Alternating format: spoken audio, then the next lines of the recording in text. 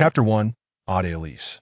Within an enigmatic realm, towering bookshelves brimming with an array of diverse tomes stand in immaculate alignment.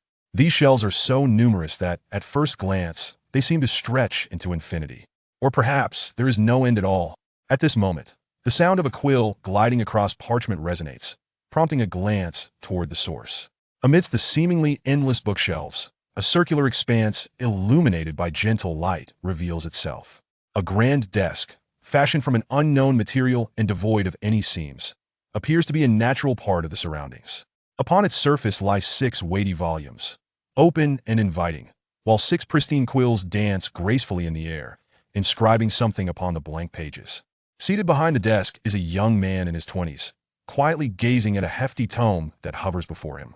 This young man possesses short black hair and a handsome visage, clad in a dark robe adorned with silver trimmings and embroidered with the patterns of the radiant star and the azure moon. The collar of his robe boasts the gilded inscription Ade Elise, seemingly his name. After a brief moment, as if he has finished the current page, he lightly gestures with his right hand, causing the floating book to automatically turn to the next page.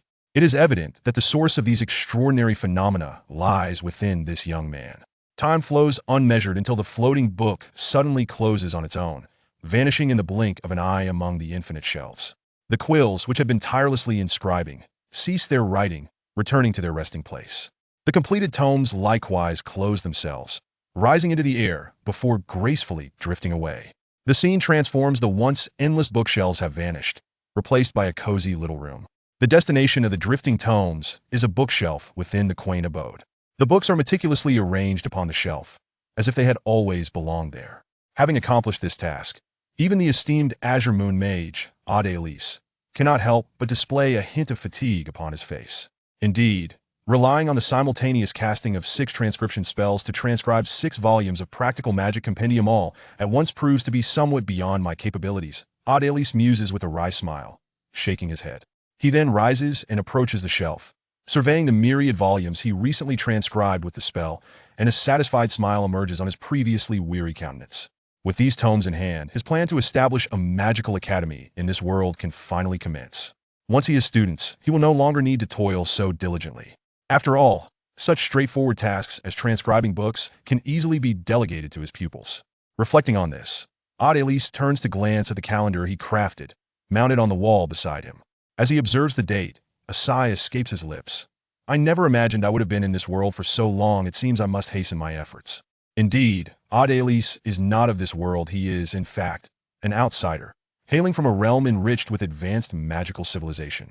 He willingly endured the peril of possibly never awakening, sealed within the amber of time and space, drifting through the endless currents of time for an indeterminate duration before arriving in this world. He harbors a singular purpose: to preserve the flame of civilization. And it all begins with the establishment of a magical academy. In the village of Baimu, nestled at the edge of the Andes Mountains, the locals primarily subsist through logging, gathering, and hunting.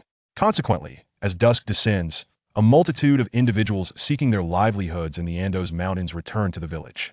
At this moment, as evening falls, weary figures emerge from the forest at the foot of the mountains, dragging their fatigued bodies into the settlement. Among them, one figure stands out remarkably. Compared to the others exiting the woods, this figure appears somewhat petite, and given her graceful curves, it is evident that she is a young woman. Indeed, this figure belongs to a young woman, seemingly in her 20s, with a strikingly beautiful face radiating youth and vitality. Were it not for the deep scar that nearly bisects her right eye, she would merely be seen as a lovely neighborly girl. However, the reality is far more complex. The various scars adorning her exposed skin and the rough texture of her sun-kissed complexion reveal that this young woman is battle-hardened, far from being a delicate maiden.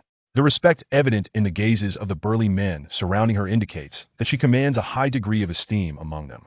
"Hey Leah, how was the hunt today?" As she approaches the village gate, an older man with graying hair, around 50 years of age, stationed at the entrance, greets her with a beaming smile. Upon seeing him, the initially aloof young woman reveals a slight smile, raising her hand to showcase the 2 plump rabbits she carries. "Not bad, Uncle Jack. It's your turn on guard duty again." "Huh? Yes. By the way, you should hurry home. Your mother was just reminding me about you when I came out. Don't keep her worrying." "All right, they'll head back now." With that, the young woman strides directly into the village, leaving Uncle Jack to let out a sudden sigh as he watches her retreating figure. "Hey, Jack, Still pondering how to matchmake your son with Leah? Another guard interjects. In my opinion, you should give it up. Leah is currently the strongest hunter in our village. With her excellence, how could your son possibly be worthy of her? Jack instinctively opens his mouth to retort, but, reflecting on his son's shortcomings, ultimately can only shake his head in resignation. Sigh. I'll stop thinking about it. After all, I've watched Leah grow up. She's like a daughter to me. My boy is indeed a bit beneath her. While they continue to discuss Leah, another guard glances at the darkening sky. It is now time to close the gate, yet a flicker of concern crosses his face. Hey, have you seen Tom return today? Hearing this, Jack and the other guard falter, racking their brains and realizing they have not seen Tom return. They shake their heads in unison. Logically, at this hour, Tom should have been back by now. Exactly. Why hasn't he shown up yet? He wouldn't have met with misfortune, would he? Clearly, both men grasped the gravity of the situation. He shouldn't. Let's wait a bit longer? Then let's wait a little longer. Despite their words, the grim expressions on their faces suggest they believe Tom is likely in dire straits. After all, they have experienced similar instances of hunters entering the forest only to never return more than once or twice. The Andes Mountains, which provide for their livelihoods, loom in the darkness like a prowling beast. Anyone who dares to underestimate the dangers it presents will ultimately pay the price with their life. Chapter 2. The eccentric. As Leah approached the familiar path leading to her home, she instantly spotted her mother, standing at the gate and gazing intently into the distance.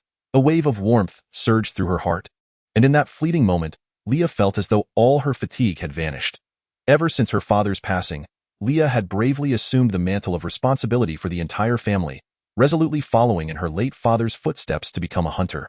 Although this path demanded significant sacrifices and often placed her in the midst of perilous encounters within the forest, every hardship was worthwhile for the sake of her family. With this thought in mind, Leah instinctively quickened her pace, striding purposefully towards home. Mother, didn't we agree that you needn't wait outside for me? Upon seeing her daughter approach, especially relieved to note that Leah appeared unscathed, Elena couldn't help but exhale a silent sigh of relief. Her face immediately lit up with a radiant smile as she replied, I simply cannot help it. At this hour, I cannot rest easy unless I see you return. By the way, how was your day? Hee hee. Quite fruitful, Leah exclaimed, lifting her hands to reveal 2 rabbits, and then she removed a bulging little backpack from her shoulders and handed it to her mother. Elena accepted the backpack and, upon opening it, discovered it filled with an assortment of herbs, evidently of considerable value. She gasped in astonishment. You've gathered so much today. With a proud smile, Leah continued into the courtyard, carrying the 2 rabbits. Upon entering, she immediately noticed a small pile of prepackaged goods stacked by the door. Did that eccentric fellow not come to collect his things today? What eccentric fellow? He has a name, you know, Adelis. He is quite a good person. Please refrain from referring to him as that eccentric in the future. Just as Elena stepped inside with the backpack, she admonished Leah, but a flicker of concern crossed her face. Alas, I wonder what has happened today. Mr. Adelis typically comes by on Monday afternoons to collect his items, yet it is now evening, and he has not appeared. Could something have gone awry on his journey? Noticing her mother's evident worry, Leah offered a comforting smile that I doubt it. Perhaps he simply forgot today. Just as Leah was about to continue reassuring her mother, a small boy, around 10 years of age, burst forth from the house like a gust of wind, launching himself into Leah's embrace. Sister, you're back? Holding her younger brother in her arms, Leah's smile broadened. Hey, little rascal, did you listen to Mother while I was away? Observing this tender scene, Elena's earlier anxiety melted away, replaced by an extraordinarily gentle smile. As for the matter concerning Adelis, it seemed to have been entirely forgotten. However, just as Leah's family was savoring this rare moment of togetherness, the toll of a bell shattered the tranquility of Birchwood Village. Upon hearing the sound, Leah's family did not panic excessively, for such occurrences were not unfamiliar to them. Cursed! Are those wretched monsters at it again? Leah cast a glance at the sky outside the village, now completely shrouded in darkness. She then handed the rabbit in her grasp to her mother and spoke, Take your brother and retreat to the basement. Seal the door from the inside. Do not emerge unless I call for you personally. After uttering these words, Leah adjusted the short knife and bow she carried before resolutely stepping towards the door. However, upon noticing the worried expressions on her mother's and brother's faces, she felt compelled to add, Do not fret. I shall investigate and return shortly. The village is enclosed by walls, and typically, monsters cannot breach them. There is no cause for alarm. With that, Leah stepped outside, melting into the night, hastening towards the village center. Upon arriving at the small square in the heart of the village, she found a sizable group gathered there. This assembly comprised individuals of all ages, each armed with various weapons, clearly indicating that those with combat prowess had congregated. "Uncle Mark?" Leah immediately spotted a familiar face and approached to greet him. Hearing her voice, a man in his 40s turned around. Upon recognizing Leah, his initially tense expression softened into a smile. Leah, do you know what is happening?" "Who sounded the alarm?" Mark shook his head, evidently as clueless as Leah. With a sense of helplessness, Leah turned her gaze towards the center of the crowd, hoping the village chief would soon provide an explanation. However, before the elderly chief could ascend the platform to address the gathering, a sudden loud crash echoed from a distance, causing the previously orderly crowd to erupt into chaos. "What just happened?" "I don't know. Should we go check it out?" "Perhaps it's best not to. It's too perilous to run about aimlessly in this darkness. If we go, we should go together. Let's wait and see what the chief has to say." As the tumult unfolded, Leah's expression shifted dramatically upon hearing that loud noise. Could it possibly be from that direction? Her heart sank as she recognized that the sound emanated from the vicinity of her home, amplifying her unease. "No, I can't wait any longer." After glancing back at the still chaotic crowd, Leah resolved to run towards her house. In her heart, nothing was more precious than her family. If her own misjudgment were to bring harm to them, she knew she could never forgive herself. Chapter 3. The attack. Leah, despite the ongoing chaos, Mark, standing nearby, noticed Leah's departure. After calling out to her and receiving no response, a conflicted expression crossed his face. After all, Leah's father had once saved his life. Though Leah's father was no longer present, Mark still remembered that act of bravery. Thus, he could not stand idly by while Leah ventured into danger. Yet, the perils of the night left him in a state of hesitation. The direction Leah was heading towards was precisely where the loud crash had originated, and no one knew what had transpired there or what dangers lay in wait. "Damn it, Mark. When did you become such a coward? Leah has grown up before your very eyes. She is like a daughter to you. Can you really bear to let her fall into danger without intervening?" Finally, Mark, gazing at Leah's figure gradually disappearing into the darkness, resolved to take up his weapon and pursue her. After a swift dash, Leah finally found herself outside her home. Looking at the still intact house, she couldn't help but let out a deep sigh of relief. Yet, what was that loud noise? Could it be? Lost in thought, Leah instinctively looked up at the village wall not far away, and indeed, she discovered a massive breach in it, indicating that something had entered, and perhaps more creatures lurked in the darkness outside, eager to invade the village. "What should I do? I must inform everyone."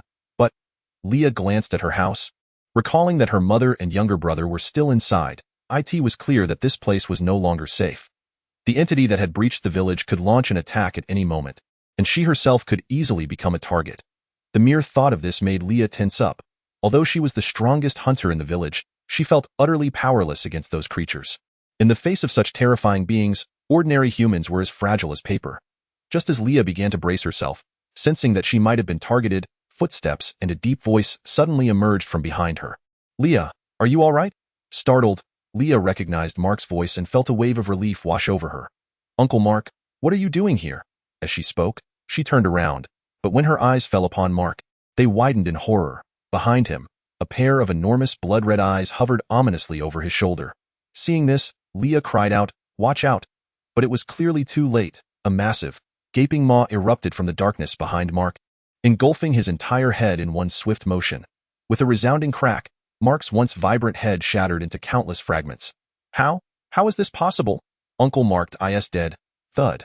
With a sickening thud, Mark's headless body collapsed into a pool of blood, jolting Leah out of her stunned silence. Now, without Mark's protection, Leah could finally see the full figure of the assailant. A colossal wolf, the size of a bison, with grayish-blue fur and blood-red eyes, emerged slowly from the shadows. Its gaze fixated on Leah, revealing that the mere act of killing Mark could not satiate its bloodthirsty cravings. The only living creature in its sights, Leah, had evidently become its next target. What should I do? Faced with this terrifying monstrosity, Leah's body began to tremble slightly, caught between anger and fear. Nevertheless, she resolutely drew the short dagger strapped to her waist, clearly indicating that despite the overwhelming disparity in strength between her and her adversary, she was not prepared to succumb passively. However, she evidently underestimated the terrifying nature of her foe. Just as she was poised to adopt a defensive stance, the giant wolf's blood-red eyes suddenly glimmered with a hint of cruel madness. Before Leah could react, the colossal wolf vanished from sight, transforming into a fleeting shadow that lunged directly at her. Damn it! How can it be so fast? Am I to perish here? The sheer horror of its speed instantly filled Leah with despair. This was a creature she could not hope to withstand. "Forgive me, mother," Brother, farewell? With such thoughts racing through her mind, Leah hopelessly closed her eyes. At that moment, a slender ice spear descended from the heavens with astonishing speed, shimmering with a dreadful chill as it pierced the airborne giant wolf entirely. Continuing its relentless descent, the ice spear drove deep into the ground, while the once mighty wolf was reduced to a lifeless corpse. Mercilessly frozen upon the ice spear, it was then that a figure clad in an enigmatic mage's robe, adorned with a wide-brimmed pointed hat and wielding an intricately designed staff, descended from above. From beneath the mage's hat, a delicate visage emerged, revealing the visitor to be Adélis. He cast a glance at the headless corpse of Mark lying nearby, sighed with resignation, and then approached Leah, who still had her eyes tightly shut. Gently speaking, apologies for arriving late. Chapter 4. Magic. Initially perplexed by the prolonged absence of any sensations, Leah was startled into opening her eyes upon hearing the voice. Before her stood a young man clad in peculiar attire, his handsome face radiating concern as he evidently sought to ascertain her well-being. Gazing at his striking features, Leah felt an inexplicable sense of familiarity. Wait, what happened to that monster? With this thought in mind, Leah instinctively turned her head to look behind the young man, and upon finally comprehending the scene behind him, her eyes widened in disbelief, her face etched with incredulity. How could this be? How did that monster suddenly die? And what is this ice spear doing here? It's not even winter. Observing Leah's stunned expression as she fixated on the sight behind him, Adélis chuckled nonchalantly. It seems you are unharmed. He then turned to walk toward the giant wolf's corpse still impaled on the ice spear, and it was only then that Leah seemed to regain her composure, hesitantly inquiring, Are you that strange person? Strange person? Are you referring to me? Adélis glanced back at Leah, then looked down at his distinctly unconventional attire, reflecting on his idiosyncratic lifestyle in the remote mountains. Well, considering it from that perspective, it's only natural to be regarded as a strange person. Adélis shook his head in resignation, unperturbed by being labeled an eccentric. After all, he was not one to concern himself with the opinions of others. At that moment, it appeared that Leah realized her mistake in speech. Hastily correcting herself, No, that's not right. You are, Mr. Adélis. Adélis turned to Leah, offering a gentle smile in response. Ah, yes. You are the daughter of Lady Elena, are you not? I trust you are uninjured?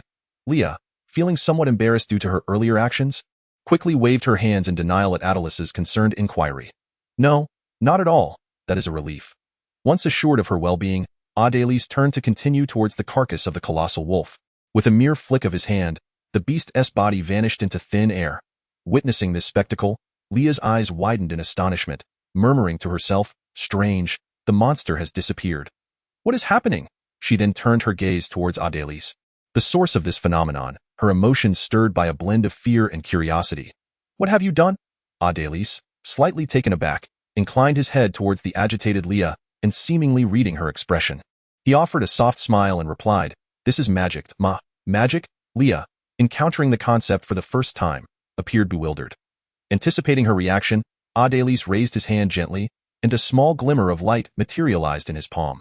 As time progressed, this speck of light intensified into a dazzling brilliance, captivating Leah, who found herself entranced as if glimpsing countless worlds within it.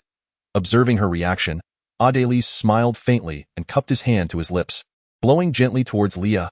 Instantly, the light transformed into a myriad of stars that danced around her. Wow! Faced with this dreamlike spectacle, even Leah could not suppress a gasp of wonder, becoming deeply entranced. Watching this unfold, Adélis remarked with a smile, This is magic. An art that can transmute decay into wonder, render the impossible possible, and create miracles. So, would you like to learn? Just as Adélis anticipated Leah would respond affirmatively, she unexpectedly asked, So, was the ice pillar that just defeated that monster also magic? To this, Adélis revealed no trace of disappointment. Rather, he regarded the young woman before him with renewed interest. To remain unaffected by appearances, it seems you indeed possess great potential. Yes. With that, Adélis waved his hand lightly, causing the constellation of stars that had surrounded Leah to vanish in an instant, eliciting a flicker of reluctance on her face. However, just as Leah opened her mouth to speak, a cacophony of noise erupted from the distance, signaling the arrival of other villagers. What is happening? It seems there is a large hole in the wall. Is that not Leah? Who is the person beside her? What is that on the ground? Could it be a corpse?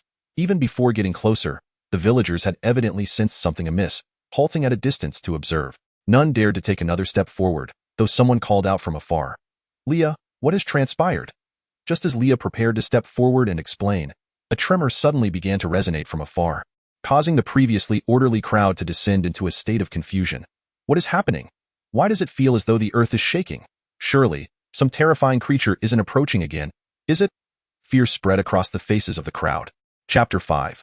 The awakened as chaos appeared to escalate. Adelis gently shook his head and murmured, "Calm the crowd." He then brought his staff down lightly upon the ground, and a pearlescent circle of light began to emanate from the point of contact. Instantly, those who were enveloped by this radiant aura fell silent, their previously anxious expressions gradually transforming into tranquility. The tremors finally ceased. However, just as the villagers began to breathe a sigh of relief, an unexpected discovery was made. A villager near the wall gasped, staring in horror at a gap in the structure, exclaiming, What is that?" At this, the crowd turned their attention towards the breach. Illuminated by the flickering flames, a colossal shadow loomed just beyond the wall, suggesting that some immense creature was peering in. The villagers could not help but reveal expressions of terror, with some retreating in evident desire to distance themselves from the gap. Sensing the chaos was about to spiral further, Adelis hastily reassured, "There is no need for panic. That is my magical companion." Though his voice was not particularly loud, miraculously, it resonated clearly in the ears of everyone present, as if Adelis were whispering directly beside them. The sound seemed to possess a magical quality, instantly calming all who heard it, compelling their gazes towards the speaker. Thus, order was tenuously restored among the crowd. Content with this development, Adelis nodded in satisfaction, then raised his staff high, murmuring, "Illumination." A beam of white light shot forth from the tip of his staff, soaring into the air. A soft pop echoed, and the light erupted, transforming into a dazzling orb that floated above, radiating an extraordinary brilliance. In an instant, the entirety of Pinewood Village was illuminated as if it were midday. Seizing this opportunity, the villagers finally beheld the full form of the enormous shadow outside the breach. To their astonishment, a bear, the size of a house, stood just beyond the wall's opening. However, despite its immense size, the creature surprisingly did not appear menacing. Instead, it exuded a certain endearing clumsiness. Even more astonishing was the sight of a person perched upon the bear's back. Am I truly not mistaken? Is there a person on that monster's back? Could it be Tom? How did he end up atop that beast? Wait, it truly seems to be Tom. Meanwhile, amidst the murmurs of the crowd, the very subject of their discussion, Tom, who was perched upon the back of the bear, was not feeling particularly well. His complexion was ashen, his body trembled, and his expression was one of anxiety as he scanned the crowd, until he caught sight of Adelis standing beside Leah. He then let out a heavy sigh of relief and, with a quivering voice, inquired, Adelis, may I dismount?" Of course. Upon hearing this, Adelis nodded to his magical companion. The earth bear and the massive creature obediently lowered its colossal head, allowing Tom to finally clamber down. And no sooner had he descended than Tom hastily made his way towards the gap in the crowd. As he reached the forefront, he could no longer withstand the tension and collapsed onto the ground, clearly overwhelmed by the pressure of being atop that gigantic bear. Nevertheless, Tom did not forget to express his gratitude to Adelis, stating, "Adelis, I am eternally grateful for your timely assistance. Had it not been for you," as Tom recounted his tale, the crowd gradually pieced together the events that had transpired. It turned out that Tom had encountered an attack by a magical beast during a hunting expedition, and it was fortunate that Adelis happened to pass by and vanquish the creature, thus saving his life. After Tom finished his account, Leah also stepped forward to clarify the recent occurrences. Upon hearing the narratives from both individuals, the villagers began to comprehend the situation, and they cast astonished glances towards Adelis. After all, in Tom and Leah's accounts, Adelis was depicted as someone capable of effortlessly slaying magical beasts, a figure of considerable stature in their eyes. Consequently, after absorbing Tom and Leah's stories, the elderly village chief, with his hair as white as snow, leaned on his cane and trembled as he approached Adelis, respectfully saying, "Adelis, I am grateful for your assistance. May I be so bold as to inquire if you are an awakened one?" In response, Adelis chuckled and shook his head. He was aware of what the term awakened one entailed. Individuals in this world possessing extraordinary abilities. The power system in this realm was rather primitive, lacking a structured means of gaining strength, which implied there were no established paths for cultivation. However, due to the unusually vibrant magical energy in this world, some exceptionally gifted individuals could attain extraordinary powers through methods akin to the awakening of sorcerers, hence the term awakened one. Adelis, however, was not an awakened one. Considering his future plans, he spoke, "No, I am not an awakened one, but rather a magician." Chapter 6. The gradually strengthening resolve. A magician? It was evident that the village chief had never heard of such a term, leaving him momentarily bewildered. In response, Adelise offered little explanation, instead continuing, "Indeed, I am a wizard, currently residing within the Andos Mountains, where I impart the secrets of magic. Should anyone wish to learn the art of sorcery, they may seek me there." With that, Adelise dismissed the crowd and approached Leah, who appeared to be lost in thought. Clearing his throat softly, he finally roused her from her reverie, saying, "By the way, where is Lady Elena? I have an unfinished transaction with her." "Oh, you mean the supplies?" Leah replied, "They're right here." Upon hearing Adelice's words, Leah quickly regained her composure and turned to lead him to the yard, pointing out the pile of supplies. Satisfied at the sight of the ample provisions, Adelise nodded approvingly. He then reached into the voluminous sleeve of his robes and retrieved a bulging pouch of coins. "Excellent, then, a pleasant transaction, and do convey my regards to Lady Elena." With that, he handed the pouch to Leah, then, with a graceful gesture, made the supplies vanish in an instant. Having completed his business, Adelise showed no inclination to linger, turning toward the exit, clearly preparing to depart. This sudden movement startled Leah, who had been lost in her thoughts, prompting her to call out in haste, "Mr. Adelise." Adelise turned to her, a gentle smile gracing his lips. "Is there something you wish to discuss?" Leah's eyes sparkled with an unnameable light as she opened her mouth, seemingly on the verge of speaking, but then, as if struck by a thought, the brilliance in her gaze began to fade. The words she had intended to voice remained unspoken. "Mr. Adelise, please take care." Adelise smiled again, choosing not to elaborate further. He simply waved farewell to Leah before stepping out into the world beyond her door. Yet, as Leah stood there, feeling a pang of wistfulness at his departing figure, Adelice's soft voice floated back to her from outside. "If you truly wish to learn magic, then seek me in the Andos Mountains." In an instant, Leah's eyes flickered with renewed hope, but as she turned back to her home, a shadow of hesitation crossed her features. With a sigh, she seemed unable to muster the resolve to act. Adelise, having reached the threshold of Leah's yard, and after receiving yet another expression of gratitude from the village chief, was finally ready to leave. Suddenly, before the astonished gaze of the onlookers, Adelise ascended into the air, soaring effortlessly onto the back of the earthbound bear awaiting him outside. However, before his complete departure, he had one final task to fulfill. Standing atop the bear's back, he pointed his staff toward the breach, and a soft green light shot forth from its tip, striking the gap and erupting into a myriad of shimmering points before vanishing into the earth below. Upon witnessing this, Adelise could not help but nod in satisfaction before commanding the earth bear to turn and swiftly vanish into the distant shadows. However, the villagers were left somewhat perplexed by Adelise's final action, as they perceived it merely as him shooting a green orb into the gap. This green orb appeared to have little effect. Yet, as the villagers speculated about the intent behind Adelice's last maneuver, the ground at the location where the green light had vanished suddenly began to bubble. Countless vines and roots erupted from the earth, intertwining, spiraling, and even merging, until a vibrant wooden wall, identical in height to the original, stood erect at the gap, completely sealing it off. Upon witnessing this spectacle, the crowd, initially startled by the bizarre occurrence, finally regained their senses. After a brief silence, they erupted into cheers, expressing their gratitude to Adelise and extolling his greatness. In an instant, Adelise had become the savior of the entire Cedarwood village. Among the crowd, some young individuals, recalling Adelice's earlier words, gazed towards the direction he had departed, their eyes shimmering with a peculiar light. Particularly, Leah, who had followed Adelise out of the courtyard and witnessed everything, felt an unusual brilliance flickering in her eyes. "Is this magic?" Her gaze swept across the crowd, observing the villagers who continued to express their adoration for Adelise, and a vague, unnameable emotion began to brew within her. However, as her eyes inadvertently fell upon the headless corpse of Mark on the ground, a flicker of sorrow crossed her gaze. "If only I could wield such power." Then Uncle Mark. As she stared at Mark's lifeless body lying in a pool of blood, Leah's resolve began to solidify. Chapter 7. Research. Subsequently, the villagers of Cedarwood gathered to conduct a funeral for Mark after tidying up. However, despite being labeled a funeral, it was quite rudimentary. The entire village assembled to construct a pyre of timber, upon which Mark's body was placed. Following this, several esteemed elders from the village spoke a few words, and then Mark's family offered their own sentiments. Finally, a flame was ignited to consume the pyre, thus concluding the ceremony. The reason for the hastiness of this funeral lay in the peculiar magical energies of this world. If a body were not swiftly dealt with, it could easily transform into a skeleton, zombie, or vengeful spirit. Therefore, funerals in this world are generally conducted with great urgency to prevent such occurrences. Crackling, standing amidst the crowd, watching as Mark's body was gradually engulfed by flames. Alongside the grieving family, Leah felt as though she were transported back to the time of her father's passing years ago. The sense of helplessness was a feeling she wished to never endure again.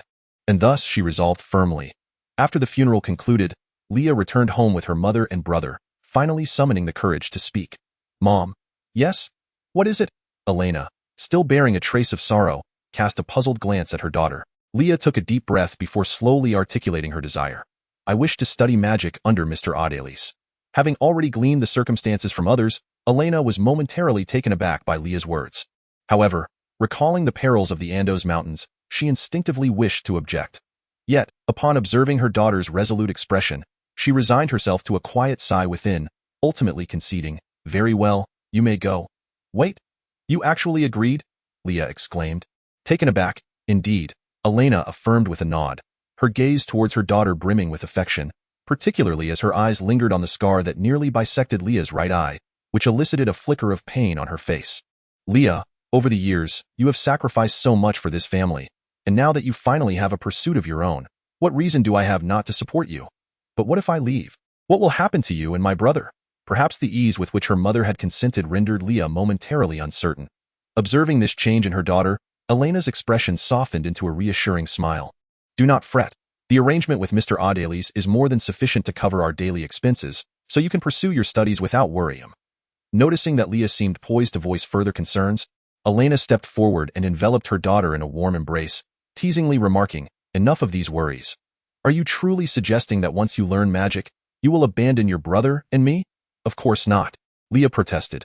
"Then, if that is the case, what is there to worry about? Once you master magic, we shall still be united as a family, will we not?" In that moment, Leah found herself at a loss for a rebuttal.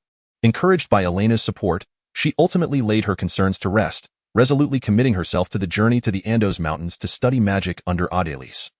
Meanwhile, after departing from Birchwood Village and returning to his residence, Audelis did not indulge in immediate rest, but instead made his way to his laboratory.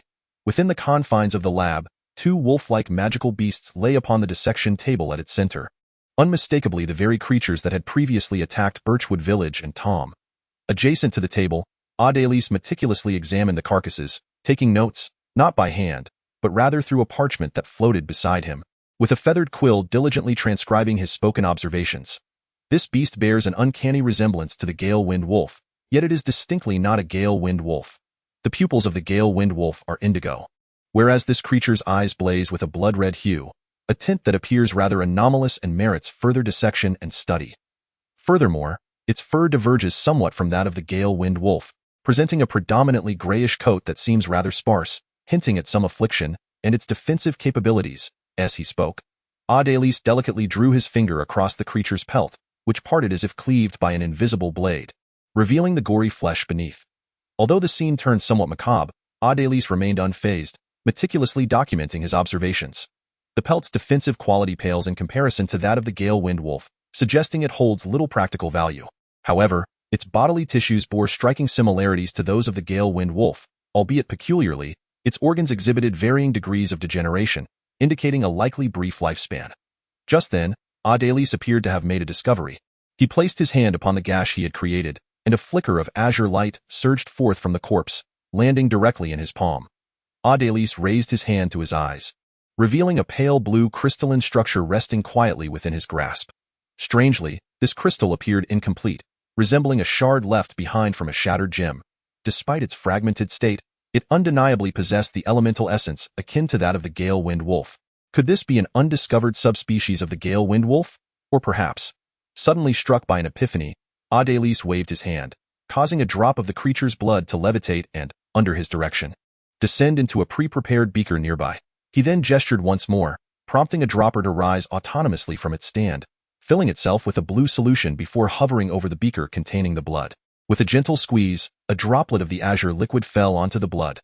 Upon contact, the blue fluid appeared to come alive, writhing with fervor as it began to voraciously consume the drop of blood, releasing tendrils of pale blue vapor into the air. Observing the emanating mist, Audelis could not help but smile knowingly. Indeed, there were signs of human intervention. This implies that this beast was artificially spawned through unknown means, thus not a true beast in the conventional sense. Fascinating. Such a method I have never encountered before. It warrants further investigation. Furthermore, as Adélie spoke, he could not help but glance once more at the crystalline fragments in his hand. Although these shards held little practical value, if gathered in sufficient quantity, they might yield something of worth through the alchemical array. With that thought, Adélie eagerly immersed himself in his studies. After all, for a mage, nothing could be more exhilarating than the discovery of unknown knowledge. Chapter 8. The trial. The following morning, outside Adélie's magical cottage, he sat leisurely at a small round table, savoring a comfortable breakfast after a night of diligent work. With a sigh of contentment, he took a sip of the steaming light tea while reclining in his chair. Surely, after yesterday's spectacle, the news of my teaching magic here must have spread. I hope to attract a few promising students, he mused as he surveyed his surroundings. Although the scenery around his cottage was indeed pleasant, it appeared rather too rudimentary when compared to a proper magic academy. Indeed, it would be more accurate to describe it as desolate. Aside from his modest dwelling, a patch of herb fields, and a well, the rest was merely the handiwork of nature. Perhaps I acted a bit too hastily, Adélie sighed, shaking his head in resignation. Originally, he had not intended to commence student recruitment so swiftly, especially since the infrastructure of the Magic Academy had yet to begin construction. However, considering that a fully fledged academy could not rely solely on him, a single formal mage, to sustain its operations, he had decided that it was imperative to cultivate competent mages to serve as teachers. The unexpected events of the previous day had presented a fortuitous opportunity for promotion, prompting Adélie to alter his plans and initiate student recruitment earlier than intended. Of course, given the current lack of adequate facilities, large-scale enrollment was out of the question. However, nurturing a small cohort of students could still be feasible with the aid of the magical convergence array to power the essential infrastructure. Nonetheless, even so, the construction of the elemental pool must be prioritized, he reflected. Moreover, to commence the building of the Academy's fundamental facilities, a substantial amount of basic materials will be required. It seems preparation must begin in earnest. With these thoughts, Adélie began to revise his forthcoming plans in his mind. Meanwhile, in Baimu village, despite the events of the previous night, the villagers had risen early to resume their daily activities. After all, life must go on. Lia too awoke at dawn, yet today her purpose was not to hunt, but to journey to the Andrus Mountains to learn magic from Adélie. After swiftly packing her belongings and conducting a final equipment check, Lia bid farewell to her mother and younger brother, resolutely stepping out of her home and making her way toward the village gate. As Lia journeyed forth, she encountered numerous youths, equally well-equipped and burdened with a considerable amount of luggage, who, like her, were evidently destined for the Andrus Mountains to study magic under the tutelage of Adélie. However, observing the hopeful expressions on these young faces, Lia imperceptibly shook her head, for in her estimation, their prospects were rather dim. As the foremost hunter of Baimu village, Lia possessed a profound understanding of the terrors that the Andrus Mountains harbored. The forests near the village were manageable, yet beyond the Sentinel Ridge, the nearest peak to the village, the true horrors of the Andrus Mountains were unveiled. It was a veritable paradise for ferocious beasts and malevolent creatures. For an ordinary individual to venture there was akin to courting death. Even Lia herself could not guarantee a safe return if she were to enter, let alone these youths who had barely begun to hunt alongside their forebears. Alas, I wonder how many of these souls will return. Lia sighed silently to herself, yet she quickly rallied her spirits. After all, just like her, this was their own choice, and they could blame no one but themselves. Perhaps this was the price one had to pay for the yearning for power. And this is precisely the trial set forth by Mr. Adélie. Only those who succeed in overcoming it are worthy of wielding the power of magic. Though I do feel a twinge of guilt for the others, this trial evidently favors me. With such thoughts in mind, Lia briskly exited the village amidst the greetings of acquaintances, resolutely striding towards the distant Andrus Mountains. Time passed swiftly, and as Adélie became engrossed in his research on the two artificial magical beasts, several days slipped by in the blink of an Idayan Adélie laboratory. Having just completed a series of tests, he nodded in satisfaction at the results. However, just as he was poised to continue his experiments, a large owl suddenly swooped in through the laboratory window, alighting directly upon his shoulder and softly hooting. In response to this unexpected visitor, Adélie displayed no signs of alarm. Rather, he inclined his head to listen attentively. Oh? Has that little girl arrived? It seemed he had gleaned some tidings from the owl, prompting Adélie to nod before turning to a nearby desk. There, he gently touched a crystal ball resting atop the surface. The once clear and transparent orb appeared to be activated, emitting a soft glow, revealing a vivid image within. The scene depicted was a bird's-eye view of the Andrus Mountains, stretching from Adélie's abode to Baimu village. Observing the display, Adélie manipulated the crystal ball further, causing the image to shift continuously, With figures now flitting across the previously static landscape, it appeared that, apart from her, the others had chosen to abandon their pursuit. Good shook his head, not overly disheartened by this outcome. After all, if everyone could succeed, it would hardly be deemed a trial, as Leah had surmised. The trial set forth by Adelis was to lead these individuals into the Andos Mountains in search of themselves, with the primary purpose of testing their resolve to learn magic. After all, facing an uncertain future fraught with peril that could claim their lives at any moment necessitated an immense degree of determination to persevere. Of course, these so-called dangers were, in reality, non-existent, or rather, they would never threaten the lives of these participants. This was merely a trial, and Adelis was not a cruel or heartless dark sorcerer who would demand a life as the price for failing to pass such a test. Thus, as long as one was resolute in their endeavor to proceed, success in reaching Adelis's abode was virtually assured. However, it was evident that the participants were unaware of this fact. Consequently, after enduring numerous perils, the vast majority ultimately chose to abandon their quest. In the end, only one individual reached the destination, and that person was the young girl whom Adelis had rescued that fateful night. A girl whose formidable demeanor left a strong first impression. Chapter 9. The final challenge in the forest. Leah leaned upon a makeshift staff, dragging her weary form slowly through the underbrush. Following the dangers she had previously encountered, a significant wound marred her right leg, rendering her progress excruciatingly slow. Moreover, due to her injury, Leah was unable to hunt for sustenance, leaving her both exhausted and famished. Nevertheless, she persevered, refusing to relinquish her forward momentum. Just a little longer, perhaps I am close. Thus, bolstered by her inner encouragement, Leah continued to advance, heading toward a destination she could not even pinpoint. Yet, as she emerged from a thicket, a clearing suddenly unfolded before her eyes, and at its center stood a uniquely designed wooden cottage, quietly poised. Could it be? Perhaps the surprise was too abrupt, for Leah found herself momentarily stunned, unable to react. At that moment, the door of the cottage swung open, and a figure clad in an enigmatic wizard's robe stepped forth.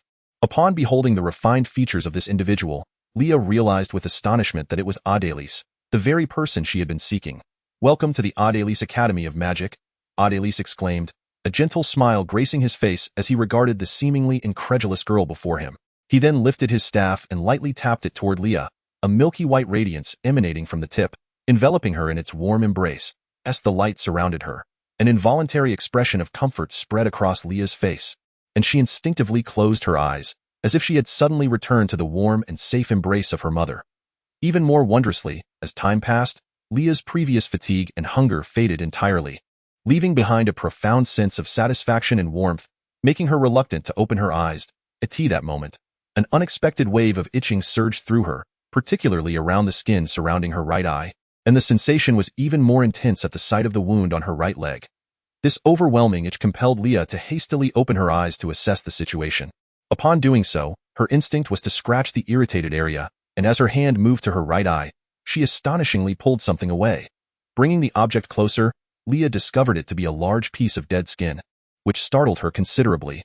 Yet, just as she contemplated scratching again, the voice of Adelis resonated suddenly. "Do not be alarmed. This is merely a small reward for your arrival here." Hesitating for a moment, Leah found the itch emanating from her leg wound increasingly intolerable, prompting her to finally succumb to the urge and wipe her hand over the area, only to find yet another handful of dead skin. Remarkably, once she removed this layer, the itching sensation vanished as if by magic, and she gazed at the smooth, fair skin revealed beneath, her eyes widening in astonishment. How is this possible? This was once a wound, could it be? Leah instinctively brought her hands to scrutinize closely, only to realize that her once rough hands, weathered from toil, had transformed into a smooth, fair state, with even the small scars she remembered completely erased. Is this the power of magic? The awe of magical prowess enveloped Leah once more. Adelis, with a subtle smile, waited patiently for Leah's transformation to cease before speaking. "Since you have arrived here, it is evident that you wish to learn magic from me." However, at these words, Leah, who had felt a surge of joy from her bodily changes, suddenly felt a tightening in her chest. "But becoming my student is not a simple endeavor." And no sooner had Adelis finished speaking than a shadow abruptly shot forth from the wooden cabin behind him, hovering directly before Leah. It was then that she discerned it was a book, a remarkably hefty tome, its cover facing her, emblazoned with gilded letters. However, Leah could not decipher the words, leaving her unaware of their significance. "This is the compendium of common knowledge in the world of magic. I shall grant you 1 month to read this tome and memorize its contents. If you succeed, as Adelise articulated his requirement, he noticed a flicker of distress cross Leah's face, prompting him to inquire, "What troubles you? Do you face any difficulties?" The previously composed young woman now appeared somewhat bashful, yet under Adelice's increasingly stern gaze. She finally spoke the truth, "Mr. Adelise, I cannot read."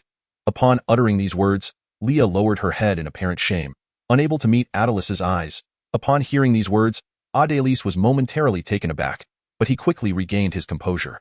Gazing at the girl before him, who had lowered her head, he shook it slightly, a fleeting expression of self-deprecation crossing his face.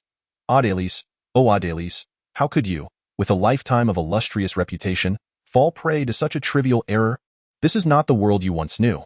In Adelice's original world, where civilization thrived and basic education was universally accessible, illiteracy was almost non-existent. Yet, it was evident that this realm was starkly different. Not only the common folk, but even many minor nobility were likely illiterate." Reflecting on this, Adelise sighed resignedly within himself. Indeed, the task of illuminating the brilliance of magic in this world remains a daunting challenge. But what should I do now? As he pondered, he observed the girl before him in the midst of this unbearable silence. Leah, with her head bowed, felt an increasing sense of unease. Why is Mr. Adelise silent? Could it be that the thought that her previous efforts might have been in vain loomed large? The enchanting world of magic could very well close its doors to her permanently if this opportunity slipped away. She would remain a powerless individual, unable to protect anyone from the monsters she faced. That sense of helplessness was one she never wished to experience again. This opportunity must not be allowed to slip away before my very eyes. Resolute, Leah lifted her head, looking directly at Adelise, and spoke. "Mr. Adelise, please grant me one chance. If you could allow me just 3 months, no, 2 months more, I will certainly learn to read from scratch and finish this book." Adelise, abruptly interrupted in his thoughts, regarded Leah, whose eyes burned with fierce determination. Suddenly, a faint smile crept onto his lips as if a thought had struck him. He raised his hand to interrupt Leah's forthcoming words and said, "This opportunity is one you have fought for yourself. As long as you do not give up, I shall not deprive you of it. However, the challenge remains unchanged. In 1 month, you must read this book and memorize its contents at that time. I shall personally verify your progress." Yet, upon hearing this, Leah's expression shifted, and she immediately wanted to respond, only to be silenced by Adelice's gesture. As Adelise approached Leah, he articulated, "Is it true that one cannot learn magic without being literate? Magic cannot be so inconvenient. Moreover, have I not already stated that magic is the art of creating miracles?" By this time, Adelise stood directly before Leah. With a gentle smile, he raised his right hand and, amidst Leah's bewildered gaze, lightly placed it upon her forehead. Instantly, a violet glow emanated from his hand, swiftly spreading across Leah's head. As the purple luminescence enveloped her completely, Leah naturally closed her eyes, and a look of dawning comprehension gradually appeared on her face. Uncertain of how much time had elapsed, the violet luminescence gradually began to dissipate, and Adelise, with a satisfied demeanor, retracted his gently caressing hand. He then stepped back a few paces, patiently awaiting the awakening of the other party. Indeed, it was not long before Leah's elongated eyelashes began to flutter slightly, and her enchanting blue eyes opened in response, as if a fleeting purple glow flickered between the opening and closing of her gaze. Observing this, Adelise offered a faint smile and then spoke directly. "By the way, your accommodation needs to be arranged." With that, he surveyed the surroundings before gesturing with his staff towards a relatively even patch of woodland. "You shall reside there for the next month." Initially taken aback, Leah turned her gaze in the direction indicated, only to find a commonplace stretch of forestland, adorned with several towering trees, which bore no semblance of being habitable. Could it be that I am to pitch a tent there for a month? Just as Leah pondered this, the trees in that clearing underwent a sudden transformation. The majestic trees began to twist and contort, countless branches sprouting wildly, intertwining and merging until, before Leah's very eyes, a wooden cottage emerged from the forest floor. Yet, before Leah could voice her astonishment, Adelice's voice resonated once more. "As for your meals, simply come to my place when it's time to eat. Do you have any other questions?" Upon finishing, Adelise looked towards Leah, awaiting her response. Leah blinked, clearly still in a state of confusion, but upon realizing that Adelise was inquiring of her, she hastily replied, No, none at all." "Very well," Adelise nodded with satisfaction, and after concluding his words, he proceeded directly into the cottage, leaving Leah standing there, still somewhat dazed. Though be frank, Leah had been preoccupied with contemplating the meaning behind Adelice's sudden gesture of touching her forehead, which explained her momentary sluggishness in response. After all, Following Adelys's touch, Leah felt no discernible change within herself. Yet, it is evident that Mr. Adelys would not engage in such meaningless actions. What could this possibly signify? And what of this trial? I cannot read. How am I to comprehend and memorize the contents of this book within a month? With these thoughts swirling in her mind, Leah instinctively glanced at the weighty tome she held in her arms. As she beheld the gilded letters adorning the cover, she unconsciously began to read aloud. Encyclopedia of Common Knowledge in the Magical World. Suddenly, as she continued reading, Leah gasped in astonishment, for she had just discovered a startling truth. She could indeed read. What is happening? Could it be? Realizing the inexplicable actions of Adelys, Leah's understanding dawned upon her. In an instant, she turned towards Adelys's wooden cottage and, with utmost respect, bowed deeply. Thank you, Mr. Adelys. I shall not let you down. Rising from her bow, Leah cast a lingering glance at the cottage where Adelys resided before clutching the book tightly and making her way towards her own dwelling. That moment, standing beside the window and observing the unfolding scene, Adelys could not help but reveal a faint, satisfied smile. It seems that I shall soon have my very first student. As he spoke, a glimmer of reminiscence appeared in his eyes. Suddenly, as if struck by a thought, he chuckled softly and shook his head. I never anticipated that I would one day become a teacher. After expressing this sentiment, Adelys cast his gaze downward to a ring of ancient design adorning his right index finger. Teacher, it seems I am beginning to understand your feelings at that time. Accepting a student like me must have caused you considerable distress. After gently caressing the ring with his thumb, Adelys let out a soft sigh. I hope I will not disappoint you this time, dear teacher. However, are you doing well? With that, Adelys lifted his gaze to the unknown horizon beyond the window, his expression taking on a contemplative depth. Chapter 11. Turbulence. A few days later, it was once again time for Adelys to visit Leah's home for their transaction. Mr. Adelys, you have arrived, exclaimed Elena, her demeanor markedly more respectful than before. The goods are all prepared. Do you have any further instructions? Observing Elena's newfound deference, Adelys subtly shook his head, choosing not to elaborate and instead articulating the items he required for the next occasion. As Elena listened, she mentally noted each request. Yet when she heard the latter part, a frown crossed her brow as she glanced at Adelys, seemingly hesitant to voice her concerns. Noticing her reticence, Adelys initiated the conversation. Is there an issue? Well, it's not exactly a problem, but Elena instinctively waved her hand dismissively before continuing. It's just that the quantity of stone and wood you require this time is rather substantial. I fear it may take more than a week. Before she could finish, Adelys grasped her implication and responded with an indifferent smile. You need not worry about the stone and wood. This is not the amount for just a week, but rather what I intend to procure long-term, with no specific time constraints. Prompt delivery would suffice. If that is the case, then there is no issue, Elena replied, her anxiety alleviated. As for why Adelys needed such a large quantity of materials, that was of no concern to her. However, despite the transaction being concluded, Elena did not rush to bid farewell. Instead, she wore a look of hesitation, clearly wanting to inquire about something yet feeling intimidated by Adelys's formidable presence. Understanding the situation, Adelys reached into his cloak and produced a letter. Yes. This is a letter from your daughter Leah. She is safe and currently learning magic under my guidance, so there is no need for concern. Upon hearing this, Elena eagerly accepted the envelope, but as she held it in her hands, a look of distress crossed her face, for she was unable to read. In response to this, Adelys had long anticipated the situation. With a smile, he remarked, Do not worry, this is a magical envelope. It is of no consequence if you cannot read. Oh, is that so? Elena, filled with skepticism, cautiously opened the envelope. However, just as she broke the seal, the envelope seemed to come to life, effortlessly wriggling free from her grasp. This indeed startled Elena, yet before she could utter a scream, the envelope suspended in midair morphed into the shape of a mouth, which began to open and close, producing sounds that unmistakably belonged to her daughter, Leah. Hee. Mom, you must be quite startled, right? Actually, upon hearing the familiar voice of her daughter, the initial shock that had gripped Elena dissipated, and she began to listen intently to Leah's words. Particularly as her daughter recounted her recent experiences, a tender smile graced Elena's face.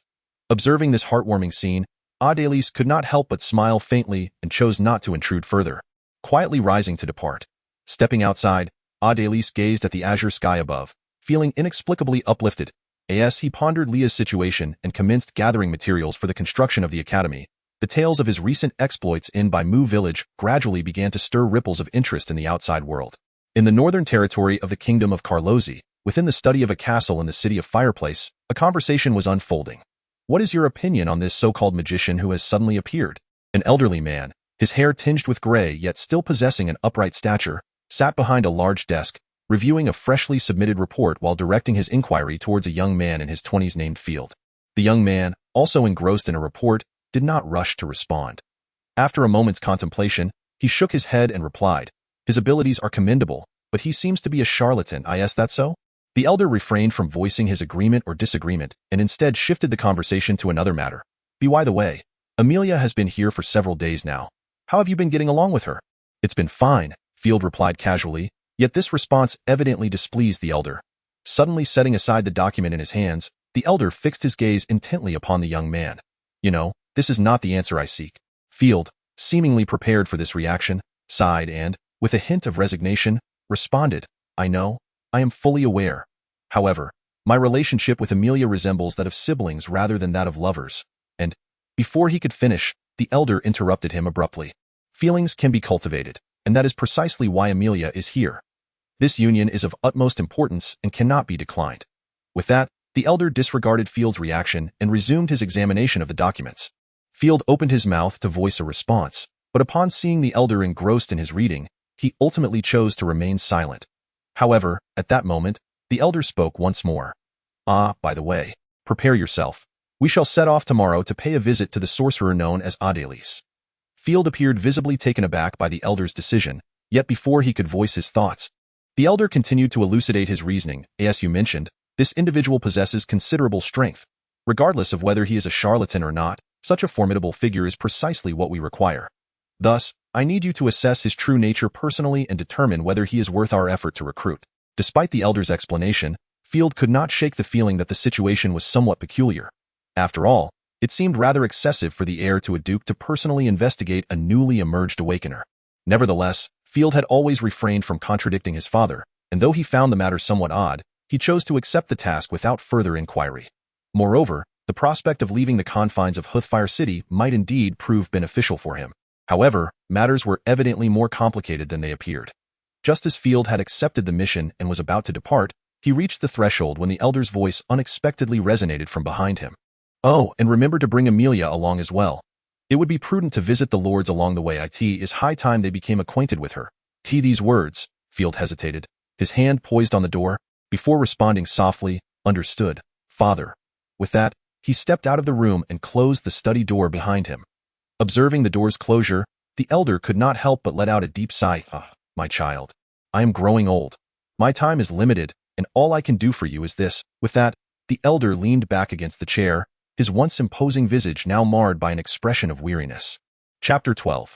Undercurrents within a clandestine chamber, illuminated by the dim glow of candlelight, two figures cloaked in black robes were engaged in conversation. One shadow, seated at the upper position, inquired, "Have the two fleeing magic wolves been located?" The other shadow, prostrate upon the ground, respectfully replied, "My lord, they have been found. However, what?" The seated shadow's tone bore a hint of irritation, prompting the figure on the ground to hastily explain. "They were slain by an awakener who goes by the name Adelis, and he has taken their bodies with him. We are currently uncertain if he has discovered the issue, for after all, if that is the case, then eliminate him." Without hesitation, the seated shadow declared. Yet, it was clear that the figure on the ground still harbored reservations. But, this attitude evidently incited the seated shadow's ire. "There is no but. This plan is of utmost importance and allows for no missteps. Whether he is aware or not, if he poses a potential threat to our scheme, we must deal with him." Faced with the evident anger of the seated figure, the prostrate shadow quickly voiced its concerns. "Indeed, my lord. However, whom shall we dispatch?" The ability to easily vanquish two demonic wolves, even if they are of inferior quality, indicates that this Adelis possesses considerable strength. An ordinary awakened might not stand a chance against him. Furthermore, the majority of our personnel are currently preoccupied due to that particular plan. This time, the shadow seated in darkness did not respond immediately. After a moment of silence, he finally spoke. "Then let us send Jack." Upon hearing this name, the shadow on the ground trembled slightly, clearly harboring a sense of fear towards its bearer. "However, it seems that Jack has recently been somewhat disobedient to our commands." The seated shadow let out a cold snort, evidently dissatisfied with Jack as well. Yet, as if recalling something, he suddenly spoke in a low tone. "Just inform him of Adelis's existence. This time, he will be intrigued." Though the shadow on the ground was somewhat puzzled, he respectfully accepted the order and withdrew. After the departure of that shadow, the seated figure remained motionless for quite some time, lost in contemplation. Eventually, a faint voice echoed within the secretive space. The assassin jack, indeed a formidable weapon. However, at times, a blade that is too sharp may also wound its wielder. For a mage, time always seems to pass swiftly. While Adelis engaged in his daily research and perused books, a month had slipped by in the blink of an eye, and today marked the moment of truth for Leah's assessment. As usual, in his modest chamber, Adelis sat leisurely at his desk, engrossed in a hefty tome. Just then, a series of knocks resounded. "Enter," Adelis replied, slowly closing the book in his hands and placing it carefully on the desk. Once he had completed these tasks, he raised his gaze to the doorway, where he met the anxious eyes of Leah, who had just stepped in, glancing furtively in his direction. Observing the palpable tension in her expression, Adelis offered a faint smile and warmly greeted her. "Leah, you have arrived. Are you prepared?" For reasons unknown, Adelis hesitated slightly mid-sentence. Upon meeting his penetrating gaze, which seemed to see into her very soul, Leah's heart skipped a beat, despite her previous confidence. Over the past month, she had dedicated herself diligently to her studies, devoting nearly every moment outside of eating and sleeping to her reading. However, the extensive content within the Encyclopedia of Common Knowledge in the magical realm was overwhelming, filled with numerous obscure and complex magical terminologies that left Leah feeling utterly perplexed. Thus, despite her utmost efforts, she had only managed a cursory review of the tome, and to say she had memorized all its contents would be an understatement of her limitations. "Mr. Adelis." Leah wished to convey her thoughts candidly, yet the image of Adelis's potentially disappointed expression caused her to momentarily lose her courage to speak. However, at that very moment, Adelis continued, "Are you ready to become my first student?" "Huh? What?" At these words, Leah was momentarily taken aback, as the unfolding of events was utterly unexpected. Wasn't there supposed to be an evaluation? What was this development? Did she mishear? If that is the case, allow me to repeat myself, and such matters do require a degree of formality. With that, Adelis stood up, gracefully maneuvering around his desk, and approached the somewhat flustered Leah with a gentle smile. Clearing his throat, he adopted a slightly more serious demeanor and inquired, "May I ask, Miss Leah, are you willing to become the first official student of the Adelis Academy of Magic?" Although somewhat bewildered by the turn of events, Leah found herself unwaveringly responding, "I am willing." Upon receiving her affirmative reply, a hint of a smile broke across Adelis's previously serious face, and he suddenly began to applaud as the head of the Adelis Academy of Magic. "I am profoundly honored to welcome you to our ranks." Student Leah. Despite her confusion over the abrupt bypassing of the anticipated evaluation, Leah couldn't help but feel that this was indeed a fortunate occurrence. Thus, under the influence of Adelis's exuberance, a joyful expression began to emerge on Leah's face. However, after a moment of elation, her curiosity got the better of her, and she inquired, Mr. Adelis."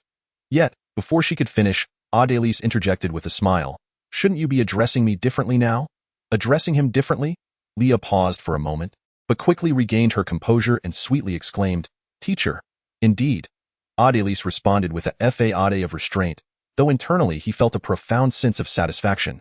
By the way, what were you about to ask?" Leah gathered her thoughts and replied, Teacher, weren't we supposed to have an evaluation? How come?" No wonder she had been in a daze earlier.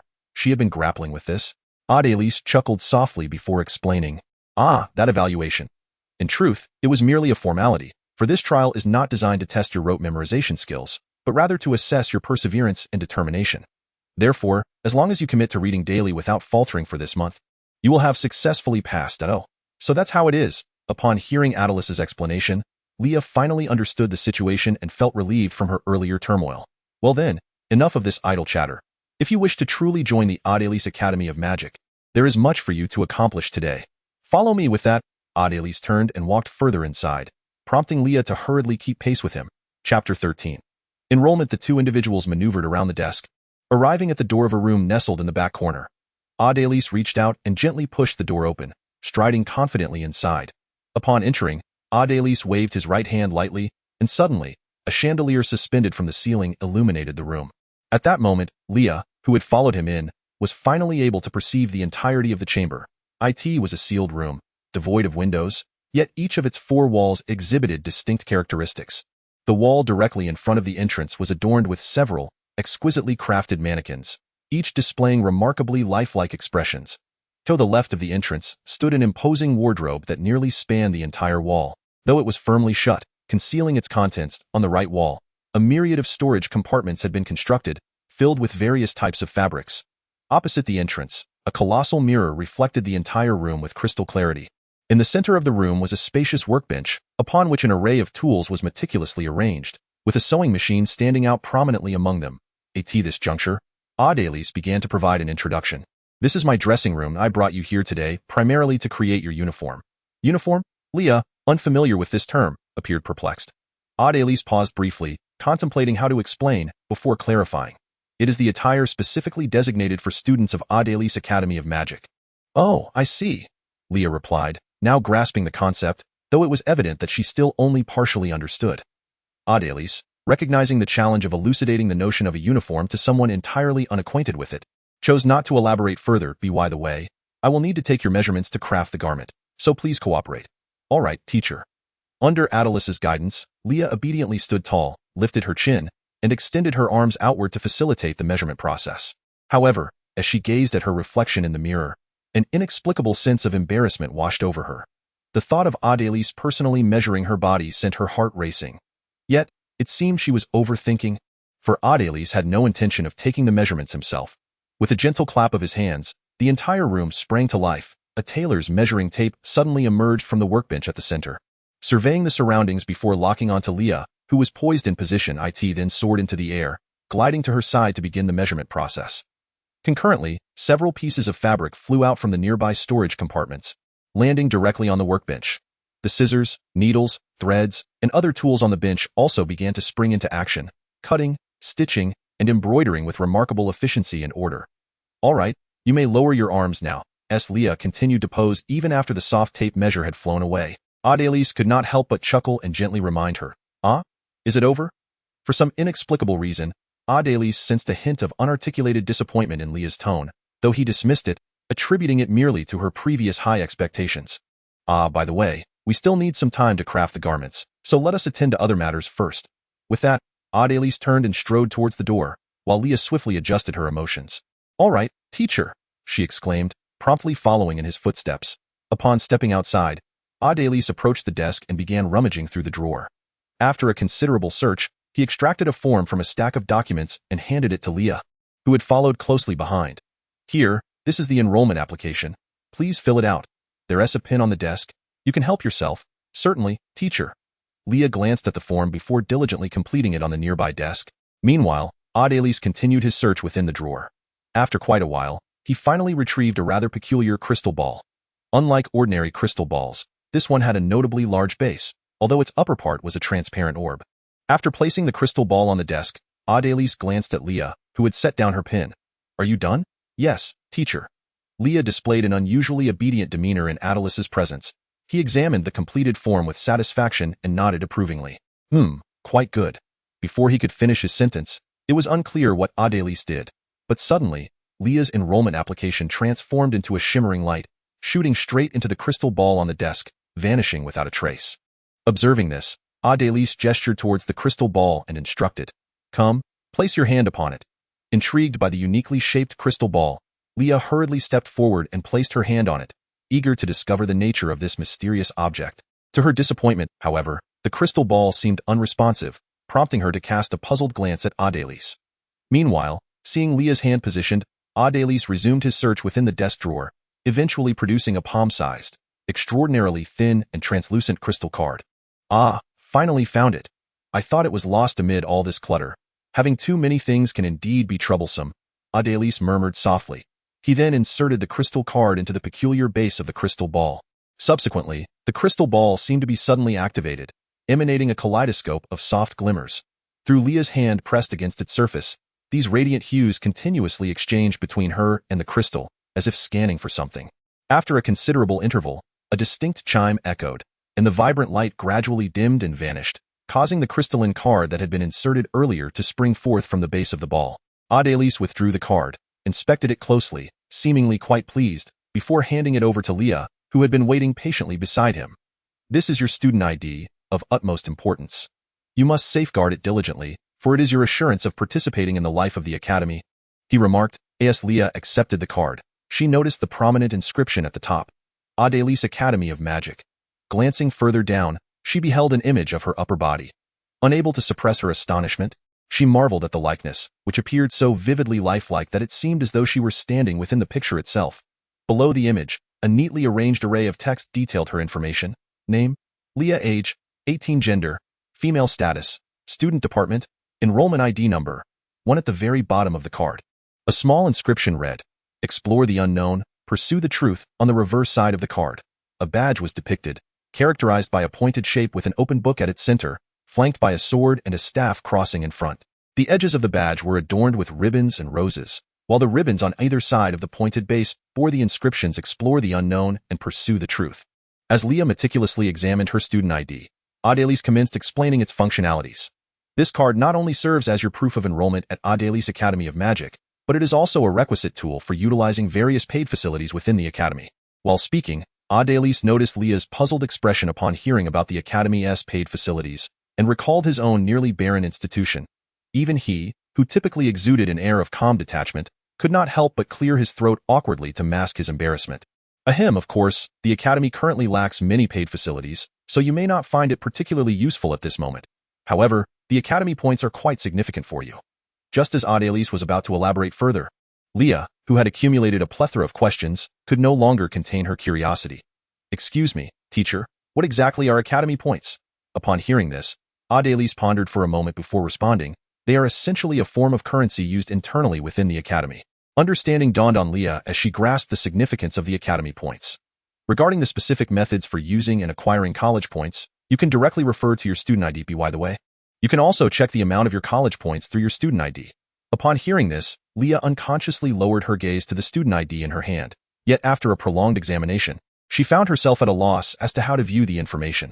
Observing this, Adélis kindly explained, Focus your mind and silently recite the school motto. The school motto? Clearly, this was yet another concept that Leah had never encountered before. It was the small text inscribed at the very bottom of the front of her student ID, Explore the unknown, seek the truth. Oh, so this is the school motto. Leah nodded and began to make an attempt. As she concentrated, her eyes fixed intently on the student ID, repeatedly murmuring Explore the unknown, seek the truth in her mind. A miraculous scene unfolded before her. A semi-transparent light screen unexpectedly appeared in her view, prominently displaying the words Adélis Magic Academy, with her recently observed emblem beneath it. However, beyond that, there was nothing more. Faced with this unprecedented phenomenon, Leah momentarily found herself uncertain about what to do next. Just then, as if aware of Leah's predicament, Adélis timely remarked, Simply inquire in your mind about what you wish to know.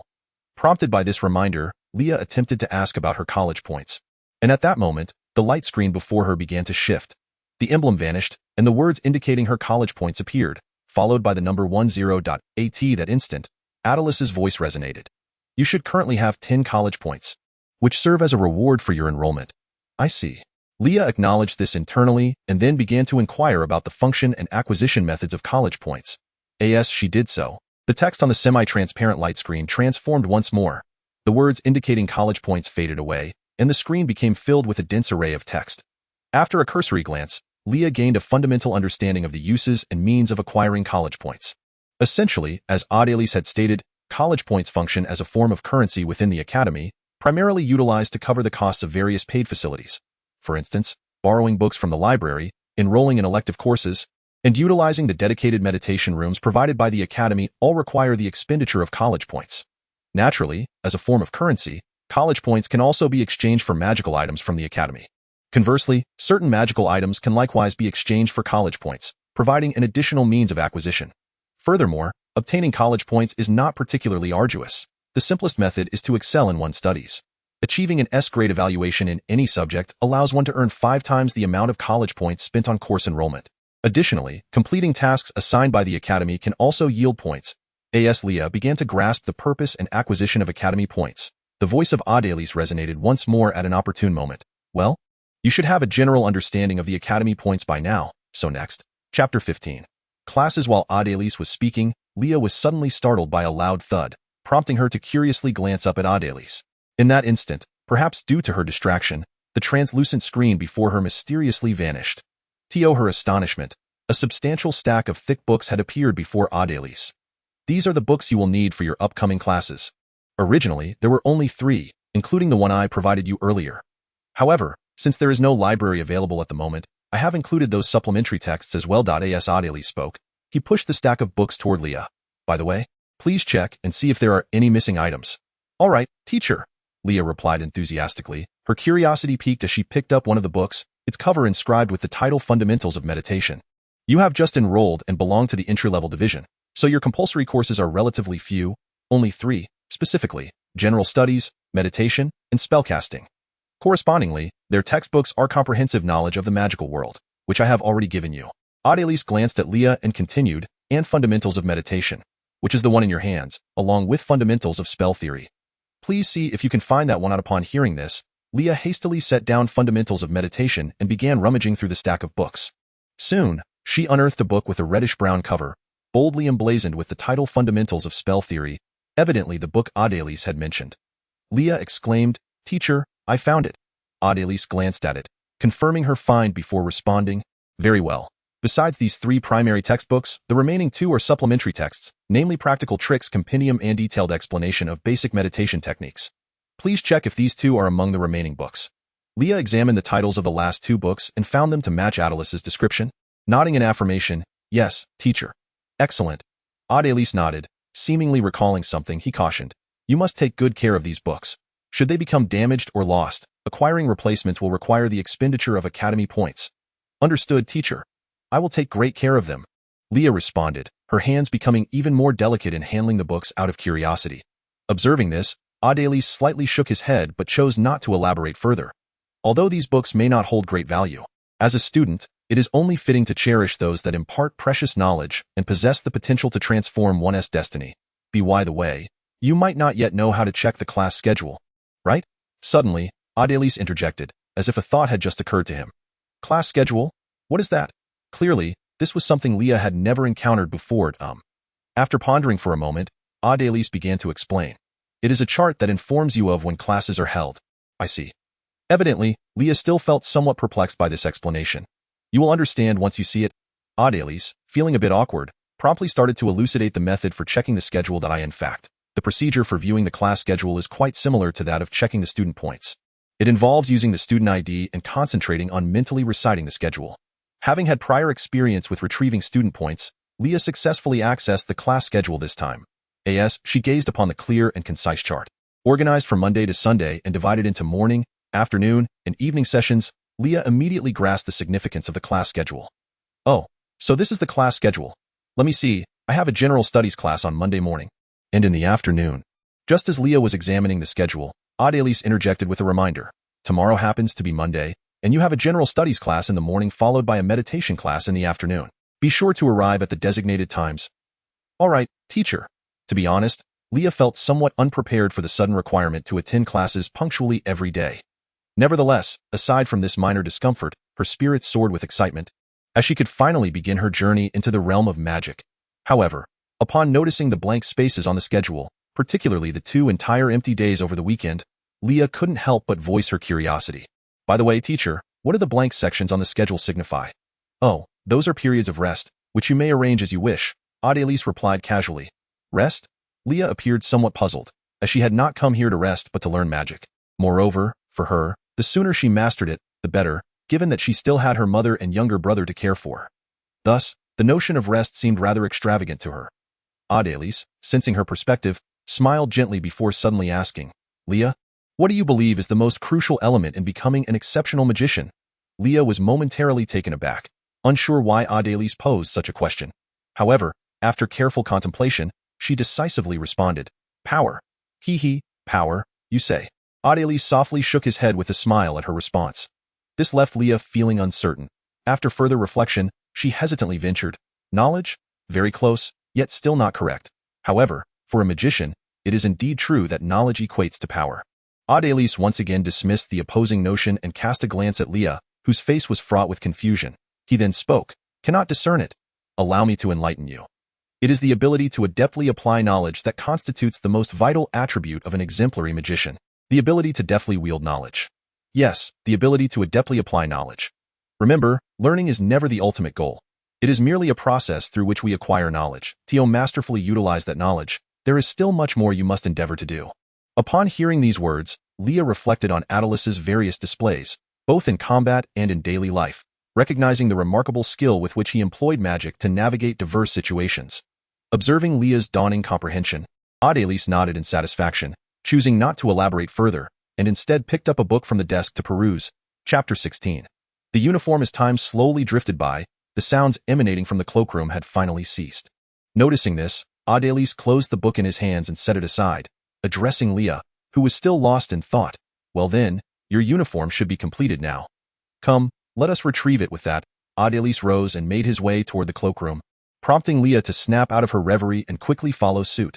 Upon arriving at the cloakroom, everything had returned to its former tranquility and tidiness, resembling the first time Leah had entered.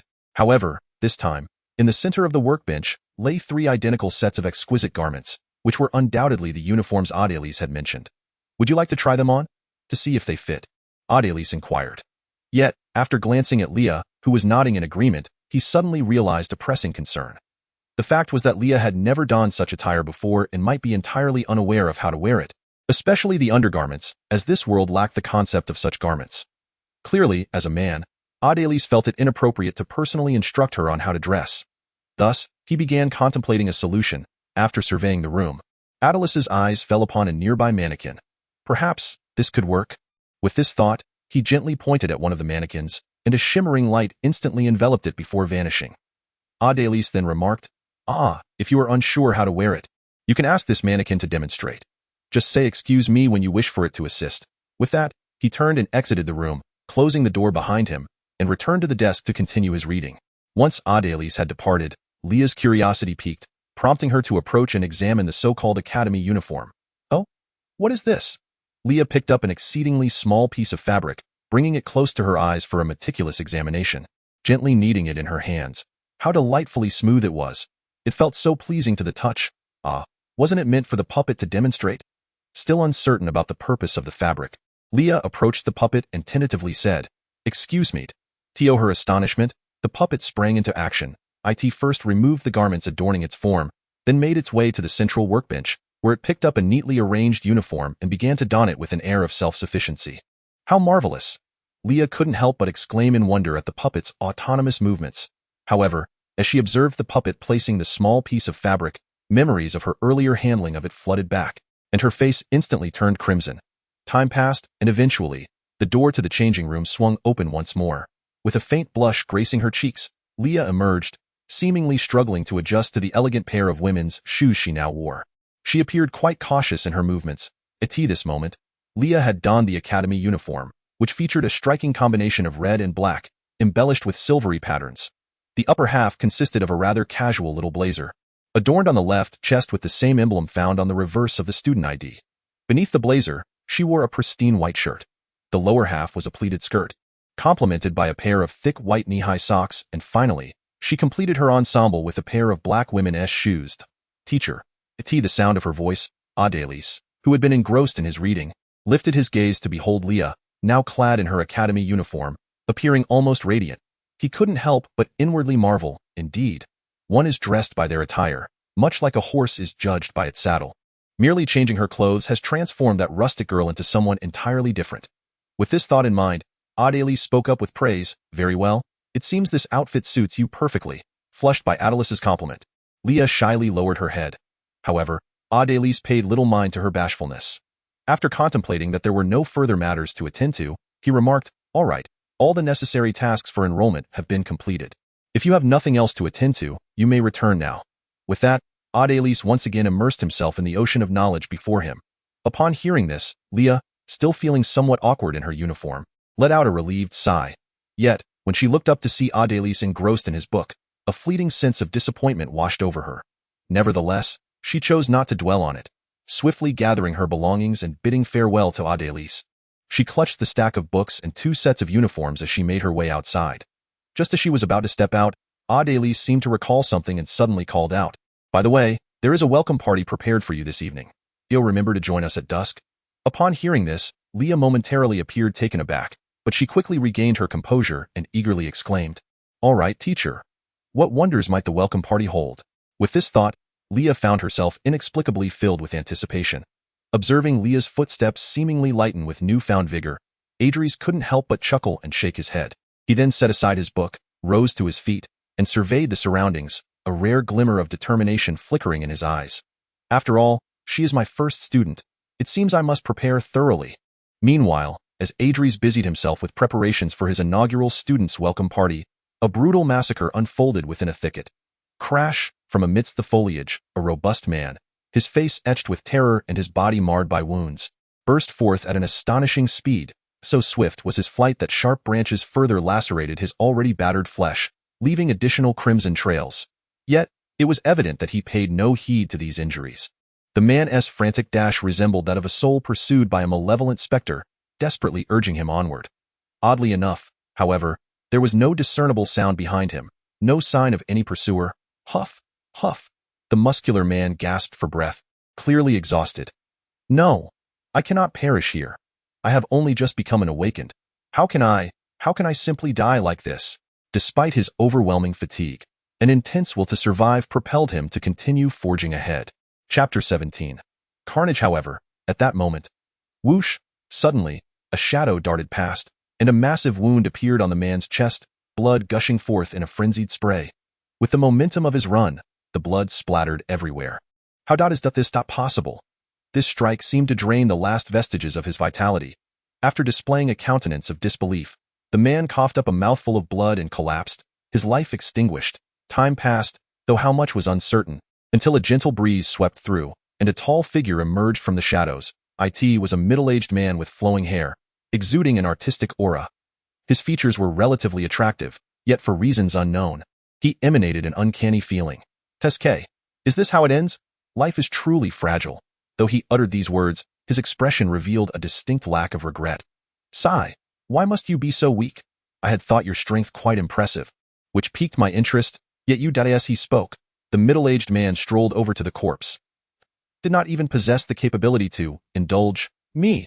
As the middle-aged man's expression gradually contorted, he suddenly raised his right foot and stomped down fiercely upon the head of the corpse. A resounding crunch echoed through the air, and in an instant, the lifeless head was reduced to a scattering of fragments, transforming the scene into one of extreme bloodiness and horror. Yet, at that moment, the man's demeanor turned unexpectedly serene. He casually wiped the splattered remnants from his face and, with a nonchalant gesture, brought them to his lips, savoring the taste. Quite delectable. The man's expression shifted to one of exhilaration, and as if struck by a sudden thought, he glanced upward toward the north. Yes, there was also that one named Adries. I hope he can provide me with a modicum of amusement. Hee hee, ha ha ha ha. Suddenly, a gentle breeze swept through, abruptly silencing his morbid laughter, and unbeknownst to anyone, the middle-aged man had vanished without a trace. All that remained was a headless corpse, silently lamenting the brutal atrocity that had occurred as dusk descended. With the sky darkening, Leah, donned in her academy uniform and evidently having taken care to adorn herself, stepped out of her quaint wooden cottage, making her way towards the abode of Adries, who had been patiently awaiting her at the entrance. Leah, teacher. After a brief exchange of pleasantries, Adries did not lead Leah into the house. Instead, he guided her toward the surrounding woods. Although Leah found this peculiar, she stifled her intense curiosity to avoid disrupting the surprise Adries had in store for her. Following closely behind him, upon traversing a wooded area, the landscape opened up before them. It was then that Leah discovered, surprisingly close to their dwelling, an expansive expanse of verdant meadow. This lush grassland was nestled on a hillside, flanked by a towering peak that seemed to pierce the clouds, while at its base lay a vast, endless lake. Were it not for the distant silhouettes of mountains, Leah might have mistaken this breathtaking vista for the fabled ocean. At that moment, the fading rays of the setting sun cast a shimmering glow upon the lake's surface, the radiant light dancing with the gentle ripples, rendering the scenery extraordinarily resplendent. Despite the stunning beauty surrounding her, Leah's gaze was irresistibly drawn to a colossal structure standing majestically in the center of the meadow. Adorned with black and red ribbons and emblazoned with the emblem from the reverse of a student identification card, this magnificent creation, constructed of wood and steel, lay quietly sprawled across the grass. What is that? Since her encounter with Adries, Leah had been introduced to a myriad of unprecedented wonders, and she had assumed that she would no longer react with such astonishment. Clearly, she had overestimated her capacity for awe. Adries smiled gently and remarked, "This is a magical airship. Come, We should embark with that. He elegantly waved his wand, and in an instant, amidst Leah's gasp of astonishment, they both ascended into the air, floating gracefully onto the deck of the airship. That moment. The deck of the airship had already been splendidly arranged. In the center of the deck, a long table was set, adorned with an array of exquisite delicacies and beverages that Leah had never encountered before. The alluring aroma wafting from the spread convinced Leah that these must be unparalleled delights. In one corner of the deck, a small square table held a peculiar box topped with a large horn-like apparatus. However, it appeared to be inactive at the moment, leaving Leah somewhat perplexed about its purpose. After they landed on the deck, Adelise guided Leah to take a seat and then smiled at her before gently announcing, "Thus, the soiree officially commences." With that, he lightly clapped his hands, and a melodious tune began to play. Leah turned her gaze towards the source, which was, indeed, the strange device she had noticed in the corner. How lovely! The beautiful melody, unlike anything she had ever heard, captivated Leah completely. Indulging in the delectable food while listening to the enchanting music, Leah was thoroughly enjoying the soiree. Yet, inexplicably, a hint of melancholy lingered in her heart. After all, compared to the remarkable things Adelise had orchestrated before, this meticulously prepared gathering felt somewhat ordinary. "Hey, Leah, what are you thinking? The soiree is already splendid. What more do you expect?" Leah shook her head, attempting to dispel the faint sadness within her. Just then, her keen hunter's instinct sensed something amiss as her gaze inadvertently drifted outside the deck. "Oh, this scenery seems a bit off." With that thought, Leah instinctively rose to investigate, but then reminded herself that this was still a soiree, forcing herself to suppress the impulse. That moment, as if sensing her inner turmoil, Adelise, still smiling, remarked, "There's no need to be so reserved. Feel free." With that, he took a drink and strolled over to the edge of the deck, inviting Leah, "The view here is quite lovely. Would you care to come and admire it?" Naturally, Leah, already curious, did not hesitate. She quickly approached the railing, looked down, and gasped in astonishment. Chapter 18.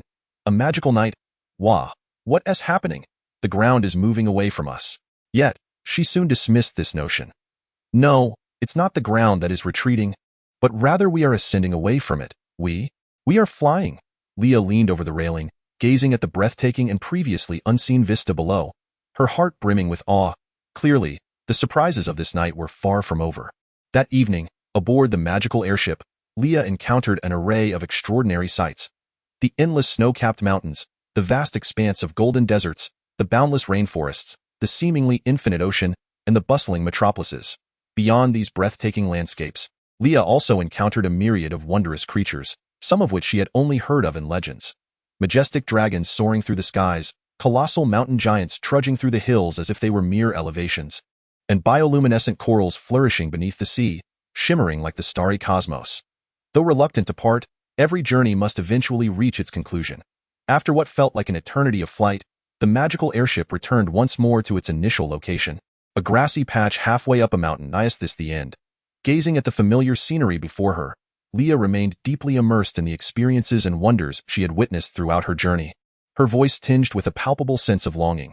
Yet, truth be told, this night would be forever etched in her memory, and thus, she felt a sense of contentment in its conclusion. However, it was evident that Adelise had more surprises in store. He suddenly spoke with a smile. "Don't you think it's a pity for it to end like this? I have prepared a splendid finale." With that, Adelise lightly clapped his hands, and from afar, a series of faint explosions erupted. To Leah's astonishment, countless bursts of light shot up into the sky, exploding into a breathtaking display of fireworks against the dark night. The arrangement of these fireworks was anything but random. They formed vivid figures in the night sky, depicting a sleepy little pig, a bouncing rabbit, and a clown performing diligently. As the names suggest, these figures were animated and three-dimensional. The sleepy pig's adorable head bobbed gently. The lively rabbit leaped joyfully across the heavens, and the hard-working clown balanced on a large beach ball while juggling three smaller balls. Wow! So beautiful! Faced with this magnificent and enchanting spectacle, even Leah, who had witnessed countless wonders, could not help but become utterly entranced. Watching all this unfold, Adelise couldn't help but wear a faint smile, then turned to gaze at the splendid sky, softly proclaiming, "Welcome to the magical world." Meanwhile, under the cover of night, within a village, a gruesome slaughter was taking place. "There are too many of them. We can't hold them off. They're coming in." Listening to the cacophony of screams from outside, a middle-aged woman and a boy of about 12 or 13, hiding in a room, felt their faces grow pale with fear.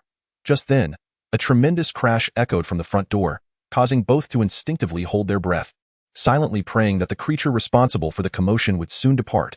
However, it was clear that their hopes were in vain, as another deafening noise rang out, accompanied by the despairing sound of splintering wood. The end.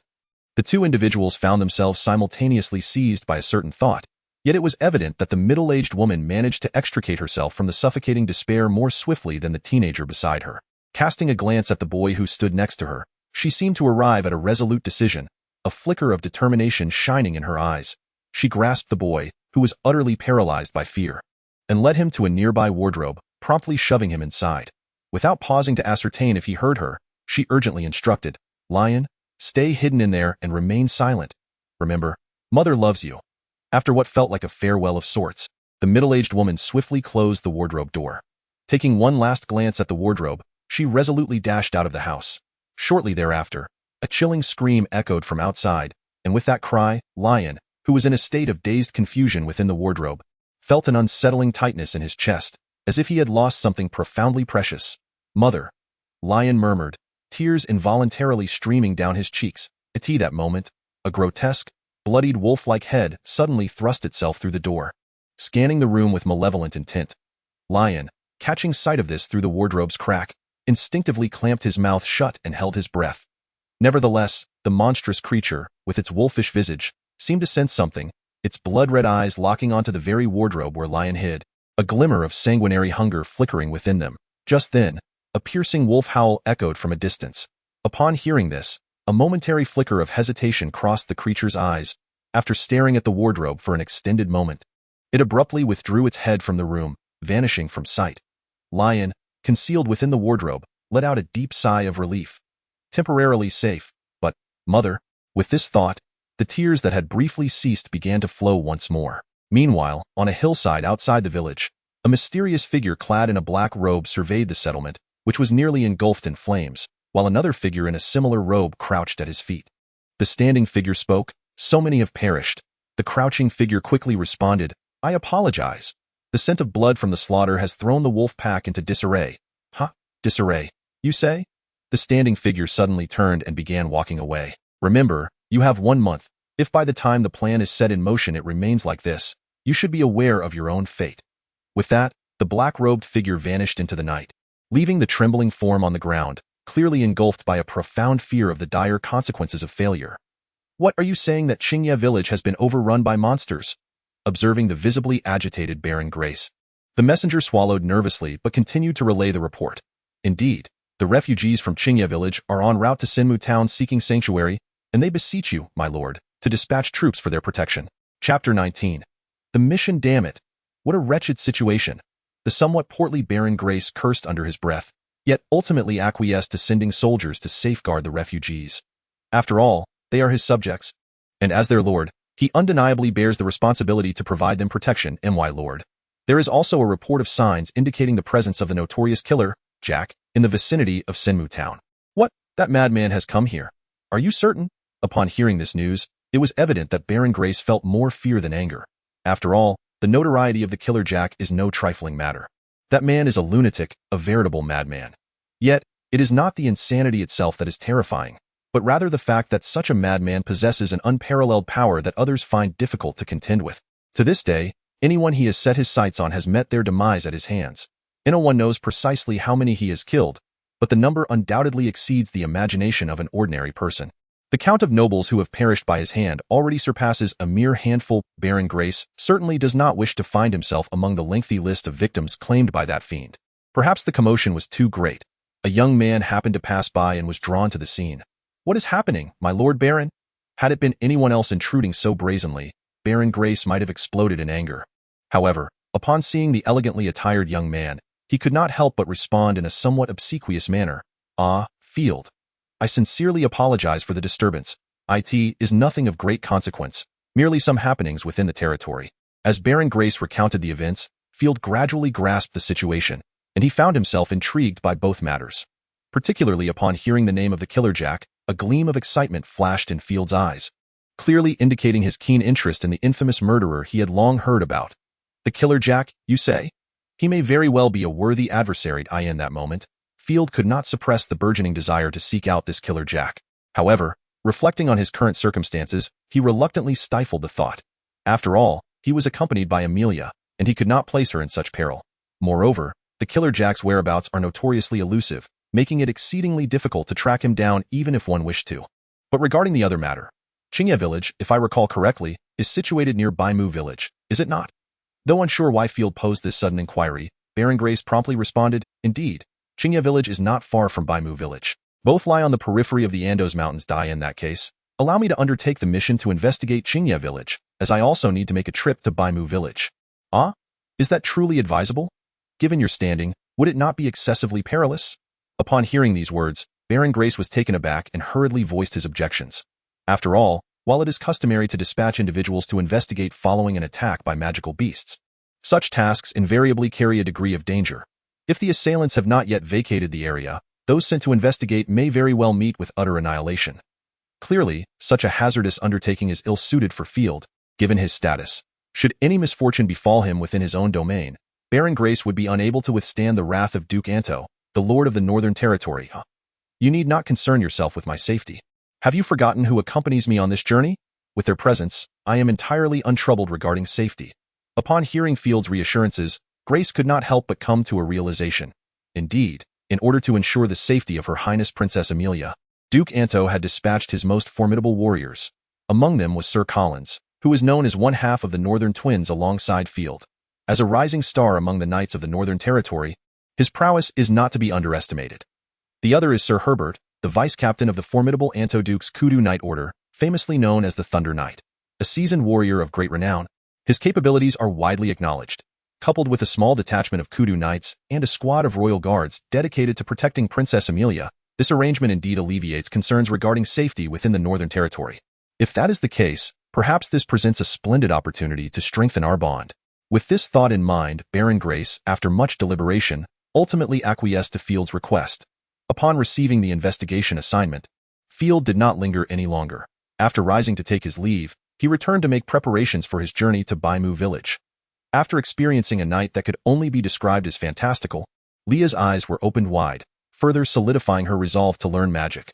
For now, her desire extends beyond merely mastering magical powers to protect herself and those she cherishes. She also longs to revisit the wondrous world she glimpsed that night, a pursuit that evidently hinges upon the mastery of magic. Thus, early the next morning, Leah eagerly rose from her slumber, for today marks the beginning of her journey into the realm of magic, a prospect that fills her with immense anticipation. After a brief grooming, she gathered the textbooks she would require and stepped outside. Yet, upon exiting, Leah immediately sensed the day's distinct atmosphere. The usually tranquil woods were now resonating with resounding thuds. Following the noise, she beheld the enormous bear-like magical beast previously encountered, currently striking a nearby tree with its formidable paws. As the terrifying blows resounded, the great tree emitted an unsettling wail, ultimately succumbing with a resounding crack as it fell. The immense bear then embraced the toppled trunk, dragging it aside with deliberate care. Observing the small pile of logs that had already been stacked, it was evident that this activity had been ongoing for quite some time. And what is it doing? Although a flicker of curiosity lingered, Leah merely cast a few glances before proceeding directly to the threshold of Adelis's door. After a brief moment of tidying her appearance, she gently knocked on the door, as if fearing to disturb anyone. Knock, knock, knock. Hearing the knock, Adelis, seated leisurely at the dining table, sipping tea while perusing a book, did not lift his gaze but simply called out, "Come in." Chapter 20. The first lesson. Upon hearing his invitation, Leah opened the door and respectfully greeted Adelis. "Good morning, teacher." Adelis nodded in acknowledgement and gestured towards an empty seat beside him, indicating for Leah to take a seat, where a sumptuous breakfast was already laid out. Carrying her textbooks, Leah approached the table and placed them on the surface before sitting down. As she began to enjoy her breakfast, she inquired about the spectacle she had observed outside. "Oh, that is for the construction of new facilities for the academy. After all, our institution cannot remain as rudimentary as it currently is, can it? Otherwise, we shall struggle to attract students," Adelis explained casually while continuing to read. Leah, intrigued by what these new facilities might entail, couldn't help but feel a twinge of disappointment in her heart. Although she had long suspected that someone as formidable as teacher Adelis would not limit himself to just one student, hearing him mention the need for more pupils still stirred a sense of melancholy within her. The distinction between being the sole student of a teacher and being one among many is quite significant. However, The thought that she was the first student of her teacher imbued Leah with a flicker of pride. After all, being the inaugural student is an irreplaceable honor. With this in mind, Leah discreetly glanced at Adelise. And then, buoyed by a sense of contentment, she lowered her head to savor her delightful breakfast. Before long, the pleasant breakfast hour came to an end. After a brief tidying up, Leah found herself on the brink of her very first lesson, a prospect that filled her with a certain nervousness. Unbeknownst to her, this was also Adelice's first lesson with another. Thus, he too felt a degree of anxiety, despite already having attained the status of a Tsangyu mage. Standing merely a step away from that of a Liang mage, or what is often deemed a legendary sorcerer, go be candid, the act of imparting knowledge to others is a vastly different endeavor from simply possessing it. For instance, certain magical concepts that Adelise, as a prodigy, could grasp at a mere glance might require others to engage in a more gradual process of comprehension. If Adelise were to impart this knowledge to others, according to his understanding, it would be what is commonly referred to as something that is immediately grasped. Clearly, this is insufficient. To truly teach others, one must convey the information in a manner that they can comprehend.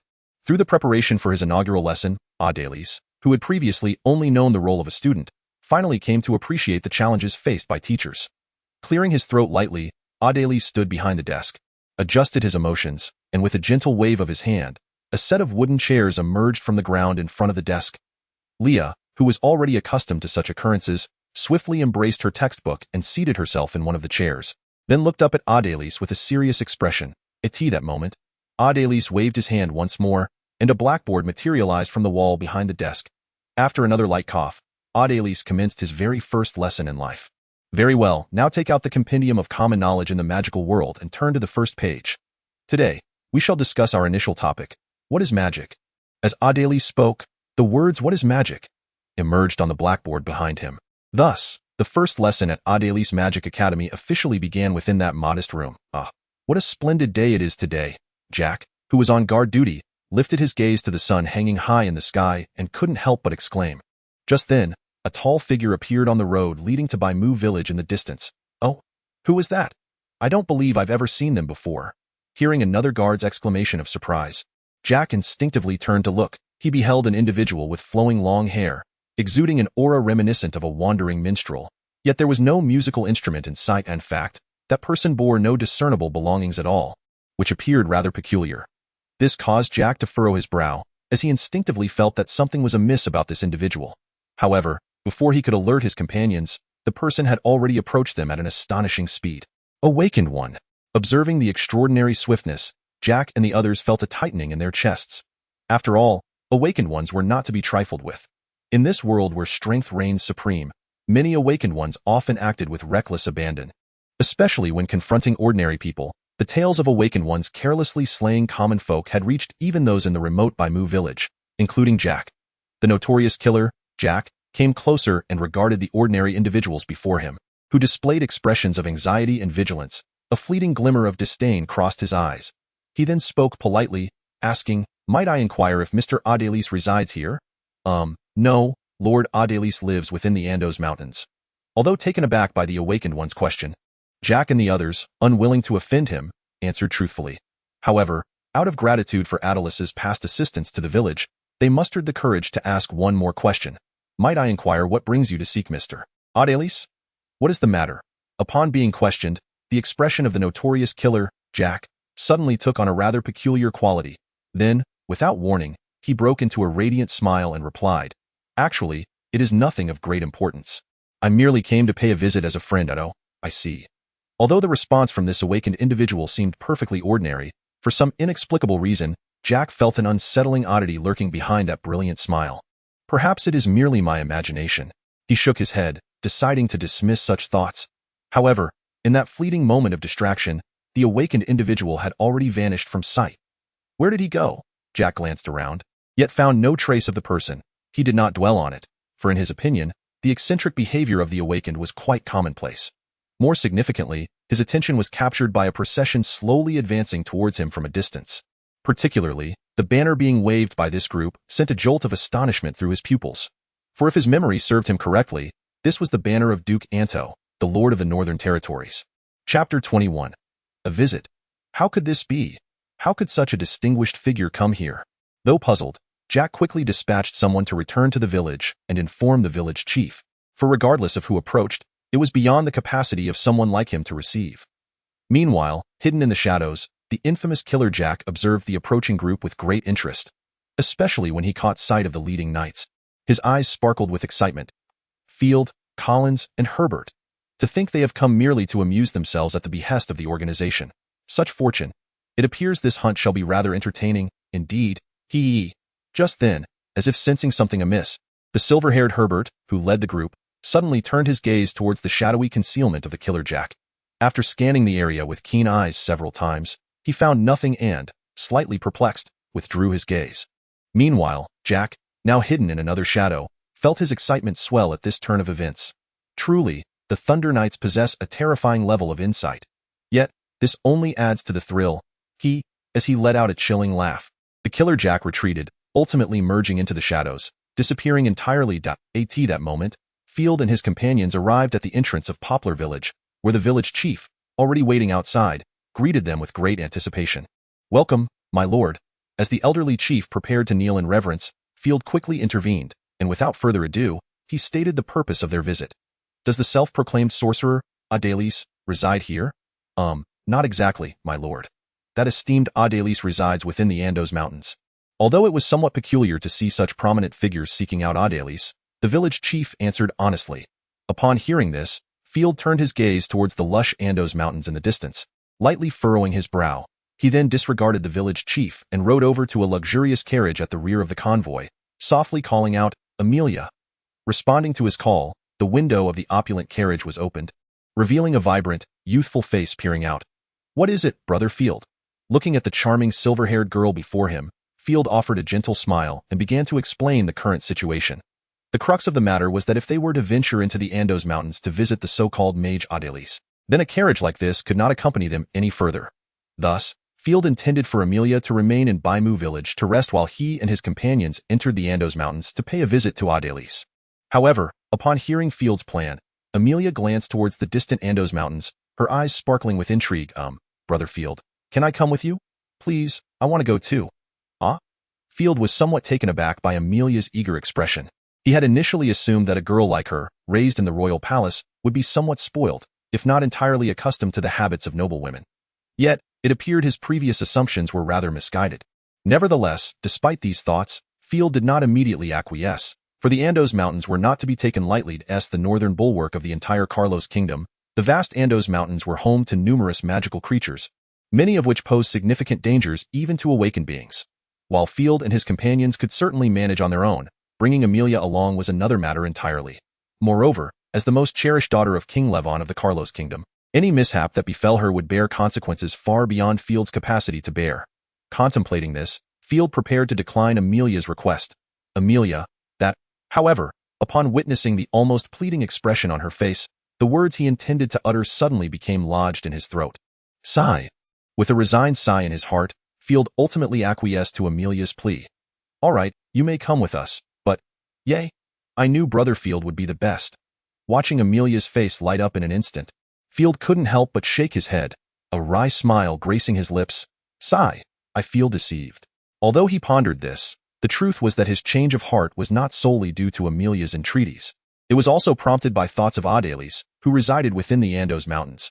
After all, if Adelis was able to dwell alone in those mountains, perhaps they were not as perilous as he had previously been led to believe. Regarding Field's decision, Collins, who shares a close rapport with him, naturally refrains from voicing any opposition. However, the typically composed Herbert cannot help but harbor some reservations. Nonetheless, under Field's insistence, Herbert ultimately has no choice but to comply with the orders. Yet, having sensed something amiss since earlier, Herbert becomes increasingly vigilant. After all, despite having discovered nothing thus far, as a battle-hardened knight, he has always trusted his instincts. Subsequently, after leaving a portion of their party to guard the horses and carts, Field and the others, amidst Amelia's cheerful laughter, make their way toward the distant Andos Mountains. Unbeknownst to them, in the shadows behind, a pair of eyes gleaming with a hint of madness observes their every move. Meanwhile, Adelis, who is instructing Leah, momentarily pauses. It appears that guests have arrived. It seems the information we previously disseminated is beginning to bear fruit. After employing his mental prowess to survey the situation, Adelis smiles and resumes his lesson. Indeed, The rumors surrounding the Andos Mountains seem to have been somewhat exaggerated. After effortlessly dispatching a beast that dared to attack them, Field cannot help but chuckle at his earlier caution before entering the Andos Mountains. Beside him, Amelia, though displaying a trace of reluctance, cannot suppress her curiosity and eagerly approaches the carcass of the beast for a closer inspection. Chapter 22. Conflict. So this is the lightning leopard mentioned in those books. It truly is far more magnificent than the illustrations, as she observes. An expression of wonder graces Amelia's face, accompanied by exclamations of awe. Standing beside her is a red-haired girl clad in a maid's outfit, who wears a look of mild exasperation. At this moment, the girl leans closer to Amelia's ear and whispers, "Your Highness, please be mindful of your image." However, clearly caught up in her excitement at witnessing the creature firsthand, Amelia pays no heed to her words and even attempts to persuade her in return. "Oh, Eileen, this isn't the palace. There's no need to be so formal, especially with such a rare opportunity at hand." Evidently, this is not the first time Eileen has tried to dissuade her, and upon realizing the futility of her efforts, she merely sighs in resignation and gives up. Just then, the soldiers Field had previously dispatched for reconnaissance return with the report. "Lord Field, we have discovered 2 wooden cabins up ahead, and there are signs of human activity in the vicinity. At last, we have found them." The purpose of Field's visit is to meet Adelise, and upon identifying the target, he wastes no time leading his party directly to the location of the cabins. Meanwhile, within Adelice's modest abode, the lesson is drawing to a close. As Leah turns to the next chapter. Preparing to continue her studies, Adelise suddenly sets down his textbook and states, "All right, that will be all for today's lesson." Upon hearing this, Leah could not help but feel a twinge of astonishment, for there was still ample time before the usual class dismissal. However, just as Leah was about to voice her inquiry, Adelise spoke first. "A guest has arrived. Come with me to greet them." With that, Adelise strode purposefully towards the door. "Very well, teacher," Leah replied, though surprised. She quickly rose from her seat and followed Adelise outside. What sort of guest could it be? Curiosity piqued, Leah trailed behind Adelise. With a soft creak, Adelise gently pushed the door open, revealing Field and others emerging from the nearby woods. He greeted them with a warm smile. "Welcome to Adelise Academy of Magic." Upon hearing this, Field and the others exchanged bewildered glances, their minds racing with a singular question. An Academy of Magic? What could that possibly be? The atmosphere grew somewhat awkward in that instant. Yet, Field soon regained his composure and inquired, "Might I ask if Mr. Adelise resides here?" His question stemmed from the youthful appearance of the 2 individuals who had just exited the building. While he deemed Adelise a charlatan, he could not deny the latter's formidable prowess. After all, it was no ordinary awakened individual who could effortlessly vanquish 2 Gale magic wolves. Yet, these 2 appeared far too young to be the powerful Mr. Adelise. However, it seemed he had miscalculated this time. "I am Adelise," he stated calmly, his smile unwavering. This revelation left Field feeling somewhat embarrassed. Meanwhile, Leah, unable to contain herself, burst into laughter at the exchange. Though she quickly realized her behavior was inappropriate and hastily covered her mouth to stifle the sound, it still drew the ire of someone present. Herbert stepped forward, his voice booming. "Commoner, be mindful of your station." The reprimand carried an unmistakable weight, resonating in Leah's ears like thunder and causing a faint ache in her eardrums. A flicker of pain crossed her face. Observing this scene, Adelice's smile faded instantly, replaced by a glint of danger in his eyes. "Station? In my presence, there is no such thing." He fixed his gaze upon Herbert, who, upon meeting Adelice's eyes, appeared to witness something utterly terrifying, his expression transforming into one of sheer horror. "No, stay away. Monster, monster."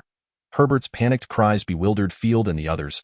Only Amelia, who had been closely observing Adelise, seemed to sense something amiss, staring at him with a contemplative expression. In contrast, Erin, standing behind her, wore a serious demeanor, her gaze briefly sweeping over Adelise, revealing a hint of trepidation in her eyes. Observing Herbert, who was making a fool of himself in the crowd, Adelise let out a cold snort and chose to ignore him. He then turned his gaze directly towards Field, though this time the faint smile that had once graced his face had completely vanished. "State your purpose. If there is nothing of importance, kindly take your leave, for I do not welcome impolite guests here." At this moment, even the most obtuse amongst Field and his companions could comprehend that Herbert's predicament was clearly the handiwork of Adelise. Field frowned in response, but before he could formulate a plan to address the situation, the straightforward Collins spoke up first. "What have you done to him?" Adelise cast a cursory glance at the sturdy youth with an innocent appearance and replied coolly, "Merely a minor fear spell. There is no need for concern. He shall recover shortly on his own. Of course, how long that takes depends on his own willpower." The latter half of Adelys's statement remained unspoken, yet upon hearing his words, Field and the others, while still anxious for Herbert, could not help but exhale deeply in relief. At that moment, a hint of wariness began to creep into the gazes directed at Adelys. After all, if even their most formidable member, Herbert, could fall victim so silently, it was evident that the others would not fare much better. However, unlike the rest, Leah, standing behind Adelys, gazed at him with an expression that flickered with a peculiar significance. Did the teacher do this for my sake? The thought stirred a warmth within Leah's heart. Meanwhile, from a distant shadow, a pair of eyes gleaming with a hint of madness observed Adelys with keen interest. I initially thought this Adelys would merely be a small appetizer today, but it seems he possesses the potential to become the main course. It appears today shall be a grand feast indeed. Hee. Chapter 23. Practical combat training. After some deliberation, Field stepped forward and spoke. I apologize, Mr. Adelys. Sir Knight Herbert has been quite offensive, and I offer my sincere apologies on his behalf. As he spoke, Field bowed slightly before continuing. We had intended to visit you today. But he glanced back at the still pale and utterly terrified Herbert, letting out a resigned sigh. We did not anticipate such a debacle. It is truly impolite. We find ourselves unable to continue our visit today, so if you would allow us, we shall take our leave and come back another day. Watching Field's demeanor, Adelys's expression gradually softened. Very well, he replied lightly. Suddenly, he turned his attention to an empty corner and inquired, and what about you? As the crowd looked on in confusion, a slightly hoarse voice unexpectedly broke the silence, and a tall figure emerged from the shadows. Pesquet, you were able to detect me. It seems, Adelys, you are even more intriguing than I had anticipated. As they beheld that figure, Field and the others could not help but undergo a sudden change in expression. Not only did they recognize the infamous murderer Jack, but more importantly, a chilling possibility dawned upon them. It was entirely conceivable that this murderer, Jack, had stealthily followed them to this location, all the while remaining undetected. If such were the case, should Jack decide to launch a covert assassination, they might very well perish without ever grasping the circumstances of their demise. Interesting? Adelys furrowed his brow at the sight before him, for he had already sensed the palpable malevolence emanating from Jack. Indeed, how fascinating! It was utterly captivating.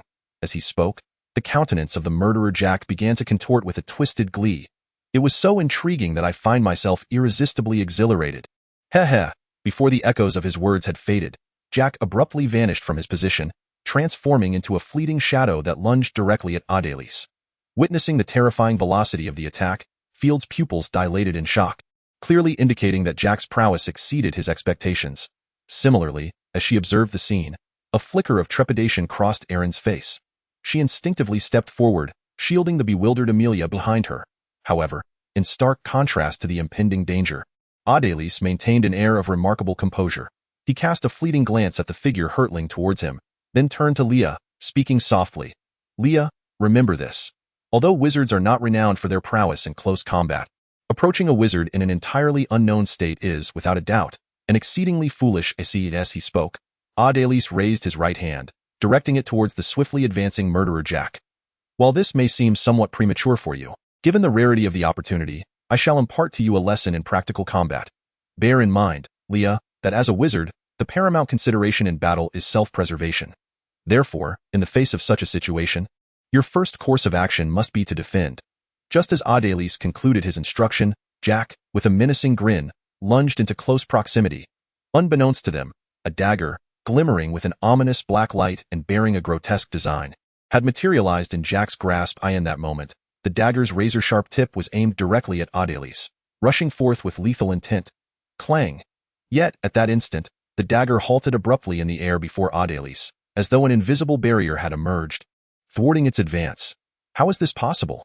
Jack's expression shifted dramatically upon witnessing this scene. In contrast, Adelys remained unfazed, continuing his explanation to Leah.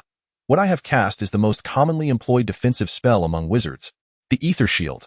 Its prominence as a defensive spell cannot be discussed without mentioning the second step of combat. As Adelys continued his lecture, seemingly oblivious to Jack's presence, a dangerous glimmer flickered in Jack's eyes. Gradually, he lowered his head, obscuring his expression from view. Subsequently, whether it was due to fear or anger, his body began to tremble slightly. At that moment, wisps of dark red smoke began to emanate slowly from within him.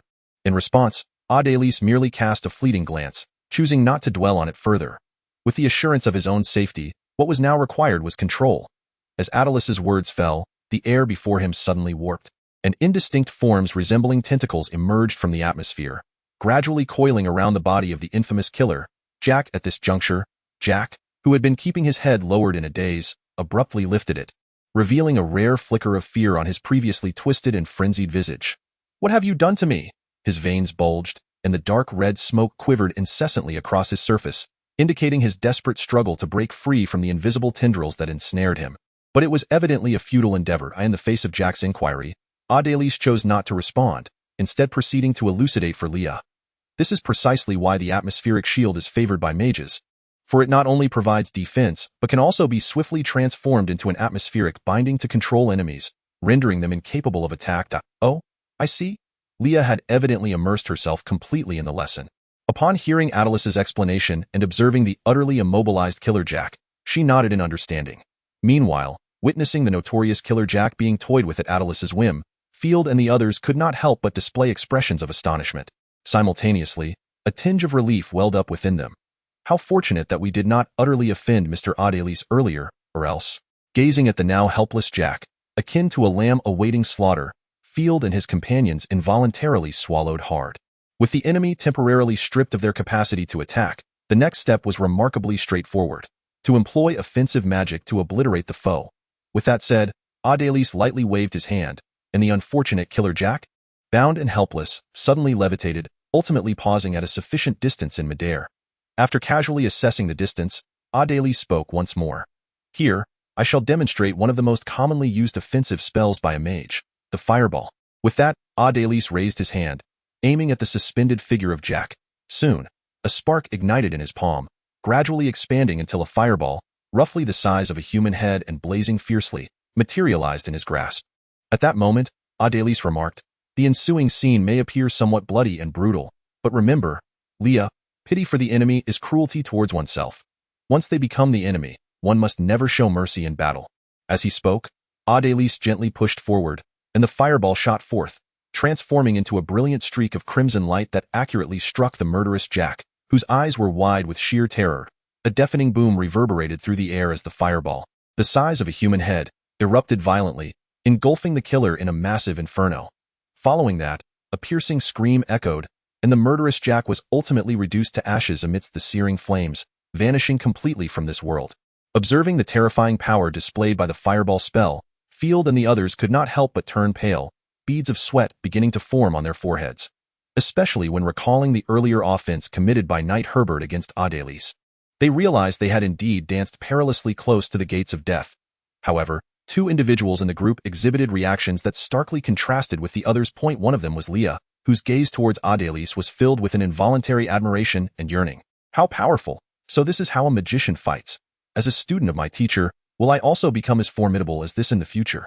The other was Amelia, standing among the crowd, her expression tinged with reluctance yet equally filled with admiration and longing as she gazed at Adelice. "How impressive! If I could be as strong as him, perhaps I could finally live the life I truly desire." With this thought, a flicker of determination crossed Amelia's face. "All right, this practical lesson concludes here." Having said that, Adelice cast a casual glance at Field and the others, uttering nothing further before turning to enter the building. Just then, a clear voice rang out. "Please wait a moment, Mr. Adelice." Upon hearing this, Adelice turned back to see a silver-haired girl stepping forward amidst the astonished expressions of the crowd, standing resolutely before him. She then bowed deeply and spoke with unwavering resolve. "Teacher, I wish to learn magic from you."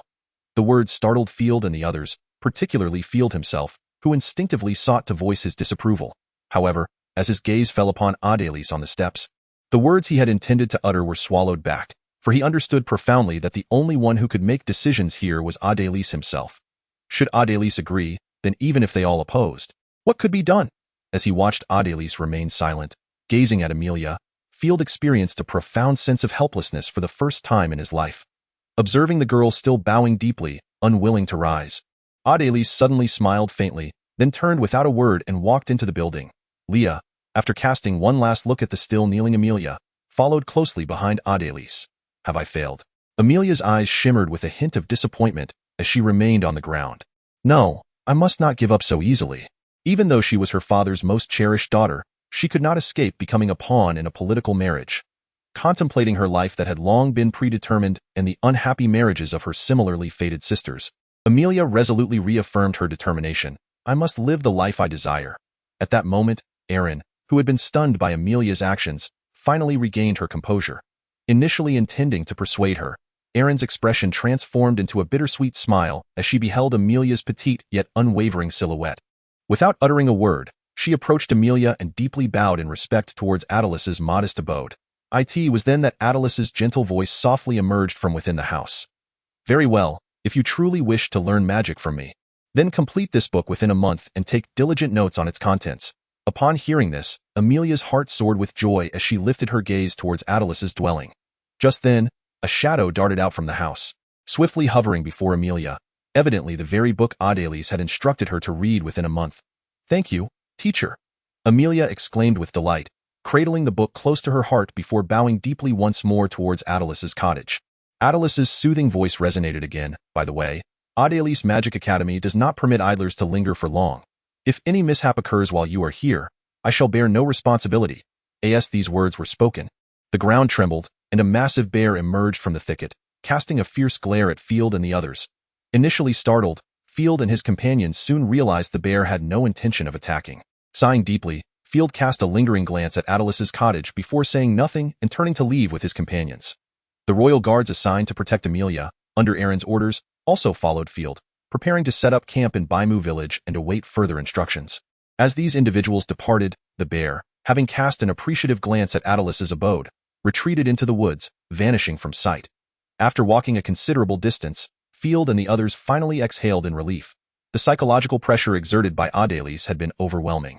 It was only after distancing themselves from Adelaise's residence that they felt a semblance of ease return. However, following the earlier scene, their morale was evidently diminished. Field, what shall we do now? Collins inquired, to which Field could only manage a wry smile. He glanced at Herbert, who still wore a pale complexion. Although he had ceased his loud outbursts, the slightest rustle still sent him trembling in fear. Whatever remnants of the once mighty Thunder Knight's bravado had long since vanished. Chapter 25. Influence. What initially seemed to be a mere visit unexpectedly culminated in such a predicament. Not only did Feld fail to forge a connection with the other party, but he also risked offending them. And to make matters worse, Amelia was left behind. Reflecting on this, Feld could not help but let out a resigned sigh. However, for Feld, it was not entirely unfavorable. At least this might provide a chance to dissolve the engagement. With this thought in mind, Feld spoke up. Let us draft a letter to report this matter to my father. It has escalated beyond our capacity to manage. Upon uttering these words, a wry smile crept onto Feld's lips. In the end, I still have to rely on my father. Receiving the command, Collins nodded and began to make preparations. Meanwhile, after Feld and the others departed, Amelia and Eileen found themselves at a loss. Fortunately, they were not left waiting long, as Leah soon emerged from within. However, upon seeing Eileen, her brow furrowed in discontent. Why are you still here? Amelia and Eileen were momentarily taken aback. And Amelia attempted to explain, but Eileen interjected, I am Her Highness's personal maid. Please allow me to remain here to attend to Her Highness's needs. I am willing to do anything if only you would permit me to stay. As she spoke, Eileen's resolute demeanor betrayed a hint of desperation, clearly indicating that her feelings for Amelia transcended mere loyalty of a servant to her master.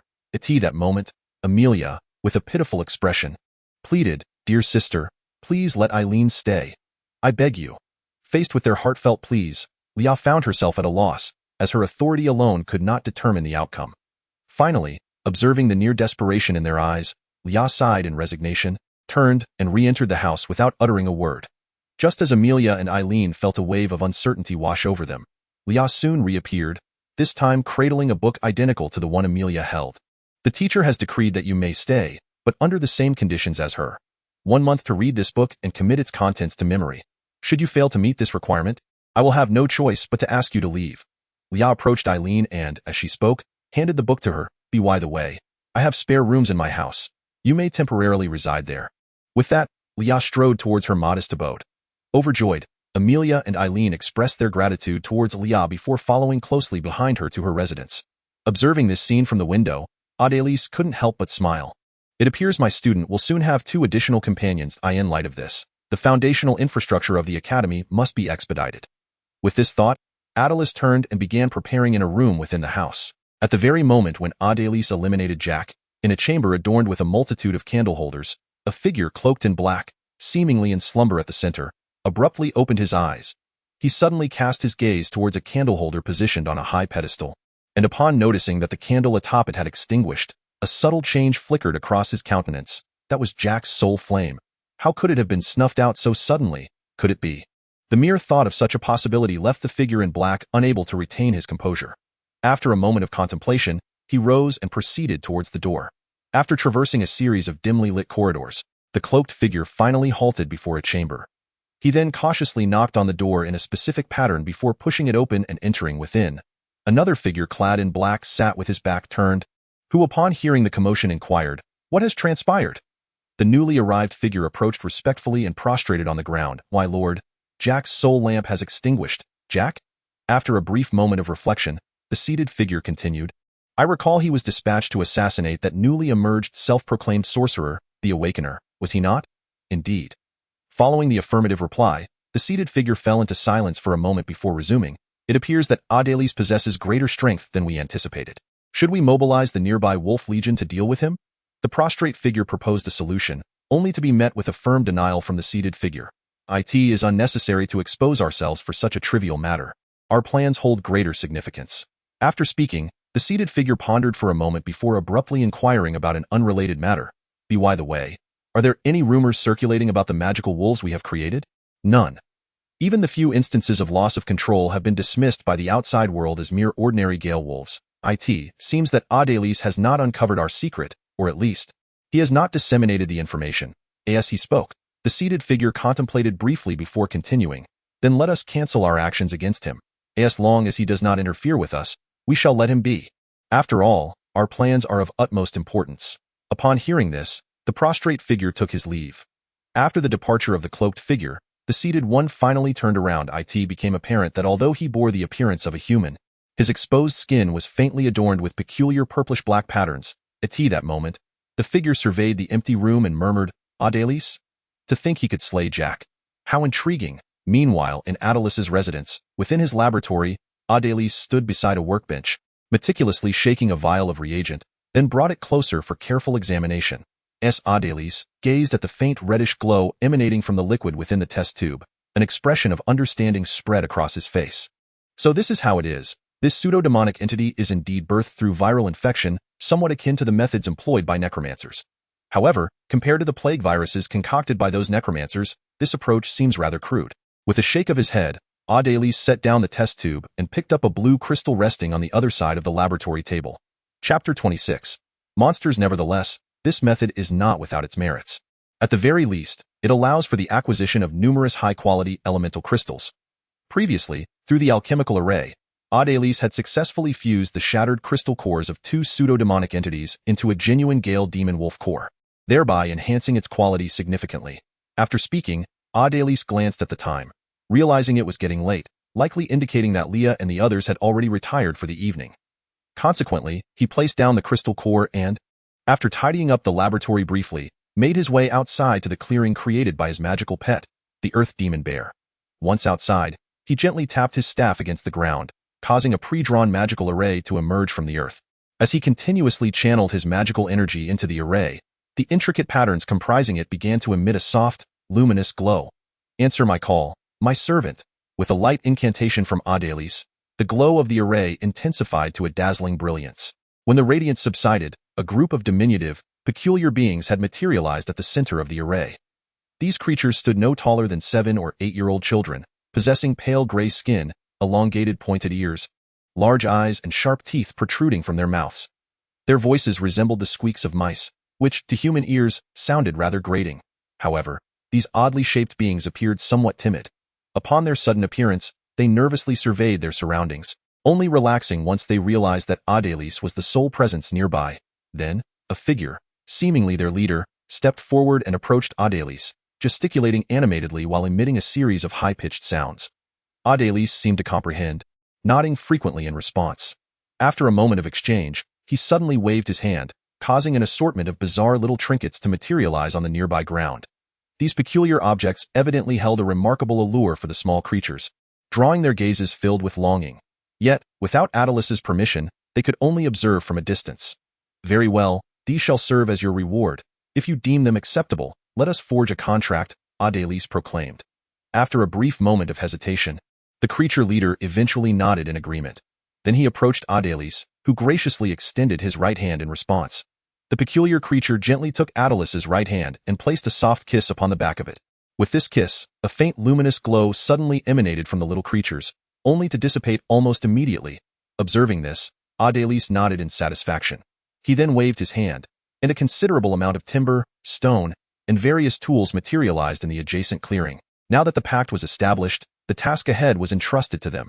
Upon hearing these words, the small creature before good let out a high-pitched sound while patting its chest, seemingly assuring something. However, before it could finish speaking, the other little creatures surged forward, eager to seize the scattered objects on the ground. The leader of these small creatures, disregarding further conversation, immediately joined in the fray. Adelis, for his part, bore no ill will towards this display. After all, such behavior was inherent to magical beings. As the finest servants of wizards, Adelis possessed considerable insight into these magical creatures. Their profound affection for magical artifacts bordered on obsession. They were irresistibly drawn to anything associated with magic, irrespective of its actual utility. This insatiable desire for magical items was precisely why they relished serving wizards, as it granted them an unending supply of diverse magical goods. Despite their fervent obsession, there was no need for concern regarding conflicts over these items. Although they bore a monstrous appearance, these beings were remarkably peaceful and seldom initiated violence against anyone. Indeed, as Adelis anticipated, the magical creatures swiftly divided the collection of magical artifacts without any actual conflict arising. After a brief period of handling their newfound treasures, the creatures who had entered into a pact with Adelis quickly set about their work. They gathered around the piles of stone and timber, and with a simple wave of their hands, massive logs and stones began to levitate into the air. Meanwhile, another group of creatures animated the tools nearby with a flick of their wrists. Observing the bustling construction site, Adelis nodded approvingly.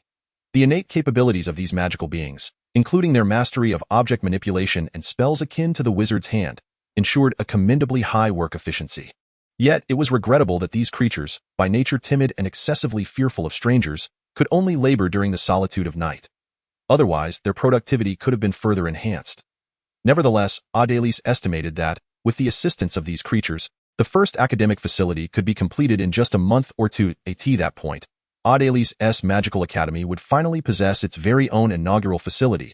Amidst the cacophony of construction noises, Adelis glanced back at the small dwelling where Leah and the others resided, seemingly concerned that the commotion might disturb them. However, within their modest abode, Adelis had long since arranged a silent enchantment, alleviating any concerns about disturbing their rest. Noticing that everything was in order and that the magical creatures could manage their tasks without supervision, Adelis decided not to linger any longer, turning back towards her own quarters. Yet, rather than retreating directly to her chamber for slumber, she approached the door of another room within the house and gently pushed it open. Inside lay a rather austere space, devoid of windows and furnished solely with unadorned wooden walls, lacking any furniture. However, at the center of the room, an astonishing sight captured the eye in the midst of a complex magical array. A rift that appeared to rend the very fabric of space stood suspended in midair, emanating an ever-shifting array of colorful luminescence. Chapter 27. The one-eyed elder, accustomed to the peculiarities of the room, Adelis did not linger in her observation. Instead, she approached the periphery of the magical array and lightly tapped it with her staff, causing the intricate designs etched into the floor to emit a gentle glow. As the array activated, the rift in its center seemed to be torn asunder by an unseen force, gradually widening until it formed an elliptical passageway through which one could pass. Through this opening, a vague scene could be discerned on the other side. Without hesitation, Adelis stepped into the passage. As she traversed it, the scenery before her transformed dramatically, revealing an ocean of shimmering colors that unfolded before her. However, she merely cast a fleeting glance before proceeding onward. A few steps later, a towering lighthouse emerged in her path. An elderly figure with a single eye stood quietly beneath the lighthouse, gazing out at the vibrant ocean. Sensing Adelis's arrival, he turned his head towards her. Upon seeing her, the one-eyed elder smiled faintly, but said nothing further, returning his gaze to the ocean of colors as if awaiting something. Hastening to the elder's side, Adelis regarded the luminous sea before speaking. "Has no one come today?" In response, the elder shook his head. Upon seeing this, Adelis couldn't help but let out a sigh of disappointment. Alas, still no visitors? What could be the reason? We have established the temporal markers here. Why have the others participating in the Ember project not arrived as planned? Gazing at the vibrant sea of colors, Adelis furrowed his brow, but it was evident that he would find no answers to these questions here. After standing with the one-eyed elder for a while longer, Adelis shook his head, decided not to linger any further, and quietly bid farewell before retracing his steps. As Adelis departed, the elder remained unmoved, silently standing before the lighthouse, his gaze fixed upon the colorful sea, seemingly waiting for something. Meanwhile, the imposing lighthouse stood quietly behind him, its pinnacle still radiating a dazzling brilliance. Though Leah had a restless night due to the presence of an unfamiliar guest, she nonetheless awoke early to prepare for her classes. However, as she stepped out of her room, she was taken aback to find someone had risen even earlier than she had. "Ah, you're up? May I ask where the food is kept? I intended to make breakfast, but..." The red-haired girl's inquiry momentarily stunned Leah, who was still groggy from sleep. After a brief moment of recollection regarding the girl's name, Leah replied somewhat apologetically, "I'm sorry, Eileen, I forgot to mention last night that there's no need to prepare breakfast. We can simply eat with the teacher." "Oh, I see." Eileen's expression shifted to one of realization, yet she soon appeared somewhat troubled. "However, isn't it a bit inappropriate for Adelis to prepare breakfast for us so early in the morning?" "Eh?" Leah was momentarily bewildered by Eileen's question, as she had not considered this issue at all. To her, it seemed there was nothing Adelis could not handle, to the point where she subconsciously regarded him as infallible. Yet, upon reflection, it did seem somewhat burdensome for one person to be responsible for the meals of 4 individuals. Acknowledging this, Leah admitted, "Well, that does seem to be true." Despite recognizing the problem, Leah struggled to conceive of a viable solution. After all, having shouldered familial responsibilities from a young age and resolutely becoming a hunter, she was not adept at cooking. Thus, she turned her gaze towards Eileen, who stood before her with confidence. "Didn't she mention she could cook?" With this thought in mind, Leah inquired, "Eileen, can you cook?" "Of course. This is an essential skill for a personal mate." "Are you doubting my professional abilities?" Eileen responded without hesitation, adopting an expression that suggested she felt slighted. In response, Leah quickly clarified, "No, it's just that if you can cook." Then as Leah gradually outlined her plan, Eileen nodded in agreement, unable to suppress a smirk that hinted at her cleverness. She really is quite naive, just a little coaxing, and she's easily ensnared. Indeed, the scene unfolding that morning was no mere coincidence, but rather the first step in Eileen's meticulously devised plan to ensure Amelia remained here. Following an intimate late-night conversation with Amelia, Eileen had finally discerned her determination to learn magic. That resolute spirit was something Eileen had never seen in Amelia before. Thus, in order to assist Amelia in staying after a month, Eileen decided it was time to take action. Though Adelis appeared formidable, his student Leah was clearly a potential point of leverage. Especially in light of yesterday's events, it is evident that Leah holds a significant place in Adelis's heart. Otherwise, Adelis would not have reacted so strongly. This also afforded Erin an opportunity to implement her plan. Leah mentioned that you wish to take charge of the cooking." When faced with Adelis's inquiry, Erin nodded without hesitation. Observing Erin's seemingly earnest demeanor, Adelis pondered for a moment before continuing to speak. "This is not impossible. However, there may be some issues regarding the ingredients." "Ingredients?" At this, Erin was momentarily taken aback, subsequently glancing down at the bountiful breakfast spread on the table. Then raising her gaze to Adelis, her sparkling eyes brimming with profound confusion. You don't believe that I prepared all this, do you? If not you, then was it made by a ghost?" At this revelation, Erin truly appeared bewildered. Noticing Erin's expression, Adelis exchanged a glance with Leah, who was equally perplexed. Before chuckling softly, he reached into the ample pocket of his mage robe and retrieved a beautifully embroidered bag of red and blue. As everyone was captivated by the bag, Adelis finally began to explain. "In truth, none of these delicacies were prepared by me. They were extracted from this bag." Chapter 28. The culinary bag extracted? From this bag? Now, even Amelia, who had been a mere spectator, could not help but inquire with curiosity. Indeed. Adelis met her gaze and nodded, continuing his explanation. "This bag is known as the culinary bag, a magical item from which one can directly retrieve any food that has been previously tasted." As he spoke, Adelis demonstrated. He extended a hand into the bag and, to the astonishment of Leah and the others, produced a cake from within. How marvelous! Witnessing this spectacle, Leah and the others could not suppress their exclamations of wonder. Observing their astonished expressions, Adelis smiled and encouraged them. "Study diligently. With enough effort, you too may one day create such wondrous magical items." Can I truly create magical items as marvelous as this? In that moment, captivated by the enchanting culinary bag, Leah and her friends began to let their imaginations wander. Particularly Erin, who had previously shown little enthusiasm for magic, now found her mindset subtly shifting, albeit without her immediate awareness. "Field, are you truly set on going to Alua village right now?" In response to his friend Collins's inquiry, Field gazed towards the distant horizon and nodded. "Indeed, it will take some time for my father's command to arrive, and I do not wish to simply remain here in waiting. Moreover, since I promised Baron Grace, I must certainly keep my word." While the sentiment expressed is undoubtedly accurate, Collins, fully aware of his friend's disposition, refrained from further persuasion and instead shifted his gaze towards Herbert, who was also preparing for departure. "Then, I entrust Field to you, Sir Herbert." The latter, seemingly aged overnight, nodded in acknowledgement. At this moment, Herbert had indeed regained his composure. However, it was evident that he bore a profound psychological scar left by Adeliz. Thus, upon learning that Field intended to leave Maplewood Village for Aluma Village, he promptly expressed his desire to accompany him. Clearly, any opportunity to distance himself, even slightly, from Adeliz, would significantly alleviate the burdens weighing on Sir Herbert. Consequently, Collins, who had initially planned to accompany Field, found himself yielding his position to Herbert, while he himself remained in Maplewood Village to await orders from the Duke. "Take care on your journey." After embracing Field in farewell, Collins stood outside the camp, watching the receding figures of Field and Herbert, and could not help but let out a sigh. "I hope all goes well for them." For reasons unbeknownst to him, an ominous premonition lingered in Collins' heart. "What? You say the killer Jack is dead? And he was slain by that Adeliz fellow?" Baron Grace, situated in Sinmu town, was visibly taken aback upon hearing this news, as it was indeed astonishing. Had it not been for the fact that the messenger was a trusted confidant of Field, Grace would have suspected he was the victim of a jest. However, after repeatedly confirming the information, Baron Grace had no choice but to accept this startling reality.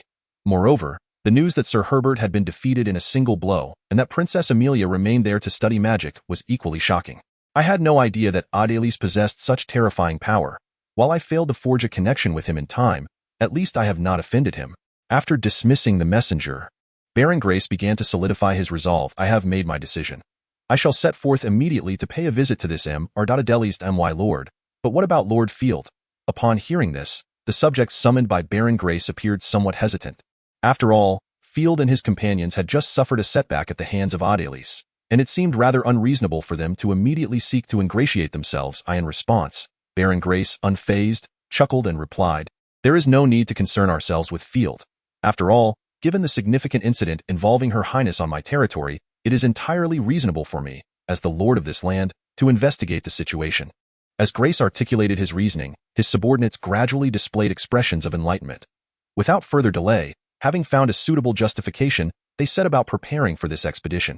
Alas, is that child still not speaking? Outside a dilapidated tent, a middle-aged man gazed at the woman emerging from within and inquired. The woman, holding an empty bowl, shook her head in response to his words, her face betraying a look of distress, evidently troubled by the situation. Observing this, the middle-aged man sighed, peered into the tent, and then lowered his voice to say, "Please take care of him. After all, he has just lost his parents, and that scene must be quite he recalled something." His voice gradually faded, and with another sigh, he chose not to continue. "Alas, we are all pitiable souls," the woman lamented, lifting her gaze to survey the surrounding dilapidated tents and the villagers temporarily residing here, each bearing some scars of hardship. "I wonder how Qingye village is faring now. When shall we ever return?" Upon hearing this, the middle-aged man also sighed deeply. Just as he was about to utter something further, a commotion erupted outside. They both turned their heads towards the sound, yet the man's left leg seemed injured, rendering him unable to move, so he remained seated, straining to see.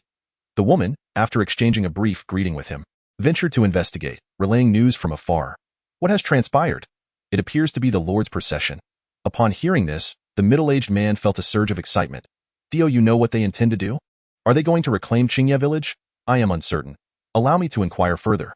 Some townsfolk had followed from the village to witness the spectacle, and after some investigation, the woman finally gleaned the situation. "It seems not. Some say the Lord is heading to Baimu village." "Baimu village? What business could they have there?" The middle-aged man expressed his confusion. "It is said they are going to visit a notable figure." The woman replied, a hint of uncertainty in her tone. "A notable figure? What prominence does Baimu village possess?" The middle-aged man too felt puzzled, but at that moment, a nearby individual, seemingly overhearing their conversation, suddenly spoke up with an air of mystery. "Heh, I happen to know about this." As the gazes of those around turned towards him, he smiled with satisfaction before continuing. I have heard that within the Andos Mountains nearby Mu village resides a Lord Adelis, who claims to be a magician. It is rumored that anyone who finds him will be taught the art of magic. However, as he spoke, someone interrupted him, wearing a skeptical expression. Magic? What is that? This prompted a flurry of discussion among the others present, as they had never before encountered such concepts as magic or magicians. In response, the man remained unfazed, instead displaying a look of incredulity at their ignorance. Tiske, you truly do not know about this, do you? Magic? It is indeed quite formidable. I have personally witnessed Lord Adelis effortlessly vanquish a gale wolf using his magical prowess. The spectacle was truly as he spoke. The individual began to embellish his account extravagantly. Yet, it was evident that he had not genuinely witnessed such a scene, for his descriptions were rather far-fetched, and even the details appeared somewhat incongruous. Nevertheless, the surrounding audience listened with rapt attention. The speaker was oblivious, while the listeners were keenly engaged. Inside the tent where the woman had emerged, a boy lay on the bed, his eyes devoid of life, resembling a corpse. Upon hearing that Adelis had easily slain the gale wolf, the boy's previously vacant gaze gradually ignited with a flicker of vengeance. Sir, there are individuals trailing us, a voice reported. Upon hearing this, Baron Grace, who was riding at the forefront of the group, frowned and glanced back.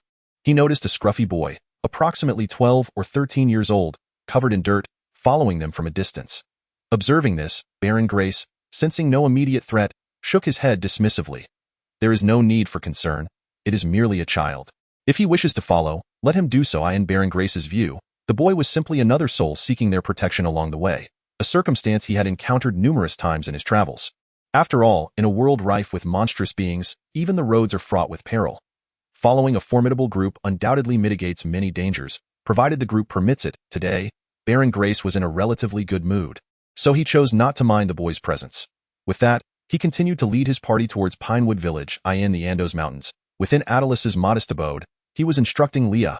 However, halfway through the lesson, after concluding a segment, Adelis abruptly inquired of Leah, who was seated attentively. Leah, how far along are you with the book? A detailed explanation of basic meditation techniques.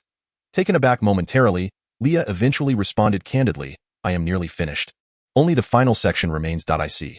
After a brief pause, Adelis continued, have you memorized the meditation steps and methods outlined within? Yes, I have. Although Adelis had previously advised her against attempting meditation haphazardly, Leah's fervent yearning for magic had allowed her to commit the steps and methods of basic meditation to memory. Adelis scrutinized Leah's expression, convinced she was not fabricating her response, and nodded in approval. In that case, follow me. With that, Adelis turned and strode towards the rear of the house. Seeing this, Leah hurriedly followed, but now quite familiar with Adelis, she boldly voiced her curiosity.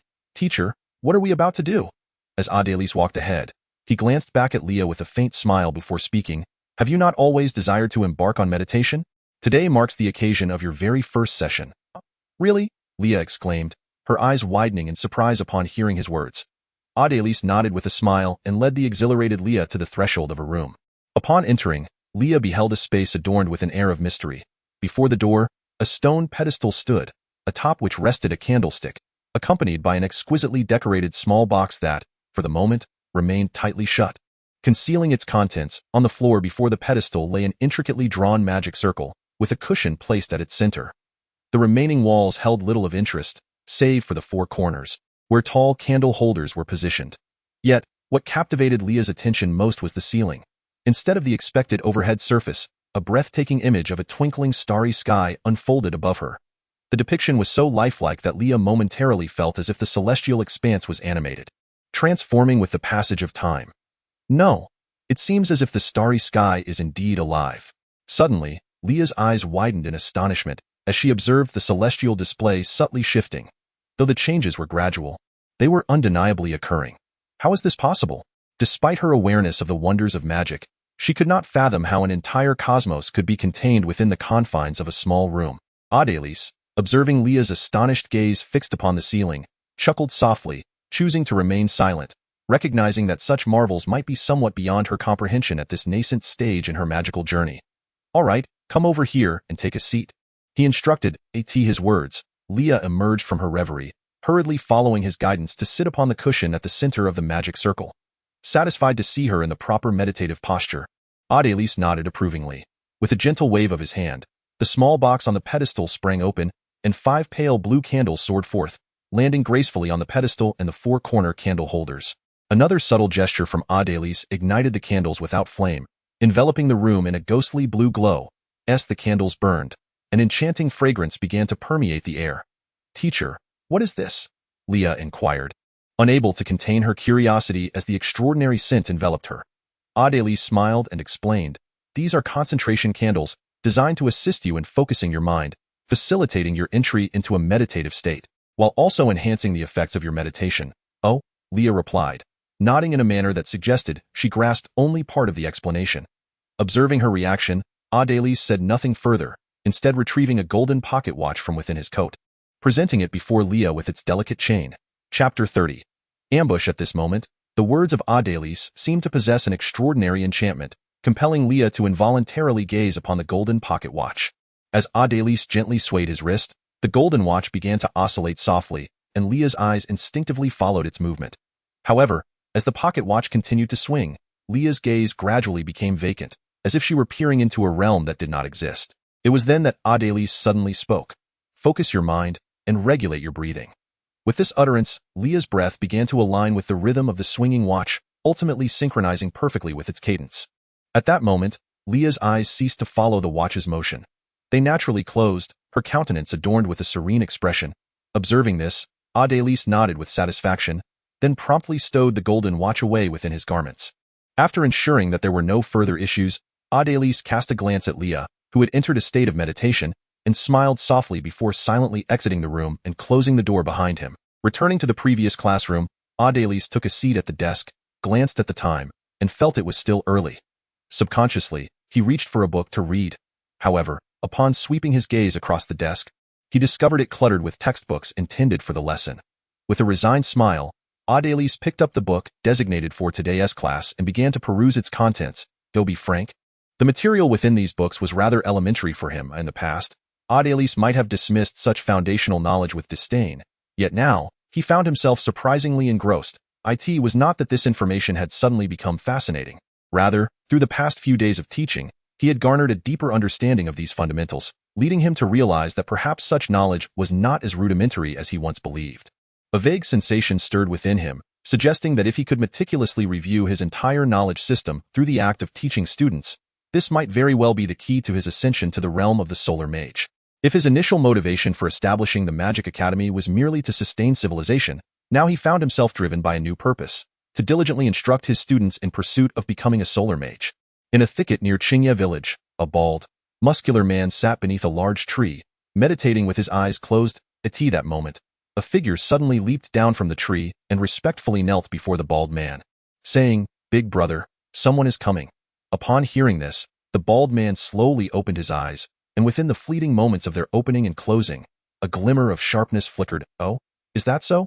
Then let the brothers get to work." As he spoke, the bald man stretched his neck, producing a resounding crack from his bones, and rose to his feet. With a casual motion, he lifted a colossal axe, roughly the size of a door, and rested it upon his shoulder. At that moment, upon hearing the command of the bald giant, the messenger unexpectedly emitted a series of bird-like calls, which were promptly echoed by similar sounds from afar. Soon after, countless shadowy figures emerged from the distant woods, swiftly darting between the branches, rushing towards the scene. Observing this, the bald giant suddenly propelled himself forcefully from the ground, launching into the air like a cannonball.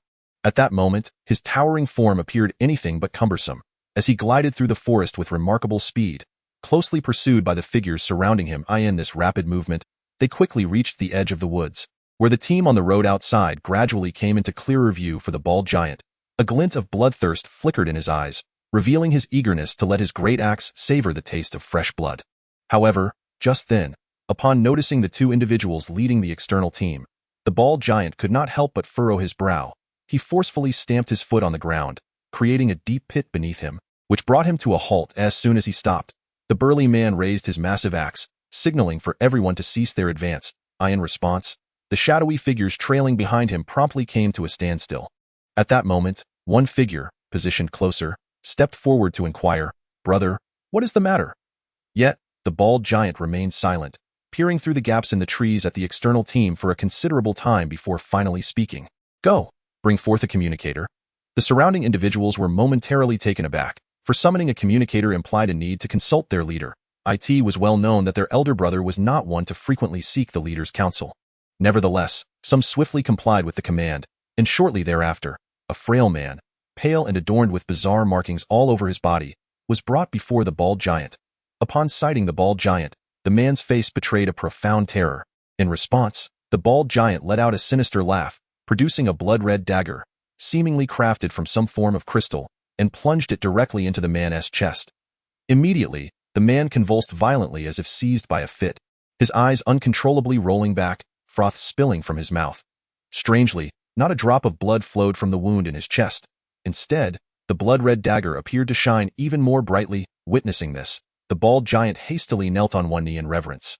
At that moment, the convulsing man abruptly stilled, slowly rising to his feet, his eyes now merely white, fixed intently upon the kneeling bald giant before him. "What is it?" he inquired in a raspy, deep voice. The bald giant respectfully replied, "My lord, there has been an incident in Qingya village." An incident? The tone of dissatisfaction in the response made the bald giant's heart tremble, prompting him to hasten his explanation. "Unbeknownst to me, one of the northern twins, Field, along with the Thunder Knight Herbert, is currently leading a small cadre of Antelope Knights towards Qingya village. Given the strength I possess at this moment, I fear I lack the assurance to completely detain them all." Chapter 31. The Magical Whistle Field and Herbert. It is evident that this turn of events has somewhat taken the enigmatic leader by surprise. After a moment's contemplation, he suddenly inquired, "What if we include the Demon Wolf Legion?" Although the question seemed somewhat disjointed, the bald man nonetheless grasped the implication. Including the Demon Wolf Legion, it could indeed be worth a try, though I fear we may not have absolute certainty. The bald man pondered for a while, nodding slowly, only to shake his head shortly thereafter. "They are certainly not our adversaries, yet both Field and Herbert are formidable awakeners. Should they resolutely seek to break through, we might struggle to impede their escape. Is that so? That does indeed present quite a conundrum." Clearly, even this leader felt a measure of difficulty in such circumstances, especially since the plan was on the verge of execution and must not raise the alert of that individual. Otherwise, the old fox would not hesitate to evade any hint of danger that might arise. After a lengthy contemplation, the leader finally spoke. "In that case, let us abandon Qingya village, erase all traces, and retreat into the nearby Andos mountains to conceal ourselves. Once they find no evidence in Qingya village, they will inevitably depart." "Yes, I shall obey your command," the bald man replied with utmost respect, but at that moment, the frail man before him seemed to suddenly lose all support, collapsing to the ground. His skin rapidly began to wither and roughen, and his body visibly shrank at an alarming rate. Yet, the blood-red glow emanating from the dagger lodged in his heart appeared to grow even more resplendent under the sunlight. For a moment, the scene seemed rather uncanny, and in response, the bald man remained unfazed, sneering coldly as he rose and decisively extracted the blood crystal dagger from the now desiccated corpse. After casting a lingering glance at Field and the others outside, he turned and led his companions back into the dense forest.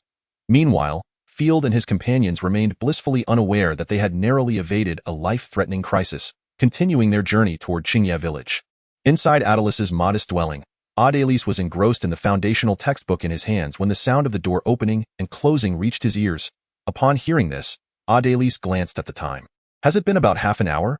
For a first meditation, that seems neither good nor bad." Just as Adelis was assessing Leah's aptitude, she emerged from within.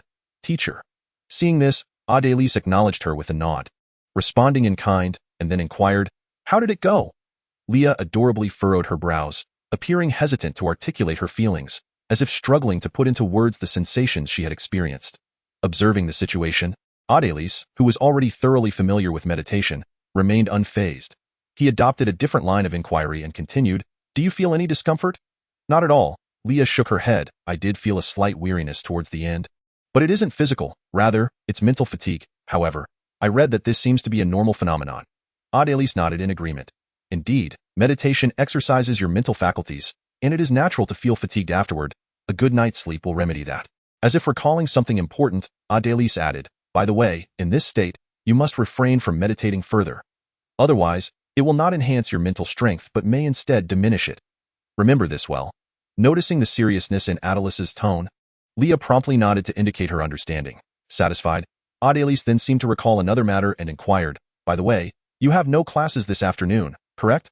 Although Leah found it somewhat curious why Adelis would ask such a question, she replied, "Yes, teacher. Time indeed flies. I cannot believe it has been nearly a week since you began your studies in magic. Adelise remarked with a hint of nostalgia. He then retrieved a whistle adorned with an eagle's head motif, crafted from a material reminiscent of jade, from the voluminous folds of his robe. This is a magical whistle. If you wish to return home this weekend, you can use it to make your way back. At this moment, Leah realized the reason behind Adelice's earlier inquiry, and she couldn't help but express her gratitude with delight. Thank you, teacher. While Leah was eager to master magic, her family held the utmost importance in her heart. Thus, the prospect of utilizing her spare time for a visit home was indeed something she cherished. Observing Leah's joyful reaction, Adelise smiled. Although the pursuit of magic required arduous effort, Adelise was not one to endorse a draconian, isolating education. After all, while mastering magic is crucial, a magician is first and foremost a human being, who equally requires the essentials of life, such as familial love, friendship, romance, and a plethora of other beautiful emotions. The absence of these could lead to various psychological deficiencies, albeit with differing degrees of severity. Adelise aspired for his students to be free from such flaws.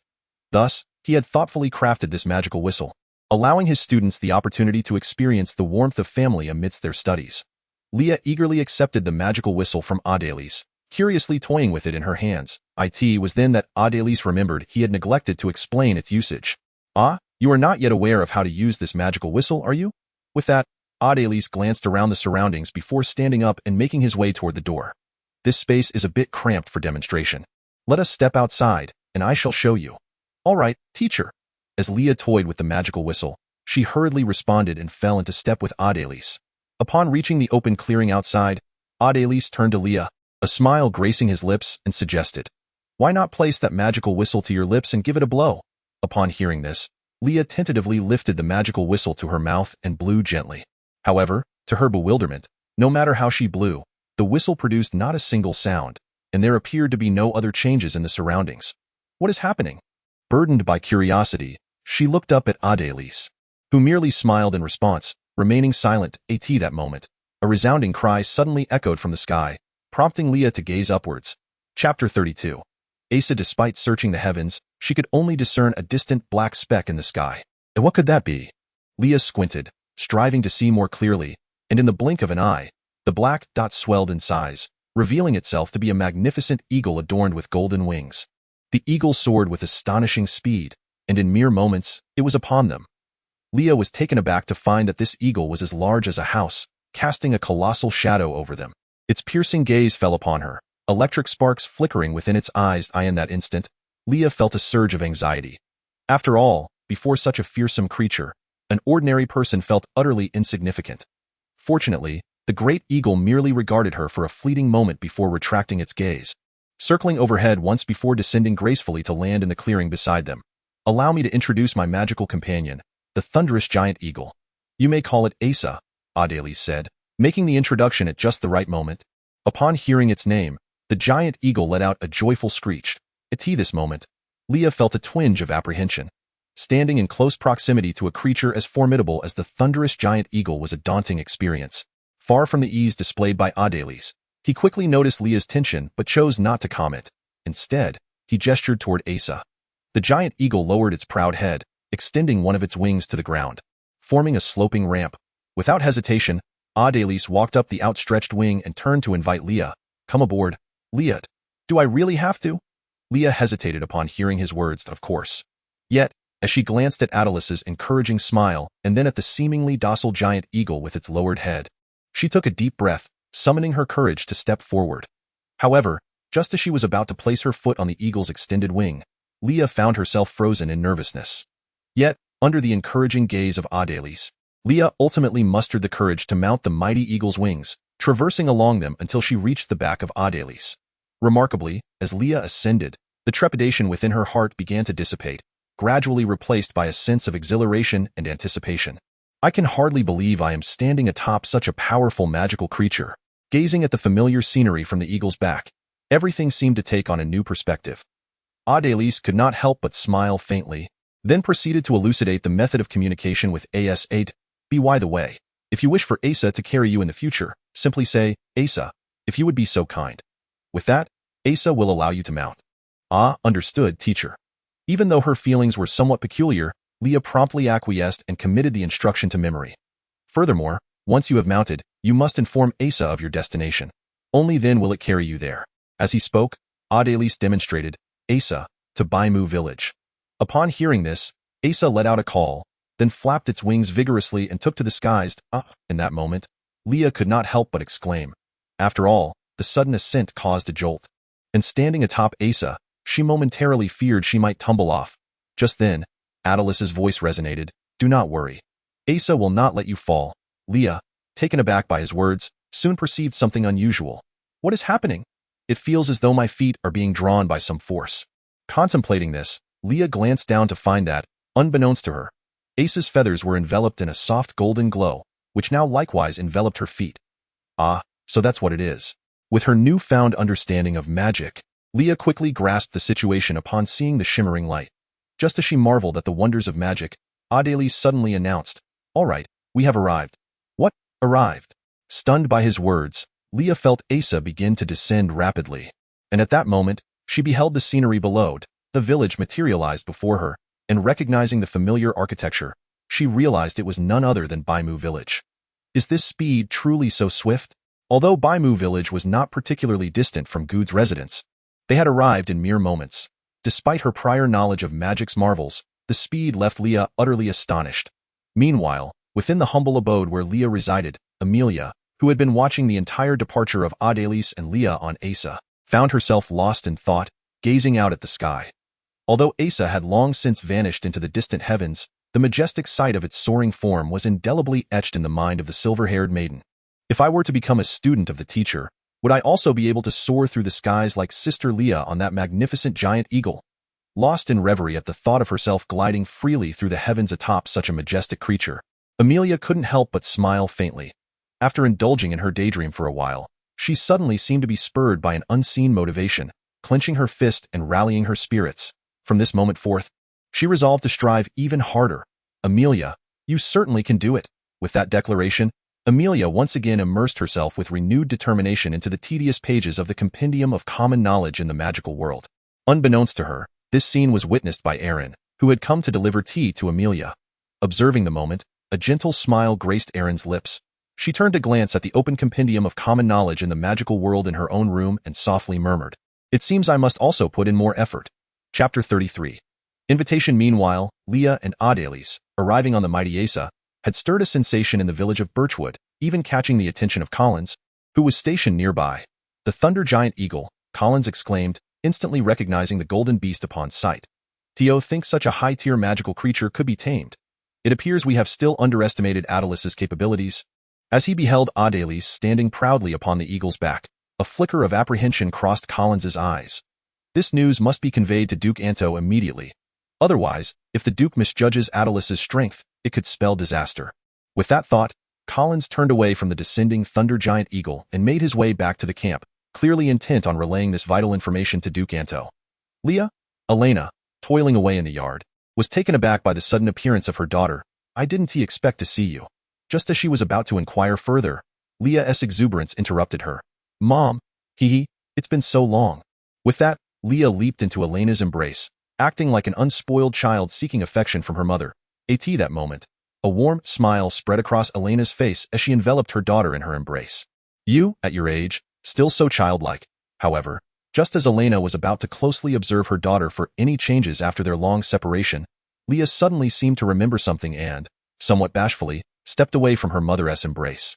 Ah, by the way, the teacher has also arrived. This, Elena instinctively glanced toward the doorway and indeed, she spotted the handsome Adelise standing there, smiling back at her. Why, apologies for the intrusion, Ms. Elena. Upon hearing Adelise greet her, Elena quickly curtsied and responded, Ah, Mr. Adelise. I'm so sorry for not noticing your arrival earlier. As Adelise was not only Leah's teacher, but also the family's most significant benefactor. Elena naturally did not dare to be negligent. Adelise smiled and waved his hand dismissively, indicating that there was nothing of concern. Subsequently, in order to avoid interrupting the precious moment of reunion between mother and son, he directly articulated the purpose of his visit. You see, I happened to bring Leah along this time, so I thought I might as well come and finalize this week's transactions. Initially, Adelise believed this task would be swiftly accomplished. However, much to his surprise, a look of distress crept onto Elena's face upon hearing his words. Thus, Adelise could not help but inquire, Is there a problem? Elena glanced at Adelise before slowly responding, Well, the truth is, It seems that this week's transaction may not be completed. What do you mean by not completed? Adelise furrowed his brow, while Leah beside him could not restrain herself from asking, Mom, what is the matter? Why can't we complete the transaction with the teacher? Although she was reluctant to lose Adelise as a benefactor, Elena ultimately decided to disclose the situation honestly. It turned out that as Adelice's demands grew increasingly numerous and varied, it became evident that it was impossible for Elena to prepare everything within a single week. Fortunately, the price offered by Adelise was sufficiently high that even if she had to procure items from others, she could still earn a considerable profit. Thus, Elena had been ordering goods from a trading guild, which would deliver supplies weekly. However, due to the recent devastation of Qingye village by monsters, coupled with the frequent monster attacks in the vicinity, the trading guild had ceased deliveries to this area for safety reasons. This was the root cause of Elena's inability to fulfill this week's transaction. So that's how it is, Adelise mused, not feeling any anger, as it was not Elena's fault. Moreover, with the Academy's development, relying solely on Elena for supplies had indeed become somewhat burdensome, especially considering that the quantities Adelise would require in the future would be quite substantial. But the primary issue still revolves around the monsters. Although he had previously understood that monsters were prevalent in this world, where venturing slightly beyond the village meant entering their dominion, Adelise had not given this issue much weight, as his previous world also harbored numerous monsters. In fact, in Adelice's former reality, it was not humans who faced life-threatening dangers, but rather the monsters themselves. To prevent certain species from being exterminated, his original world had even sent individuals to establish protected areas for monsters, thereby safeguarding them from human harm. However, it was evident that this world was entirely different. The rampant monsters posed a significant threat to human existence. In fact, following monster attacks, normal commercial activities in a region were often forced to come to a halt. Such an environment surrounding the Academy was clearly untenable, as the magical institution ultimately depended on human society. All students were, after all, part of the surrounding community, and if that society was in turmoil, it would be impossible for them to study with peace of mind. In that case, it seems that the security in the nearby areas must be addressed promptly. Otherwise, this could hinder the Academy's development. As for the matter of procurement, perhaps it could be approached in this manner. Adelise cast a glance at the visibly anxious Elena and Leah before breaking into a reassuring smile, saying, There is no need for concern. This matter is not your fault, Lady Elena. It is merely that. Upon hearing this, both Elena and Leah, who had initially relaxed, found themselves tensing up once more. Merely what? Merely that the supplies are indeed essential for the Academy. How about this, Lady Elena? Since the trading company you ordered from is unwilling to deliver, might you be interested in becoming my agent, specifically tasked with managing the Academy's affiliated trading company? At this, both Elena and Leah were momentarily taken aback, and before Elena could respond, Leah eagerly interjected, The Academy has an affiliated trading company. Teacher? Not at present. Adelise replied with a calm smile. Not yet. Then, teacher, do you? Leah's surprise was palpable, and a flicker of disappointment crossed Elena's eyes. However, just as Leah was about to voice her thoughts, Adelise interrupted her. But, should Lady Elena agree, then this trading company will come into existence immediately. With that, Adelise turned his gaze to Elena, noticing a hint of hesitation lingering in her eyes, prompting him to continue. If your concern lies with funding, there is no need for worry whatsoever. As he spoke, Adelise reached into the ample pocket of his mage's robe and produced a box the size of a human head, placing it upon the table beside him. The thud it made indicated that the contents were indeed substantial. Chapter 34. The Visit of Baron Grace. What is this? Elena and Leah exchanged puzzled glances at the unassuming wooden box. Observing their expressions, Adelise smiled and urged, Go ahead. Open it. At his prompting, Leah, who had a closer rapport with Adelise, stepped forward to unveil the box. The moment it was opened, the entire room was bathed in a golden hue. Gold? It's all gold? Leah exclaimed in astonishment, her eyes widening at the sight of the densely packed treasure within the box. Even Leah, who had witnessed her fair share of marvels, was left speechless by the sheer abundance of gold, while Elena, who had never encountered such opulence, stood utterly entranced. Seeing their reactions, Adelise nodded in satisfaction and continued, The funding will be entirely provided by the Academy.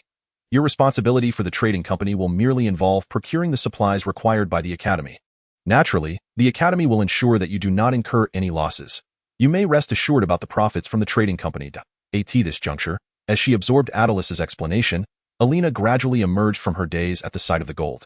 Although she found herself irresistibly drawn to Adelice's proposal, a lingering sense of rationality reminded her of the challenges that lay ahead. But what about the manpower?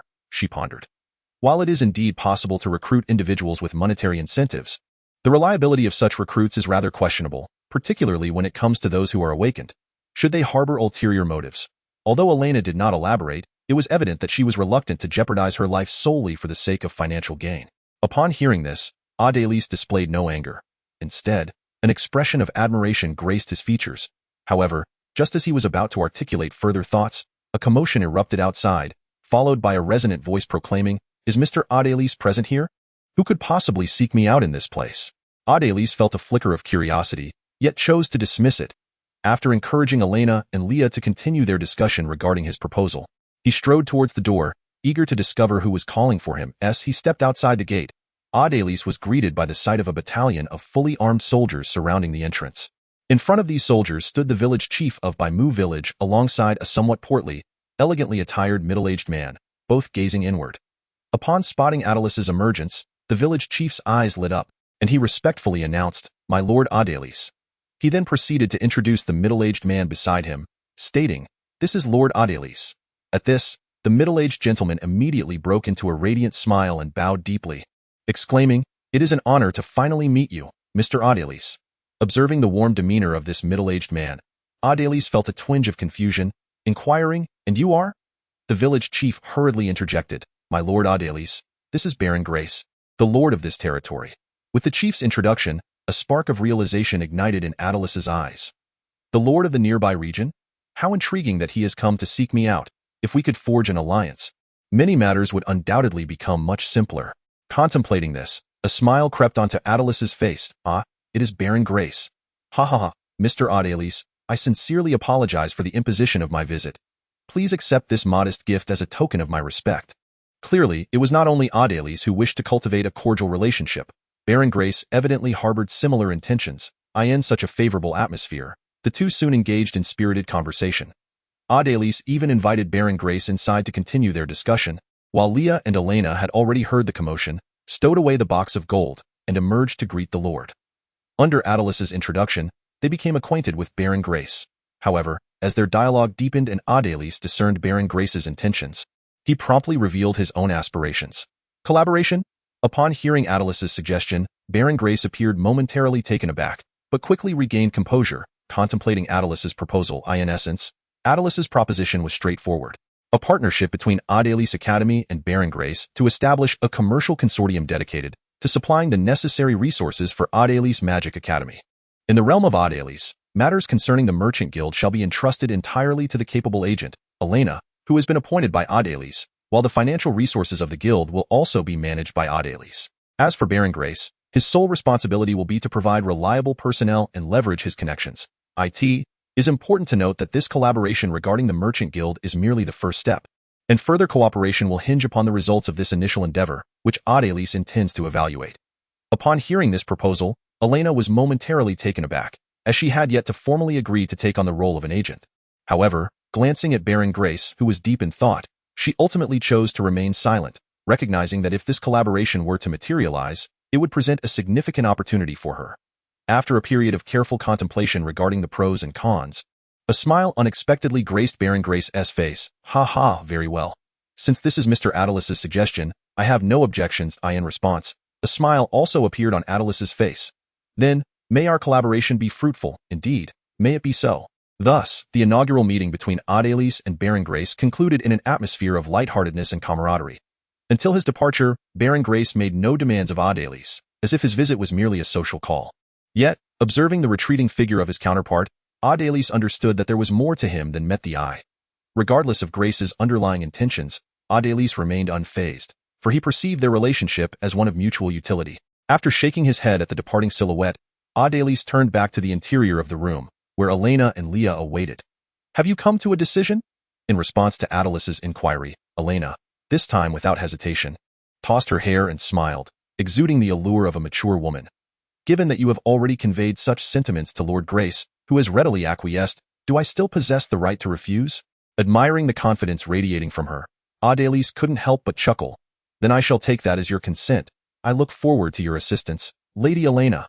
As he spoke, a thought suddenly struck Adelise, prompting him to add, "By the way, since you are now in my employ, we must address your safety, for I would not wish to hear of my agent falling victim to some monstrous attack." With a wave of his hand, a figure clad in formidable armor materialized within the room.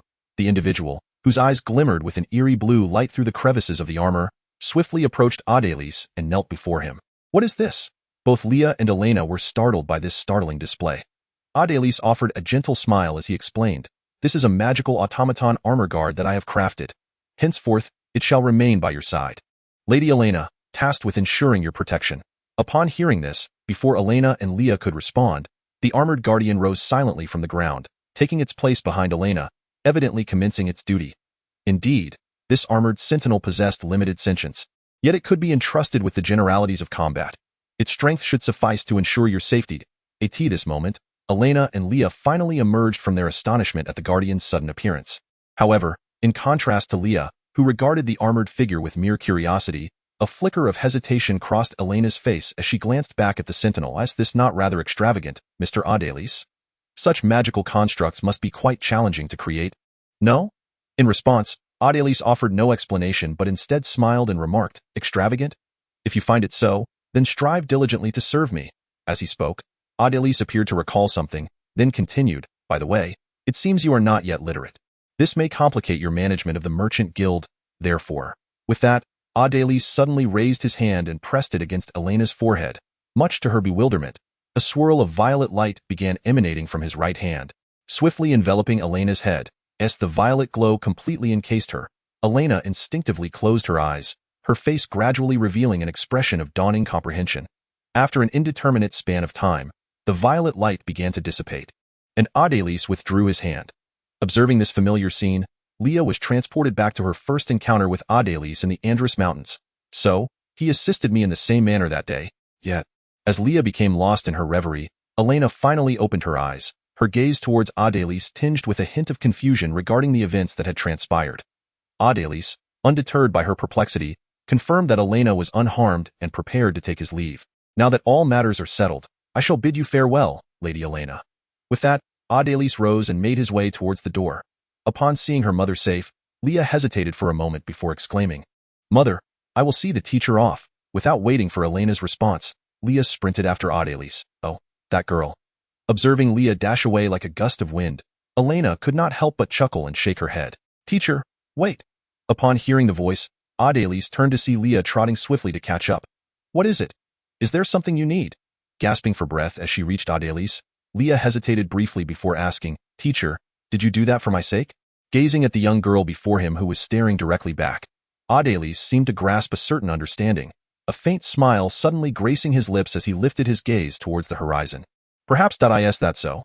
Clearly, this answer did not satisfy Leah. On one hand, it was for your sake, as such an approach would enable you to focus more intently on your studies at the academy. Wouldn't it? Is it merely for studying? For reasons unknown, a flicker of disappointment unexpectedly crossed Leah's heart. On the other hand, it was due to your mother, Lady Elena, who is indeed a person worthy of trust. As he spoke, Adelis suddenly turned his gaze towards Leah. Faced with Adelis's penetrating gaze, which seemed to see through to her very soul, Leah instinctively lowered her head in a manner reminiscent of a child who had done something wrong. In response, Adelis chuckled softly and said, "Well then, you have finally returned home after such a long time. Go and spend more time with your family. There is no need to see me off." With that, Adelis continued on his way into the distance. At that moment, Leah hurriedly called out, "Take care, teacher." Adelis did not turn back but simply waved his hand as he walked on. Leah stood still for a long time, gazing at Adelis's retreating figure, and suddenly, a smile appeared at the corners of her mouth as if she had recalled something. "Thank you, teacher," she whispered softly. After Adelis's figure vanished completely from sight, Leah finally turned to head home. Adelis is not as difficult to approach as the rumors suggest. Just then, Baron Grace, having just left Leah's home, pondered over his earlier conversation with Adelis. Reflecting on Adelis's student Leah and the Princess Amelia, who intended to study magic under Adelis, he noted that both were strikingly beautiful. Even Adelis's proxy, Elena, though dressed like an ordinary peasant woman, was recognized by the experienced Baron Grace as someone who, with just a little adornment and a change of attire, would undoubtedly transform into a captivating matron. As these thoughts crossed his mind, Baron Grace seemed to come to a realization. If that is the case, it would not be unwise to take advantage of this. With this in mind, Baron Grace thought of his beautiful niece, whom he had taken under his wing since childhood and raised as his daughter. It seems the time for reaping the rewards of these years of nurturing has finally arrived. Perhaps I shall bring her along on my next visit. As for why Baron Grace would go to such lengths to please Adelise, that was, of course, due to Chapter 36. The discovery of Knight Herbert. Just as Baron Grace stepped out of Birchwood Village, he turned his gaze towards the golden giant eagle resting in the distance, its eyes closed in serene repose. Even from afar, he could feel the overwhelming presence that was characteristic of a superior being. The thunder giant eagle, Baron Grace had recognized it almost instantly upon arriving in Birchwood Village. As an erudite and seasoned nobleman, Baron Grace was acutely aware of the terror embodied by the thunder giant eagle. A fully grown specimen of such a formidable creature could effortlessly annihilate his entire army and devastate the town of Senmu. Upon learning that this fearsome beast was merely the steed of Adelise, the shock experienced by Baron Grace was beyond imagination. Clearly, the outside world had vastly underestimated Adelice's prowess. To tame such a horrific creature as a mount suggests that Adelise himself must possess an equally terrifying strength. The mere contemplation of this sent a shiver down Baron Grace's spine. Such a person could never be allowed to become his enemy. If becoming his adversary was out of the question, it followed that every effort must be made to cultivate a friendship instead. This was the essence of Baron Grace's survival strategy. In light of this, the collaboration with Adelise must be approached with utmost diligence. With this thought in mind, Baron Grace and his entourage began their return to Senmu, resolved to wholeheartedly engage in this partnership with Adelise to further strengthen their ties. Not long after parting ways with Leah, Adelise was approached by a young boy, no more than 12 or 13 years of age. "You wish to learn magic from me?"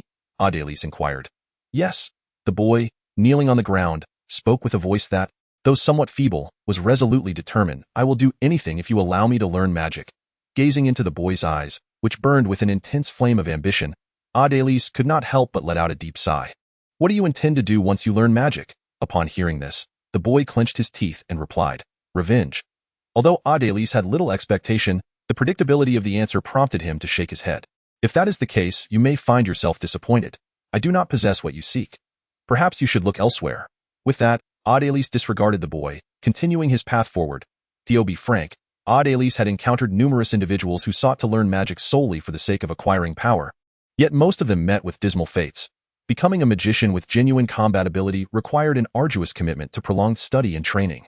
This journey often spanned years, with some requiring decades. Those who craved power typically lacked the patience for such an extended endeavor, and within the world of magic, temptations were rife. The whispers of dark deities, the seductions of demons, the lures of malevolent spirits. Ultimately, those desperate for swift power would find themselves devoured by these forces, leaving their very souls imperiled. Reflecting on these thoughts, Adelise shook his head and hastened away, leaving behind the bewildered boy, who remained kneeling on the ground, reluctant to rise.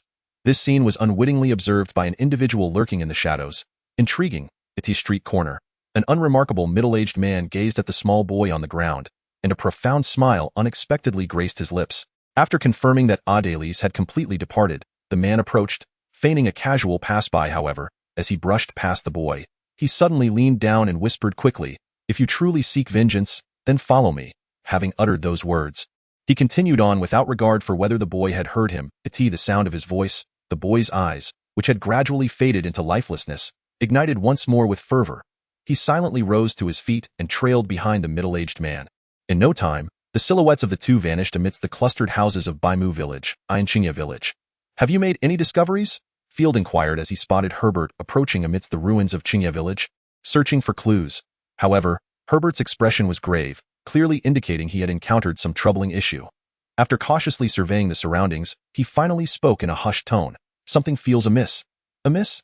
Field raised his gaze towards Herbert, intrigued. "What have you discovered?"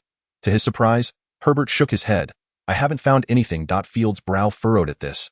Yet Herbert continued, "And that, in itself, is the most unsettling aspect." Upon hearing this, Field suddenly seemed to grasp something. Swiftly scanning the area before his expression shifted, "It is far too clean here." Although remnants of houses lay scattered, the ground bore traces of blood and various chaotic footprints, it was glaringly evident that this was a site of a monstrous attack. Yet there were no corpses to be found. Not even a shred of flesh remained, which was decidedly unnatural. Either the attacking creature was a ghastly beast with an insatiable thirst for blood and flesh, capable of devouring every last morsel, thus creating such a pristine scene. However, this was clearly implausible, for Field had previously learned that the attackers in Chinya Village were a wolf-like monstrosity. According to the survivors' accounts, it was likely a pack of Gale demon wolves, Creatures Field knew well enough to understand that they could not possibly leave the scene in such immaculate condition. This implied that someone had cleaned the site after the attack. While he had reached this conclusion, a sense of confusion still lingered within Field.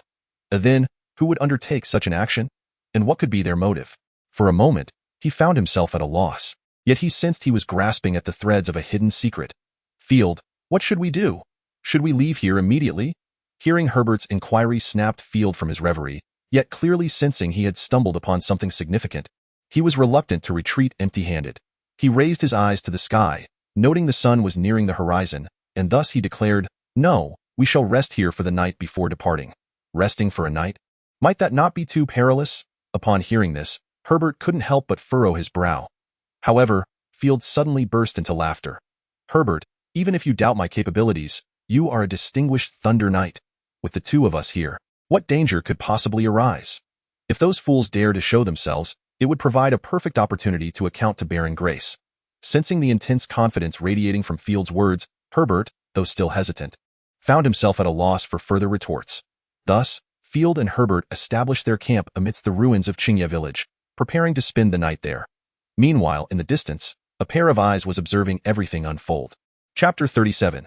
The battle at night. This is quite troublesome. In a nearby dense forest, a bald man gazed at the camp being set up by Field and his companions, murmuring softly, "Brother, do you think they have discovered something?" A middle-aged man, clad in ranger attire, inquired. The bald man pondered for a moment, then shook his head. "It shouldn't be that, but they must have sensed something." "What shall we do then?" Upon hearing the question, the bald man did not respond immediately, his eyes fixed on the distant figures for quite some time, until a sly smile crept onto his lips. "Since they are reluctant to leave, let us give them a reason to depart." He then whispered instructions to the ranger beside him, who promptly set off to carry out the orders. The bald man, watching Field and his companions, revealed a chilling smirk. Returning to his quarters, Adeliz had just dismounted from Ace's back when he spotted Amelia and Aileen waiting at his door. An apologetic expression crossed his face. "I'm sorry, I had a bit of a situation and returned late. You must be hungry." Upon seeing Adeliz return, Amelia exclaimed with joy, "Teacher, you are finally back. I thought I would starve." She clasped her hands over her stomach, feigning distress. Aileen, standing beside her, was much more reserved, merely offering a simple greeting to Adeliz. As Adeliz approached, he noticed that Leah, who had accompanied him earlier, was not present, prompting Amelia to curiously inquire, "Teacher, where is Sister Leah? Wasn't she with you?" Adeliz casually opened the door while explaining, "Leah? She went home because the next 2 days are the weekend, and she has no classes. So she decided to visit her family. Now, come inside." Upon hearing this, Amelia displayed a peculiar expression, her gaze tinged with longing and a hint of sadness as she softly murmured, "Going home." Seeing Amelia in such a state, Aileen felt a pang of sympathy, and without hesitation, reached out to grasp Amelia's small hand. Startled, Amelia turned to look at Aileen, but upon recognizing the encouragement in Aileen's eyes, she couldn't help but break into a sweet smile. Subsequently, casting a glance at Yadalis, who was continuously extracting various delicacies from a food bag, I turned back and silently mouthed to Aaron, "I'm fine." Upon witnessing this, Aaron couldn't help but smile, then released Amelia's small hand. Just then, Yadalis's voice rang out, "All right, it's time to eat. You must all be famished, so come and indulge." At the sound of this, Amelia let out a joyful cheer and, seemingly fearing that someone might compete with her for the food, dashed straight towards the feast laid out on the table. Seeing this, Aaron also smiled sweetly and followed suit. Yadalis, too, couldn't suppress a smile. "Finally, it seems like the academy is starting to take shape," he mused inwardly, then took a seat to relish the meal. Thus, an ordinary dinner at Yadalis Academy commenced amidst Amelia's laughter. I in the ruins of Qingye village, I in the dead of night, Field, clad in armor and sleeping in a tent, suddenly opened his eyes. He swiftly drew the long sword hidden beneath his pillow and emerged from the tent. As he stepped outside, Sir Herbert was already waiting for him, weapon in hand. Observing Herbert's heavy armor, Field couldn't help but chuckle. "It seems you were well prepared."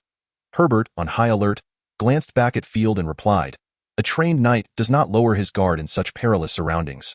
Just then, a chilling scream echoed from the edge of their camp, causing both men to frown slightly. They exchanged glances and hastened towards the source of the cry. However, by the time they arrived, only a mangled corpse remained, clearly indicating they had arrived too late. The pungent scent of blood filled the air, and as Field beheld the almost unrecognizable body, he frowned. "Can you discern what did this?" Herbert stepped forward to examine the corpse more closely. "There are signs of gnawing." This bears the hallmark of a ghoul. How could there be ghouls here? For Field, well versed in literature, the existence of ghouls was known to him, yet such creatures typically dwelled near large cities. Thriving on the abundance of corpses generated by urban life and truth, it was unusual for such a small village to harbor ghouls. One alone could devour an entire village's population within months, given their insatiable appetite. Just then, however, Sir Herbert suddenly stood up, scanning the darkness beyond the camp. Not only is there one, but there are several. Before Herbert finished speaking, a blood-red creature leaped from the shadows, its sharp claws sweeping towards him. Fortunately, Herbert had been on guard. He deflected the strike with his sword, yet the sheer force of the blow compelled him to stagger back a step in the confrontation. Upon witnessing Herbert being assailed, Field was immediately compelled to rush to his aid, but soon found himself preoccupied by a blood-red figure that burst forth from the shadows. A third crimson silhouette emerged from the darkness. Both Herbert and Field could not help but exhibit a slight change in countenance. After all, it had already proven quite arduous for the two of them to contend with a single ghoul. The introduction of a third would undoubtedly shatter the delicate balance of the battlefield. Fortunately, at that moment, other soldiers from the Antelope Night Brigade, alerted by the commotion, hastened to arm themselves and join the fray, transforming the scene into a chaotic melee. Yet, it was evident that the ordinary soldiers were no match for the ghouls, often succumbing to a single strike that left them bleeding and incapacitated. Nevertheless, these valiant soldiers managed to afford Field and Herbert a brief respite. Seizing this precious moment, Herbert, stepping back slightly to create distance, felt a surge of energy coursing through him, his hair standing on end as arcs of electricity crackled around his sword. Chapter 38. The Battle of the Awakened Monsters. Taste this, thunder slash. In an instant, a flash of lightning erupted as Herbert vanished from sight, the electric current slicing past the ghoul. Before long, he reappeared behind the creature, sword in hand. The once menacing ghoul now stood frozen, and a crimson line appeared at its throat, gradually widening until its grotesque head slid off its neck and tumbled to the ground. The surrounding soldiers erupted in jubilant cheers. Long live the Thunder Knight! The Thunder Knight is magnificent. Yet, Herbert remained motionless, clearly indicating that the strike he had just executed had not been as effortless as it appeared. Meanwhile, upon witnessing Herbert's decisive blow that felled a ghoul, Field, who was entangled with another ghoul, began to muster his strength. Strangely, the ghoul he was battling seemed to grow increasingly sluggish. Observing this, Field could not suppress a cold smirk. Then let this be the end. With a thunderous shout, he raised his sword high and brought it crashing down upon the ghoul. Bathed in moonlight, the blade emanated a bone-chilling aura, evidently causing the ghoul's movements to falter. Unable to react in time to the swift strike, the sluggish ghoul was met with the sword's edge, which sank deeply into its neck until a resounding crack echoed, signaling the blade's contact with bone. Feeling a slight resistance, a fierce glint flashed in Field's eyes as he exerted even greater force. With a sharp crack, the sword once more found purchase within the ghoul's body, carving a massive gash across its chest. Subsequently, the upper half of the ghoul's body slid off along the wound, crashing down into a pool of blood on the ground. The life force of the ghoul, severed in twain, remained remarkably tenacious. Its slanted upper body struggled amidst the pool of blood on the ground for quite some time before it ultimately fell still. Witnessing this spectacle, the third ghoul evidently felt a surge of fear, emitting a series of menacing roars before attempting to flee. However, at that moment, the rejuvenated Herbert obstructed its path. With the subsequent arrival of Field to the battlefield, the ghoul stirred not a ripple, ultimately succumbing in the sanguine depths under the combined onslaught of Field and Herbert. At this juncture, a bald giant lurking in the shadows observed the scene, his gaze fixated on Herbert and Field, revealing a glimmer of intrigue. Truly, the Thunder Knight Herbert and one of the Northern twins, Field, exhibited formidable prowess. However, it was regrettable that this occasion afforded no opportunity for confrontation. Yet, it would not be long before fate would conspire to reunite us. After casting a lingering glance at Field and Herbert, the bald giant seamlessly melted into the darkness, vanishing from sight. Morning arrived at the outskirts of Baimu village, where a dashing youth clad as a ranger stood upon a hillside, gazing at the distant Andos mountains, muttering curses under his breath. Damn it! I had thought Amelia would be safe with Field, yet that coward dared to abandon her in the heat of battle, leaving my sister all alone. I shall make him pay when next we meet. And those royal guards as well, how dare they neglect their duties? Just wait until I have my chance to deal with them. While he ruminated, the young man suddenly noticed figures peering from the royal guard's encampment near Baimu village. Instinctively, he lowered his head and pulled his hood further down, clearly wishing to remain inconspicuous.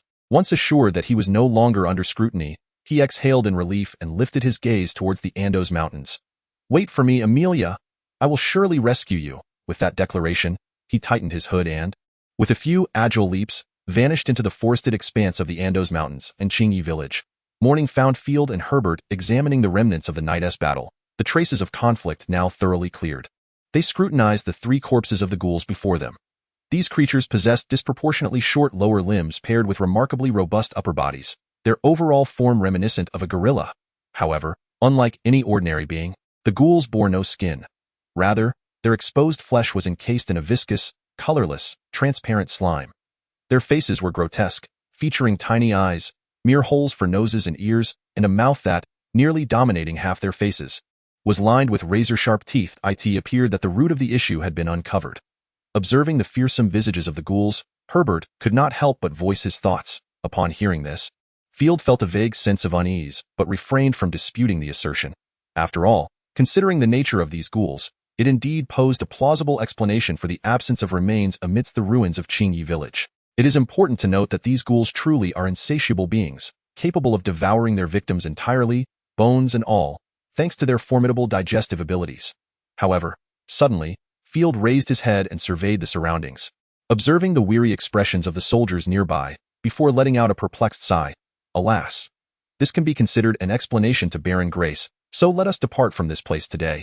Upon hearing his words, the soldiers around him couldn't help but cheer, for they were eager to leave this perilous and desolate location. Witnessing this, Field offered a resigned smile, choosing not to say anything further. After gathering his belongings, he led the group back towards Birchwood Village. Chapter 39. The silver-haired youth. "Oh, you claim you wish to duel with me?" Adelise felt a twinge of surprise at the sudden appearance of the silver-haired youth who declared his intent. Meanwhile, Amelia, observing the youth draw his sword, felt a surge of anxiety and attempted to dissuade him. "Brother, please don't act recklessly. Have I not already stated that I willingly follow my teacher to learn magic?" However, the silver-haired youth merely scoffed. "Humph. Surely, this fellow has coerced you into saying that. Fear not. Soon, I shall defeat him soundly, and then you will be free, Amelia." With that, he cast a taunting glance at Adelise. This scene, even the usually composed Erin could not help but cover her forehead in exasperation. "This fool is doomed." In contrast, Adelise remained unfazed, regarding the situation with the demeanor of an adult observing a petulant child. "It seems there are numerous misunderstandings between us." Yet before Adelise could finish his thought, he was abruptly cut off. Misunderstandings? I do not perceive any misunderstanding between us. Furthermore, why do you indulge in such trivialities? Matters between men should be resolved with blades. If you are indeed a man, then spare me the pleasantries. Will you accept or decline my challenge?" At this, Adelise's expression shifted slightly, the smile fading from his face. As the hem of his grand mage robe began to flutter gently, sensing a change, Amelia quickly interjected, "Teacher, please show mercy. Although my brother is a fool, he truly means no harm." Upon hearing this, Adelise paused momentarily before responding with a cold snort.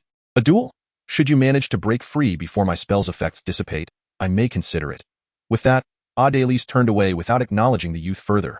Just as the silver-haired youth pondered the meaning behind Adelise's words, countless invisible tendrils suddenly emerged from the air, binding him tightly in place, rendering him utterly immobile. One of the tendrils even covered his mouth, silencing him completely. Observing the youth's frantic struggles, which proved futile, Amelia and Erin exchanged resigned glances. Subsequently, Amelia approached the silver-haired youth with a countenance full of helplessness, entirely disregarding the frantic signals for assistance emanating from his eyes. Sighing, she spoke, "Brother, why do you not heed my words?" Upon finishing her statement, Amelia ignored the youth's reaction, shaking her head in exasperation as she turned to head towards her modest dwelling.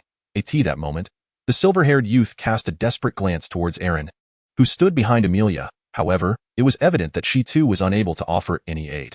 After casting an apologetic look at the silver-haired youth, Erin followed closely behind Amelia, leaving the helpless youth alone in the chaotic winds. "Welcome back." Observing Field and Herbert dismounting, Colin stepped forward to embrace each of them warmly. Yet, noticing the apparent absence of several soldiers, he furrowed his brow and leaned closer to Field, whispering, "What transpired?" Field smiled and reassured him with a comforting grin. "We encountered a battle." As he spoke, Field lifted a corner of a bulging shroud from his mount, revealing it to Collins. "We came across 3 ghouls." "Ghouls?" Collins inquired, scrutinizing the corpses within, his brow furrowing in concern. It was evident that he found the presence of ghouls in that location rather unsettling. Indeed, ghouls. Who knows why such creatures appeared there? Nevertheless, it provides an explanation to Baron Grace. While assisting in unloading the 3 ghoul carcasses from the horse, Field continued, seemingly recalling something by the way, "Is everything well on this side?" In response, Collins recounted the incident involving the Thunder Eagle from the previous day, as well as Baron Grace's visit. The mention of the Thunder Eagle. Even Field's eyes widened in astonishment, for it was no ordinary beast. To think that even the Thunder Eagle could be tamed. It seems Herbert's defeat at that individual's hands is hardly surprising. With this thought, Field glanced at Herbert, who, upon receiving this news, appeared considerably more at ease than he had since returning to Maplewood Village. Observing this, Field shook his head before continuing, "By the way, have there been any updates from Father?" "Not yet. We should expect to wait a while longer." Upon hearing this, Field raised his gaze towards the distant Andos Mountains, shaking his head with a sigh. "It seems we shall be here for some time." As evening fell within Adelis's humble abode, he remarked, "Oh, you say you wish to learn magic from me?" Looking at the silver-haired youth, who fidgeted and dared not meet his gaze, Adelis revealed a knowing smile. "Dio, you truly wish to study magic alongside me? Surely, you do not harbor ulterior motives, do you?" Upon hearing these words, the silver-haired youth clenched his fists tightly behind his back, casting a fleeting glance at Adelis before hastily diverting his gaze elsewhere.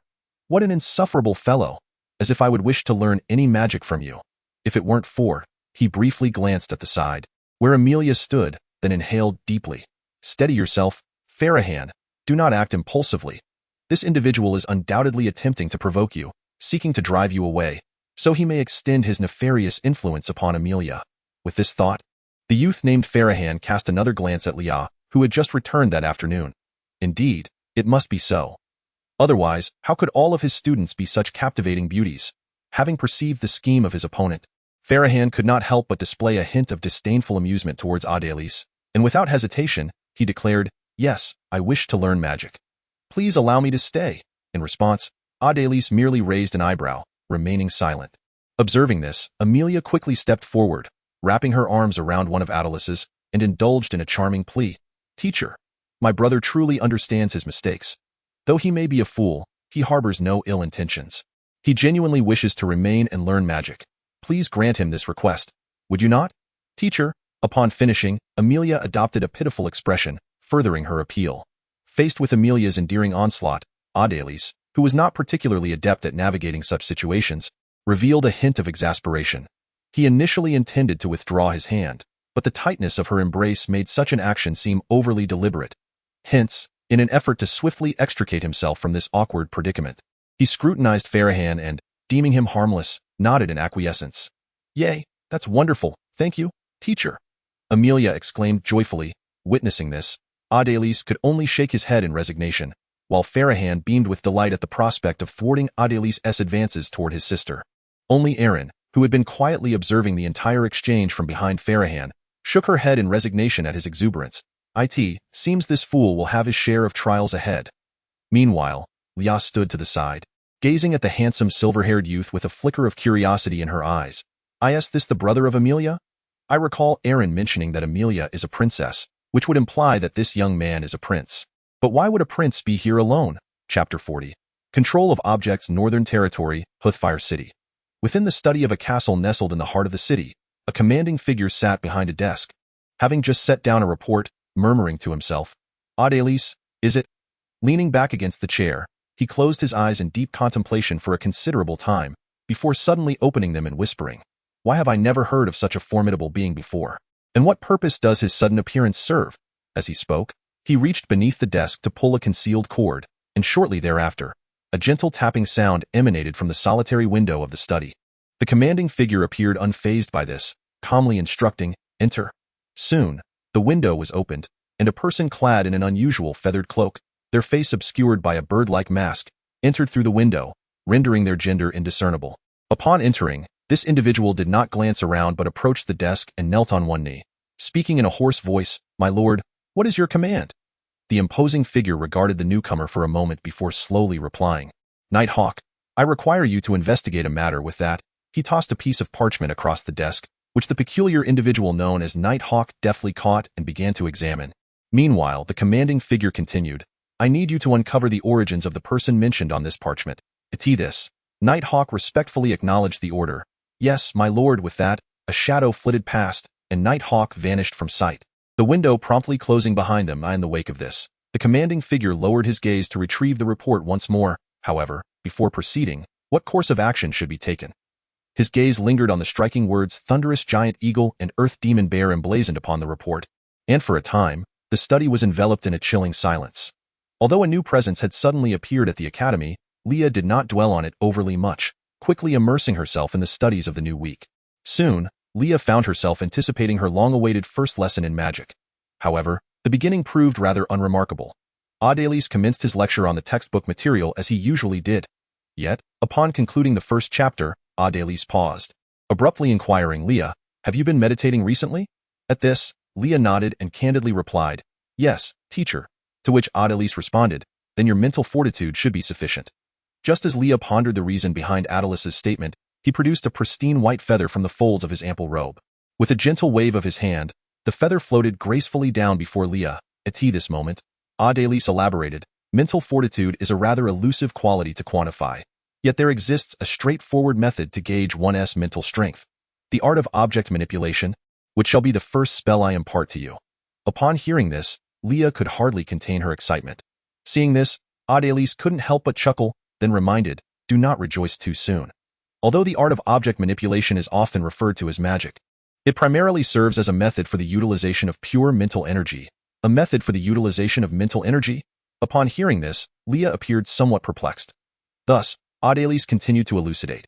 Indeed, in order to cast spells, aside from external conditions such as incantations, magical materials, hand signs, wands, and magic circles, a magician must also possess two essential prerequisites: sufficient magical power and the ability to control mental energy. The art of object manipulation is a spell designed to hone one's control over mental energy. Upon hearing this, Leah nodded in a manner that suggested partial understanding. Observing her reaction, Adelis refrained from further elaboration and began to explain the techniques of object manipulation. As the spell did not require incantations, it was relatively simple to learn. Before long, Leah had grasped the casting techniques of the spell, and it was now time for experimentation. "Now, Leah, concentrate and attempt to cast the spell to make the feather before you levitate." With those words, Leah began to follow the casting techniques Adelis had just described. She fixed her gaze intently on the feather, continuously envisioning it floating. As her imagination intensified, the downy fibers of the feather began to flutter slightly. Encouraged by this sight, Leah's spirits lifted, and she endeavored to imagine even more vividly. However, despite her efforts, she could not induce any further change in the feather. Eventually, feeling a wave of fatigue wash over her mind, she was compelled to concede defeat. After relinquishing her attempt, Leah lowered her head in a mix of embarrassment and reluctance to face Adelis, clearly feeling as though she had let him down. At that moment, Adelis spoke up, "There is no need to feel ashamed. In fact, you have performed admirably." Upon hearing this, Leah raised her head, and at that moment, Adelis was smiling warmly at her, his eyes brimming with encouragement.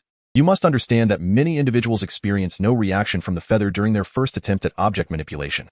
Thus, you have done remarkably well.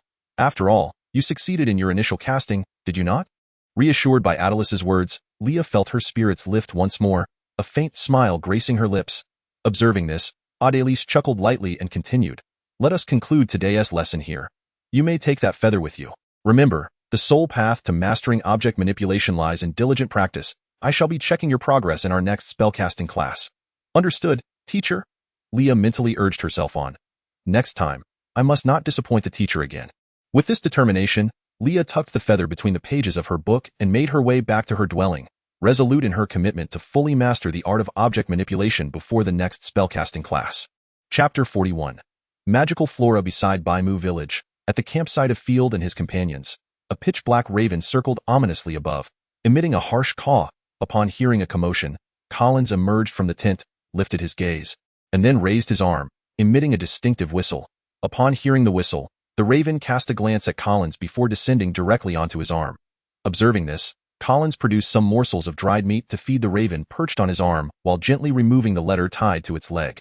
However, instead of immediately opening the letter, Collins turned and re-entered the tent with the raven. "Field, a letter from His Grace the Duke."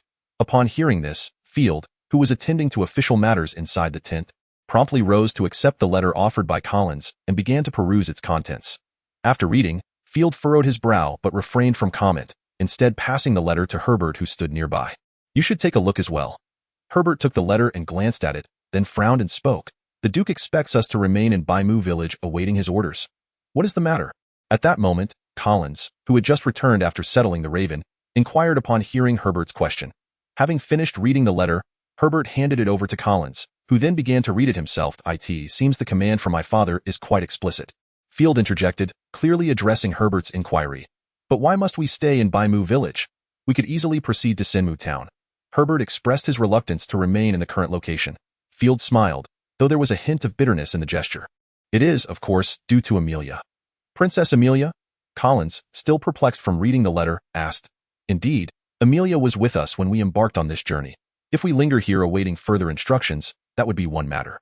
However, should we dare to depart without permission, we would find ourselves in dire straits should His Majesty the King seek retribution."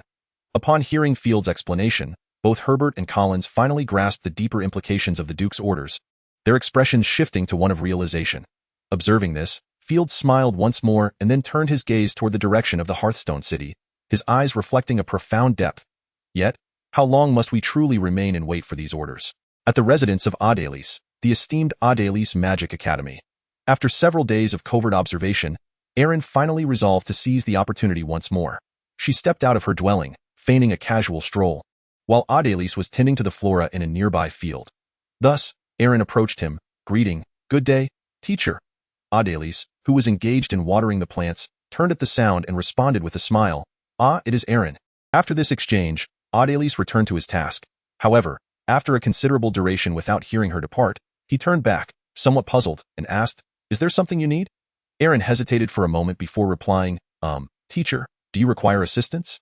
I am quite adept at caring for such plants." "Plants?" Upon hearing this, Adelis appeared somewhat perplexed. He lowered his gaze to the various magical plants he had cultivated in the earth. While some of these magical flora indeed bore exceptionally beautiful blossoms, such as the tranquil flower and the moonlight blossom, at first glance they bore a resemblance to ordinary flora. However, magical plants are far from mere flowers and herbs. After coming to understand why the other party would make such a statement, Adelis could not help but chuckle and shake his head. "What you refer to as flowers and herbs are, in fact, magical plants." "Magical plants?" Upon hearing Adelis's explanation, Erin's curiosity was piqued, as her knowledge of the magical realm was still quite limited. Observing her confusion, Adelis refrained from elaborating further and instead opted for a demonstration. With a swift motion of his hand, a broken branch from the nearby wood soared through the air, heading directly towards a corner of the medicinal field that Adelis had cultivated. Just as the branch was about to strike the potion ingredients in the field, a shadow darted by, and the branch was abruptly deflected away. Witnessing this spectacle, Erin's eyes widened in astonishment, filled with disbelief. "What was that just now?" The speed was so swift that I could barely comprehend it. But it seems Erin's gaze settled upon the tendrils in the medicinal field that appeared to be subtly writhing, and a flicker of understanding dawned upon her. In that moment, Adelis began to explain. "That is the striking vine. It actively attacks any moving entity that dares to approach. It is a relatively common magical plant, and I've planted quite a few in that corner." Upon hearing this, Erin instinctively took a few steps back, clearly wishing to keep her distance from these perilous plants. Noticing her subtle movement, Adelis remained unfazed and continued, "There's no need to be so tense. I have set up a magical barrier around the medicinal field. As long as you do not enter, they will not attack you." Hearing this, Erin let out a sigh of relief, though it was evident that her plans had once again come to an untimely end. Chapter 42. Siblings and Experiments. Meanwhile, in Amelia's chamber, Farahan, who had been present for several days, engaged in conversation with Amelia. At that moment, Amelia was recounting her various experiences since departing from the royal capital, while Farahan listened with a smile, gazing at his sister with an affectionate expression. For a brief time, the scene exuded warmth and intimacy. However, at that juncture, a question from Amelia caught Farahan off guard. By the way, brother, how did you know I was here? And what brings you to this place? Shouldn't you be in the royal capital?" For a moment, Farahan seemed at a loss for words, taking quite a while before he finally responded, his gaze somewhat evasive. "Ahem, well, you see, I am on a journey, yes, a journey, and I happen to be traveling nearby." "So, traveling?" Observing Farahan's demeanor, a hint of skepticism flickered in Amelia's eyes. Then, as if realizing something, her eyes widened in shock, and she regarded Farahan with an expression akin to that of a detective uncovering a truth. Exclaiming loudly, "Brother, you wouldn't have followed me all the way here, would you?" Upon hearing this, Farahan's face suddenly flushed crimson, and he retorted loudly, "Of course not. Moreover, what kind of look is that? Is it customary to gaze at one's own elder brother in such a manner?" Observing Farahan's agitated demeanor, Amelia couldn't help but let out a soft chuckle. Just as Farahan appeared at a loss, Amelia gently spoke, "Brother, you must be worried about me, which is why you trailed me here, right?" At this, Farahan felt a twinge of embarrassment as he scratched his head, turning his gaze slightly away, unable to meet Amelia's eyes. "Absolutely not. I've already told you, I'm merely traveling." However, Amelia's smile only grew more radiant at his response.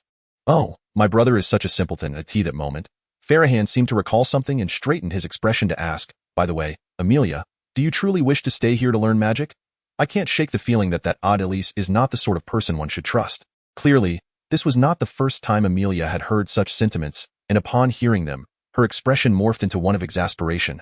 "Brother, not again. Amelia, please listen to me." "I refuse. I won't listen." Before Farahan could finish, Amelia interrupted him, shaking her head and covering her ears. "I've told you countless times. It is my own desire to learn magic that has led me to remain here. Please refrain from suggesting that I leave with you again. Furthermore, I must begin my studies now, so please, depart." Having said all this in one breath, Amelia stood up, attempting to push Farahan out the door. Yet, as a powerful awakened being, Farahan was not easily budged by an ordinary person like Amelia. However, witnessing her unwavering determination, and after several days of persuasion, it appeared that Farahan finally grasped the situation. He sighed, feigning compliance as Amelia pushed him out. Bang! Gazing at the firmly shut door before him, Farahan shook his head in resignation, though his eyes were filled more with affection. "If this truly is your wish, how could I, as your brother, possibly stand in your way?" Yet, that odd Elise. The thought of his beloved sister, whom he had watched grow up and cherished dearly, spending extended periods with a man in such a desolate wilderness, left him deeply unsettled. Suddenly, Farahan lifted his gaze towards the direction of the royal capital, a flicker of hesitation crossing his eyes. But after casting a glance at Amelia's room, determination swiftly replaced his uncertainty. "How could I possibly neglect my sister's well-being?" With this thought in mind, Farahan exited the small dwelling where Amelia resided, returning to his own quarters to open the tome he had previously left untouched, a comprehensive guide to common knowledge of the magical world, and began to peruse it earnestly. As he continued to flip through the pages, his expression gradually transformed from indifference to fascination. It appears that this so-called magic is unexpectedly intriguing. Time invariably slips away unnoticed. In the blink of an eye, a fortnight has passed, and the Academy's affiliated trading company, established through the collaboration of Elise and Baron Grace, has commenced operations under the management of Elena. Naturally, a trading company with the direct involvement of Baron Grace would encounter no issues. Soon, a steady stream of supplies began to flow into the Academy, alleviating its scarcity of resources. During this fortnight, the activities of surrounding magical creatures gradually diminished, and the tranquility of Sinmu Town was restored once more. Everything seemed to be progressing in a positive direction. However, at this moment, within a clandestine underground chamber, an experiment was underway. In a room reminiscent of a prison cell, a figure shrouded in a raven mask was administering an injection to a man bound by iron chains. Upon completion of the injection, the man suddenly began to foam at the mouth, collapsing to the ground in a lifeless heap. The raven-masked individual exhibited no surprise.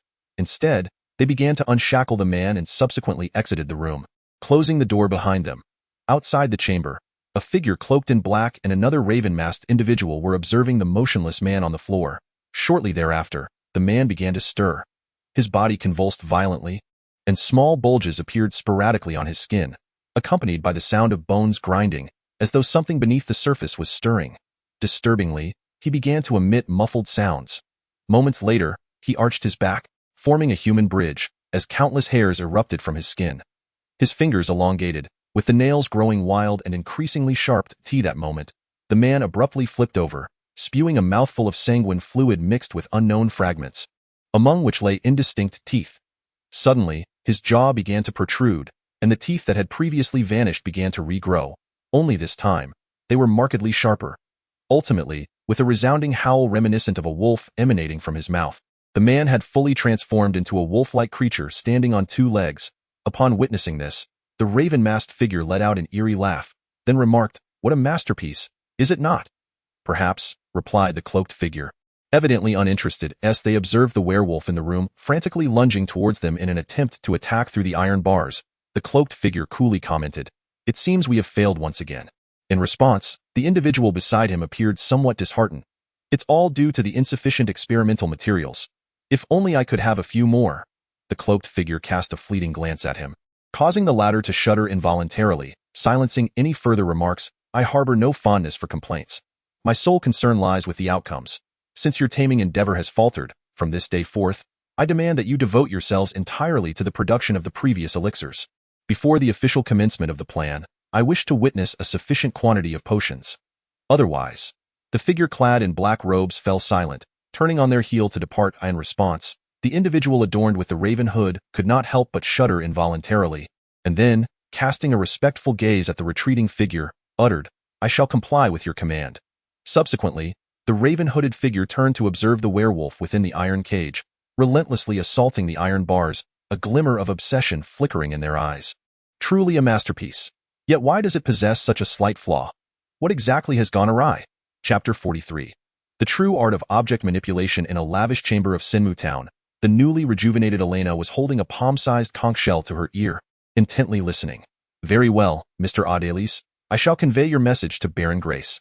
Upon concluding her words, Elena set down the conch shell. Though she had utilized it several times before, each occasion left her in awe of its wonder. The ability to communicate with the distant Audelis through such a diminutive shell was, for Elena, nothing short of extraordinary. Magic is indeed remarkably convenient. At that very moment, Audelis, having just placed down the magical conch shell, found himself reflecting on its inconveniences. A world devoid of the magic network is truly troublesome. It would not be long before Elena would need to replace the magic crystal in her conch shell once again. With a resigned shake of his head, Audelis mused, if only this world had a magic network. While such thoughts lingered, he was acutely aware that it was merely a fanciful hope, unattainable in the near future. After all, constructing a magic network would necessitate the connection of at least 100 mage towers, a feat utterly impractical in a realm where Audelis stood as the sole magician. With this realization, Audelis shook his head and began preparing the materials required for his upcoming lesson. Before long, Leah, clutching her textbooks, dashed into the room, her expression brimming with excitement. Upon spotting Audelis, she exclaimed, "Teacher, I did it." Eagerly, Leah extracted a pristine white feather from her book and placed it upon the table, ready to demonstrate. With her gaze fixed intently on the feather, it began to levitate effortlessly into the air. Witnessing this, a smile spread across Audelis's face, and he burst into applause. Congratulations, Leah.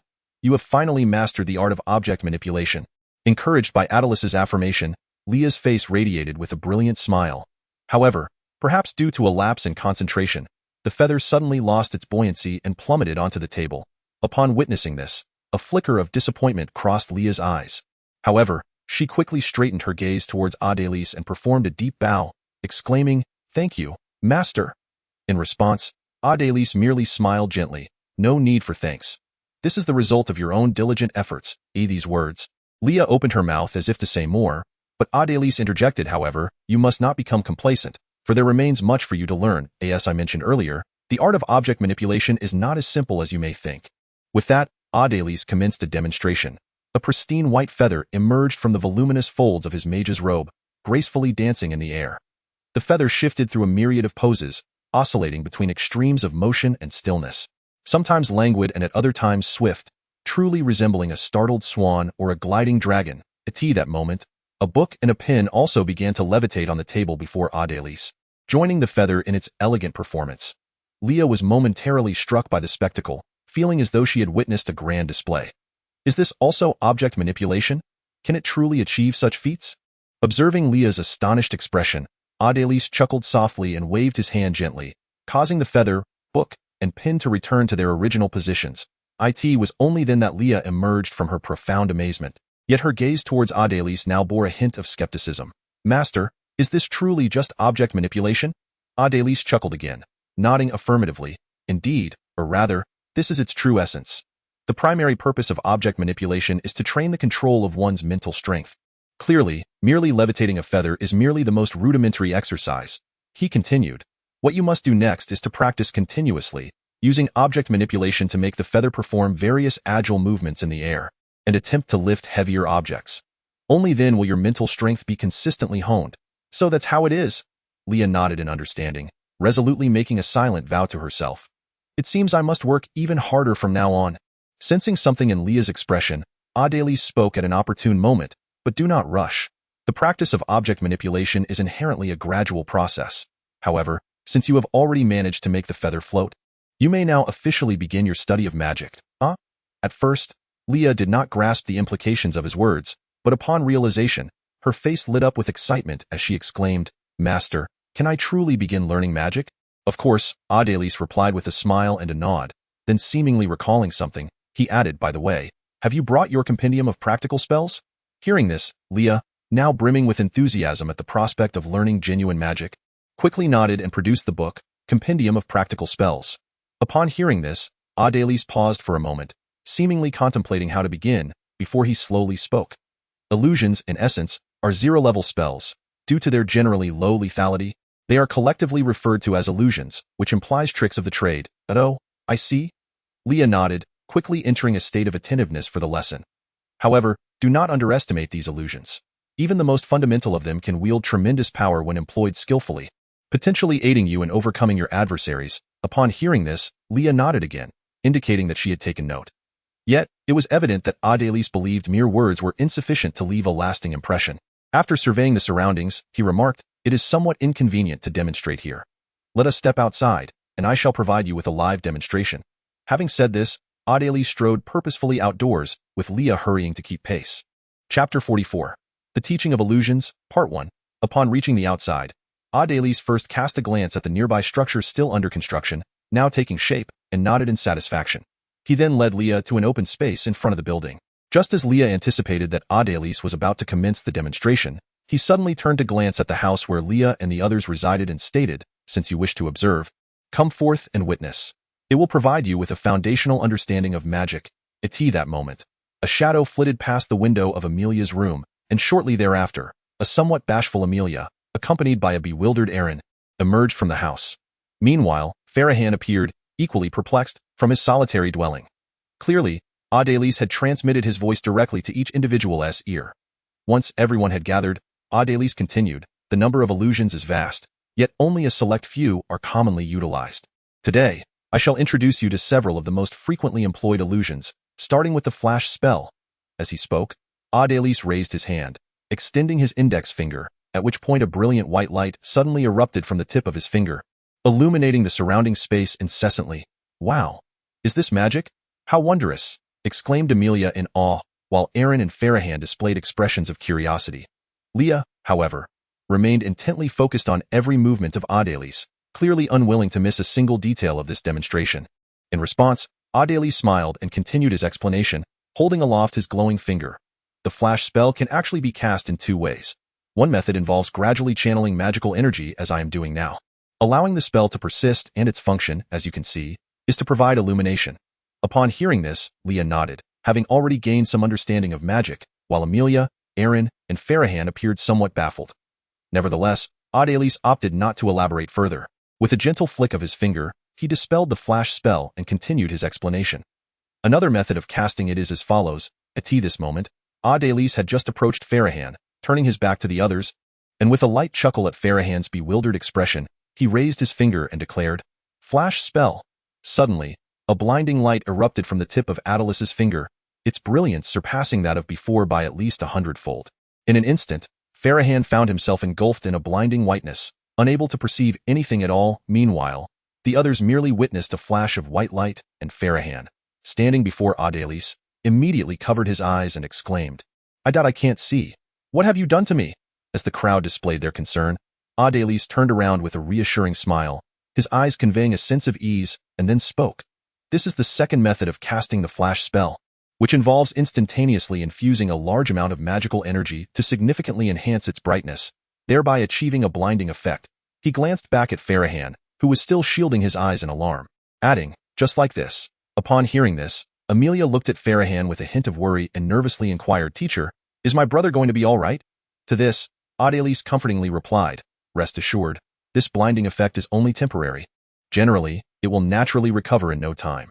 Hearing this, Farahan, who had been in a state of panic due to his inability to see, let out a heavy sigh of relief and finally ceased his cries. Adélie, undeterred by Farahan's ongoing blindness, continued, "Although the blinding effect of the flash spell is relatively short-lived, if used appropriately in battle, it can still prove to be immensely effective. This, Leah nodded seriously, mentally noting this piece of knowledge. Even Aaron, standing nearby, couldn't help but nod in agreement, clearly recognizing the substantial role the blinding effect could play in combat, given her experience as an awakened fighter. Meanwhile, Amelia continued to cast worried glances at Farahan. Yet her overwhelming curiosity about magic drew her attention back to Adelis's words.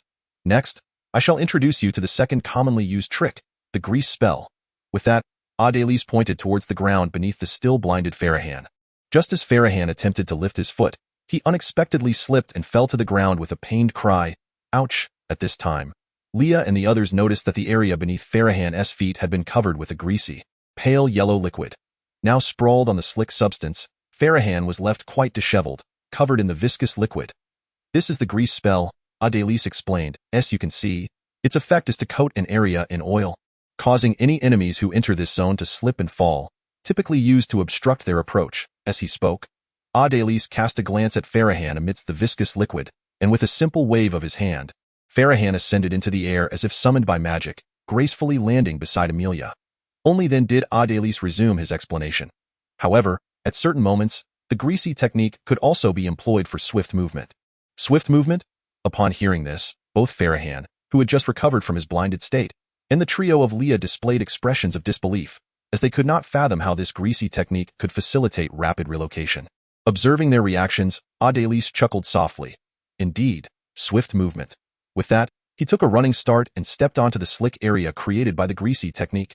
Then, with remarkable agility, he glided smoothly from one end of the oily expanse to the other. Just like this, witnessing this spectacle, Leah and the others were overcome with astonishment, for they had never anticipated the greasy technique could be utilized in such a manner. With a knowing smile, Adelis remarked, "Remember, when it comes to magic, never abandon your imagination." In response, the group could not help but wear expressions of contemplation. Chapter 45. The Art of Illusions, Part 2. Subsequently, Adelis refrained from elaborating further and continued to introduce other applications of the greasy technique. Beyond these uses, the greasy technique, when combined with another illusion, could also serve to inflict harm upon enemies. With that, Adelis pointed towards the oily expanse and softly uttered, "Ignition spell." Suddenly, a spark shot forth from the tip of Adelis's finger, plunging straight into the oily pool, igniting it in an instant and transforming the area into a blazing inferno. The fierce flames radiated a terrifying heat, causing Leah and the others nearby to instinctively step back several paces, feeling a semblance of relief thereafter. Is the illusion truly this formidable? As they beheld this scene, Leah, who had previously regarded illusions as mere tricks meant to amuse, now found her earlier dismissiveness completely vanquished. Meanwhile, Aaron, possessing a modicum of combat experience, discerned the underlying intricacies. It is not the illusion itself that is powerful, but rather the combination of different illusions that can yield far greater potency than their individual capabilities. It seems magic is far more intriguing than I had previously imagined. With this thought, Aaron's gaze towards the fiery expanse ignited by magic bore an enigmatic glimmer. On the other hand, Farahan, witnessing the unfolding drama, felt a chill of dread. Had he remained in that oily pool moments earlier, he would have undoubtedly faced certain doom. Contemplating this, he looked at Adelis, his eyes unwittingly reflecting a hint of reverence he had not consciously recognized. Amelia, in her innocence, gazed at the sea of flames with wide-eyed curiosity. Magic is truly wondrous. Observing the varied reactions of the crowd, Adelis merely smiled and continued to speak. The spell known as ignition, as its name suggests, is designed to ignite flames. However, due to the exceedingly feeble nature of the fire it produces, it can only kindle easily combustible materials such as leaves, and is utterly incapable of igniting even moderately sized pieces of wood. As Adelis spoke, he cast a glance at the dwindling inferno before them. Yet, as you can observe, this seemingly insignificant trick, when combined with another equally trivial spell, can yield tremendous power. With this, Adelis surveyed the crowd and imparted a cautionary reminder. Never underestimate any spell. Remember, there is no such thing as useless magic, only inept magicians. The prowess of a mage in battle relies not solely on strength, but more importantly, on wisdom. Those who fight merely with brute force are nothing more than brutes. Upon hearing this, all present, including the still-soiled Farahan, could not help but display contemplative expressions. Noticing this, Adelis nodded slightly, casting a glance at Farahan before continuing. Lastly, allow me to introduce you to a rather practical cantrip, cleanse. With that, Adelis pointed at Farahan, and a faint beam of light shot forth from his fingertip, striking Farahan directly. Instantly, A gentle white glow enveloped Farahan, and as it dissipated, he appeared completely renewed, with all traces of grime vanished. Even his skin seemed to have taken on a smoother texture, as if he had just bathed. The others could not help but express their astonishment. Despite having witnessed a myriad of wondrous spells, they had not anticipated that magic could achieve such results. Cleanse, true to its name, serves the purpose of eradicating dirt. This cantrip is remarkably practical, saving mages considerable time on unnecessary grooming and enabling them to maintain their own tidiness. At this juncture, Adeliz paused before continuing. Of course, cleanse can also be employed in combat, and in certain unique circumstances, it can prove immensely advantageous. Upon hearing this, the others exhibited expressions of confusion, clearly unable to fathom how a cleansing spell could be utilized in battle. Only Eileen, observing the oily residue that had vanished from Farahan's form, bore a thoughtful expression. What would happen if cleanse were used to eliminate the areas affected by the grease spell? Noticing her contemplation, Adeliz smiled faintly. Very well, consider this a thought-provoking challenge I leave you with today. Reflect carefully on the various scenarios in which cleanse might be applied. And now Adeliz turned his gaze towards Leah, who appeared lost in thought, and gently called out, "Leah? Eh?" Leah, startled from her reverie, looked at Adeliz with bewilderment. Unperturbed, Adeliz simply smiled and continued, "Next, it is time to teach you the first true spell of your life. Upon your introduction of the spells, which one do you wish to learn first? Alternatively, you may select one from the tome titled The Compendium of Practical Magic." At these words, a flicker of joy illuminated Leah's face, only to be quickly overshadowed by a look of contemplation, clearly indicating her struggle to make a decision. Meanwhile, Amelia cast a glance of envy towards Leah, silently wishing, if only I could begin my journey into magic as well. As for Aaron and Farhan, their expressions revealed a greater intrigue, seemingly accompanied by an unspoken desire to validate something through Leah. Observing this, Adeliz refrained from pressing her, choosing instead to wait patiently. After considerable deliberation, a glimmer of resolve shone upon Leah's visage, as if she had finally reached a decision. She lifted her gaze towards Adeliz and declared, "Teacher, I wish to learn the light spell first." Adeliz nodded with a smile and promptly replied, "Very well, let us embark on this journey. We shall begin with the incantation." "Incantation?" Leah questioned, recalling Adeliz's earlier words. In response to her confusion, Adeliz chuckled softly and explained, "I do not require incantations, for I have mastered these spells to a significant degree and possess certain unique casting techniques that allow me to perform magic without them. However, for a novice such as yourself, incantations are essential, as they will aid you in casting spells effectively. Oh, I see," Leah nodded, partially understanding. Adeliz chose not to elaborate further, recognizing that the concept of nonverbal casting was still beyond Leah's current grasp. Chapter 46, The Instruction of Magic, Part 2. Adeliz then continued the lesson on the light spell. "First, listen to me recite the incantation, and pay attention to my rhythm." Leah nodded, and the others beside her displayed expressions of eager anticipation. With this, Adeliz began to chant in a measured tone. "O light that illuminates all things, hear my call, and let your brilliance shine forth to dispel this darkness." As the incantation concluded, a radiant glow once again burst forth from Adeliz's fingertips. However, he swiftly dismissed the effect with a flick of his hand and turned his gaze towards the group who seemed to be silently reciting something. With a smile, Adeliz chose not to chastise them for attempting to learn the incantation. Instead addressing Leah, "Leah, have you memorized it?" "I have," Leah affirmed, nodding as she was caught in the act of recitation. "Then give it a try." Encouraged by Adeliz's supportive gaze, Leah began her attempt. However, as she chanted, Adeliz found himself shaking his head slightly. "Focus on the rhythm, Leah. Listen to me once more." With Adeliz's patient corrections repeated time and again, Leah finally managed to recite the incantation correctly. "O light that illuminates all things, please heed my call, and let your brilliance bloom here, dispelling the darkness that lies before me." Yet, despite this, Leah found herself unable to successfully cast the light spell once again, and even she couldn't help but feel a twinge of discouragement. It seemed so simple when the teacher performed it. Why can't I conjure it? Am I truly this inept? Sensing Leah's despondency, Amelia approached and gently patted Leah's shoulder, whispering words of encouragement in her ear. "You can do it, Leah. I believe in you." Hearing Amelia's uplifting words, Leah felt a wave of relief wash over her, rekindling her spirit as she prepared to attempt the incantation once more. However, at that moment, the seasoned Adeliz had already discerned the root of the issue and directly interjected. "Leah, pay attention to your mental energy. Let it pulse in rhythm with your chant." Mental energy? Leah was momentarily taken aback. She had been focusing solely on maintaining the rhythm of the incantation, completely overlooking the fluctuations of her mental energy. "Yes, mental energy," Recall the sensation when you cast the object control spell. The sensation of casting the object control spell. Upon hearing this, Leah seemed to experience a sudden epiphany and began her attempts anew. O light that illuminates all, heed my call, bloom forth your radiance here, and dispel the darkness before me. This time, as the incantation concluded, a faint glimmer of light flickered at her outstretched fingertip. Did I succeed? Leah inquired uncertainly. Yet Adélis responded with a smile. Congratulations, Leah. You have just successfully cast the light spell. It appears you have mastered the technique of the cantrip.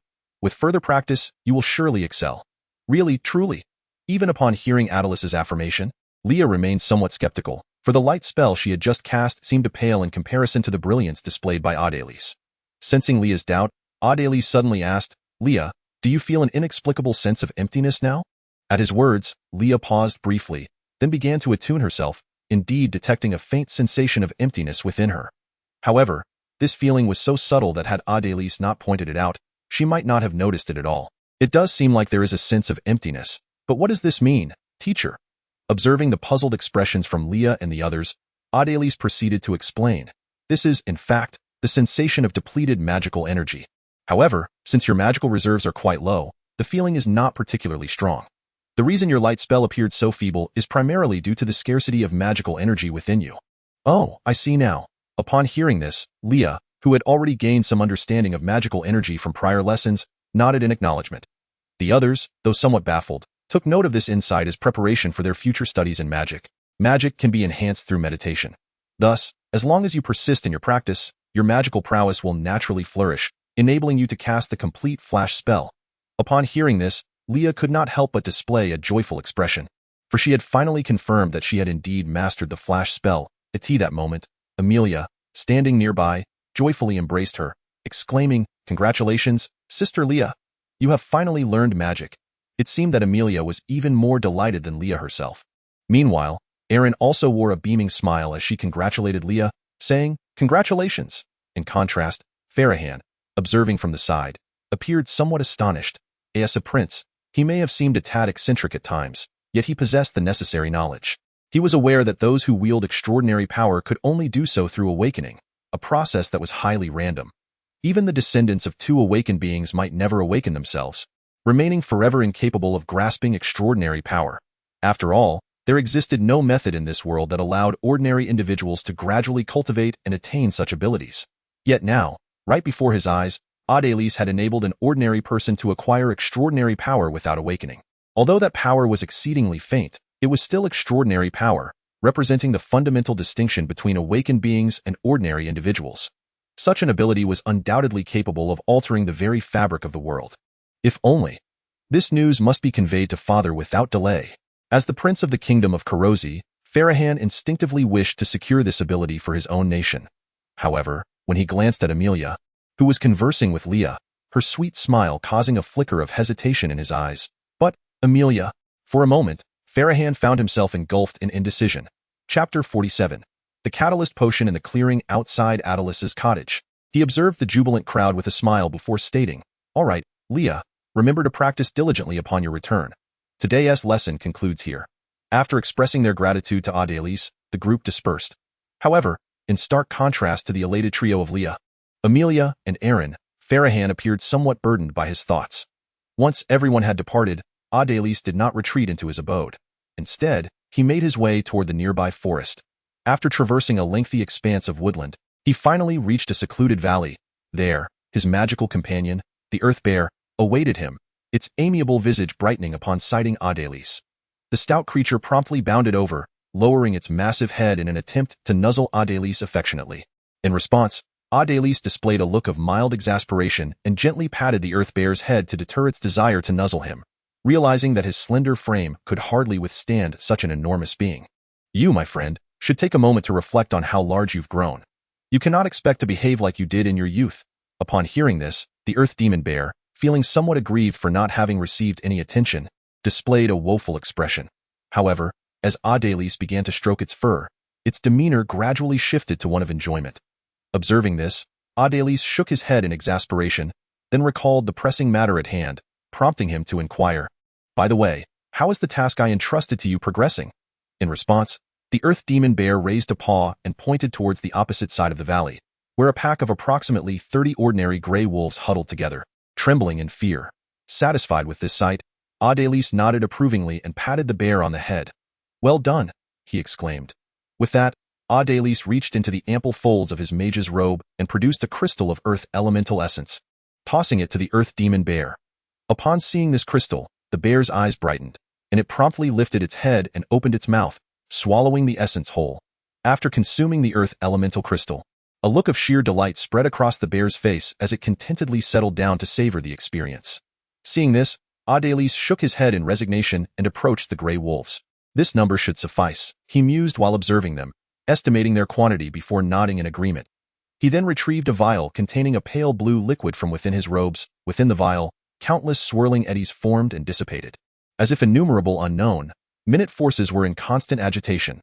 As Adelise uncapped the vial, the gray wolves turned their gaze towards the pale blue liquid, their eyes reflecting a deep longing.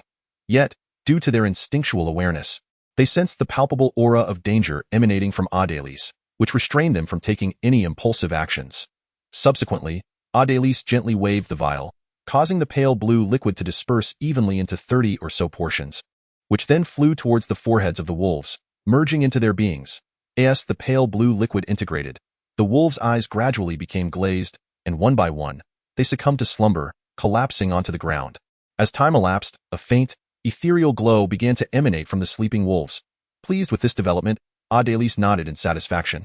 "Now, let us see how effective this improved catalyst potion truly is. I hope it will yield several Stormwind demon wolves." With that, Adelise chose not to linger any longer, estimating that the catalysis would require at least 1 to 2 months to complete. After instructing the Earth Demon Bear to remain vigilant in the area, he turned and departed. Time passed swiftly, and soon the assessments for Amelia and Eileen approached. The examination is tomorrow, yet there is still so much material I have yet to memorize. This is disastrous. At that moment, a distressed Amelia was rolling about on the bed in Leah's room, utterly devoid of any trace of her royal demeanor. In response, Leah, who had long been aware of the nature of the so-called assessment, smiled reassuringly and said, "It's all right, just give it your utmost effort. I believe you will succeed." Upon hearing this, Amelia glanced at Leah, who was practicing the flash technique nearby. Observing the dazzling white light emanating from Leah's fingertips, a hint of envy flickered in her eyes. Then, as if recalling something, she blinked at Leah and inquired, "By the way, Leah, how did you manage to pass the assessment back then?" Leah hesitated momentarily, torn between her thoughts. Even though she and Amelia had forged a strong friendship over the past month, and based on her observations, it seemed almost certain that Amelia would pass the assessment the following day. Nonetheless, since the assessment was devised by Adelise to test students, Leah felt it prudent to withhold any premature revelations. After a brief pause, she ultimately chose to simply smile and remain silent.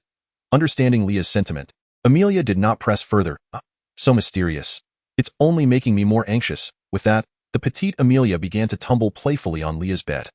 Leah chuckled at the sight and returned to her practice of the flash technique.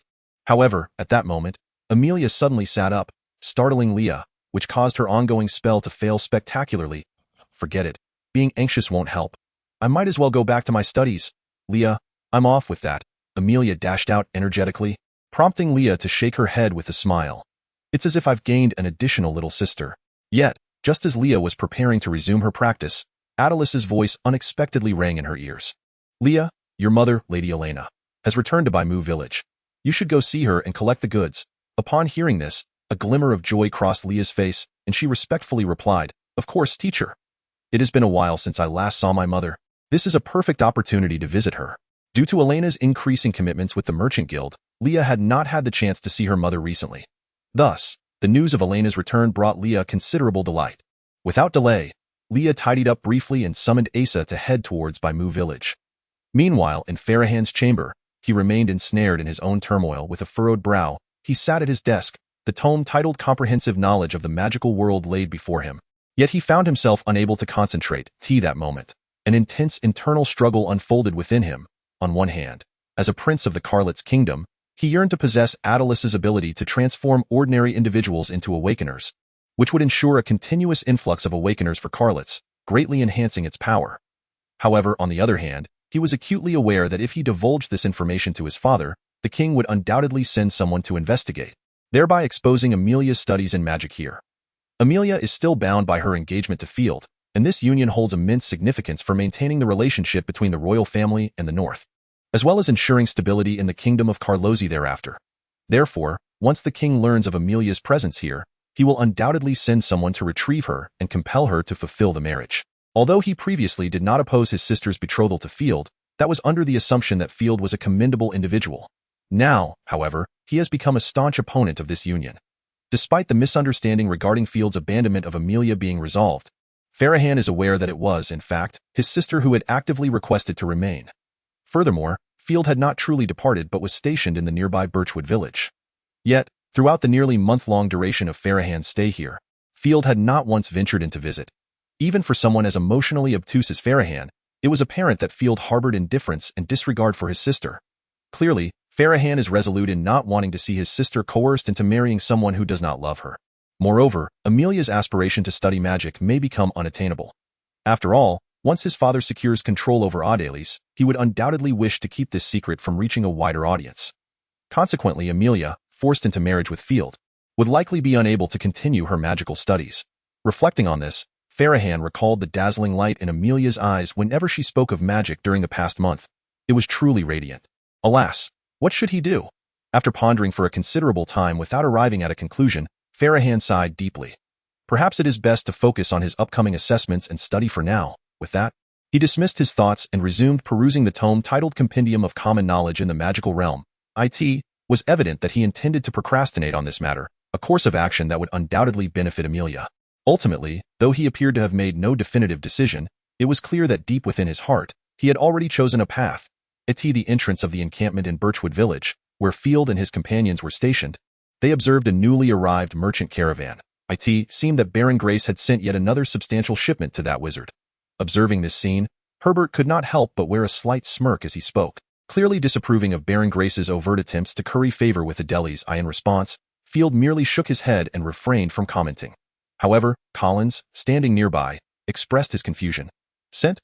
Wasn't that what Baron Grace sold to Lord Audelis? Upon hearing this, Herbert scoffed, casting a cold glare at Collins, evidently displeased with the challenge to his assertion. Sold? What kind of sale is that? It's practically a gift. And what is that Audelis, anyway? Merely a commoner. He continued, and Collins, mind your place. I am your superior. As the vice-commander of the Antelope Knights, Herbert indeed held authority over Collins, who also served within the same order. However, his sudden declaration now evidently bore an air of coercion. Collins, taken aback by the unexpected reprimand, found himself bewildered, entirely at a loss as to why Herbert had suddenly erupted in such fury. Sensing the situation was becoming precarious, Field hastened to diffuse the tension. All right. The supplies sent by Baron Grace have arrived. Let us proceed to receive them. With that, Field led the way towards the 3 carriages that had detached from the caravan and were making their way to the camp. Herbert, though maintaining a stern expression, felt compelled to heed Field's words, and thus hurriedly followed suit. Meanwhile, Collins, though puzzled by Herbert's unusual demeanor today, remained his usual simple-minded self and paid little heed, keeping pace with Field. Upon reaching the carriages, Field inspected the supplies against the list with the representative in charge, then began directing the soldiers to unload the cargo. Seizing a moment of respite, Field glanced at Herbert, who had withdrawn to a distance due to his sour mood, before approaching Collins and gently patting him on the shoulder. Collins, do not take it to heart. You know how sensitive Herbert is regarding matters concerning Audelis. At this, Collins paused momentarily, seemingly coming to a realization, and a sincere smile spread across his face. Field, I understand. I shall not be bothered by it. After all, as he spoke, Collins appeared to recall something, nervously scanning for Herbert's presence. Noticing that Herbert was quite far away, he finally breathed a sigh of relief. However, just as he was about to continue, a resounding eagle's cry suddenly rang out from the sky, followed by the descent of a massive golden eagle at the entrance of Birchwood village. The sight of the enormous golden creature sparked a glint of apprehension in both Field and Collins. Herbert, however, seemed to be reminded of something, a flicker of fear crossing his eyes. Without uttering a word, he turned and returned to the camp alone. Observing this, Field and Collins exchanged glances, both shaking their heads in resignation. Chapter 49. The teleportation array. Meanwhile, Leah dismounted from Ace's back and, after patting him gently, allowed him to depart on his own. Turning around, Leah immediately spotted Elena waiting for her at the gates of Birchwood village, accompanied by the armored guards tasked with ensuring her safety. Overjoyed, she hurried towards them and leaped into Elena's embrace. Mom. After a moment, as if recalling something, She released herself from her mother's hold and scrutinized Elena with a look of astonishment. "Mom, you've changed so much." Hearing her daughter's praise, Elena, who had transformed significantly from her former self, couldn't help but smile. "That's so. What do you think? Is your mother still presentable?" "Absolutely. You resemble those noble women."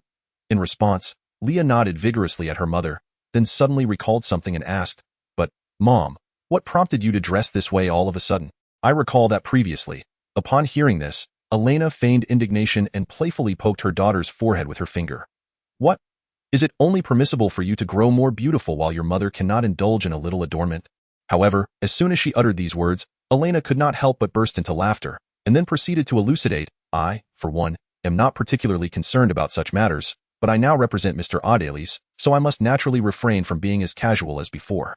"Oh, I see." Upon hearing this, Leah was struck with sudden clarity. "Very well, let us proceed inside. You must first deliver the goods to Mr. Audelis. Afterwards, we can chat at our leisure, as we cannot keep Mr. Audelis waiting."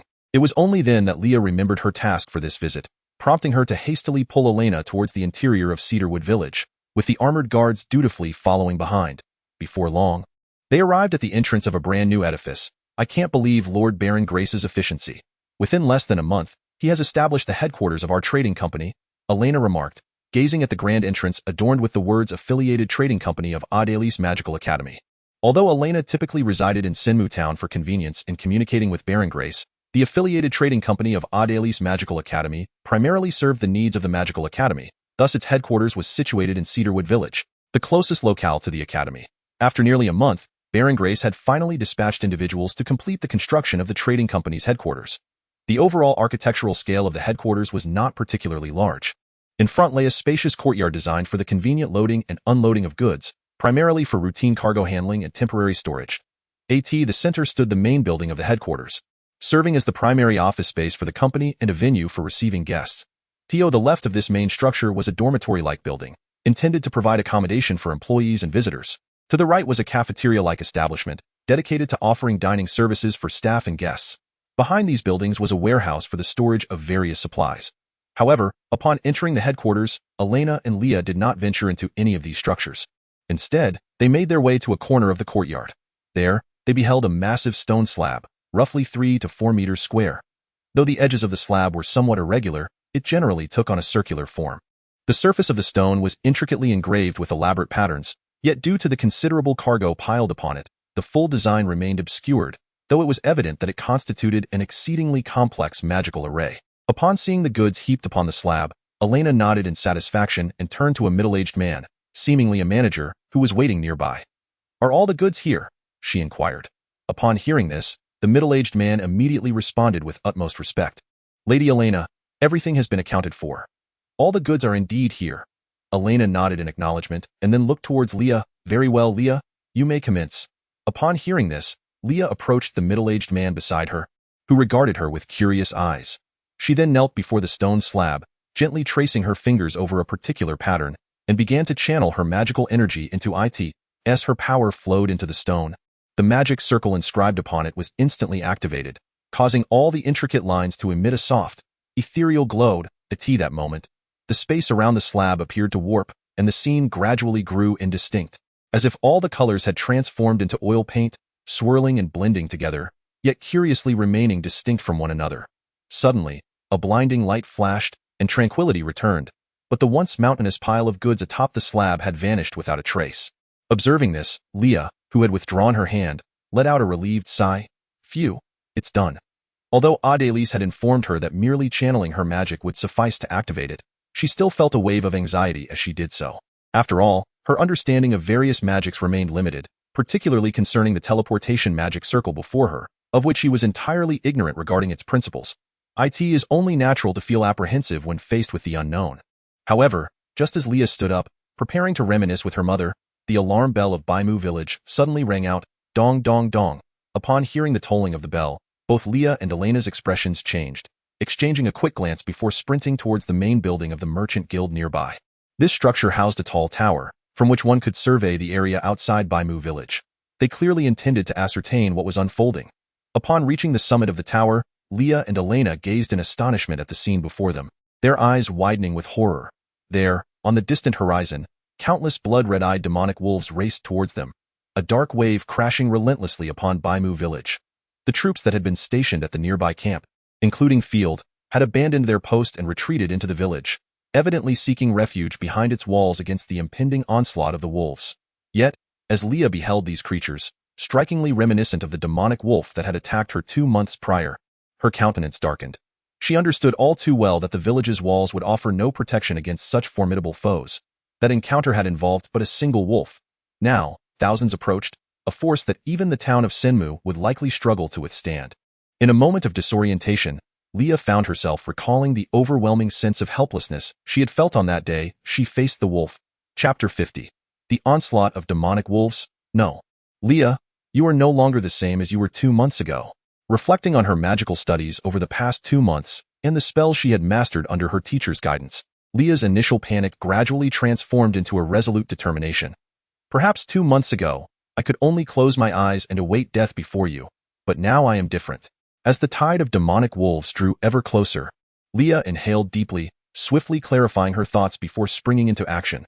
She suddenly turned her gaze to Elena, who was still staring blankly at the terrifying scene outside, and promptly pulled her around to face her, declaring, "Mom, stay calm."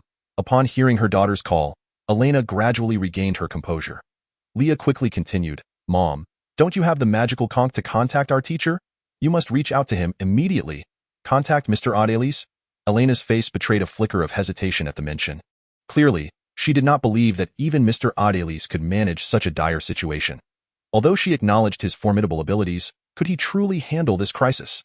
Leah glanced back at the overwhelming horde of demonic wolves, her eyes reflecting a moment of doubt. And even if Mr. Adelis were capable, would he arrive in time? As she observed the encroaching horde nearing the walls of Baimu village, despair flickered in Elena's eyes. Leah's expression was similarly grim, yet she possessed a greater faith in Adelis' prowess. After a brief moment of uncertainty, she asserted, "Regardless, you should contact him first. Leave the rest to him, and think of your brother." At Leah's words, Elena's expression shifted abruptly as she remembered their youngest son, who was waiting at home for their return, instantly igniting a sense of panic. "He is still at home." Leah's countenance also changed, and after surveying the situation outside, she took a deep breath. "Then I'll go find him. You hurry and contact our teacher." With that, Leah dashed down the tower, racing toward her home. Meanwhile, at the gate of Baimu village, Field gazed at the impending swarm of demonic wolves with a grave expression. How can there be so many Gale demonic wolves? Even Collins, who was typically rather carefree, now wore a serious demeanor as he beheld the relentless tide of beasts. Just then, Herbert interjected, "These Gale demonic wolves seem to have some issues." Upon hearing this, Field and Collins began to scrutinize the creatures more closely, and indeed, while they initially appeared similar to Gale demonic wolves, closer inspection revealed numerous differences. For instance, their blood-red eyes and sparse fur, beneath which loose skin was faintly visible, clearly distinguished them from true Gale demonic wolves. If these were not Gale demonic wolves, then what were they? In response to Collins's query, no one had an answer, for the Gale demonic wolves had now reached their threshold. "Prepare, brace for impact." With Field's commanding shout, the soldiers stationed behind the gate assumed defensive stances, raising their shields and fixating their gazes on the looming gate. Suddenly, Field's voice rang out as a warning from the gatehouse, "Watch out!" Yet, before the soldiers stationed behind the great door could comprehend the gravity of the situation, the lower portion of the gate was suddenly obliterated in a violent explosion. Many of the soldiers positioned directly behind the door were hurled into the air by the shockwave, instantly tearing apart the once impregnable defensive formation and leaving a gaping breach. Before the soldiers could regroup, a shadow lunged through the newly created opening in the gate. It plunged into the now vulnerable ranks of soldiers, opening its cavernous maw to seize one unfortunate soldier by the head. A sickening crunch echoed as the soldier's helmet began to deform, thick blood and brain matter oozing through the cracks of the helmet in an instant, accompanied by the chilling wails of the seemingly still living soldier. The scene transformed into a grotesque tableau of bloodshed and terror.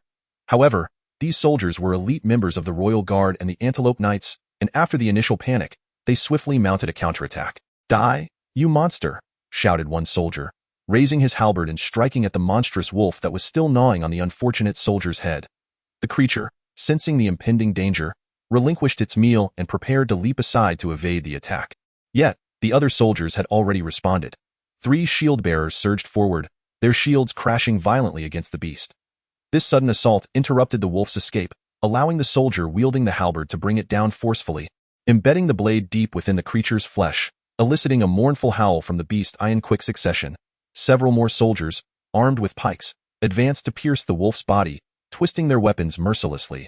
Under such relentless assault, the creature struggled momentarily before succumbing to silence. However, before the soldiers could catch their breath, a series of explosions erupted once more, this time emanating from the surrounding walls, indicating a breach had occurred. The sounds of detonation served as a clarion call for the onslaught, as countless wolves surged through the shattered entrance. The soldiers, who had just vanquished one beast, were compelled to rejoin the fray. Observing the brutal conflict below, Field and the others atop the gate exchanged glances before drawing their weapons and leaping down to join the fierce battle. "Mark, where are you?" Leah called out anxiously. Discovering her home empty upon her return, at that moment, a timid voice emerged from beneath the bed in the bedroom. "Sister, is that you?" Hearing the voice, Leah rushed over to find an 11 or 12-year-old boy crawling out from under the bed. Indeed, it was her brother, Mark. Without hesitation, Leah enveloped Mark in a tight embrace. "Mark, I'm so relieved you're safe." Yet, Leah understood that this was not the time for reunions. She quickly took Mark by the hand, preparing to return to the headquarters of the Academy's Merchant Guild. However, at that very moment, a resounding crash suddenly echoed from outside the door. Upon hearing this sound, Leah's expression shifted dramatically, and she hurriedly turned to Mark beside her, exclaiming, "Quick, Mark, find a place to hide." Without further questioning, Mark swiftly retreated back under the bed where he had been moments before. Meanwhile, a low, mournful wail that had been emanating from a distance began to grow clearer. Leah's countenance changed, and she rushed to the window to assess the situation. She saw that the village's protective wall had been breached, a gaping hole allowing a horde of demonic wolves to surge through. Most of the wolves darted deeper into the village, but a few remained, seemingly sensing something amiss, as they scanned the surrounding houses with keen interest. Witnessing this, Leah felt a surge of anxiety, silently praying not to be discovered while contemplating possible strategies for the impending situation. Just then, one of the demonic wolves appeared to catch a whiff of something, its gaze fixating on the house where Leah was hiding, slowly advancing in her direction. Leah's heart sank at the sight. She took a deep breath and began to stealthily reach for a hunting knife hanging on the nearby wall. Chapter 51. Leah's battle. After Leah departed, Alina took a deep breath to steady her nerves. She then retrieved a magical conch from her pocket and began to chant the incantation that Adélis had taught her. "Oh, wondrous magical conch, please heed my call," connecting to that distant realm, transmitting my voice unto their ears. As Alina recited the incantation, the conch in her hand began to emit a faint glow, which soon intensified and flickered rapidly. In the eager anticipation in her eyes, the light from the conch, after a series of rapid flashes, gradually steadied before ultimately vanishing. At that moment, Adélis's voice emerged from within. "Ms. Alina, what troubles you?"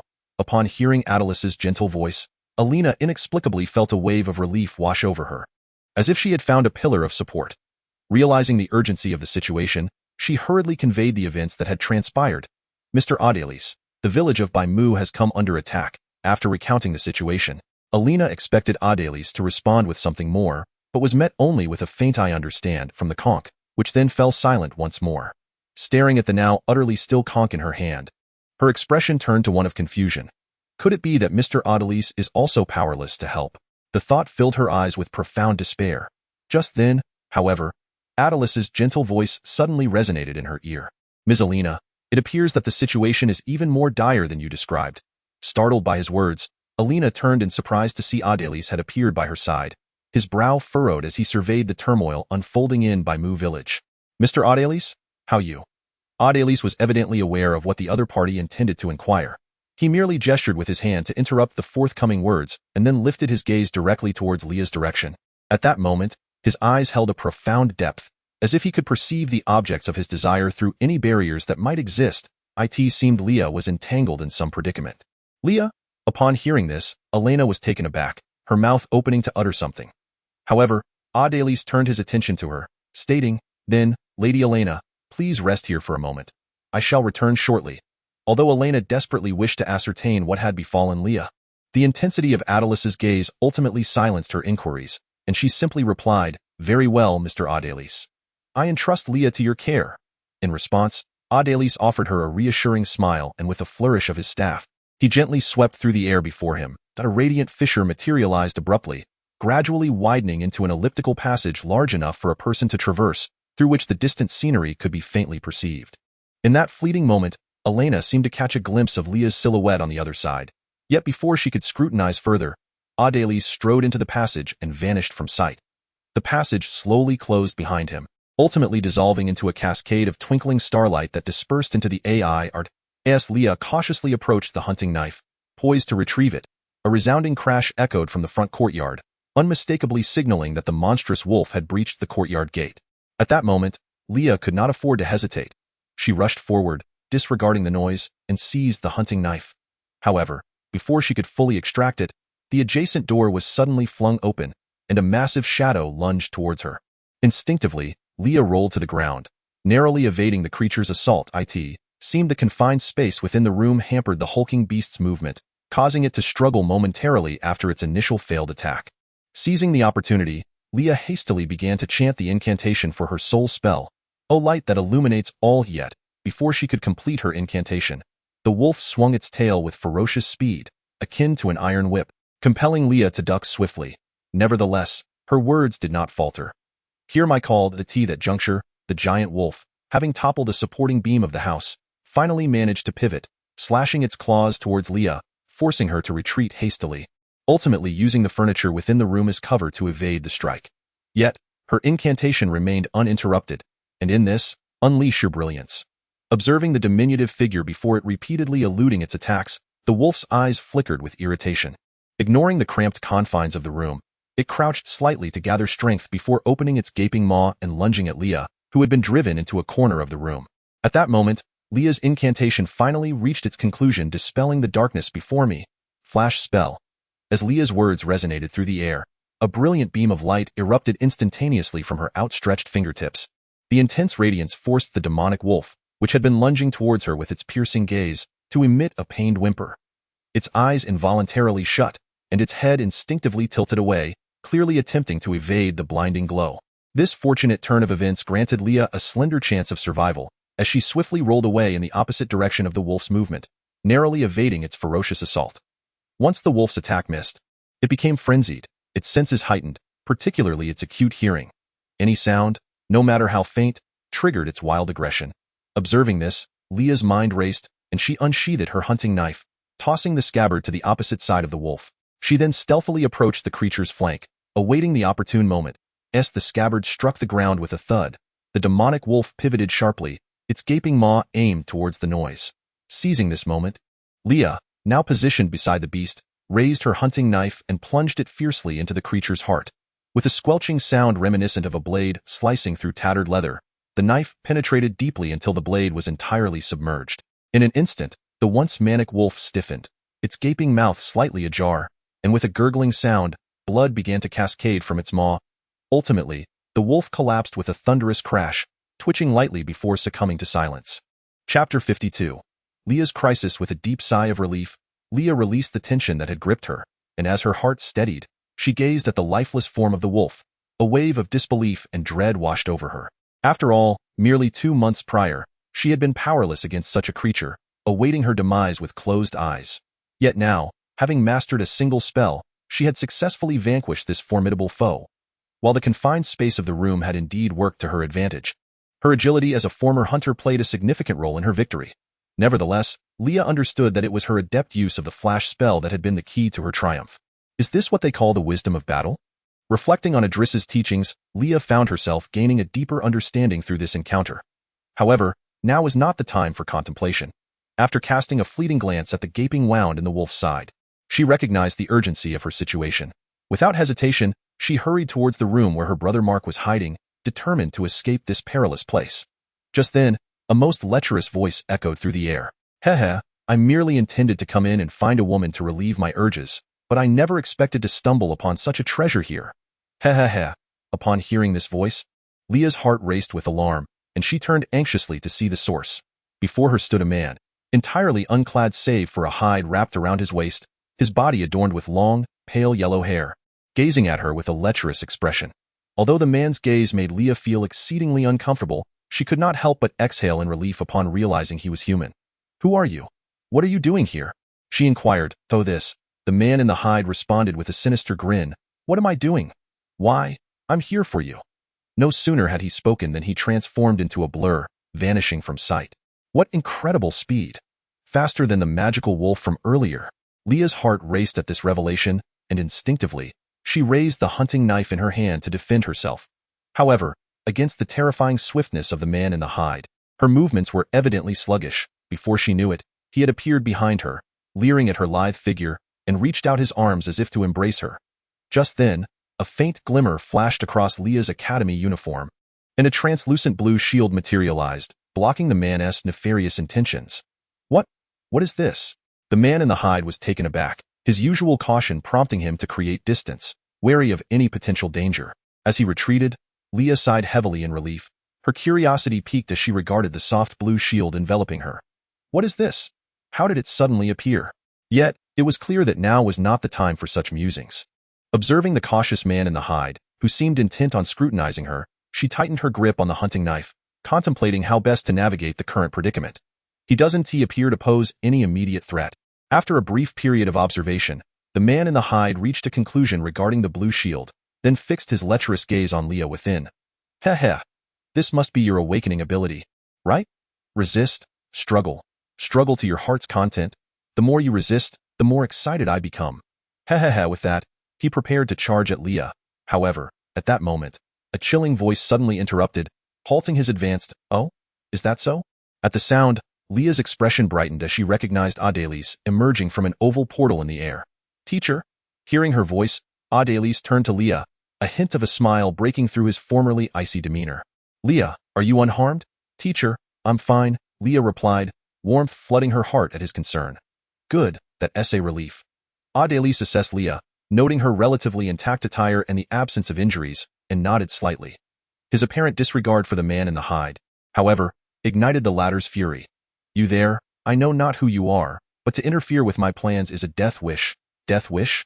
Upon hearing those words, Adélis, who had nearly forgotten the other party, turned to regard him, a fleeting glimmer of coldness flashing in his eyes. Indeed, someone was courting death here, though that individual was not me, but you.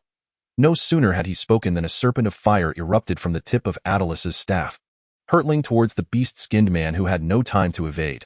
The flames coiled around him, scorching his flesh and inflicting excruciating agony. The beast-skinned man struggled desperately to break free, yet the fiery serpent seemed to possess a tangible form, binding him tightly and rendering him incapable of escape. In that moment, the long hair upon the beast-skinned man's body ignited, and he was instantly transformed into a blazing figure of fire, as the flames consumed him. He emitted horrifying cries of torment. When the screams gradually subsided, the fire began to shrink, ultimately extinguishing itself into a wisp of blue smoke that danced away with the wind. All that remained was a handful of ash, the final trace of the beast-skinned man in this world. Adélis merely cast a detached glance at the scene, then suddenly turned towards the spot where Leah had cast her flash spell. A faint smile gracing his lips, he then addressed Leah with a cheerful tone. Congratulations, Leah. It appears you have successfully mastered the flash spell. At his words, Leah momentarily froze, then seemed to grasp the situation, her face lighting up with joy. Really, teacher? Indeed, Adélis affirmed with a nod. Then, as if recalling something, he added, well, we can discuss this further later. Lady Elena is still awaiting us, Leah. Since there is nothing more to attend to here, let us depart. Upon hearing this, Leah, who had been elated by Adélis's affirmation, quickly reacted and called out to Mark, who was still hiding beneath the bed. Having previously encountered Adélis, Mark was not a stranger to him. And after a brief exchange of greetings, the three of them stepped through the portal opened by Adélis, returning to the headquarters of the Merchant Guild where Elena awaited. Chapter 53. The arrival of the Thunder Dragon. What is the situation? Adélis inquired directly upon his return. However, it was evident that Elena was not well informed on the matter. Instead, a middle-aged man clad in armor responded, Why, Lord Adélis? The situation is dire. A multitude of magic wolves has breached the outer walls and flooded into the village. Even here, we have already spotted the presence of magic wolves. While we can temporarily rely on the tall walls of the guild headquarters for protection, once more magic wolves arrive. The middle-aged man ceased his words. Yet the grim state of affairs below made the outcome all too clear. To this, Adélis furrowed his brow, gazing down at the chaotic scene, murmuring softly, This is somewhat troublesome. Upon hearing this, the expressions of those surrounding him, who had felt a glimmer of hope due to Adélis's presence, tightened in apprehension. Could it be that even Lord Adélis is at a loss? Only Leah, at this moment, gazed at Adélis's figure, her eyes brimming with confidence. No, the teacher will surely succeed. Amidst the varied thoughts of the crowd, Adelis suddenly tapped the ground twice with his staff. Instantly, a light blue barrier began to rise around the headquarters of the Merchant Guild, ultimately converging above it to form a colossal inverted dome, enveloping the entire guild headquarters in protective embrace. At that moment, Adelis abruptly tossed his staff into the air, and it soared upward, hovering outside the light blue shield, where the tip of the staff began to flicker with faint sparks of electricity. After completing this, Adelis proclaimed, "If you wish to survive, come to the headquarters of the Adelis Magic Academy's affiliated Merchant Guild." As the crowd pondered the meaning behind Adelis's words, a villager, being pursued by a magical wolf, suddenly paused. Upon lifting his gaze to behold the immense protective barrier shrouding the guild headquarters, a flicker of joy crossed his face, prompting him to dash toward the guild without hesitation. However, the magical wolf, relentless in its pursuit, followed closely behind. It was evident that the ordinary villager could not outrun the beast, and soon enough, the magical wolf was almost upon him. As the villager beheld the barrier drawing near, a profound sense of despair washed over him. Just when he believed his fate was sealed, a flash of electricity surged forth, and the once looming magical wolf abruptly fell silent. Although fear gripped him, curiosity compelled the villager to glance back. He beheld the fierce magical wolf, now reduced to a charred remains. Had it not barely retained its wolfish form, he might have scarcely recognized it as the very creature that had pursued him moments before. What is happening? Despite his bewilderment, the villager understood that lingering here was perilous, so he cast one last look before continuing his flight toward the guild headquarters. Meanwhile, more villagers, who had been hiding in their homes, began to emerge and head directly toward the guild headquarters. Countless magical wolves that trailed these villagers were struck down by the lightning unleashed from Adelis's staff stationed in the sky. Concurrently, the words of Adelis echoed in the ears of Field and the others, who were valiantly battling at the gates of Baimu village. Field swiftly dispatched a magical wolf that attempted to ambush him, and seizing this fleeting moment, he surveyed the battlefield. Observing the dwindling number of soldiers and the grievously wounded Collins and Herbert, who still fought valiantly, Field pondered Adelis's terrifying power, and a resolution formed within him. He suddenly called out with great fervor, "Break through! Make for the guild headquarters!" Hearing this, Collins, who had just felled a magical wolf, hesitated for a moment, then promptly executed Field's command, charging into the heart of Baimu village, with the other soldiers following closely behind. Having narrowly evaded an attack from a demonic wolf, Herbert's eyes momentarily flickered with hesitation. However, upon surveying the relentless tide of demonic wolves that seemed impossible to vanquish, he ultimately turned his head with a resigned sigh and followed closely behind Field, making their way towards the headquarters of the Merchant Guild. From the tower of the guild headquarters, Adelis observed as Field and his companions entered the protective barrier, pursued by countless demonic wolves, which were thwarted by the shield's defenses. The sheer number of demonic wolves had become overwhelming. Relying solely on the staff Adelis had set up was no longer sufficient to manage the situation. Consequently, a significant mass of wolves had accumulated outside the barrier, frantically gnawing at its defenses. Under such an intense onslaught, it was evident that no survivors remained outside. After sensing the life forces within the village and confirming the absence of any other living beings, Adelis remarked, "It appears they are the last remaining souls."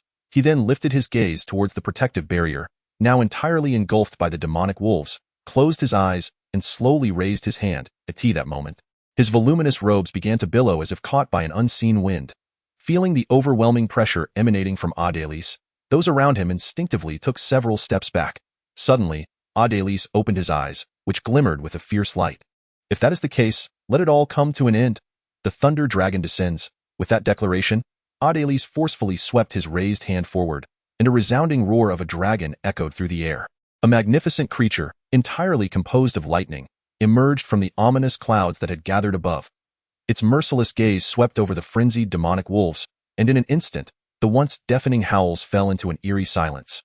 After surveying the dense mass of wolves, the thunder dragon transformed into a brilliant bolt of lightning, plunging directly into the heart of the horde. Boom!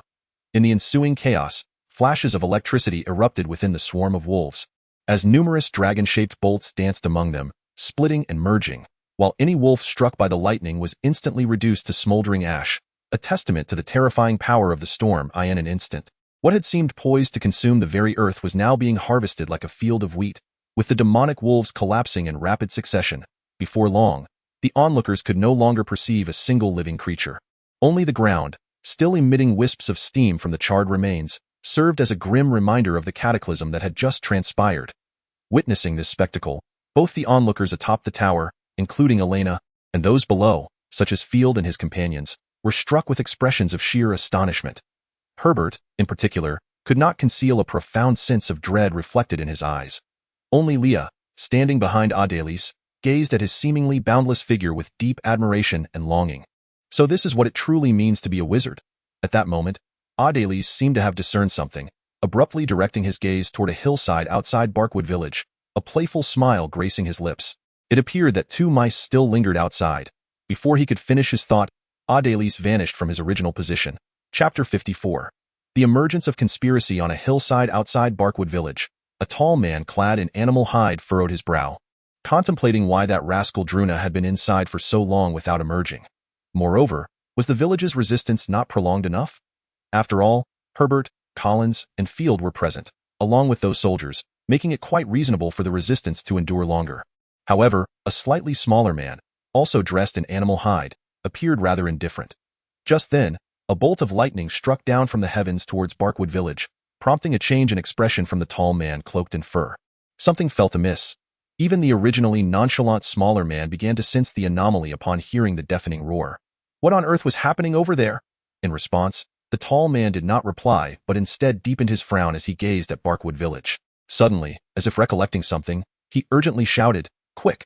Summon back those magic wolves." Upon finishing his command, the tall man tilted his head back and released a resounding wolf howl.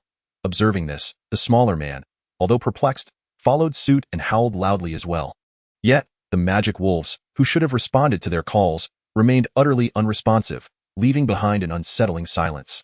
After several fruitless attempts to summon the wolves, a sense of inexplicable dread crept onto both their faces. They exchanged glances, each recognizing a profound fear reflected in the other's eyes. Surely, it couldn't be. Upon hearing the smaller man's inquiry, the tall man gazed toward the eerily silent Barkwood Village, swallowed hard, and nervously stated, "Regardless, we must leave this place." However, before he could finish his sentence, a gentle voice unexpectedly resonated behind them. "Leave? Where do you intend to go?" At this, both men froze momentarily, a glint of malice flashing in their eyes as they swiftly drew daggers and lunged toward the direction of the voice. Yet, as they turned to meet the gaze of the individual behind them, whose eyes were deep and penetrating, their bodies suddenly seemed to lose all autonomy, coming to an abrupt halt. They could only move their eyes, as if their entire forms had been rendered immobile, utterly devoid of motion. Seeing this, Adélis regarded them coldly. "It seems you are the ones orchestrating mischief from behind." With that, Adélis waved his hand lightly, and the two men vanished from sight. "Are you suggesting that this wave of magic wolves was orchestrated by someone behind the scenes?" Observing the two men clad in beast skins brought back by Adélis, Field could not help but furrow his brow. "Indeed, the specifics elude me as well. You may inquire of them directly." With that, Adélis paid no further attention to the matter, settling into a chair to meditate. Upon hearing this, Herbert, who had been standing nearby with a stern expression, could not suppress a sinister grin. "Leave it to me. I shall make them regret ever coming into this world." At these words, the two beast-skinned men, bound and gagged with rags, displayed expressions of sheer terror, thrashing wildly in their futile struggle. However, their efforts were evidently in vain. After Field nodded gently at Herbert, he stepped forward and seized each man, dragging them out, followed by the chilling sound of piercing screams echoing from outside. In response, Leah and Elena, standing beside Adélis, exchanged glances of sympathy, their mouths opening as if to speak, but ultimately, they fell silent, dissuaded by Adélis's unfaltering calm as he continued to meditate. Meanwhile, Field was being tended to by a healer while deep in contemplation. A fleeting thought crossed his mind, causing his expression to waver between light and shadow. Just then, the door swung open, but it was not Herbert who entered. It was Collins, dispatched to clear the battlefield, who walked in holding a bulging cloth bag. The bag, evidently filled with numerous items, caught Adélis's attention. "Lord Adélis, this is the item you requested." At these words, Adélis opened his eyes, accepting the bag and inspecting its contents, revealing it to be filled with shards of elemental crystals from the magic wolves. Satisfied, Adélis nodded appreciatively, and with a gentle wave of his hand, the bag vanished without a trace. He then expressed his gratitude to Collins, saying, "Thank you for your hard work, Sir Collins. It was nothing, my lord. It is my duty. I have yet to express my gratitude for your life-saving intervention." Collins responded with profound respect towards Adélis. After articulating his thanks, he moved directly to Field's side, leaning in to whisper something in his ear. From the few indistinct words that floated to the surface, It seemed he was reporting the casualty figures among the soldiers. At that moment, Herbert burst through the door, appearing quite anxious. Bad news, Field. Their target is the entire Northern Territory. What? Field exclaimed, his surprise evident as he looked up, while the others in the room turned their curious gazes towards the distressed Herbert. In response, Herbert promptly divulged the information he had just extracted during interrogation. It turned out that the assault on Baimu village was no mere coincidence, but rather a premeditated attack orchestrated by an organization known as Black Gold. Furthermore, the onslaught did not end with Baimu village alone. Simultaneously, 3 other waves of magic wolves were assaulting 3 additional villages beneath Sinmu town. The attack on the villages was merely the first step. Next, they would converge to launch an assault on Sinmu town itself. Once the northern bastion of Sinmu town is breached, the terrifying tide of demonic wolves will surge directly into the heartland of the Northern Territory. To that point, it is feared that, apart from the impregnable stronghold of Hearth City, other towns will be unable to withstand this horrific onslaught, leading to catastrophic losses across the entire Northern Territory. After absorbing Herbert's intelligence, Field could not help but furrow his brow deeply. Chapter 55. Movements from all sides. Is the intelligence reliable? Herbert hesitated momentarily. It should be reliable. However, only those 2 individuals are aware of IT.as for further operational plans regarding that Black Gold organization. They might be oblivious. This information is exceedingly vital, yet. With that, Field closed his eyes in contemplation, clearly struggling to reach a decision. However, he did not linger in uncertainty for long. Ultimately, he opened his eyes, a glimmer of resolve flashing within them. Regardless of its veracity, it is imperative to convey this news to Father without delay. With this thought, Field turned to Collins beside him and instructed, Collins, swiftly draft a letter to report this news to Father. Remember, it must be done promptly. Understood, Field. I shall attend to it at once. Collins nodded in agreement before making his way towards the door. Field then turned his attention to Herbert. Herbert, hasten to instruct the soldiers to prepare their gear. We shall depart for Sinmu town shortly. Remember, time is of the essence. Yes. I will ensure they are ready as quickly as possible, Herbert affirmed, nodding before exiting the room. Once Collins and Herbert had left, Field glanced at Adelise, his eyes momentarily clouded with hesitation, yet he eventually spoke, Mr. Adelise. Seemingly anticipating Field's intentions, Adelise interrupted with a wave of his hand. I must remain in Pinewood Village to safeguard the Academy and its affiliated merchant association. So I cannot accompany you. Field's face momentarily reflected disappointment, but Adelise continued, however. Hope rekindled in Field's eyes as he gazed intently at Adelise. After all, Baron Grace is my partner. Given that there is an issue in his territory, it would be both reasonable and just to take action.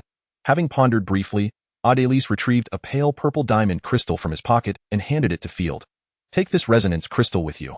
Upon reaching Sinmu town, should you encounter any perilous situations, simply crush this crystal, and I shall appear forthwith. Receiving the crystal, Field felt a tinge of disappointment that Adelise would not accompany him to Sinmu town. Nevertheless, the presence of this crystal provided a measure of assurance regarding their safety. Thus, he refrained from further comments and, after expressing his respectful gratitude to Adelise, he promptly exited the room. After Field's departure, Adelise turned to Elena and began issuing instructions. Elena, please represent the Academy and go appease the villagers outside. And remember to assure them that I will be staying here for the foreseeable future, so they need not worry. Certainly, Mr. Adelise. Elena nodded and strode out the door. Subsequently, Adelise turned to Leah and began to give her instructions. By the way, Leah, summon Asa back to the Academy at once and bring Amelia and the others along. You shall be studying here for the time being. Understood, teacher. Upon hearing this, Leah promptly exited as well. Once everyone had departed, Adelise rose and approached the window, gazing thoughtfully at the distant scenery outside. What could be the true intentions of this organization known as Black Gold? It feels as though they are far from ordinary. He pondered the virus capable of spawning magical wolves, as well as the immense capacity for large-scale breeding of these creatures. Such power is not something any random underground organization could possess. With these thoughts swirling in his mind, Adelice's gaze deepened as he looked outside. Meanwhile, not far from Sinmu town, on a hillside, a figure cloaked in black stood, gazing intently at the distant walls of Sinmu town. At that moment, a shadow suddenly rushed up the hill at an astonishing speed, halting abruptly before the cloaked figure and kneeling respectfully on one knee. "My lord, it seems there has been an issue with the magical wolf legion that attacked Baimu village. We have yet to receive any news from them." Baimu village? Upon hearing this, the cloaked figure appeared to recall something, his expression shifting slightly before he spoke. "What about the other 3 magical wolf legions? They are currently escorting the survivors from the 3 villages to Sinmu town and should be arriving soon to join us." The cloaked figure fell silent for a moment, then continued, once the 3 magical wolf legions arrive, initiate the operation immediately. There is no need to wait for the legion from Baimu village. Understood, however. Just as the messenger prepared to depart, the cloaked figure spoke again. By the way, send someone to investigate Baimu village. But do not approach too closely. If no trace of the magical wolf legion is found along the way, return and report to me directly. Understood. The messenger bowed respectfully once more before vanishing into the woods at the foot of the hill with a few agile leaps. At this moment, the cloaked figure turned to face the direction of Baimu village, his gaze taking on an ominous quality. I hope you do not thwart my plans, Adelis. Within Senmu town. What? You say there has been a beast tide attacking the villages within my territory?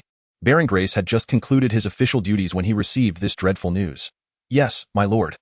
The survivors from those villages are currently en route to Senmu town, and the beast tide that assaulted the villages appears to be slowly advancing towards Senmu town as well. Upon hearing this, Baron Grace furrowed his brow deeply, his fingers incessantly tapping on the tabletop, producing a relentless drumming sound. After a brief moment of contemplation, Baron Grace inquired, "What is the scale of the beast tide?" At this, the messenger appeared to recollect something, a flicker of fear crossing his eyes as he responded, "It is quite substantial. The combined forces of the 3 beast tides may well number in the thousands. And they are all monsters." What? All of them are monsters? A glimmer of shock flashed in Baron Grace's eyes. Indeed, my lord, they are all windstorm demon wolves. Windstorm demon wolves? At this revelation, Baron Grace was suddenly reminded of the monster attack incident in Qingya village a month prior, which now seemed far from coincidental. His keen instincts immediately detected a whiff of suspicion. Baron Grace tightened his brow, pondering deeply for a considerable time before exclaiming, "Light the signal fire and request immediate assistance from the Duke." But, my lord. The messenger hesitated. Igniting the signal fire is no trivial matter. Typically, it is only done when Senmu town is on the brink of peril. However, from my perspective, it seems that Senmu town is not yet at that critical juncture. Thus, the messenger gazed at Baron Grace in astonishment. Humph. In response, Baron Grace scoffed coldly and retorted, "What? Did you not hear what I said?" At this, the messenger trembled, daring not to argue further, and respectfully bowed his head to accept the command. Chapter 56. A dangerous gaze. Just as the messenger prepared to withdraw, Baron Grace appeared to recall something and suddenly asked, "What is the situation in Baimu village?" Baimu village. The messenger paused momentarily, but soon responded candidly, "There seems to be no unusual activity in that direction. I have neither seen any refugees nor discovered traces of the beast tide." "I asked that so?" Baron Grace's expression turned contemplative. He then directly commanded, "Send someone to investigate that area. If all is well, proceed to find Lady Elena and inform her of the situation here. She will know how to proceed." "Understood, my lord." Once the messenger departed, Baron Grace remained industrious, swiftly dispatching personnel to assist the survivors while summoning his knights to commence fortifying Senmu town's defenses. Meanwhile, on the hillside outside Senmu town, the cloaked figure observed the sudden bolstering of defenses with an air of indifference. However, upon witnessing the thick smoke rising high from the signal fire within Senmu town, a sly smile crept onto his lips, with a penetrating gaze fixed on the direction of the signal. He murmured softly, "What choice will you make this time?" At that moment, Field and his companions, en route from Baimu village to Senmu town, also caught sight of the billowing smoke ascending into the sky. "What is that?" As they gazed at the thick smoke, Field and Herbert exchanged a glance, both able to discern a profound shock reflected in each other's eyes. After all, as seasoned knights of the North, they fully understood the ominous implications of that smoke. After a moment of contemplation, Field could not help but shout to the soldiers behind him, "Accelerate your advance. We must reach Senmu town today." With that, Field squeezed his legs against his steed's flanks, prompting the warhorse to surge forward, leading the charge. Behind him, Herbert and Collins hastily maneuvered their mounts to keep pace. The soldiers, who had just emerged from a brutal battle, were compelled to muster their spirits, enduring the violent jolts of their horses as they hastened their pace despite their exhaustion. The northern gate leading to Senmu town, over 100 cavalrymen surged forth, dividing into 3 groups, each heading towards the villages besieged by the dire wolf horde. Yet, 5 riders broke away from the main force, making their way directly to Baimu village. Meanwhile, hidden among the trees by the roadside, a bald man wielding a massive axe could not suppress a cold smile upon witnessing the riders heading towards Baimu village. "Make your move," he commanded in a low voice. With that, a tripwire was abruptly pulled across the road, catching several Senmu town cavalrymen off guard, sending them tumbling from their mounts. Before the fallen soldiers could regain their footing, a volley of arrows shot forth from the surrounding woods, striking 3 unsuspecting soldiers in vital areas, resulting in their immediate demise. Those who managed to evade the initial onslaught did not fare much better. As the bald man charged from the trees in a flash, the gleam of his weapon was followed by two heads severed from their bodies. Blood sprang forth as they fell to the ground with a sickening thud, their lifeless eyes wide open, as if silently protesting their fate. The bald man wiped the blood from his axe with a disdainful smirk before issuing orders to his recently emerged subordinates. "Clean this place up. I do not wish for anyone to uncover our presence." "Yes, Lord Norris," the men replied respectfully, and one swiftly disappeared into the woods while the others began to clear the scene. Just as they finished tidying the battlefield and melted back into the trees, Field and his companions, en route from Baimu village to Senmu town, appeared on the distant road. Norris, concealed among the foliage, furrowed his brow upon seeing Field and his company. Seems the dire wolf army on the Baimu village front may have encountered some difficulties. With this thought, Norris directed one of his subordinates, "Quickly report the situation to the leader. Inform him that Field and his companions have been spotted heading towards Senmu town and inquire how he wishes to proceed." "Yes." Upon hearing this, a figure clad in the attire of a ranger swiftly departed, vanishing into the distant woods after a few agile leaps. Witnessing this, Norris turned his gaze back towards Field and the others, who were hastily approaching from that direction. A sudden bloodthirsty smile crept across his lips, as if a thought had struck him. "It seems this battle won't be as dull as I anticipated." Meanwhile, on the hillside where the cloaked figure resided, a shadow darted forth from the woods at the foot of the hill. After a few leaps, it descended to stand before the cloaked figure, respectfully kneeling on one knee. "Why, Lord, we have spotted Field and his companions.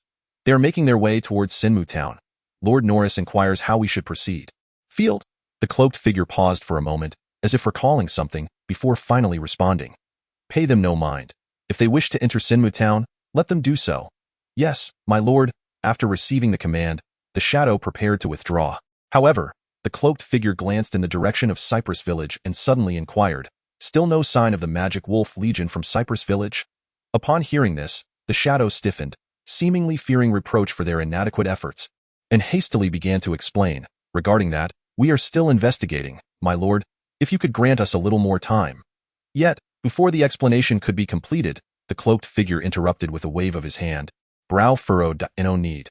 Focus entirely on executing the plan. Do not concern yourselves with the Magic Wolf Legion any longer." "Understood, my lord." Although somewhat perplexed, the shadow responded respectfully and then disappeared into the foot of the hill after a few agile leaps. At that moment, the cloaked figure turned to face the direction of Cypress Village, his brow deeply furrowed. "It appears I have underestimated you, Adelise. However, since you choose to stand against me, I must ask, are you truly prepared for what lies ahead?" The gaze of the cloaked figure grew increasingly perilous as he stared towards Cypress Village. Chapter 57. Arrangements. Meanwhile, in Cypress Village, the villagers gradually settled down under Elena's soothing words, especially after learning that Adelise would be stationed here for the foreseeable future. Just the thought of Adelise's magnificent form, reminiscent of a deity descending from the heavens during the annihilation of the magic wolf surge, brought a wave of reassurance to the villagers. Thus, after a brief respite, they began to disperse from the headquarters of the Merchant Guild, embarking on the task of clearing the debris left in the wake of the magic wolf attack. After all, regardless of what had transpired, life must go on. This moment, within a room at the headquarters of the Adelise Magic Academy's affiliated Merchant Guild, Amelia, who had just been brought from the Adelise Magic Academy by Leah, stared incredulously at Adelise before her. "What, teacher, have we truly passed the assessment just like this?" Beside her, Elena and Farahan, who had accompanied Amelia, also looked at Adelise with expressions of bewilderment. After all, the three of them had not undergone any form of assessment, so it was no wonder they found Adelise's sudden announcement perplexing. In response, Adelise couldn't help but chuckle lightly before speaking. "Indeed, you have successfully passed the assessment. From this moment on, you shall be students of the Adelise Academy of Magic." "Really? Is that so?" Despite the confirmation, Amelia remained somewhat incredulous, perhaps due to the weight she had placed on this evaluation. That moment, Leah, who had been standing by with a cheerful smile, stepped forward to congratulate Amelia. "It's true. Congratulations, Amelia." Hearing Leah's words of praise and seeing Adelise nodding and smiling at her, Amelia's expression gradually transformed into one of sheer delight. Then, to the astonishment of those around, she leaped into Adelise's arms, exclaiming with exhilaration, "I can finally begin learning magic. Thank you, teacher." In response to the enthusiastic embrace from Amelia, Adelise wore a resigned smile and gently shook his head. All right, if you keep holding me like this, I might just struggle to breathe." Hee hee. Upon hearing this, Amelia bashfully released her hold on Adeliz and playfully stuck out her tongue, appearing particularly endearing. As her familiarity with Adeliz grew, Amelia seemed increasingly willing to reveal her true nature, shedding the facade of a princess. Observing this, Leah smiled and shook her head before continuing to extend her congratulations to Eileen and Farhan. To this, Eileen gratefully responded with a thank you, while Farhan merely nodded in acknowledgement. Clearly, although Farhan appeared nothing like a prince in private, he maintained his regal pride when confronted with unfamiliar faces. That moment, Adeliz seemed to recall something and spoke up. By the way, Amelia, regarding your enrollment procedures and the welcome party, due to the current circumstances, they may have to be postponed. I hope you won't mind. Not at all, teacher, Amelia replied without hesitation, having already gleaned the situation from Leah.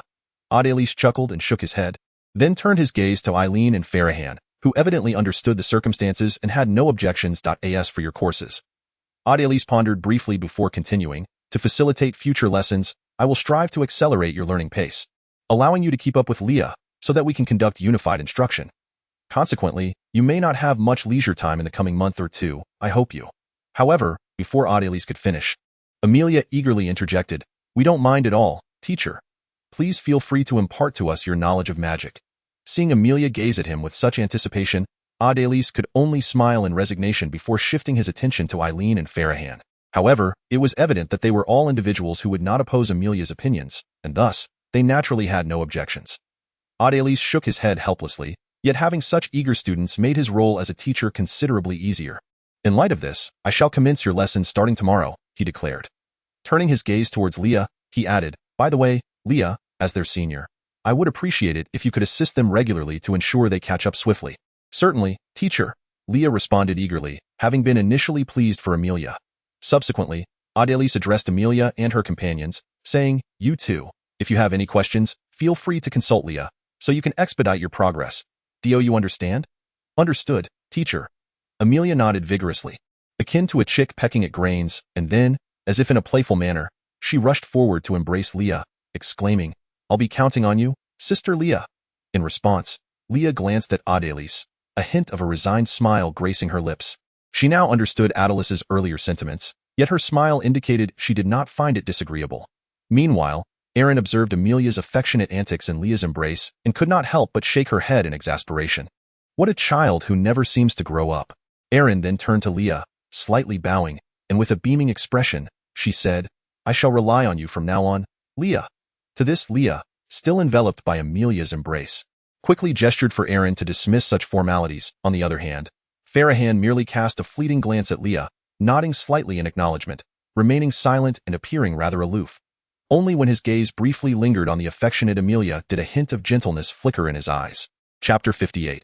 Duke Anto in the town of Sinmu. Within the castle of Baron Grace, a lavish reception room was filled with the jovial presence of Baron Grace, who beamed at the entrance of Field and his companions before laughing heartily and approaching them. Ha ha, Field, it brings me immense joy to see you at this moment. Baron Grace. Upon witnessing this, the previously serious expression on Field's face softened into a smile. However, given the urgency of the situation, after a brief exchange of pleasantries, the two swiftly began to share information. It was then that Baron Grace learned about the enigmatic Black Gold organization and their elaborate schemes, as well as the terrifying feat of Adeliz single-handedly vanquishing over 1,000 magic wolves. While he was astonished by Adeliz's formidable prowess and secretly alarmed by the vast plans of the Black Gold organization, Baron Grace suddenly recalled something. He could not help but ask, by the way, I dispatched a team to scout Birchwood Village. Did you encounter them on your way here, Field? At this, Field's expression shifted slightly, and he exchanged glances with Herbert and Collins, seemingly recalling something unsettling, ultimately shaking his head with a grim countenance. Observing this, Baron Grace's expression also changed subtly.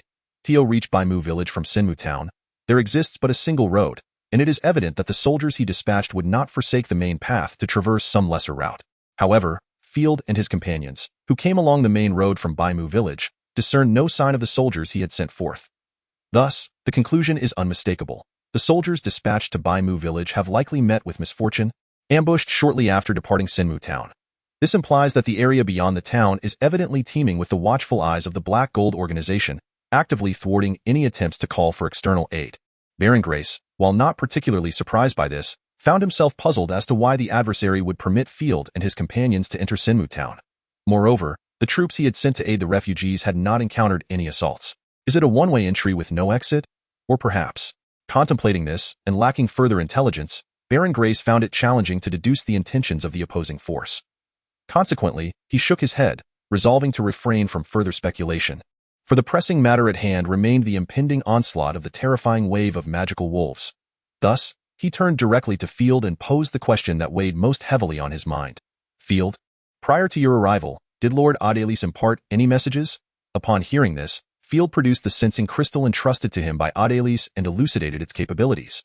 Upon learning of the crystal's functions, Baron Grace's previously unsettled heart began to find solace. After all, in the eyes of Baron Grace, Adelis, capable of single-handedly vanquishing over 1,000 magical wolves, seemed to be equipped to handle any predicament that might arise. However, unbeknownst to Baron Grace, as his understanding of Adelis's prowess deepened, his manner of addressing Adelis began to subtly evolve. A day later, in the Lord's Hall of the castle at BB City, within the Northern Territory, the imposing Duke Anto was engaged in discussions with his vassals regarding territorial affairs.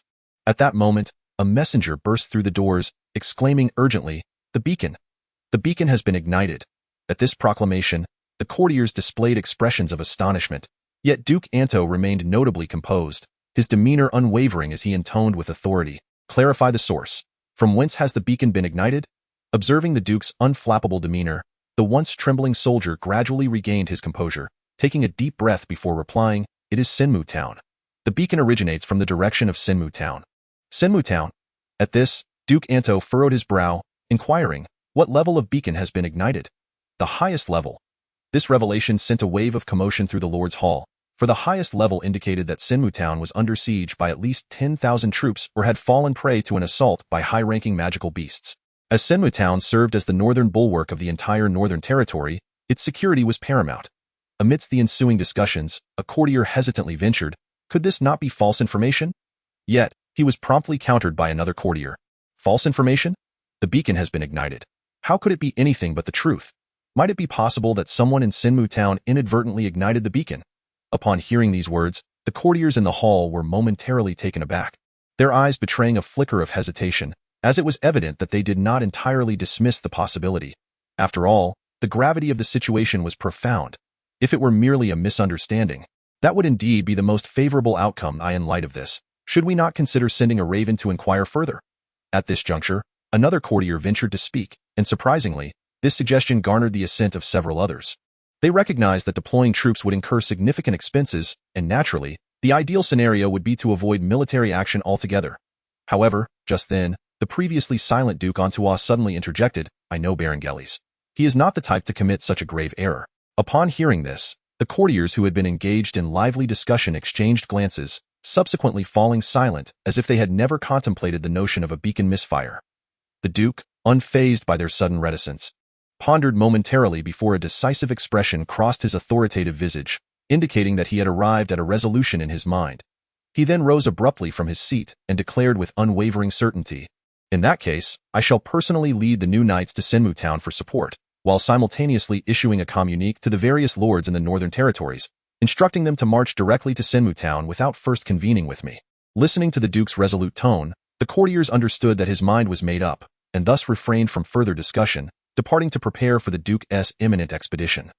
Once the assembly had dispersed, only Duke Antois remained in the Grand Hall, accompanied by an elder with graying hair yet a still erect posture. At this moment, a hint of fatigue surfaced on the Duke's stern countenance. He turned to gaze towards the direction of Sinmu Town and suddenly let out a deep sigh. At that moment, a resonant voice emerged from beside him. "Antois, are you worried about Field? Rest assured, that fellow is your son and my disciple. He is not so easily vanquished in such a place." In response, Duke Antois said nothing but merely placed a reassuring hand on the elder's shoulder before striding into the inner chamber to prepare for the upcoming venture. Shortly thereafter, at the gates of Biholu City, the elder who had remained in the Lord's Hall was now clad in heavy armor, bidding farewell to Duke Antois. "Then I shall entrust Biholu City to you, Fred." The elder named Fred chuckled heartily and stepped forward to embrace the armored Duke. "Do not worry, Antois. As long as I am here, Biholu City shall remain safe." In response, rare smile graced Duke Antois' formidable visage as he patted his old friend's sturdy arm and softly said, "Take care. Take care," Fred echoed with a smile. Subsequently, Duke Antois donned his helmet, mounted his steed, and with a gentle wave of his hand, signaled the messenger, who promptly called out, "Let us depart." Upon hearing the sound, The previously motionless line of soldiers, composed of countless well-equipped warriors, suddenly stirred into action. Under the leadership of Duke Anto, they moved like a sinuous dragon, gradually making their way down the road into the distance. Meanwhile, amidst the crowd gathered at the city gate, an unremarkable man glanced at the retreating army before slipping away from the throng and vanishing into a shadowy alley, that very night, within the confines of the city of Hearthstone. In a disheveled slum, a raven suddenly took flight from an undisclosed location, soaring directly towards Senmu Town. Chapter 59, Junior Mage Apprentice, by Mu Village. After several days, By Mu Village began to regain its former vitality. Within the headquarters of the Academy's affiliated merchant association, Adelis, who had just concluded a lesson for Amelia and her companions, was now instructing O light that illuminates all things. Hear my call, and radiate your brilliance to dispel the darkness before me. Flashing spell. As Lia summoned a dazzling light from her fingertips, Adelis nodded in satisfaction. Excellent. It appears you have indeed mastered the flashing spell completely. With that, Adelis broke into applause, smiling at Lia.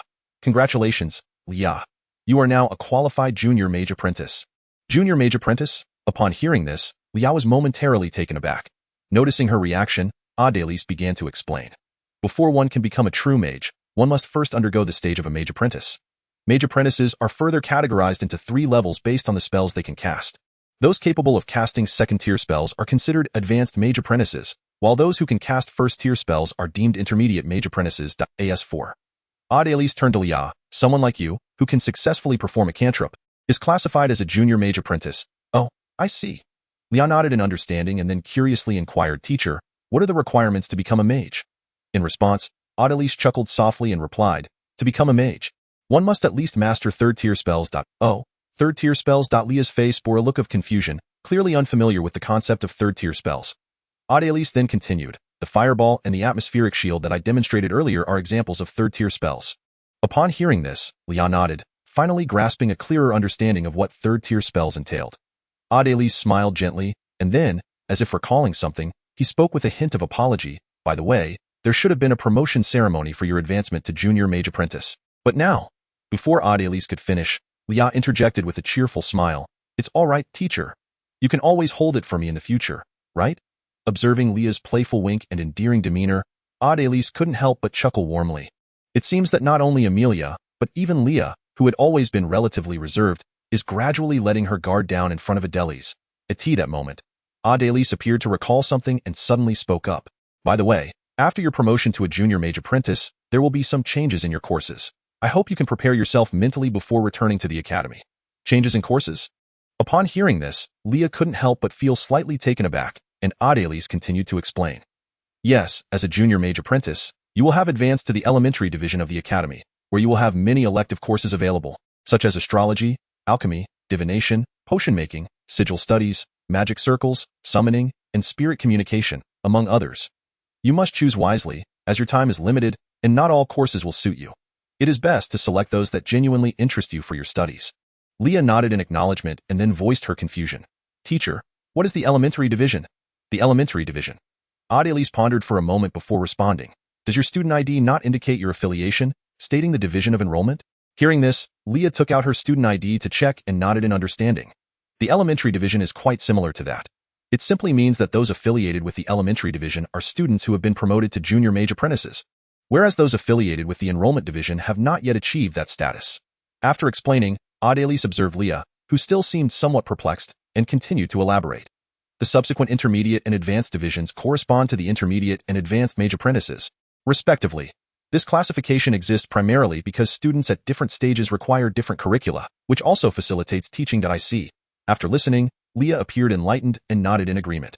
Once Adelis noticed Lia's comprehension, he proceeded to say, All right, the purpose of today's discussion was to prepare you mentally.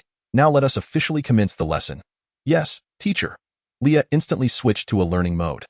Observing Lia's earnest demeanor, Adelis smiled gently and then inquired, Since you have already mastered the light spell, which of the second tricks would you like to learn first? The greasy spell. Teacher, I wish to learn the greasy spell. Seemingly having anticipated this response, Lia spoke without hesitation. Adelis was not taken aback by her eagerness, so he said nothing further and began today's spell instruction. First. Meanwhile, in Senmu Town, a fierce battle was underway. Watch out! Seeing a magical wolf suddenly leap onto the city wall to ambush Field, who was engaged with another magical wolf, Collins, who had just dispatched one, shouted and rushed forward, swinging his sword towards the neck of the approaching beast. However, Collins' loud shout not only served as a reminder to Field but also alerted the monstrous wolf, which deftly evaded Collins' attack, then opened its gaping maw to lunge at Collins. At that moment, a flash of lightning streaked across the scene, causing both the wolf engaged with Field and the one intent on attacking Collins to suddenly freeze, their agile forms rendered motionless. Subsequently, tiny beads of blood began to seep from their throats, as if signaling an impending doom. In an instant, their throats tore apart, and a copious amount of blood gushed forth, ultimately causing their massive bodies to collapse helplessly onto the ground. It was only then that Field and Collins heard the sound of heavy panting nearby. They turned to see Herbert standing there, his face somewhat pale, gasping for breath, his sword drooping slightly in his hand with droplets of blood glistening at the tip. Recognizing Herbert's evident fatigue, Field and Collins hurriedly moved to protect him. Fortunately, Herbert had already utilized his thunder slash to clear the wolves from this section of the city wall, granting them a temporary sense of safety. Seizing this brief respite, Field looked up towards the outer wall. Chapter 60. Duke Anto arrives. Before him lay a seemingly endless tide of monstrous wolves pouring in from the distance, and even Field could not suppress a flicker of despair rising within him. Must I resort to that? With this thought, Field reached into the inner pocket of his armor, grasping the sensing crystal that Adeliz had entrusted to him. Just then, a series of piercing wolf howls echoed through the air, causing the wolves that were frantically assaulting Senmu Town to abruptly halt, retreating like a receding tide. Even those wolves that had already leaped onto the walls turned without hesitation, jumping down and fleeing into the distance. Witnessing this scene, both Field and his companions, as well as the surviving soldiers atop the walls, were momentarily stunned. It was not long before they regained their composure, erupting into cheers that resonated like a mighty wave. We have triumphed, we have survived. Long live! We have finally repelled those monsters. Splendid! Yet, as Field observed the retreating wolves and listened to the soldiers' jubilant cries, a weighty concern settled upon his face. The behavior of these wolves was profoundly unusual. Why would they abandon what seemed to be an easily attainable victory? Meanwhile, Baron Grace, also watching the departing wolves from atop the city tower, found himself grappling with the same question. However, considering the imminent arrival of reinforcements led by Duke Anto, coupled with the ace in the hole that Adeliz represented in Baron Grace's eyes, he shook his head slightly and turned his gaze towards the retreating wolves, his expression gradually solidifying with determination. Regardless of your true intentions, all I need to do now is fulfill my duty. To Baron Grace, the singular task at hand was to safeguard Senmu Town. At that moment, upon a hillside in the direction from which the demonic wolves retreated, a figure cloaked in black was intently observing a freshly delivered secret missive. Indeed, by this calculation, it should take another 2 or 3 days before that old fellow arrives in Senmu Town. Contemplating this, the cloaked figure could not help but lift his gaze toward the direction of the Hearthstone City. Should I perhaps give that old man a little surprise? Just then, the cloaked figure subtly shook his head, dismissing the thought. No, that would not do. It would be unfortunate if the prey were to be frightened away. Now, with the trap already laid, all that remains is to patiently await the prey's own entrapment. As an adept hunter, there is no need for haste, although I find myself most eager. With this thought, the cloaked figure gazed at Senmu Town, which had been ravaged after days of assault. And, recalling something, a cold smile suddenly crept upon his lips. 2 days later, in Senmu Town, my lord the Duke? We have finally awaited your arrival. Baron Grace eagerly approached the Duke Anto, who had at last led the reinforcements to their aid. In response, Duke Anto removed his helmet, smiling as he surveyed the surroundings before speaking. Baron Grace, it seems I have not arrived too late. Upon finishing, Duke Anto's gaze turned towards Field, standing beside Baron Grace, his eyes reflecting a hint of subtle concern. Observing Field's demeanor, which appeared far more composed and capable than before, Duke Anto imperceptibly nodded in acknowledgement. Field, it appears that this conflict has fostered considerable growth within you. Father, Field respectfully greeted him. However, Duke Anto understood that this was not the time for reminiscing, so he dismounted while inquiring, what is the current situation? Not particularly good, Baron Grace replied, shaking his head. The casualties among my soldiers have been grievous, and Senmu Town is on the brink of falling, however. After a moment's hesitation, Baron Grace proceeded to explain the unusual circumstances he had previously encountered. Oh? Are you saying that the enemy abruptly halted their assaults just as they were about to breach the walls? Upon hearing this, Duke Anto frowned, clearly recognizing the strangeness of the situation. Suddenly recalling something, he turned to Field and asked, by the way, Field, did you not send word earlier that this beast tide is being orchestrated by someone? What is the specifics? Please enlighten me. In response, Field laid bare all the intelligence he possessed. After absorbing Field's information and correlating it with Baron Grace's account of the enemy's peculiar behavior, Duke Anto seemed to grasp something profound. A cold smile playing upon his lips, it appears that from the very beginning, their objective was not merely the Northern Territory. Upon hearing this, both Baron Grace and Field were taken aback, exchanging a glance before Field ventured to inquire. Do you mean to say, Father? Duke Anto turned his gaze towards the northern direction of Sinmu Town, where the magical wolves lurked, and spoke in a somber tone.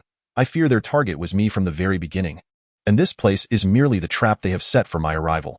Upon hearing this, Baron Grace furrowed his brow in concern.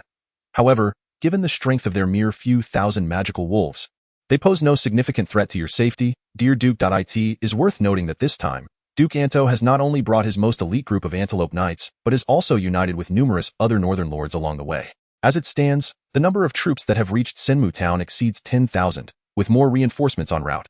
Logically, such formidable strength cannot be rivaled by a mere few thousand magical wolves outside Sinmu Town. At this, a flicker of worry suddenly crossed Duke Anto's eyes, and he sighed, saying, and this is precisely what troubles me. The unknown is the most terrifying of all. Hearing this, Field cast a worried glance at Duke Anto, opening his mouth as if to speak. However, at that moment, Duke Anto burst into laughter. Yet they are ultimately nothing more than a bunch of cowardly rats, scheming in the shadows. Should they dare to reveal even a hint of their true nature, I shall deliver a thunderous strike, making it abundantly clear who the rightful master of the Northern Realm truly is. Listening to the profound confidence emanating from Duke Anto's words, Field felt an infectious sense of reassurance wash over him, dispelling his previous concerns. Although a faint unease lingered in his heart, he refrained from voicing any further worries. At this juncture, Duke Anto continued, nevertheless, I am not one to passively await events. With that, he turned to Baron Grace. Instruct the soldiers to rest well tonight. Tomorrow, we shall take the initiative and eradicate those magical wolves outside Sinmu Town. I shall see what means those rats possess when deprived of their wolves. Baron Grace respectfully acknowledged the command. Once he departed, Duke Anto turned his attention to Field and directly posed another pressing question. Field, the letter was rather vague. Please elaborate on that sorcerer named Yadalus. Is his power truly as formidable as you claim? Field nodded solemnly, then began recounting the exploits of Yadalus to Duke Anto. He recounted how Yadalus had single-handedly vanquished over 1,000 magical wolves. Duke Anto's gaze grew increasingly profound. Meanwhile, on a hillside overlooking Sinmu Town, a mysterious figure cloaked in black observed the unfolding events. Watching as the banners of Duke Anto were hoisted upon the town walls, a cold smirk crept across the lips of the cloaked figure. The spectacle is about to commence. Chapter 61. The howl of wolves at midnight in the evening, within the kitchen responsible for the army's provisions in Sinmu Town. In order to reward the newly arrived troops, a multitude of hands were fervently preparing dinner for the soldiers outside. However, due to the sudden influx of soldiers, the kitchen was compelled to hastily recruit additional help. Among them were several survivors from villages that had recently been attacked. Amidst the bustling activity, one survivor, who was diligently simmering a large pot of broth, cautiously glanced around to ensure no one was watching. Once satisfied that he was unnoticed, he discreetly retrieved a vial of crimson potion from his pocket and, without hesitation, poured it into the pot before vigorously stirring the mixture. At that moment, a voice broke through, causing the survivor to stiffen in alarm. Ham, there's no need to stir so vigorously. A gentle mix will suffice. Upon hearing this, the man named Ham subtly exhaled in relief and turned to the speaker, revealing a rather endearing smile. The newcomer was a plump man clad in a chef's uniform, who, instead of commenting on Ham's sheepish grin, approached and ladled a spoonful from the pot to savor it thoughtfully. Observing this, Ham's anxiety resurfaced as he fixated on the man's expression, a flash of menace momentarily crossing his eyes. Just then, the rotund chef's face transformed into a look of satisfaction. He nodded and addressed Ham, saying, "This broth is ready. Simply carry it out and serve it to the soldiers." In response, a barely perceptible cold smirk appeared at the corners of Ham's mouth, quickly replaced by a facade of earnestness as he replied, "Yes, chef." With that, Ham strode out, carrying the pot, and soon arrived at the encampment where countless soldiers were queuing for their meal.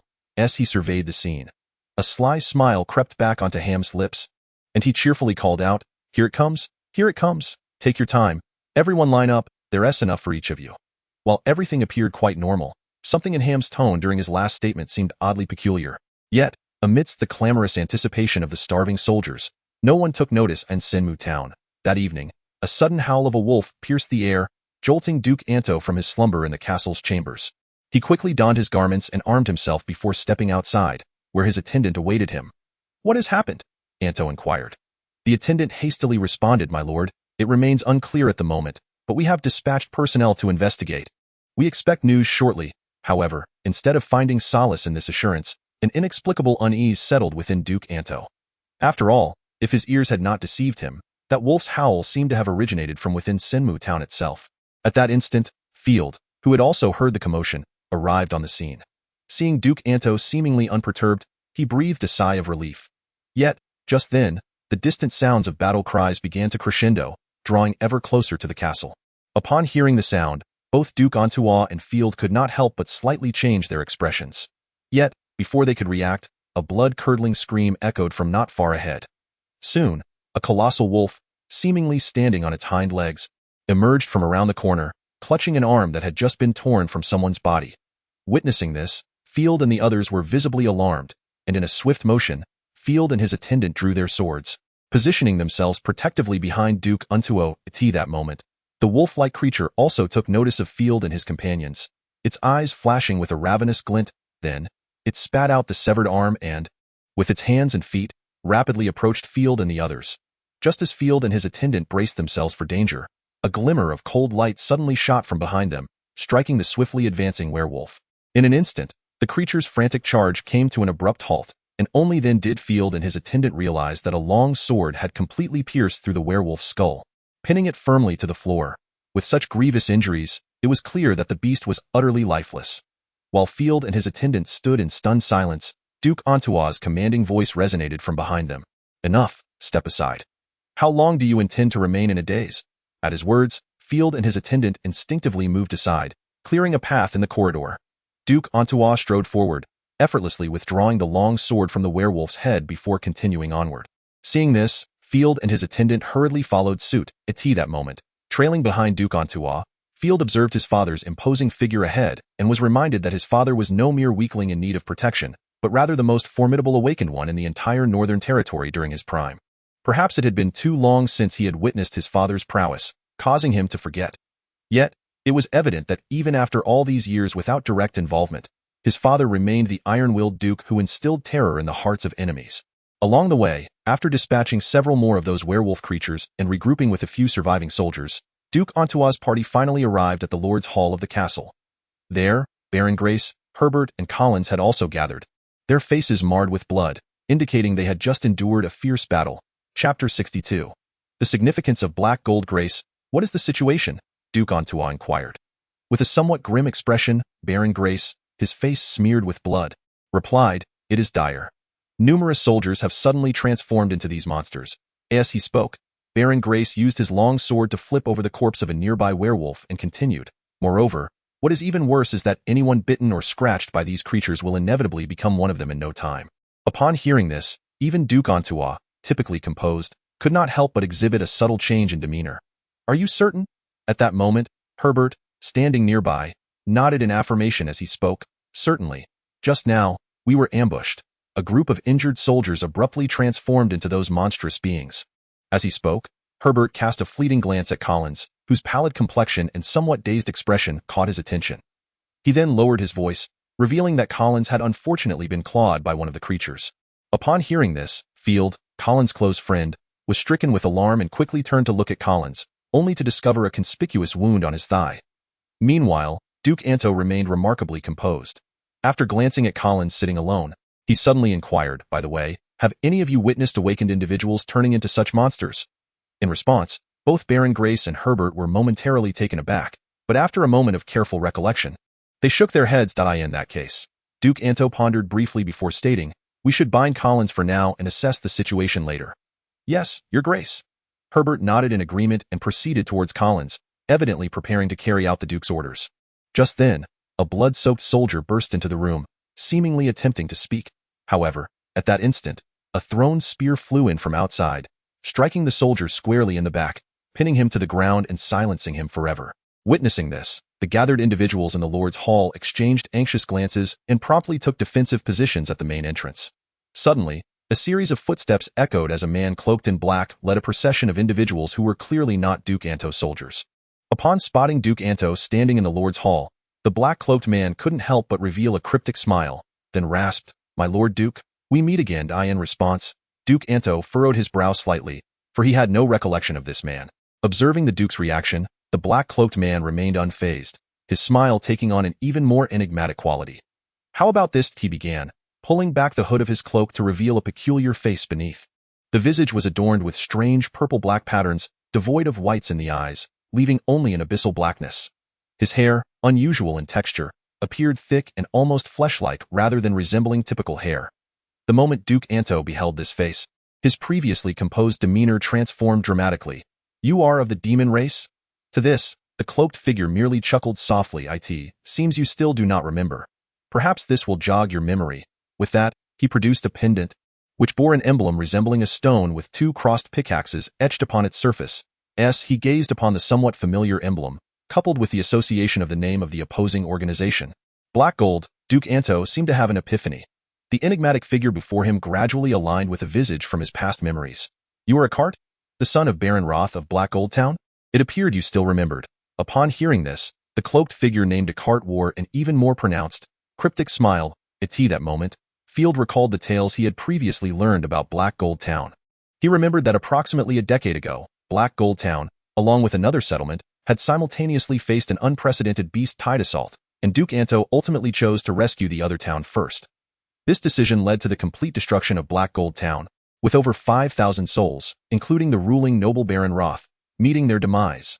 Little did they expect that the Baron's son, whom they had presumed dead, now stood before them once more. In an instant, Field's gaze towards the figure became rather complex.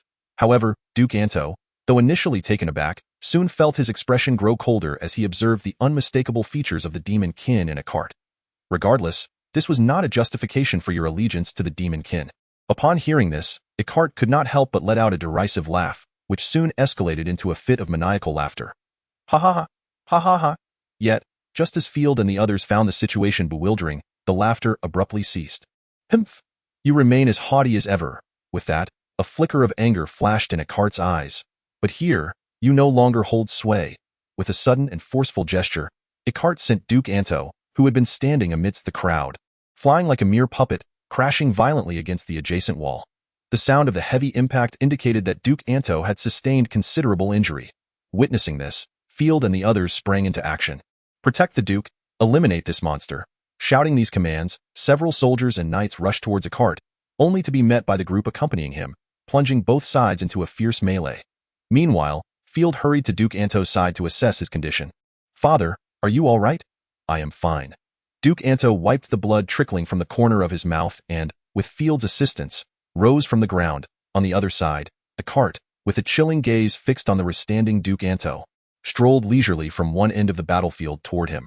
Along the way, anyone attempting to obstruct him was effortlessly shoved aside, sent flying without resistance. The audible sound of cracking bones, even amidst the cacophony of battle, suggested that most of these individuals would likely not survive. However, just as Descartes was about to traverse the entire battlefield and confront Duke Anto, a flash of lightning suddenly surged from the side, aimed directly at Descartes' neck. Chapter 63. The arrival of Adélis, just as the bolt of lightning was about to make contact with Descartes' fragile neck, it abruptly halted. When the electric glow dissipated, Herbert's expression was particularly grim. Unbeknownst to him, a pallid hand had seized the long sword in Herbert's grasp, which flickered with arcs of electricity, rendering Herbert utterly incapable of advancing it an inch, no matter how much strength he exerted. Descartes turned his gaze towards Herbert, whose forehead was now beaded with cold sweat, and suddenly smiled as he spoke. "Herbert, to be bestowed the title of Thunder Knight, you indeed possess some measure of prowess." However, as he spoke, Descartes flashed a wicked smile. "This is where it ends." With that, Descartes' hand, which clutched Herbert's long sword, suddenly exerted force, and with a resounding crack, Herbert's sword shattered into countless sharp fragments. The shards erupted outward, inflicting numerous lacerations upon Herbert's body and face, some deep enough to reveal bone. Subsequently, Herbert coughed up a mouthful of blood and staggered backward, collapsing onto the ground. Despite his repeated attempts to rise, he ultimately succumbed to failure, left half-kneeling as he precariously supported himself with the broken sword, clinging to the last vestiges of his dignity as a knight. Witnessing this, Descartes let out a cold chuckle, sweeping aside the suspended shards of the broken sword with a wave of his hand, and then turned to continue his advance toward Duke Antier. Meanwhile, Collins and Baron Grace, witnessing this turn of events, hurriedly sought to provide assistance, but they were ensnared by formidable adversaries, unable to extricate themselves, left to watch helplessly as Acarton drew ever closer to Duke Antier. Faced with the seemingly invincible Acarton approaching, Field's expression shifted slightly, yet he resolutely raised his long sword, preparing to confront the foe. However, at that moment, Duke Antier placed a hand firmly on Field's shoulder and strode forward. As they passed each other, Duke Antier spoke in a low voice with remarkable speed. "I fear I am not his match. Quickly, use the sensing crystal." Without waiting to see if Field had heard him, Duke Antier made his way directly toward Acarton. Observing this, Acarton couldn't help but chuckle, then remarked, "It seems, old man, you are ready to embrace your demise." Duke Antier adjusted his wrist, assuming a combat stance. Who lives and who dies remains to be seen. With that, Duke Antier charged forward. In response, Acarton merely scoffed, effortlessly blocking all of Duke Antier's attacks. "Futile, utterly futile," Acarton remarked, shaking his head lightly as he observed Duke Antier's relentless assaults, which seemed to test his patience. Suddenly, he declared loudly, "I have already stated, such attacks are completely ineffectual." With that, Acarton clenched his fist and drew it back slightly before delivering a thunderous strike, precisely impacting the tip of Duke Antier's thrusting sword. Instantly, a multitude of cracks erupted along the blade, spreading wildly from the tip to the hilt. That moment, Duke Antier appeared to be struck by an invisible force, his eyes bulging suddenly as a copious amount of blood erupted from his mouth, causing him to collapse lifelessly to the ground. Kneeling on one knee, Duke Antier made several attempts to rise with sheer willpower, yet each effort only exacerbated his injuries. Humanity, indeed, is remarkably fragile at this juncture. Descartes stepped forward, observing the kneeling Duke Antier with a glimmer of satisfaction in his eyes. Now, it was time to bring this to a close. With that, Descartes extended a hand towards the incapacitated Duke Antier. However, at that very moment, as if sensing something, Descartes suddenly furrowed his brow and glanced towards the location where Field stood. Unbeknownst to him, an oval portal had materialized in the air beside Field, and a figure clad in an enigmatic robe began to emerge from it. Adélis. Descartes murmured the name of the newcomer in a hoarse voice, retracting his hand as he turned to face Adélis, who had fully stepped out of the portal. A flicker of apprehension crossed Descartes' previously disdainful gaze. It seemed the situation had taken a turn. Just as Adélis emerged from the portal, he surveyed the surroundings and, after a moment of contemplation, spoke. "This is troublesome." Upon seeing Adélis, Field couldn't contain his excitement and exclaimed, "Lord Adélis." Yet, before he could finish, Descartes abruptly interrupted him. "Adélis." Hearing his name, Adélis turned his gaze towards Descartes, a hint of curiosity flashing in his eyes as he beheld Descartes' peculiar appearance. "What manner of race is this? I have never encountered such a being before. Perhaps I could take it back for dissection to study its anatomy. Who knows what new discoveries might await?" Oblivious to Adélis's thoughts, Descartes felt a chill run down his spine under Adélis's gaze. Thus, he hastily spoke. "Adélis, I advise you not to meddle in affairs that do not concern you. If you leave now, I shall pretend you never arrived." At his words, Adélis, lost in his own musings, took a moment to respond. Observing this, Field felt a tightening in his chest and quickly urged, "Lord Adélis." "Humph." Yet, before he could finish, Descartes scoffed, his dark eyes fixating on him. At that moment, an invisible force emanated from Descartes, swiftly advancing towards Field. Just as this force was about to strike, a slender hand holding a staff reached out from the side and gently tapped the staff before Field. The invisible force suddenly encountered an imperceptible barrier, as if thwarted by an immense mountain, unable to stir even the slightest ripple. Witnessing this, Descartes' expression shifted slightly, and Adélis's gentle voice finally broke the silence. "What if I insist on intervening?" Upon hearing these words, Icaruta's pitch-black eyes began to scan Adélis with increasing intensity. After a moment of apparent realization, Icaruta let out a cold chuckle and remarked, "If you insist on meddling, then I shall simply ensure that you can no longer do so." With that, the dark purple-black patterns adorning his body began to emit a faint luminescence, while a flicker of light danced within his obsidian eyes, revealing a vision of Baimu village. Chapter 64, The Choice. "Humph, Adélis, I anticipated your arrival, which is why I stationed a contingent just outside Baimu village.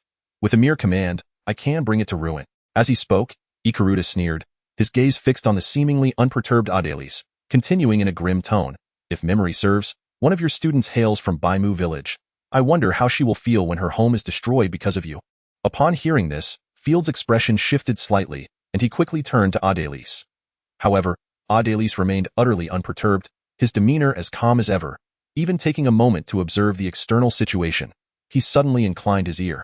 Then addressed Field. It appears the situation outside is quite dire. In response, Field anxiously urged, Lord Adelis, please act swiftly. We shall surely repay your kindness in the future. Meanwhile, Baron Grace, engaged in battle, noticed Adelis's arrival.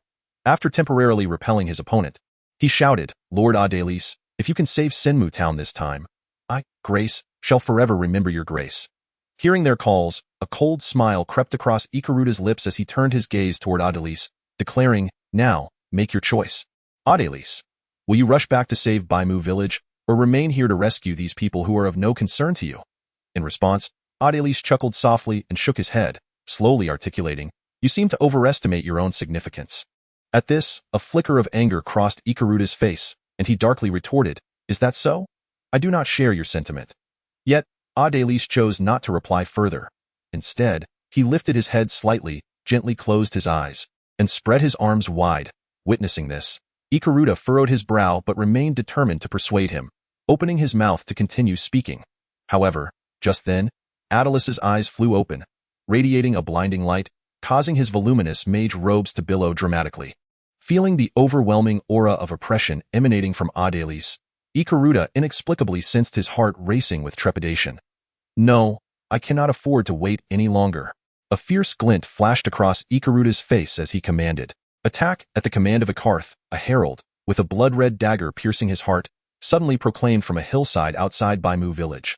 Attack! Upon hearing this, the bald giant Norris, who had been waiting nearby for quite some time, let out a sinister chuckle. He then hefted his massive axe and charged straight towards the distant Baimu village, followed swiftly by numerous well-equipped members of the Black Gold organization. However, as they reached the outskirts of Baimu village, they discovered several figures already waiting for them. Will there truly be an attack tonight? Amelia, having waited for what felt like an eternity in the frigid night breeze without spotting anyone, cast a puzzled glance at Leah standing beside her. Aaron and Farahan, also present, turned their eyes toward Leah, evidently seeking her confirmation. In response, a flicker of hesitation crossed Leah's eyes, yet she ultimately nodded and spoke. Yes, this is what the teacher said. It should not be wrong. Just as Amelia was about to say something further, the armored sentinel, which had been standing still behind Elena, suddenly stepped forward, crossing past her. This prompted the others to cast bewildered glances in its direction. At that moment, the awakened ones, Aaron and Farahan, seemed to sense something and abruptly gazed into the darkness ahead. They beheld countless shadowy figures swiftly advancing towards Baimu village from the distance. Their rapid, seemingly effortless sprint through the pitch-black night revealed their formidable strength, particularly the bald giant leading the charge, who, despite wielding a massive axe the size of a door, ran with astonishing speed, evidently not to be underestimated. Awakened ones. Observing the terrifying power conveyed with each step of the bald giant, a serious expression flashed in Aaron and Farahan's eyes. Meanwhile, Elena, an ordinary person, could not suppress a hint of worry upon seeing the overwhelming number of adversaries. In contrast, Amelia, experiencing such a battle for the first time, appeared somewhat tense, yet her eyes sparkled with curiosity and excitement. At this juncture, Leah began to chant the incantation for the flash spell, preparing for the impending confrontation. Aaron and Farahan drew their weapons, ready to face the enemy head-on. However, just then, the armored sentinel in front of them abruptly halted. In the midst of the puzzled gazes from the others, it crouched slightly, leaning forward, placing its left hand on the hilt of its sword at its waist, while its right hand slowly extended to grasp the sword's handle.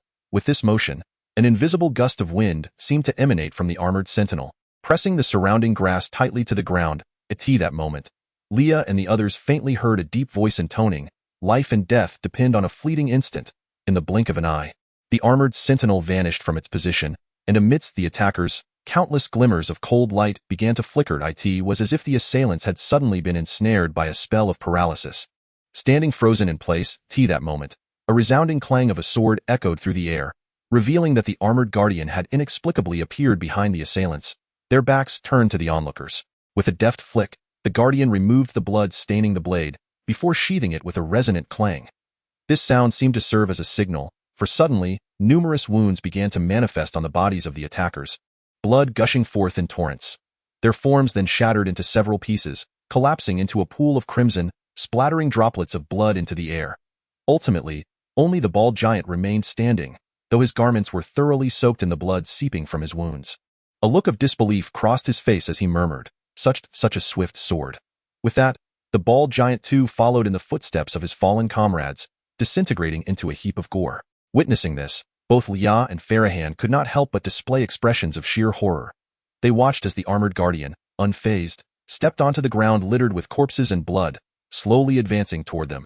Although they were fully aware that it was not an enemy, Leah and her companions could not shake a sense of inexplicable dread from their hearts. Chapter 65. The Gate of the Underworld. Meanwhile, in the Lord's Hall of Senmu Town, Norris and the others launched their attack, oblivious to the impending fate that awaited Akart. A cold smile crept onto Akart's lips as he regarded Adelis before him. "You have forced my hand." Just then, Adelis, who had been gazing upward into the void, suddenly turned his attention to Akart, speaking in an ethereal tone, "Death shall be the only gift I bestow upon you." The Gate of the Underworld. As Adelis's words resonated, all living beings within 100 miles felt an inexplicable sense of trepidation, their gazes instinctively drawn to the sky above Adelis's head. There, a colossal and ancient stone door materialized in midair, exuding an aura of desolation. This door, crafted from pure white stone, was adorned with countless faces of people desperately struggling and screaming, creating a profoundly eerie sight as they beheld this stone door.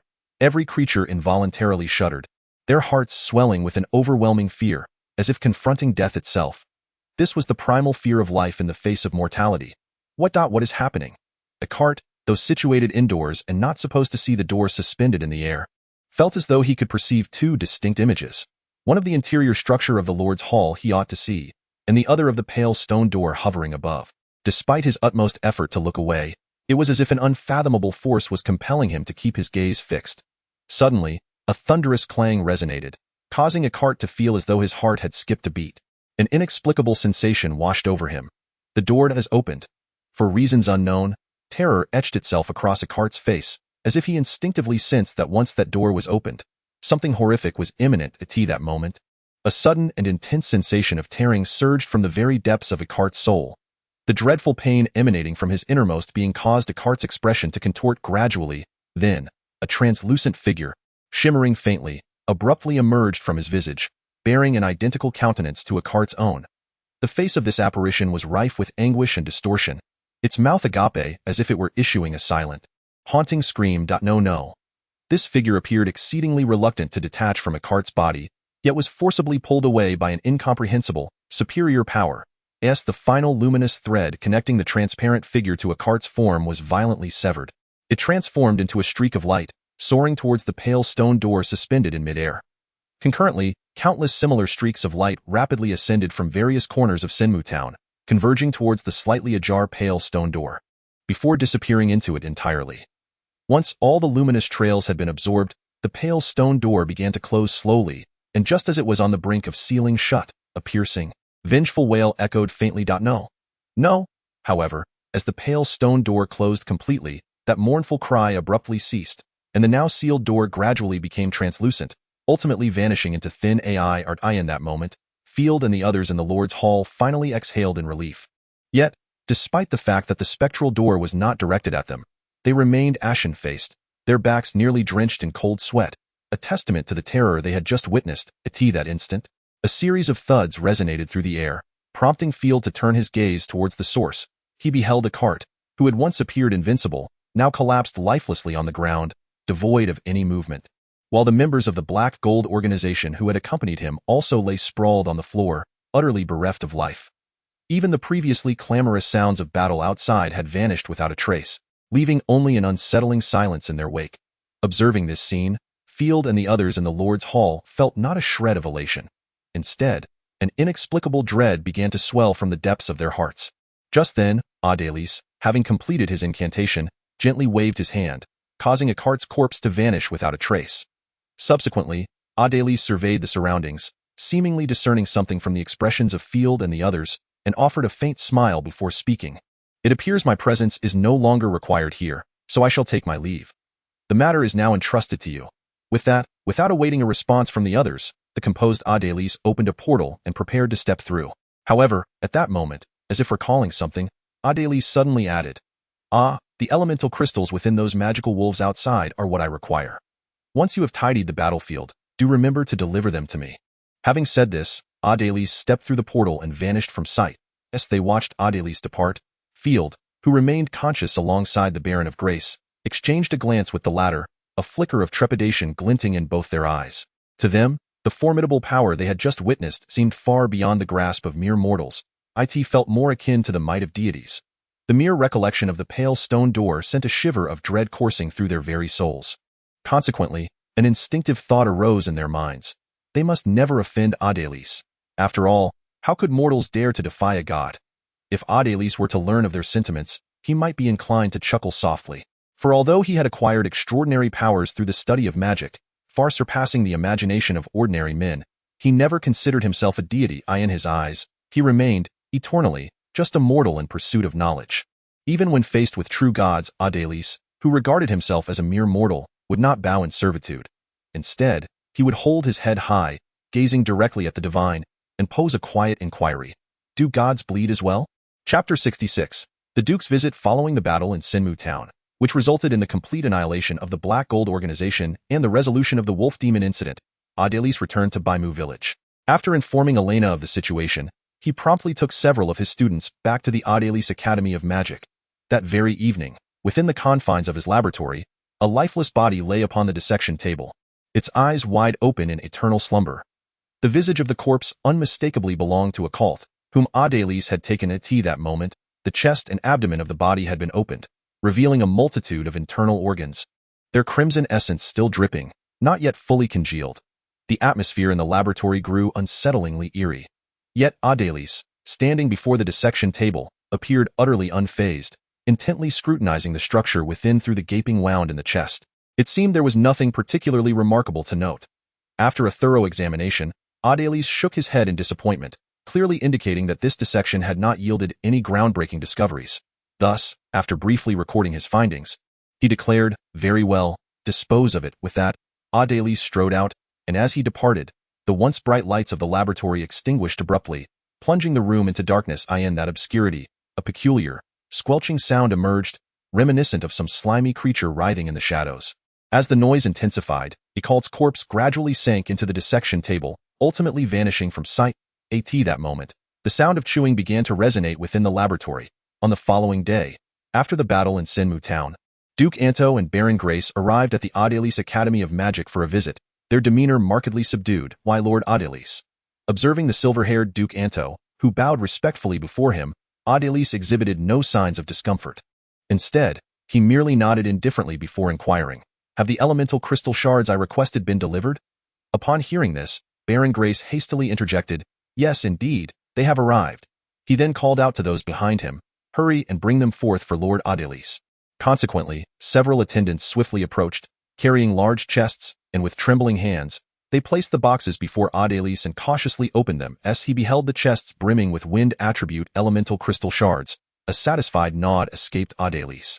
Witnessing this, Baron Grace seized the opportunity to articulate the primary purpose of their visit today. He abruptly pulled forward a curious young girl with golden locks, beaming with a smile, and addressed Adélis. "My Lord Adélis, I wonder." Adélis, who had just summoned the elemental crystal shards before him into his possession, cast a puzzled glance at Baron Grace and the young girl beside him. "Oh? Is there something amiss?" Baron Grace cleared his throat and organized his thoughts before responding. "Ahem. You see, my Lord Adélis, you are in the process of recruiting students, are you not? This is my niece, Anna." As he spoke, Baron Grace gently nudged the somewhat dazed golden-haired girl. At that moment, as if awakening from a reverie, the girl shyly glanced at Adélis and softly greeted, "Hello, Lord Adélis." In response, Adélis inclined his head slightly in acknowledgement and turned his gaze back to Baron Grace. The Baron continued, "Actually, my niece wishes to learn magic. I wonder if she might be fortunate enough to become a student of Lord Adélis." Adélis did not respond immediately. Instead, he contemplated the golden-haired girl, who was modestly gazing at her own toes. In an instant, he discerned that this girl named Anna did not possess the fervent desire for magical education as Baron Grace had suggested. She likely had little understanding of what magic truly entailed, and her presence here was merely to fulfill the Baroness' request. Typically, Adélis would not accept such a student, but presently, Adélis turned his attention to the expectant Baron Grace and the seemingly detached Duke Anto, whose eyes, though outwardly indifferent, frequently flicked toward their conversation. After a brief glance at the somewhat anxious Field and Collins standing behind Duke Anto, Adélis surmised the reason for the Duke's personal visit despite his injuries. Clearly, he too wished for Field and Collins to learn magic. seeking to strengthen his ties with Adélis while attempting to grasp the formidable power known as magic. In response, Adélis was not particularly concerned, for the purpose of establishing the Magical Academy was to impart the knowledge of magic to others. Moreover, with the support of Duke Anto and Baron Grace, the future development of the Academy would indeed proceed more smoothly. Thus, after a brief moment of contemplation, Adélis spoke up. It is not entirely unfeasible, however. Upon hearing the first half of the statement, Baron Grace's expression brightened, but he quickly became tense upon hearing the however. I also have a condition, and I wonder if Baron Grace would be amenable to it? What condition? Baron Grace inquired cautiously. It is not a particularly burdensome request. With that, Adélis proceeded to articulate his condition. In essence, his demand was quite straightforward. He required Baron Grace to establish a foundational education school within his territory. Chapter 67. Foundational Education. This foundational education school would need to enroll students each year, though initially a modest number, around 10 to 20, would suffice, with the possibility of gradually expanding the scale based on circumstances. The primary task of this foundational education school would be to educate children, particularly those in their formative years, on fundamental subjects such as literacy, language, art, and arithmetic. As for the students who successfully completed their foundational education, they would undergo an assessment, and those who excelled would be selected to become students at Adélis's Magical Academy. In summary, Adélis was not inclined to recruit students randomly as he had done previously. Rather, he intended to adopt a collaborative approach with local lords to identify suitable candidates from their territories. This method would clearly surpass the efficiency of Adélis's prior practices, serving as a crucial step towards the Academy's sustainable development and the establishment of a mature talent cultivation system. However, it is important to note that education is not a process that yields immediate results. It requires a significant amount of time. The first cohort of students completing their foundational education would likely take several years to materialize. This initiative also represented Adélis's preparatory measures for the Academy's future extensive enrollment. The rationale behind Adélis's decision was quite simple.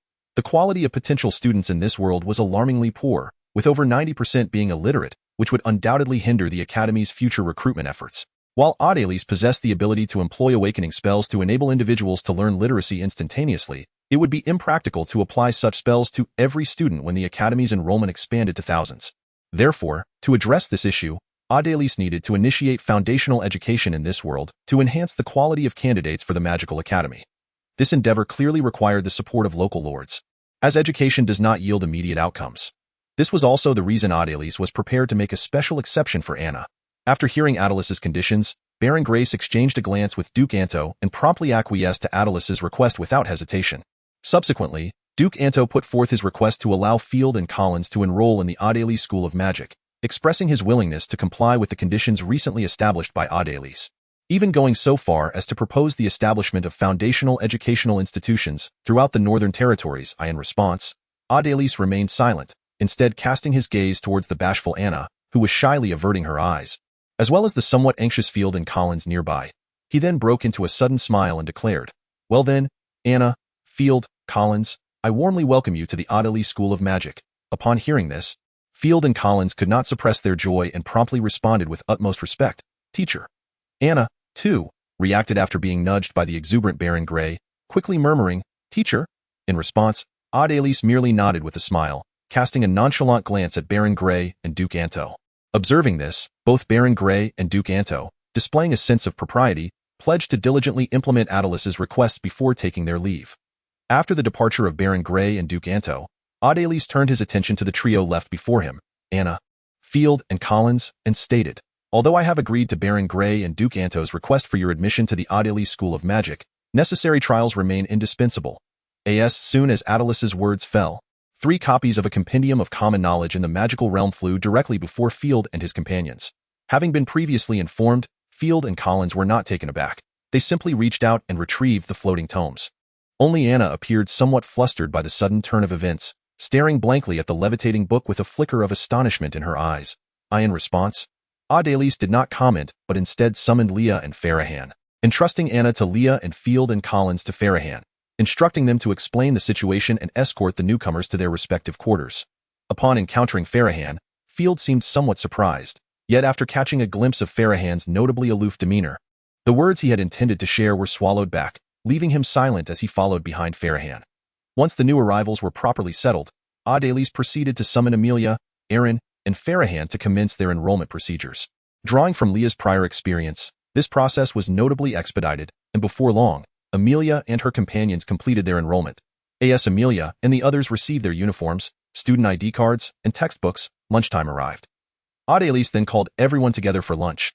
Facilitating introductions among the group in the presence of the newcomers, the usually vivacious Amelia appeared surprisingly subdued, seemingly feeling somewhat restrained in the company of strangers. On the opposite side, the three individuals, particularly Field, seemed to have grown taciturn, perhaps sensing Farahan's aloofness towards him. As for Anna and Collins, they did not appear to be particularly adept at forging friendships either, resulting in an atmosphere that felt somewhat somber compared to previous occasions. In response, Adelise merely shook his head slightly, opting not to voice his thoughts. After all, with the increasing number of students, such situations were bound to arise. It was unrealistic to expect everyone to form close bonds, and displaying a measure of reserve in the presence of unfamiliar faces was, indeed, quite natural. Once lunch concluded, the others promptly returned to their respective quarters, while Adelise chose to retain Leah for a private ceremony to celebrate her promotion to a junior magic apprentice. In Adelice's modest abode, Leah, clad in her academy uniform, stood expectantly before the desk, her gaze fixed upon him. Chapter 68. The promotion ceremony. Adelise could not help but smile faintly before speaking. First and foremost, Leah, congratulations on your promotion to junior magic apprentice. Thank you, teacher. This is all due to your guidance, Leah replied, bowing deeply before him. Adelise chuckled softly and continued, now, let us commence your promotion ceremony. First, with that, he raised his hand and gently pointed at Leah, unleashing a faint golden light that emanated from his fingertip and cascaded over her. To Leah's astonishment, her academy uniform began to transform. The decorative pattern, which had once depicted a budding sprout, suddenly flourished, ultimately evolving into a sapling adorned with 2 green leaves. And now for this, he declared, pointing once more. Leah's student ID card soared into the air, and upon receiving a glimmer of light from Adelice's fingertip, it began to radiate a spectrum of colors. At this juncture, Adelise felt compelled to elucidate. Now that you possess sufficient magical power, all the functions of your student ID will be accessible to you. Just as he spoke, the brilliance of the ID card began to wane and eventually faded from view, gently descending before Leah, who instinctively reached out to grasp it. Observing this, Adelise continued, first, there is the ability of soul binding. Now, with just a thought, you can summon your student ID into your soul. Encouraged by Adelice's gaze, Leah hesitantly began to experiment. Summon? With that thought, the ID card indeed vanished from her grasp, leaving her awestruck. Almost instinctively, Leah focused again, wishing for the ID card to reappear in her hand. To her amazement, it materialized before her. How marvelous, Leah exclaimed, her face alight with wonder. Adelise smiled in response before continuing to speak. Moreover, the storage function of the student ID has now been activated, allowing you to store approximately 1 cubic meter of items within it.as. For how to utilize this feature. With a gesture, Adelise summoned a book that soared through the air to hover before Leah. You should attempt to touch this book with your student ID, and then try the method you previously used to collect your student ID. Upon hearing this, Leah placed her student ID atop the book, and with a mere thought, the book vanished into thin air. Simultaneously, a vague image emerged, revealing the book seemingly suspended within a mysterious space. As Leah concentrated her thoughts toward it, the book instantaneously reappeared before her. How marvelous! Experiencing such enchantment for the first time, Leah couldn't help but exclaim in wonder. Observing this, Adelise smiled, then continued, of course, the storage space within your student ID can be upgraded using academy points, so you need not worry about insufficient storage in the future. Leah nodded in understanding. Although the mysterious space she had just perceived seemed quite ample, she quietly noted her teacher's caution about potential limitations in storage space. Furthermore, in addition to these newly activated functions, the student ID now boasts one of its most crucial features, the ability to directly request assistance from the academy, regardless of your location. Requesting assistance from the academy? Leah felt a twinge of confusion, as she believed her time at the academy should be devoid of peril. Perhaps sensing Leah's thoughts, Adelise chuckled and remarked, Leah, remember, to become a true mage, one must not only study within the academy but also venture into the outside world for practical experience. Practical experience. This was yet another term unfamiliar to Leah. Indeed, practical experience. The Magic Academy's academic year consists of only 8 months, leaving 4 months dedicated to providing students with opportunities for practical experience. During this 4-month period, every student must complete at least one practical task. Leah nodded in acknowledgement, a flicker of curiosity igniting within her regarding these so-called practical tasks. What might the tasks outside the academy entail? In response, Adelise chose not to elaborate further, instead returning to the discussion about the student ID's assistance function. However, given that embarking on practical tasks can be quite perilous, this assistance feature becomes crucial when a student faces life-threatening danger. Upon realizing this, Leah nodded in understanding. So, the assistance function of the student ID serves this purpose. As for how to use the assistance function, it is rather simple. One merely needs to silently utter my name in their mind. Upon finishing his words, Adelise suddenly sensed a surge of intention emanating from Leah before him, prompting him to gently shake his head and speak. All right, it appears you have already mastered this ability. Upon hearing this, Leah, who had merely wished to experiment, quickly ceased her internal murmurs and displayed a somewhat bashful expression. In response, Adelise chose not to comment further, instead continuing, now, it is time to select your promotion reward. Follow me. With that, Adelise turned and strode into the small cottage, prompting Leah to hastily follow suit. Upon ascending the stairs to the second floor from the back of the cottage, Adelise led Leah directly to a nearly bare wall. Just as Leah pondered why Adelise had halted here, he suddenly extended his slender finger and swiftly traced an intricate pattern upon the wall. In an instant, a rectangular section of the wall began to emit a soft glow, which ultimately transformed into twinkling starlight before vanishing entirely. At that moment, an entrance wide enough for both to pass side by side materialized before Leah. Adelise stepped through and waved his hand gently. A brilliant light emerged from an unknown source, gradually illuminating the chamber within the entrance. It was only as Leah followed closely behind that she beheld the scene inside the chamber. The space was devoid of any windows, and aside from the entrance through which they had entered, there were no other passages connecting it to the outside world. Inside the chamber, rows of shelves stretched as far as the eye could see, with Leah unable to discern their end. These shelves were laden with an assortment of objects, including staffs akin to the one in Adelice's hand, garments reminiscent of cloaks, and numerous jars filled with peculiar liquids, within which the organs of unknown creatures floated gently. At that moment, in a fleeting daze, Leah appeared to witness an eyeball floating within one of the jars suddenly turned to face her, its iris flashing with a glimmer of malevolence. Instantly, her expression shifted to one of bewilderment. Chapter 69. Magical Artifacts. Humph. Just then, Adelice's cold snort echoed through the chamber, causing the previously vibrant eye to lose its luster and resume its motionless drift within the liquid. Likewise, other restless entities on the shelves settled into stillness, resembling lifeless objects. Gradually, Leah's expression returned to normal, and as if nothing had transpired, she resumed her curious examination of the other items on the shelves. At this juncture, Adelise began to speak again. Very well, Leah. Allow me to introduce you to some items that may prove useful to you at this stage. Afterward, you may carefully consider and select one as your promotion reward.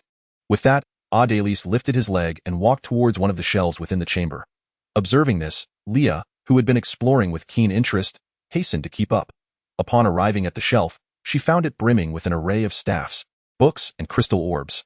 After a period of study, Leah had come to understand that these were indeed the so-called magical implements.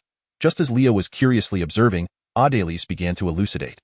These are relatively common magical tools. Let me start with the one IUSE.as. He spoke.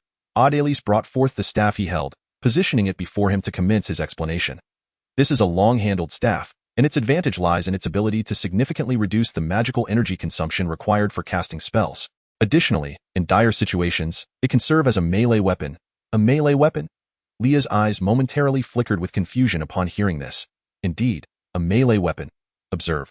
With that, Adelise raised the staff with both hands and swung it through the air a few times. Given the force behind his movements, it was evident that a strike from this staff could easily inflict serious harm.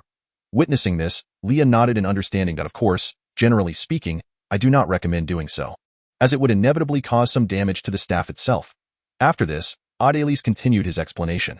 The drawbacks of the long-handled staff are also quite apparent. Due to its considerable size, it is rather cumbersome to carry. Leah, glancing at the staff that stood taller than herself, nodded in comprehension. Observing her reaction, Adelise set the long staff down and casually retrieved a shorter rod from a nearby shelf, approximately the length of his forearm. This is a short-handled staff, essentially a compact version of the long-handled staff. Aside from being more convenient to carry, it offers virtually no advantages over its longer counterpart. As he spoke, Adelise handed the short staff to the curious Leah. You may attempt to cast the flash spell with it, and experience the difference compared to casting without any tools. Upon hearing this, Leah began her attempt, incantation, flash spell. With the conclusion of Leah's incantation, a brilliant radiance appeared at the tip of the short staff.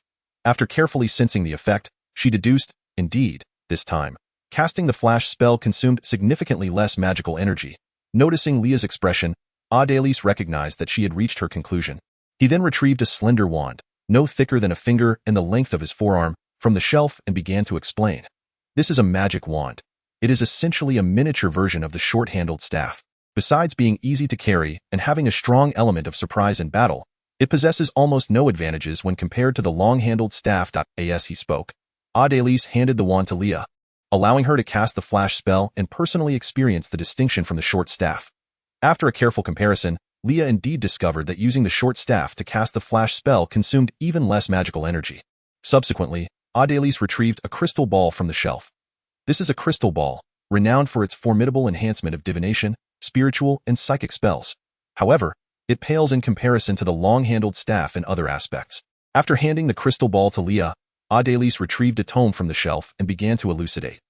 This is a spellbook, possessing the remarkable ability to store spells within its pages, allowing one to simply channel their magical energy to activate the desired spell when needed, effectively serving as a form of incantation-free casting. Upon hearing this, Leah, who had been curiously handling the crystal ball, suddenly brightened her eyes and gazed intently at the spellbook in Adelice's hands. Adelise, understanding her intrigue, continued, though the spellbook appears powerful, it harbors a fatal flaw. The number of spells it can record is limited. For those spells not inscribed within, the spellbook offers no enhancement whatsoever, rendering the combat style of spellcasters relying on it somewhat rigid and susceptible to targeted attacks. Leah, who had taken the spellbook from Adelise, nodded in a daze. Next, allow me to introduce two rather unconventional casting tools that you might consider. With that, Adelise retrieved a beautifully adorned deck of cards from a nearby shelf. These are magical cards. Their usage differs slightly from the previous casting tools. Each card represents a spell, and one need only expend a minimal amount of magical energy to activate the corresponding card. Upon hearing this, Leah, who had just flipped through a few pages of the spellbook, turned her gaze towards the cards in Adelice's hands. Observing her interest, Adelise continued, however, it too has a critical weakness. Each time a magical card is used, it requires replenishment of magical energy to be employed again. Thus, if you find yourself lacking in the number of prepared cards, you will be at a significant disadvantage in battle. Nevertheless, summoners tend to favor these magical cards. You might consider them if you wish to pursue a summoning specialization. After handing the magical cards to Leah, Adelise then retrieved a spiked mace from the shelf. Upon seeing this, Leah's eyes widened in astonishment. Is this also a casting tool? Chapter 70. The melee mage Adelise was not surprised by Leah's astonishment.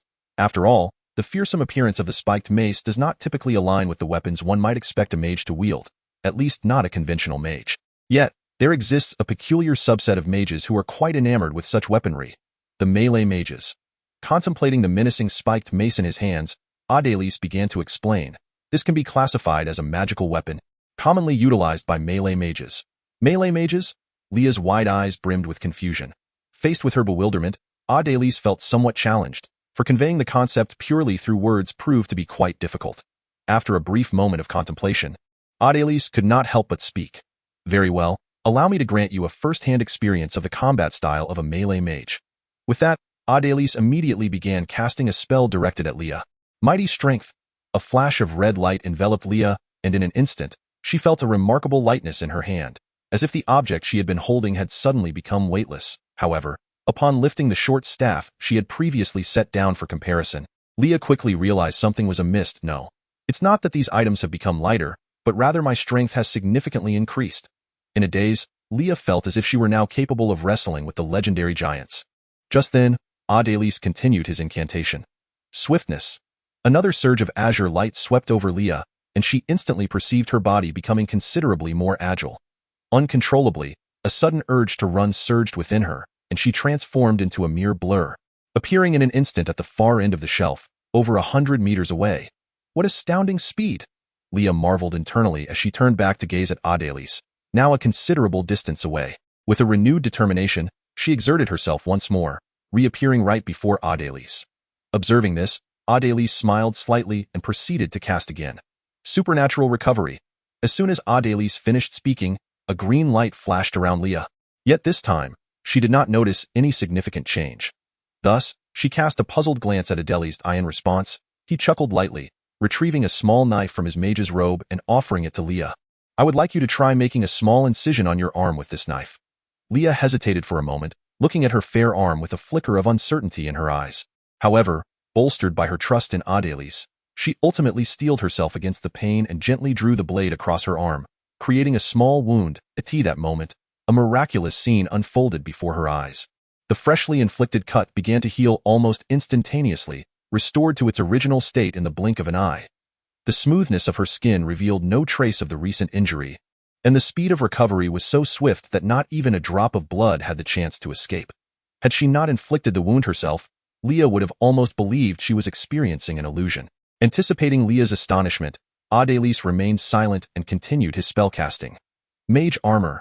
With the utterance of those words, a blue glow enveloped Leah, and suddenly, Adelis raised his enchanted mace high above his head and, with a fierce strike, aimed it directly at Leah, whose expression was a mixture of confusion and terror. Just when Leah thought her fate was sealed, a deep, thunderous sound erupted, and she saw that the mace had seemingly been halted by some invisible force, suspended mere centimeters above her head, unable to advance any further. Upon witnessing this, Leah first let out a sigh of relief, followed by a curious gesture as she touched the air above her head. However, to her bewilderment, she found nothing to grasp. Yet, upon observing the spiked hammer that was clearly obstructed from view, Leah surmised that something must be present there. Unable to find the answer herself, she instinctively directed her questioning gaze toward Adelis. In response, Adelis set down the spiked hammer in his hand and began to elucidate. This is mage armor, akin to the atmospheric shield I previously employed. Both are defensive spells. However, unlike the atmospheric shield, which protects from a single direction, mage armor offers comprehensive protection, akin to donning an invisible suit of armor. At these words, Leah nodded in understanding. Subsequently, Adelis chanted another spell. Clarity of mind. In an instant, Leah felt as though the world before her had never been so vividly clear. She was brimming with energy. In a fleeting moment, boundless vitality surged within her, granting her the sensation that she could go 10 days and nights without slumber. At this juncture, Adelis, observing Leah, who was now imbued with various enhancement spells, smiled and remarked, "How do you feel? I trust you now comprehend how a melee mage engages in battle." Having just experienced the full effects of all the spells upon her, Leah eagerly nodded. To be honest, in her current state, she felt that wielding the spiked hammer would allow her to crush the heads of magical wolfhounds effortlessly. Thus, Leah had developed a profound understanding of melee mages. Seeing this, Adelis continued, "Well then, I have essentially introduced you to all the casting implements available. Which one do you wish to select?" At this, a hint of indecision flickered across Leah's face, for she perceived that each casting implement possessed its unique charm, making it difficult for her to choose. Noticing her hesitation, Adelis did not rush her but smiled and said, "There is no need to hurry. Take your time to contemplate. Even if you do not desire these casting implements, you may also opt for other magical items." "Other magical items?" Leah inquired. Her curiosity piqued as she looked at Adelis, clearly eager to learn what other magical items might be available. In response, Adelis chuckled softly and walked over to the opposite shelf, retrieving a ring to begin his introduction. This is a beginner's apprentice spell ring, capable of storing 3 first-tier spells or 5 zero-tier cantrips. Moreover, the spells stored within can be changed daily, and activating them requires only a minuscule amount of magical energy. Of course, after use, it must be replenished with magic before it can be employed again. As he spoke, Adelis set the ring down and picked up a pair of boots from a nearby shelf, announcing, "These are swift boots, inscribed with the magical array for the swiftness spell. They simply require," he continued, "this is a shadow hood, which can," and so forth. With each of Adelis's descriptions, Leah found herself unable to make a decision, her expression becoming increasingly conflicted. "I want them all. How on earth am I to choose?" However, as she cast her gaze upon the long-handled staff in Adelis's hand, an inexplicable emotion flickered momentarily in her eyes. Gradually, the conflicted expression on Leah's face began to fade, indicating that deep within her heart, she had made some manner of choice. Chapter 71. Leah's choice. In the afternoon, within Leah's humble abode, Amelia and Aaron, now clad in their academy uniforms, were engaged in animated conversation. At that moment, the door to the cottage creaked open, and a slender figure, brandishing a staff nearly as tall as herself, stepped inside. Upon hearing the sound, Amelia instinctively glanced towards the entrance, and upon recognizing the figure, her face lit up with joy. "Leah, you're back." Seeing Amelia approach with a beaming smile, Leah could not help but return the warmth with a radiant grin of her own, offering a greeting and nodding towards Aaron, who was also smiling in her direction. As Amelia drew nearer, she noticed the staff in Leah's hand and, filled with curiosity, inquired, "Leah, what is this?" In response, Leah chuckled softly and explained, "This is a reward for my teacher upon my advancement to a junior mage apprentice." You will receive something similar when you achieve that rank as well. Really? Amelia's eyes sparkled with delight as she gazed at the staff, a hint of yearning crossing her features. Observing this, Leah smiled and extended the staff towards her. Here, you can examine it closely. Just be careful not to damage it. Huh? Is this for real? Amelia exclaimed in surprise, hesitating for a moment before turning to Leah, seemingly seeking further confirmation. Leah, with a gentle nod, urged her on. Only then did Amelia, brimming with excitement, accept the staff, holding it delicately as she scrutinized it with fascination. Meanwhile, Erin watched the joyful exchange between Leah and Amelia, a tender smile gracing her lips. Her gaze then drifted over Leah's uniform, as if she had noticed something, pausing momentarily in contemplation. Will the insignia on the uniform change after becoming a junior mage apprentice? Or is it a new uniform? Yet, Erin merely lingered on the thought briefly before rising to join the conversation between Leah and Amelia in no time. The living room of the cottage was filled with the harmonious laughter and chatter of the young women. Unbeknownst to the trio, the door to Anna's room was slightly ajar, and there stood Anna, her lustrous golden hair cascading around her, gazing enviously at the three in the living room, watching the camaraderie shared among them. A flicker of longing crossed Anna's eyes. She took a tentative step forward, seemingly wishing to join their gathering. However, as if recalling something, a shadow of melancholy swept across her face, and with a soft sigh, she ultimately refrained from taking that step. Instead, she quietly closed her door and returned to her desk, poring over the weighty tome titled Comprehensive Knowledge of the Magical World. Meanwhile, in the cottage where Farahan and the other boys resided, within the confines of Field's chamber, he and Collins were engaged in conversation. To their surprise, Prince Farahan was also present. Reflecting on the fact that Farahan resided in the adjacent room, Field couldn't help but exclaim, "Should we inform the Duke?" During the morning visit of Duke Anto, Farahan had not emerged. Thus the Duke remained unaware that Farahan was studying magic here in Adelis. This prompted Collins to pose his question. No need. Upon hearing this, Field shook his head decisively, then revealed a somewhat self-deprecating smile as he spoke. And even if I were to inform my father, what would it change? This is the Adelis Academy of Magic. Faced with Field's retort, Collins felt a twinge of embarrassment as he recalled the terrifying prowess displayed that fateful night in Adelis.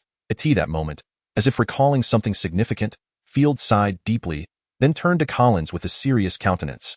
Collins, we must shift our mindset.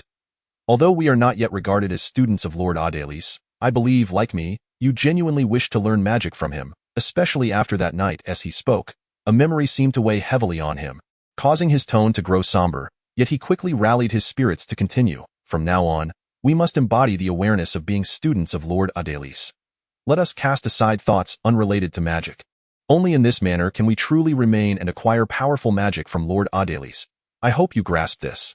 Observing Field's earnest demeanor, Collins straightened up and nodded solemnly. I understand, Field. Seeing this, a smile broke through Field's previously serious expression, and he encouraged, then let us strive. Let us begin our efforts to secure our place here. With that, Field lifted the hefty tome titled A Compendium of Essential Knowledge in the World of Magic and held it aloft for Collins to see. In response, Collins nodded vigorously. Then, after bidding farewell to Field, he returned directly to his chamber to delve into the substantial tome. Meanwhile, within the humble abode of Adelis, after Leah departed with her long-handled staff, a reward for her promotion, Adelis made his way to a distinctive stone platform in the laboratory. The platform, approximately 2 to 3 meters in diameter and about 1 meter in height, was cylindrical in shape. Its surroundings were devoid of elaborate embellishments, merely polished to a smooth finish. The surface of the platform was intricately engraved with a complex magical array, and at that moment, Adelis was placing shards of wind element crystals, remnants left by the slain magic wolves, upon it. Once all the elemental crystal fragments were positioned, Adelis reached into his mage's robe and produced a sizable azure gemstone, roughly the size of an egg. This is the highest grade of wind attribute elemental crystal that I can currently present. I wonder if it will suffice. Yes, he murmured this. Adelis placed the elemental crystal at the very center of the stone platform. Subsequently, he gently tapped the edge of the magical array inscribed on the surface of the platform with his staff, causing the array to gradually emit a soft, ethereal glow. With the emergence of this gentle luminescence, the shards of elemental crystals positioned at the periphery of the magical array suddenly began to shatter one by one into minute particles, which then began to levitate and swirl around the central elemental crystal. During this rotational motion, the particles collided and ground against one another, gradually transforming from granular form into fine powder. Under the flickering candlelight nearby, these crystalline powders continuously scattered a kaleidoscope of vibrant colors. In an instant, a small tornado, composed of elemental crystal powder and radiating dazzling hues, manifested on the stone platform, centered around the elemental crystal. Chapter 72. Heart of the wind element. As the tornado spun incessantly, the azure glow emanating from the wind attribute elemental crystal at the eye of the storm began to intensify. After an indeterminate passage of time, the brilliance of the small tornado gradually dimmed, its rotation decelerating until it ultimately came to a complete halt. At this moment, the crystalline powders gently fell, accumulating into a thin layer of white dust upon the stone platform. Now, these crystalline powders had entirely transformed into a substance indistinguishable from ordinary dust, no longer capable of reflecting any light. Resting quietly at the center of this white powder was the intact elemental crystal, which now appeared significantly enlarged, with a subtle azure glow pulsating within its transparent structure. Witnessing this, Adelis could not help but break into a satisfied smile. He then waved his hand, summoning a gust of wind to clear away the white dust, before reaching out to grasp the greatly transformed wind attribute elemental crystal. The heart of the wind element. Gazing at the undulating azure radiance within the elemental crystal before him, Adelis murmured softly. He had not anticipated acquiring the heart of the wind element so swiftly. It seemed the so-called Black Gold organization had inadvertently done him a favor. Originally, according to his plan, Adelis intended to wait until he had cultivated a sufficient number of swift wind demon wolves, using the improved catalyst potion before merging a multitude of wind attribute elemental crystals to obtain the heart of the element. However, unexpectedly, the Black Gold organization had bred such a large number of inferior demon wolves, which saved Adelis a significant amount of time that he would have spent on cultivating the swift wind demon wolves, allowing him to obtain the heart of the wind element ahead of schedule. With the heart of the wind element in his possession, only the hearts of the water, fire, and earth elements remained to construct the elemental pool. Adelis had already devised plans for these three elemental hearts in his mind. However, whether he could achieve success still depended on whether his research could attain a breakthrough. With this thought in mind, Adelis tucked away the heart of the wind element and approached the nearby laboratory table to commence his studies on the catalyst potion. Certainly, he had not forgotten the welcome party for Amelia and her companions that evening. Thus, as night approached, he willingly ceased his research and set off to attend the gathering in their honor. That night, Amelia and her friends were not at all surprised to embark on a fantastical journey, as the magical realm unfolded before them with unprecedented clarity. Once again aboard the magical airship, Leah, despite having experienced it once before, found her heart racing at the breathtaking vista that lay before her. Upon the airship's return, while Amelia and her companions were enthralled by the magnificent display of magical fireworks, Adelis could not help but softly utter once more, "Welcome to the magical world." Time, as always, slips away unnoticed. Soon, following the battle in Senmu Town, a month had swiftly passed. During this month, after recovering from his injuries, Duke Anto led his forces back to Hearth City and commenced preparations for establishing a foundational education school, in accordance with his agreement with Adelis. Meanwhile, the once devastated Senmu Town had gradually begun to recover. Although Baron Grace was preoccupied with reconstruction efforts, he still found time to prepare for the establishment of the educational institution. As for Baimu Village, in the aftermath of the magical Wolf Tide incident, the Academy's affiliated merchant association, under Elena's leadership, resumed its commercial activities, ceaselessly supplying various materials to Adelis Magic Academy. By the end of this month, Field, Collins, and Anna had officially become students of Adelis Magic Academy, embarking on their new academic journey. The repercussions of the battle in Senmu Town were gradually spreading throughout the entire kingdom of Kairos. In a clandestine space, a man with purple hair, his skin adorned with dark purple-black patterns reminiscent of a cart, gazed intently at a colossal capsule-like container before him. This vessel was predominantly composed of a dark silver, opaque gelatinous substance, with one side made of a transparent material akin to glass, through which the interior was visible. Inside, a viscous, light purple solution filled the container, and within it lay a serene, white-haired youth of approximately 20 years, his eyes closed in tranquility, faint purple-black patterns emerging on his bare skin. A fleeting resemblance to the boy who had been rejected by Adelis in Baimu Village flickered across the youth's features. Have my pawns in the northern domain been destroyed? Adelis seems to be quite a troublesome fellow, the mysterious man murmured softly, observing the boy within the container. However, new pieces are soon to be set in motion. I wonder how far he can go. I hope he will not disappoint me. He chuckled ominously. In the capital of the Kairos kingdom, atop the mountain city, within the grand palace, King Occam, still vigorous and just past 50, was seated behind his desk, attentively listening to a report from a cloaked figure. Your Majesty, I have failed in my duty, and to this day, I have yet to uncover the whereabouts of Prince Farahan, who has ventured abroad. Upon uttering these words, The cloaked figure bowed his head in trepidation, bracing himself for King Occam's reprimand. However, to his surprise, a hearty laugh suddenly echoed from behind the desk. "Ha ha! Truly, he is my son. He embodies my former splendor." Evidently, King Occam was not displeased. Rather, he appeared to be in high spirits. Reflecting on his son, who had embarked on a journey of self-discovery only to vanish without a trace, Occam shook his head in resigned amusement before abruptly inquiring, "By the way, how is the investigation into the turmoil in the Northern Territories progressing?" At this, the cloaked figure hastily presented a report. "Your Majesty, this is the detailed information we have uncovered. Please peruse it." Accepting the report, King Occam began to peruse its contents. However, as he read on, the previously relaxed expression on his face gradually morphed into one of gravity. He then set the report down, furrowing his brow as he gazed at the cloaked figure. "Is this true?" "Absolutely." The cloaked figure responded with unwavering confidence in the accuracy of the findings. Upon hearing this, King Occam fell into deep contemplation, closing his eyes and leaning back in his chair, remaining silent for an extended period. In the face of this sudden quiet, the cloaked figure cautiously lowered his head. Refraining from speculating on King Occam's thoughts at that moment, while gazing down at the ground, he faintly caught the sound of King Occam's seemingly unconscious murmurs. "Adelice, there are such formidable beings in the Northern Territories, such terrifying power, yet it does not reside within the royal family. This is exceedingly perilous." Hearing this, the cloaked figure lowered his head even further. Chapter 73. Catalytic Results in the Canteen that evening. In the valleys of the Adelice Magic Academy where the wolf pack was nurtured, Adelice strolled leisurely among them. Despite being surrounded by wolves, some as large as wild bulls, he maintained an air of nonchalance. He even took the time to carefully count the number of azure giant wolves, a total of 16 gale magic wolves. Thus, the success rate of this catalytic potion is approximately 60%. However, Adelice looked up at the wolves encircling him, particularly those the size of calves, their fur gradually shifting from gray to azure. The effects of the catalytic potion have not yet fully dissipated, which means there should be a few more gale magic wolves emerging. This implies that the efficiency of the catalytic potion could reach between 70 to 80%. Having drawn this conclusion, Adelice mentally estimated the cost of producing the catalytic potion and nodded in satisfaction. The efficiency is quite commendable, yet there remains room for improvement. A woo. At that moment, a low growl echoed through the air, prompting Adelice to turn his gaze. Before him stood a colossal wind demon wolf, presumably the alpha of a wolf pack, its size exceptionally formidable, roaring at him with eyes gleaming with ferocity. Clearly, after transforming from an ordinary gray wolf into a powerful wind demon wolf, this alpha had finally mustered the courage to challenge Adelice.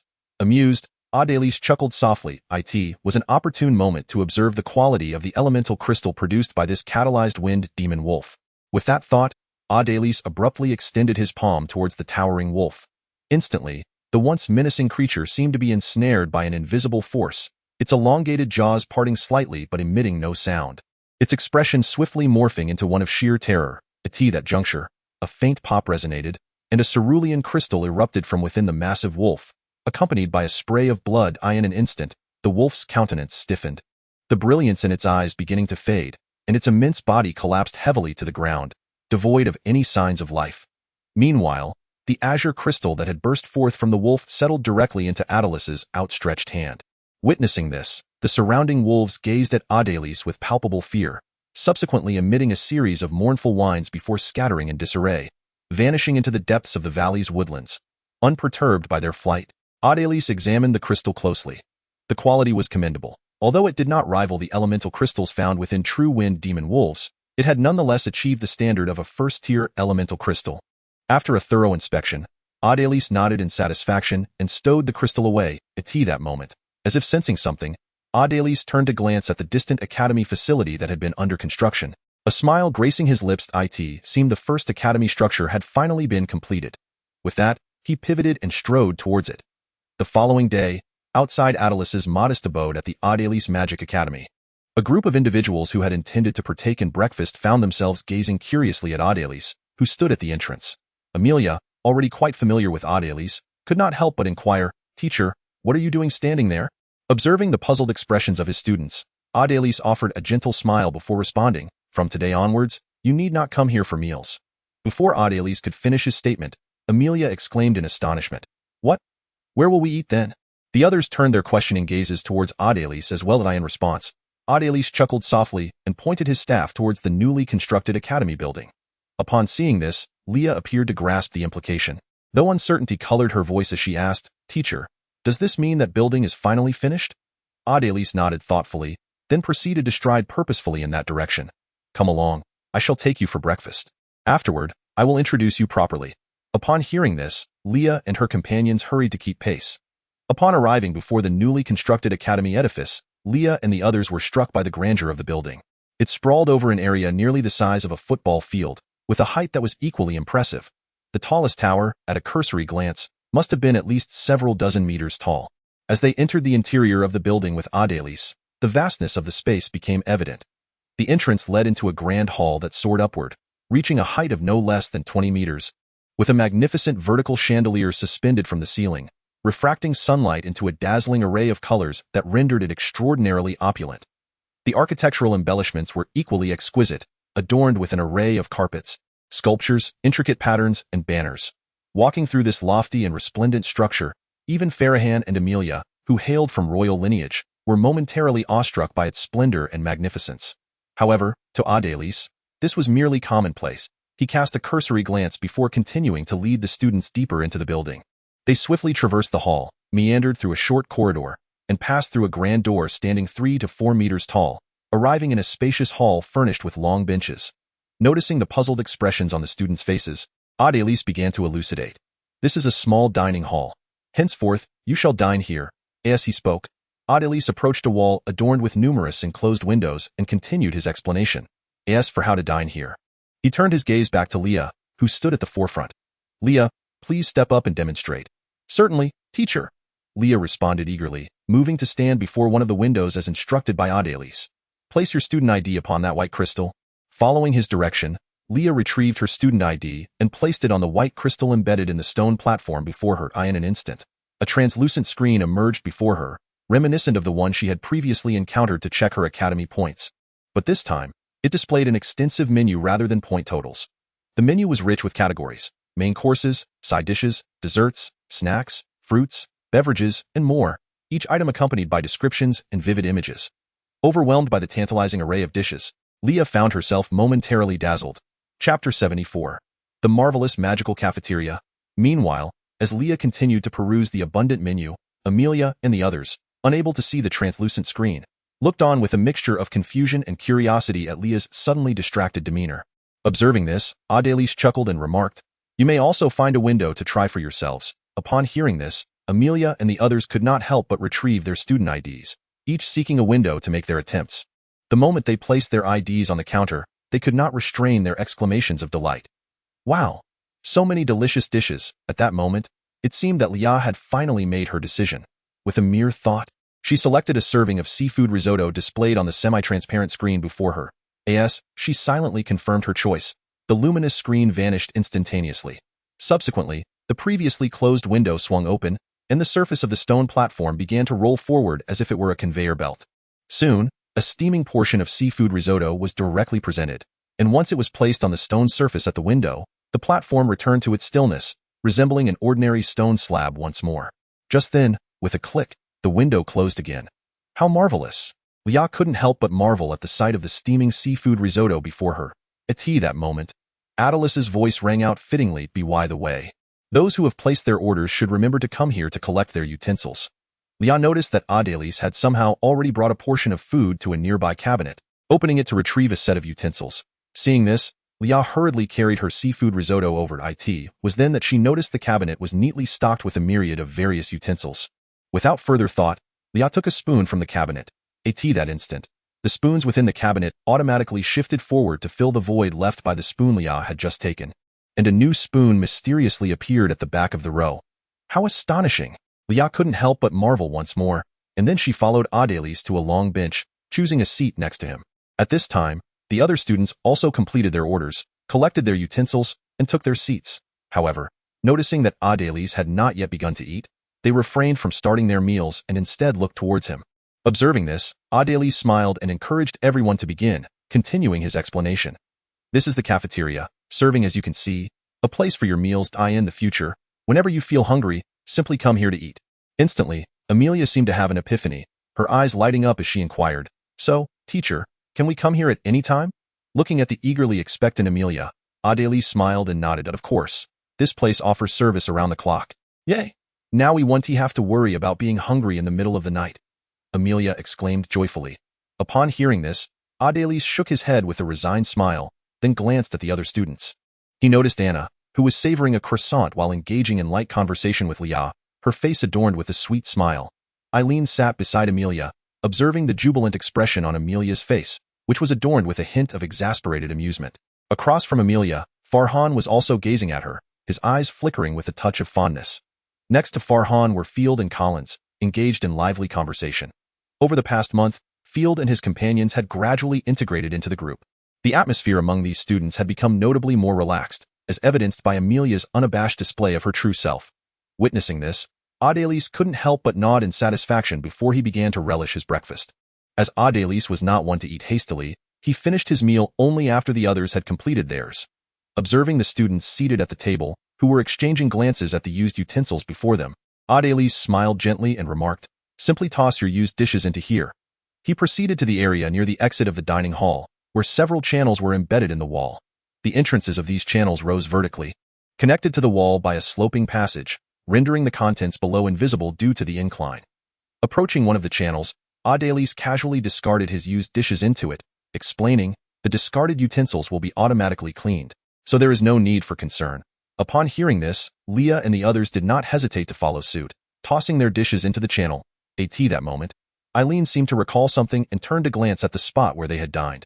To her surprise, the remnants of food that had once littered the table had vanished, leaving it spotless as if they had never dined there at all. A spark of astonishment flickered in Eileen's eyes. Is this also the power of magic? How wondrous! Meanwhile, Adelis had already begun to lead the students outside, prompting Eileen to hastily follow. Chapter 75. The library. Upon exiting the dining hall, Adelis guided the students toward the rear of the building. After traversing a long corridor, he led them to a charming open-air garden. Within this garden flourished an array of meticulously pruned flora, with vibrant blossoms scattered throughout the flower beds, creating a breathtaking panorama. At the center of the garden stood a small pond encircled by stone platforms, featuring a statue that continuously poured water into the pool below. The statue, draped in an enigmatic robe and holding a uniquely shaped vessel, emanated a steady stream of crystal-clear water from its spout into the pond. As the water cascaded, a delicate mist arose, and under the radiant sunlight, a faint yet resplendent rainbow seemed to materialize amidst the droplets. Wow! How beautiful! Upon entering the garden, both Amelia and Anna couldn't help but exclaim in awe, captivated by the kaleidoscope of blossoms that adorned the space, their gazes lingering in sheer admiration. It is evident that this is not the intended destination of Adelis, as he continues to stride forward after entering the garden. This moment, although Amelia and the others feel a twinge of reluctance at the beauty of the garden, they persist in following Adelis. Upon traversing the garden and emerging from a stone porch adorned with lush ivy, a small structure located at the corner of the entire academy's edifice comes into view. This building, not particularly tall and seemingly only a single story, features a square base topped with a circular dome. Through the stained glass windows, one can faintly discern a multitude of books arranged within. Approaching this edifice, Adelis begins his introduction in a timely manner. This is a small library. Henceforth, should you have any inquiries, you may consult the resources here, the library. Upon hearing this, Leah and the others cast curious glances at the building before them. Observing their intrigue, Adelis leads them directly through the library's front entrance. Upon entering, Leah and the others finally behold the interior of the library. The floor is adorned with opulent carpets, presumably to muffle footsteps and preserve the tranquility of the space. On the side of the library adjacent to the garden, rows of tables and chairs are arranged, each table graced with a lamp, enabling students to peruse books directly in this setting. Opposite these tables, towering bookshelves are lined up, filled to the brim with an array of literary works, with even the walls transformed into shelves, similarly brimming with books. Gazing at the immense collection of volumes, both Leah, hailing from a humble background, and Amelia, of royal lineage, cannot suppress their awe. Wow! So many books! After all, they had never encountered such a vast assortment of literature before. Witnessing their reaction, Adelis chuckles softly, then approaches a bookshelf, retrieving a tome to elucidate further. This library is freely accessible to the students of Adelis Academy, meaning you can come here at any time to peruse any book. However, to borrow a book, you must complete a registration. How does one register, then? Amelia, seemingly captivated by the books, directly inquires. Naturally, You will need to use your student identification. With that, Adélise gestures to Amelia, who eagerly presents her student ID and steps forward. Adélise then hands her the book, saying, "Try touching the book with your student ID." Upon hearing this, Amelia gently places her student ID upon the book, and a translucent screen materializes before her. It reads, "The borrowing period is 1 month. Do you wish to confirm borrowing the 36 common applications of greasy techniques?" After reading, Amelia promptly selects yes. Instantly, a notification appears on the screen, indicating that she has successfully borrowed the book. Thus, Amelia could not help but look up at Adélise and said, "Teacher, it seems that I have successfully borrowed the book. May I take it home to read now?" Upon hearing this, Adélise nodded in affirmation. However, just as he was about to continue speaking, Amelia suddenly appeared curious and asked, "But teacher, what would happen if one did not follow this procedure and took the book home?" As she spoke, Amelia cast her gaze around the library, noting its desolate appearance, suggesting that there was likely no one to oversee it. In response, Adélise chuckled softly and casually retrieved a book from a nearby shelf, handing it to her while gesturing towards the entrance of the library. "You may give it a try." Upon hearing this, Amelia, clutching the unregistered book, dashed straight towards the door. Yet, just as she was about to step out of the library, she suddenly felt the book in her hands become slippery, making it impossible for her to maintain her grip. At that moment, an immense force surged from the book, wrenching it from her hands and sending it soaring back to its original spot on the shelf, once again becoming an ordinary book amidst the collection. Witnessing this, Amelia, who was on the verge of stepping outside, was momentarily taken aback, before returning to Adélise with an expression of awe, exclaiming, "How incredible!" The others, including Leah, also expressed their agreement. At that moment, Adélise proceeded to explain the borrowing system. Borrowing books from the library is free, but there is a limit. Each person may borrow a maximum of 10 books at a time, with a uniform borrowing period of 1 month. Should you fail to return the books within that time frame, the Academy will automatically deduct points from your account. Initially, the deduction will be minimal, but as the overdue time extends, the amount deducted each month will increase significantly. Therefore, it is imperative that you return any borrowed books within a month. What if I haven't finished reading them within a month? Amelia inquired, puzzled. In response, Adélise continued, "That is not a concern, as you may borrow the books again after returning them. It merely resets the borrowing period. This regulation is primarily to prevent the loss of books, though." Amelia and the others nodded in understanding. Seeing this, Adélise pondered for a moment and, sensing that there was nothing further to explain about the library, stated, "Well, that concludes the introduction to the library. Do you have any questions?" After a moment of contemplation, Amelia and the others shook their heads. With that, Adélise led them out of the library, continuing to introduce the other facilities within the comprehensive teaching building. Chapter 76. Learning and practicing. The rooms along this corridor have been specially arranged as meditation chambers. In the future, you may come here to meditate, as it will significantly enhance the effectiveness of your practice. The second floor primarily houses ordinary classrooms, where you shall predominantly attend lessons in the future. This is the alchemy laboratory, which you will utilize while studying the art of alchemy. Here lies the potion laboratory, where you will convene for your lessons in potion making. This is the observatory, equipped with a grand telescope, where you will gather for your studies in astrology. Amidst such introductions, the novel academic life of Leah and her companions commenced within the comprehensive teaching building. In the ordinary classroom of the comprehensive teaching building, please turn to page 162, the instructor requested. We shall now discuss. Adélise stood earnestly at the podium, elucidating the contents of the book, while Leah and her peers attentively listened and diligently took notes. In the potion laboratory, Collins had just sprinkled a small handful of pale yellow powder into a beaker when a resounding boom echoed through the room, followed by a billowing cloud of black smoke that enveloped his face entirely, rendering it pitch black. Witnessing this, Leah and her fellow students at the nearby experiment tables could not help but burst into laughter. At that moment, Adélise hastily approached Collins, casting a glance at the contents of the beaker, only to let out a resigned sigh. In the alchemy laboratory, "Teacher, I have completed it," Farahan declared confidently, gazing at the wooden puppet he had assembled upon the experiment table. Hearing this, Adélise moved to his side, inspecting the puppet before suggesting, "Let us initiate a test." Upon hearing this, Farahan gently tapped the puppet, and a fleeting white glimmer enveloped it. To their astonishment, the puppet stood upright and began to pace back and forth upon the table. Adélise nodded in satisfaction, praising Farahan. "Well done." In response, Farahan puffed up with pride, raising his head defiantly amidst the envious gazes of his fellow students. Outside. Incantation? Flash spell? Amelia observed her motionless fingertip with a hint of disappointment. Yet another failure. The others were no better off, all struggling with the simplest of spells, the flash spell. Consequently, the mood among the group grew rather somber. Observing this, Adélie seized the moment to encourage them. Remember the key to swift incantation that I taught you. While increasing your chanting speed, maintain a steady rhythm. Now, do not be disheartened. Continue practicing. Upon hearing this, Amelia and her companions rallied their spirits, resuming their practice of the rapid casting techniques imparted by Adélie. In the meditation room, the library, and even in the garden before the library, the diligent figures of Leah and her peers were ubiquitous in the midst of such an intense and industrious academic life. Half a year swiftly elapsed. Half a year later, before Adélice's humble abode, Leah and her companions were reluctantly bidding farewell to him. Teacher, I will miss you so much. Is there any way we can avoid going out for training? We simply wish to remain by your side and learn. Gently patting the tightly embraced Amelia, who was unwilling to let go, Adélie smiled with a hint of helplessness as he gazed at the others, who were equally reluctant. A flicker of sorrow passed through his eyes. Nevertheless, after softly patting Amelia on the shoulder, he spoke. All right, this is all for your own good. If you truly aspire to become accomplished magicians, then training is essential. With that, Adélie gently pushed Amelia away from his embrace. Observing her tear-streaked face, he couldn't help but smile warmly, saying, Now, don't cry. If you keep weeping, my adorable little princess might just transform into a little kitten. Upon hearing this, Amelia unexpectedly broke into laughter, for the usually serious Adélie rarely spoke such playful words.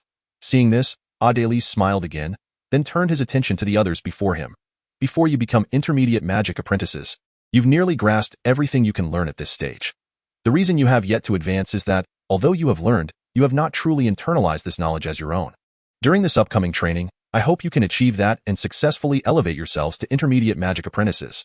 Upon hearing these words, the group finally understood Adélice's intentions and nodded in agreement. Amelia, brimming with determination, declared, Teacher, don't worry.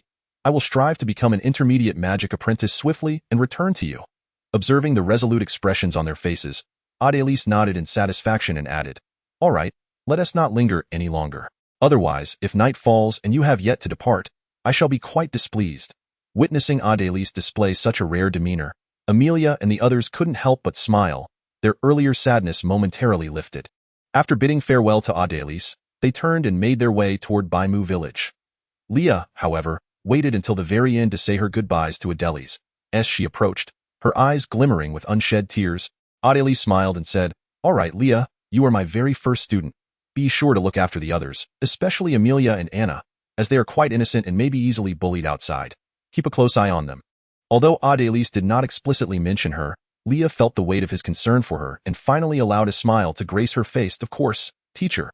I will watch over them, she replied. Afterward, Leah seemed to hesitate, wanting to say something more, but ultimately said nothing, only uttering, Teacher, take care, before turning away. As she and the others departed, a glimmer of sadness flickered in Adélice's eyes. Unbeknownst to him, Adélie suddenly murmured a soft lament. Alas, parting is always so heart-wrenching. After gently caressing the ancient ring on his finger, Adélie sighed and turned to stride towards the modest dwelling behind him. After all, he had numerous tasks yet to accomplish. Leaving little time for melancholy musings, with a rare moment of respite from teaching, Adélie resolved to continue preparations for the construction of the elemental pool. Meanwhile, with the students of the academy currently away honing their skills, Adélie finally found the opportunity to lay the groundwork for the new facilities of the academy. Chapter 77. The transformation of Baimu village and the secret observation. After a challenging journey, Leah and her companions finally arrived at Baimu village. Wow! The transformation of Baimu village is astonishing. Upon entering the village and witnessing the dramatically altered scenery along the way, Amelia couldn't help but express her genuine astonishment. Indeed, Baimu village had undergone significant changes over the past 6 months. Its scale had expanded by 2 or 3 times. The once lowly and dilapidated houses at the village center had vanished, replaced by 2 broad stone-paved roads, flanked by an array of 2 to 3-story buildings. The rapid development of Baimu village could undoubtedly be attributed to the influence of Adélie, on one hand. The headquarters of the Academy's affiliated merchant guild was located here, bringing a surge of commerce and vitality to the area. On the other hand, being the closest human settlement to Adélie's Magic Academy had attracted numerous nobles from the north, who were well aware of Adélice's formidable prowess. A multitude of nobles were eager to invest, purchasing land and constructing homes, hoping to cultivate a favorable relationship with Adélie, akin to the advantage of proximity. After all, who wouldn't wish to befriend someone capable of saving their life in a moment of crisis? As they walked along the stone-paved road, the group soon arrived before an imposing mansion. Wow! "Is this your home, Sister Leah?" Amelia exclaimed curiously, peering inside. In response, Leah smiled and nodded, her gaze drifting over the grand residence, filled with a sense of nostalgia. Once, her family had been just an ordinary household in Baimu village. But now, thanks to Adelis, they had become a figure of admiration within the entire village. "Come, let us enter. I wonder if my mother is home," Leah said, aware that Elena had recently been preoccupied with matters concerning the Academy's merchant guild, often returning home only once every 10 days or so. This time, it was evident that Elena was not present.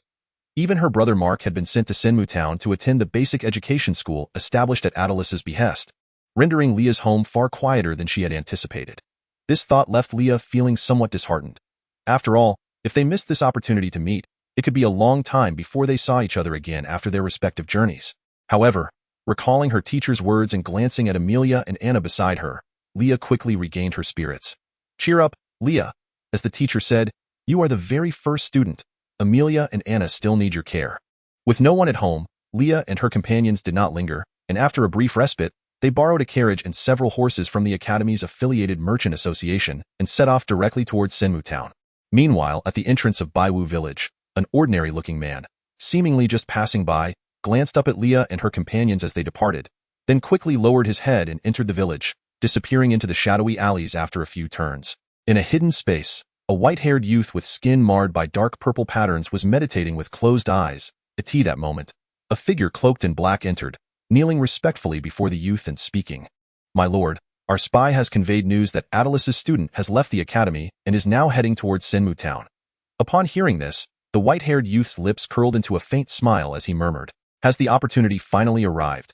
With that, the youth suddenly opened his eyes, which bore no whites, resembling those of a cart from the past, filled solely with an inescapable depth of darkness. "My lord, shall we commence our actions now?" inquired the cloaked figure. Yet the white-haired youth raised a hand. "No, we must not rush. Dealing with someone like Adelis requires utmost patience." After a moment of contemplation, he continued, "Adelis is akin to a ferocious beast. While we are the hunters lurking in the shadows, to slay such a beast, luring it into a deadly trap is undoubtedly the most effective strategy." As he spoke, the white-haired youth turned to face a wall adorned with a map of the kingdom of Carlosi, his gaze scanning it intently. "However, individuals like Adelis would not easily take the bait, thus we require sufficiently enticing lures. The best bait, naturally, would be his students. If his students find themselves in peril, what actions would Adelis take?" At that moment, the youth's gaze fixated on a vast forest near the capital of the kingdom of Carlosi, and as he noticed the red skull symbol marked on the map, a contemplative smile gradually emerged on his lips. In a dimly lit grove, Baron Grace stood amidst a carpet of dead leaves deep enough to cover his ankles, clad in a loose sleeping garment, his eyes fluttering open in confusion. "Where am I?" Gazing at the scene before him, both strange and familiar, Baron Grace appeared bewildered, as though still caught in the remnants of slumber. Just then, a rustling sound echoed through the air. Upon hearing it, an inexplicable sense of dread surged within Baron Grace's heart. Almost instinctively, he took off running. At that moment, the rustling sound abruptly ceased, then rapidly intensified, hurtling towards Baron Grace's direction.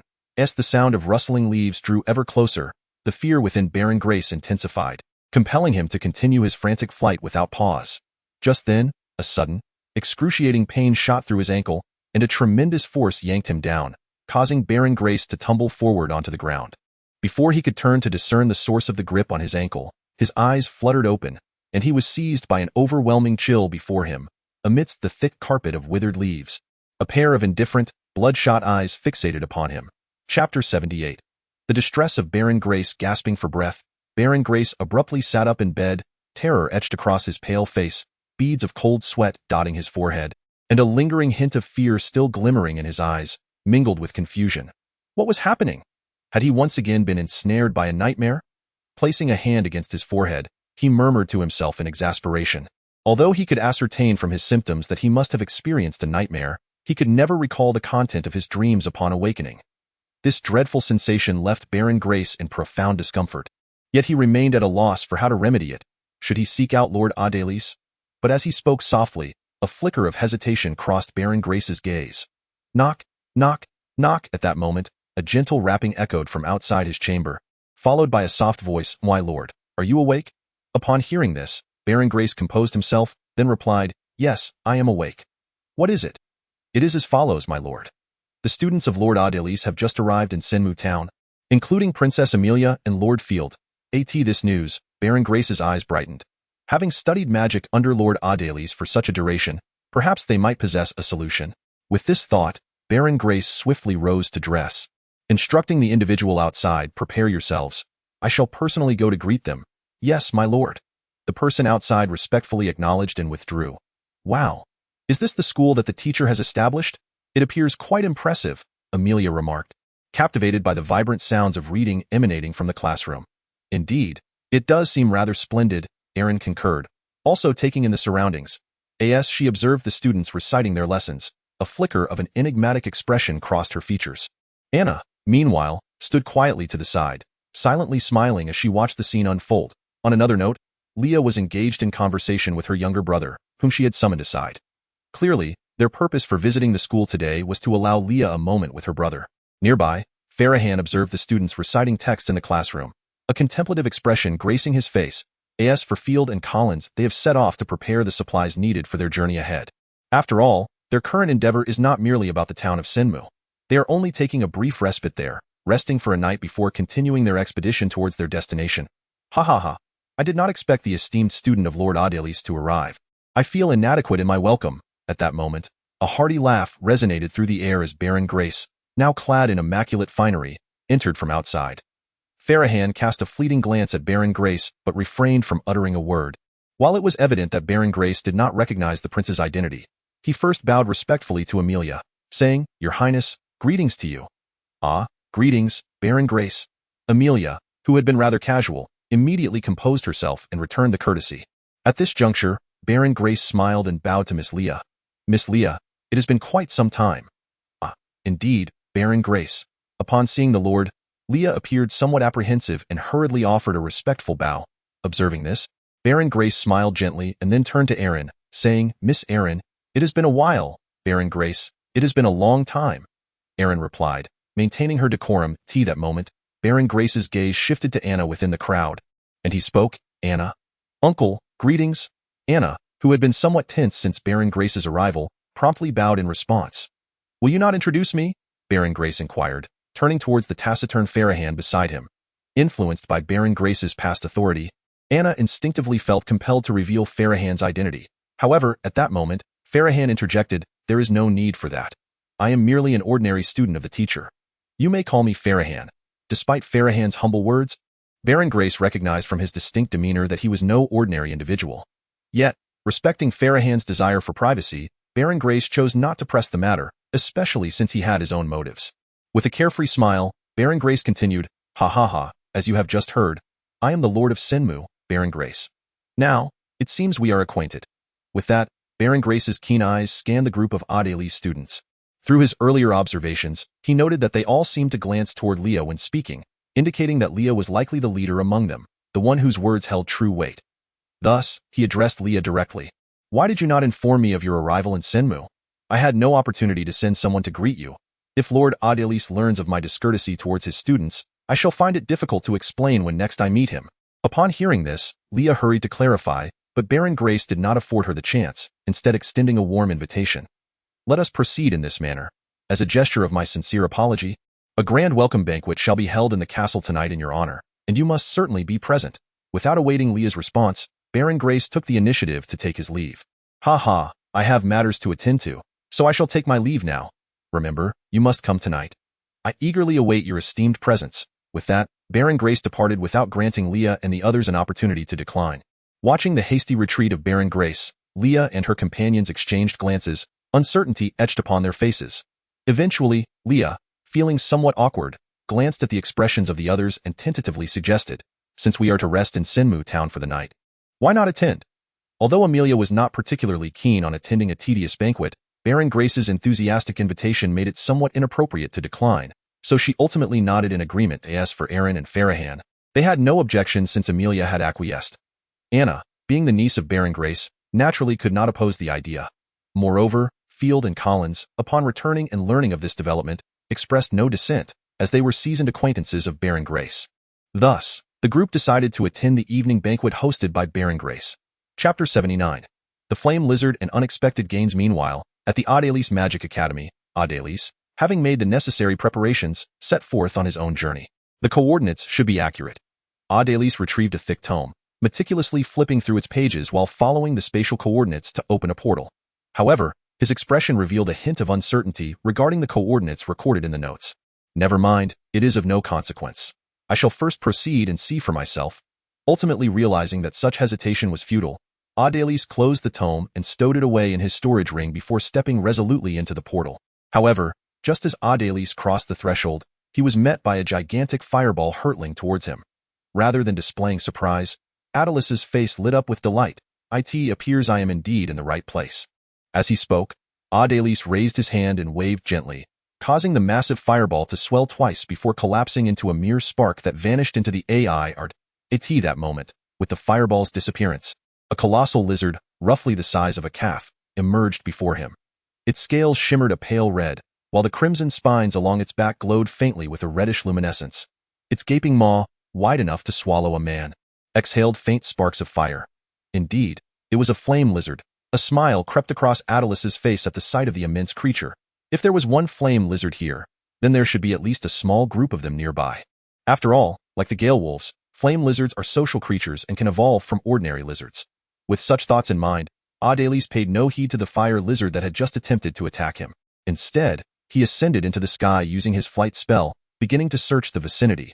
The fire lizard, seemingly realizing the futility of confronting Adelis, swiftly flicked its tail and fled the scene after he took to the air.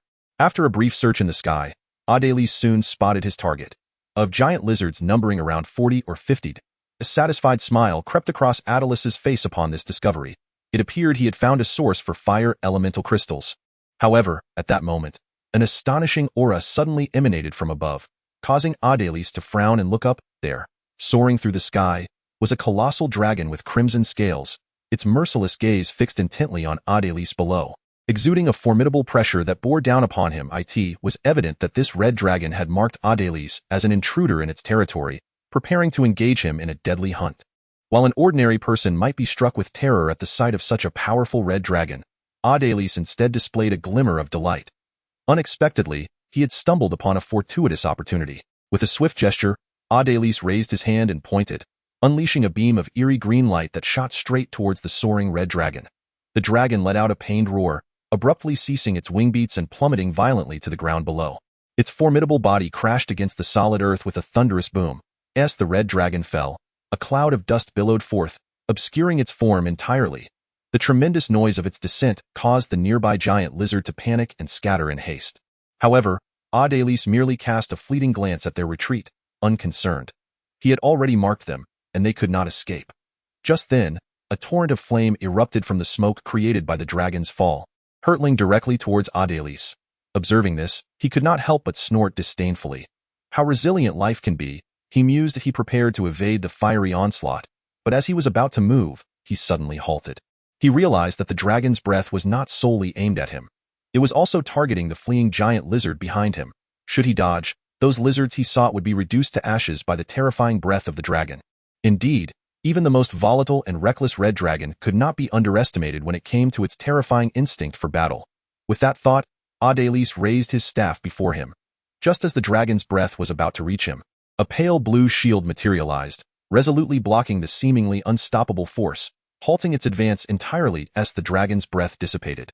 The remnants of smoke and dust from the earlier fall of the crimson dragon had largely cleared, allowing Adres to discern the scene before him. However, surveying the desolate landscape, scattered only with a few fallen scarlet dragon scales, Adres couldn't help but furrow his brow. Had it fled?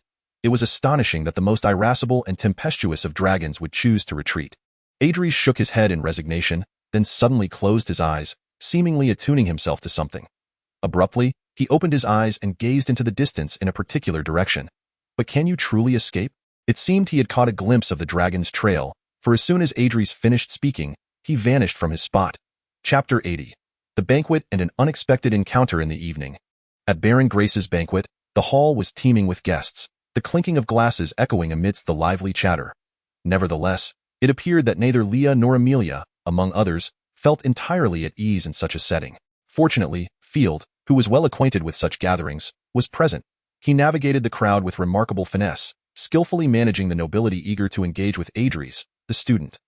His demeanor, poised and assured during conversations with these individuals, ensured that the atmosphere remained unawkward. Thus, Leah and her companions found solace in a quiet corner, delighting in the exquisite fare offered at the banquet, as for certain oblivious youths, akin to peacocks displaying their plumage. Attempting to showcase themselves before the lovely maidens, they were promptly thwarted by the stern-faced Farhan and the imposing Collins. The formidable presence of Farhan, coupled with Collins' towering stature, dissuaded these eager youths, who, after a moment of contemplation regarding the disparity in their standing, wisely chose to withdraw. As the banquet approached its conclusion, Baron Grace, having successfully attended to the other guests, finally made his way to Leah and her companions. After engaging in a pleasant conversation with Field, he broached the matter that had been troubling him with a degree of delicacy. "Baron Grace, are you suggesting that you've been plagued by nightmares at night?" Upon hearing the Baron's concerns, Field furrowed his brow. After all, in his view, experiencing nightmares was hardly a grave matter. However, Baron Grace shook his head in response, explaining, "No, it's not merely nighttime terrors.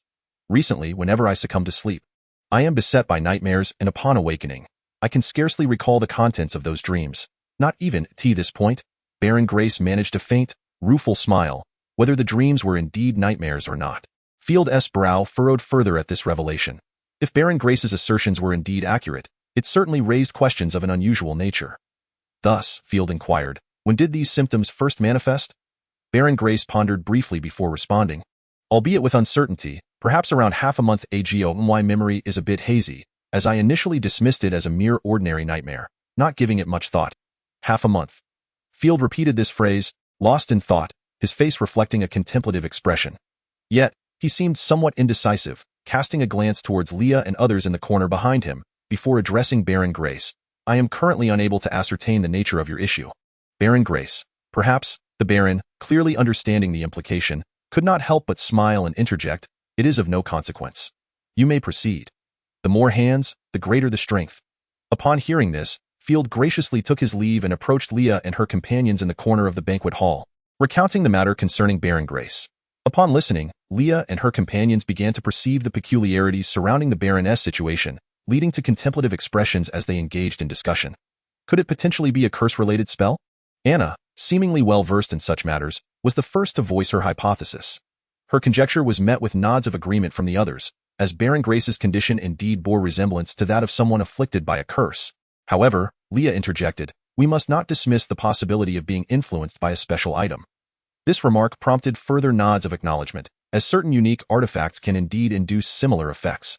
Subsequently, the group began to share their respective speculations, yet it was evident that reaching a conclusion in this setting would prove challenging. After considerable deliberation, Leah decisively proclaimed, "Let us remain in Sinmu Town for a few more days until we resolve Baron Grace's predicament, for he is a significant collaborator of our academy." She scanned the group with a discerning eye before continuing, "Moreover, this can be regarded as part of our current field training. If we cannot resolve this minor issue, how shall we tackle the more formidable challenges that lie ahead?" Her words resonated with the others, who nodded in agreement, having reached a consensus. Among the group, Farhan and Field exchanged glances with Leah, their eyes betraying a hint of admiration. Initially, they had presumed that Leah, a commoner, merely enjoyed good fortune as the first student of their mentor. However, it became increasingly apparent that she was far more capable than she had previously demonstrated within the confines of the academy. After arriving at a consensus, the group began to strategize potential solutions. However, as the situation remained unclear, they decided to observe the developments further, with the evening marking the time for their inquiries. When Field relayed this information to Baron Grace, the latter was filled with unrestrained joy, promptly assuring that should Leah and her companions resolve his issue, he would offer substantial rewards. While Leah and her friends were not particularly concerned about the rewards, they were keenly aware that this would be their first opportunity to independently apply magic to address a concrete matter, a prospect that filled them with a sense of anticipation. To his astonishment, Adelis found himself in a remarkably familiar setting. If his memory served him correctly, he had arrived at the summit city of the kingdom of Kolosi, where a crimson dragon soared above. Its labored wingbeats suggested that it had sustained considerable injuries from their previous encounter. At that moment, it seemed to sense something amiss, nervously glancing back towards Adelis's position. When it confirmed his presence, its expression shifted to one of sheer terror. Soon after, a flicker of malevolence flashed in its eyes as it surveyed the city below, retracting its wings and plummeting straight towards the summit city. Chapter 81. Shock and the quest for answers in the royal palace of Summit City. It was evening, yet the indefatigable King Akam remained in his study. diligently attending to the affairs of the kingdom. Just then, a figure cloaked in black entered, kneeling respectfully before the desk. "Your Majesty, the investigation regarding Adeliz has yielded results. Here is the report for your perusal." As he spoke, the cloaked individual presented a scroll of parchment to King Occam. "Oh, is that so?" Occam accepted the report casually, unfolding it to read. However, as he perused its contents, his brow furrowed with concern. "Are you telling me that there is not a single powerful individual named Adeliz among the Eastern nations, not even a semblance of one?"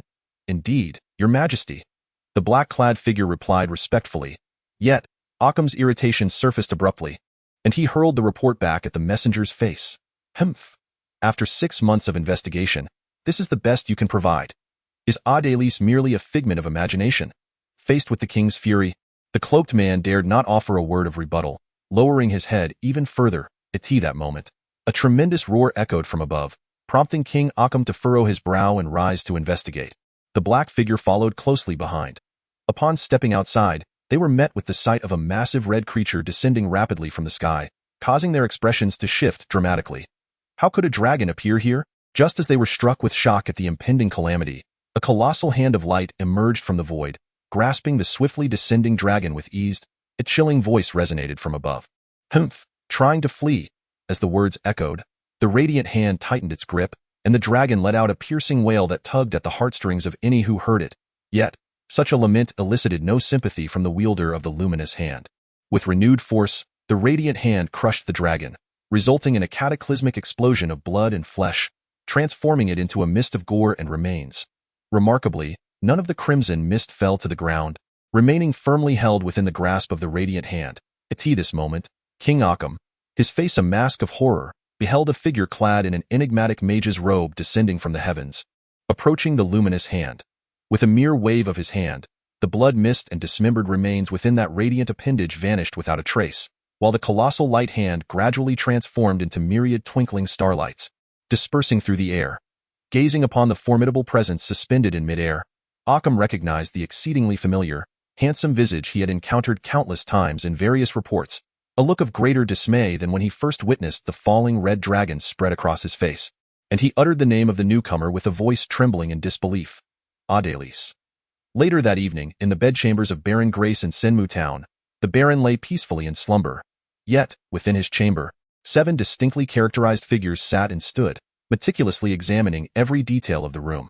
After an exhaustive search of the space with their mental faculties yielding no results, Leah turned her gaze to the most perceptive among them. Aaron, and softly inquired, "Have you discovered anything?" In response, Aaron, her brow furrowed, shook her head, evidently having found nothing.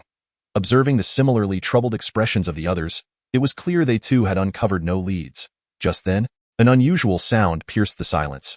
Baron Grace, who had been lying serenely in bed, suddenly contorted his face in agony, emitting faint groans as if subjected to unspeakable torment. Alarmed, Farahan and Field, who were closest, hurried to investigate. However, as they meticulously examined the Baroness' side, they found no anomalies, deepening their furrows of concern. At that moment, a chant broke through the tension. Turning their heads, they beheld Anna, donned in a white robe and wielding a staff, softly reciting an incantation. "Mystical unknown, please grant me your protection, and let the intangible manifest before my eyes." Manifestation spell. As Anna's gentle utterance concluded, a shimmering orb of light burst forth from the tip of her staff, cascading throughout the room and beginning to drift downward.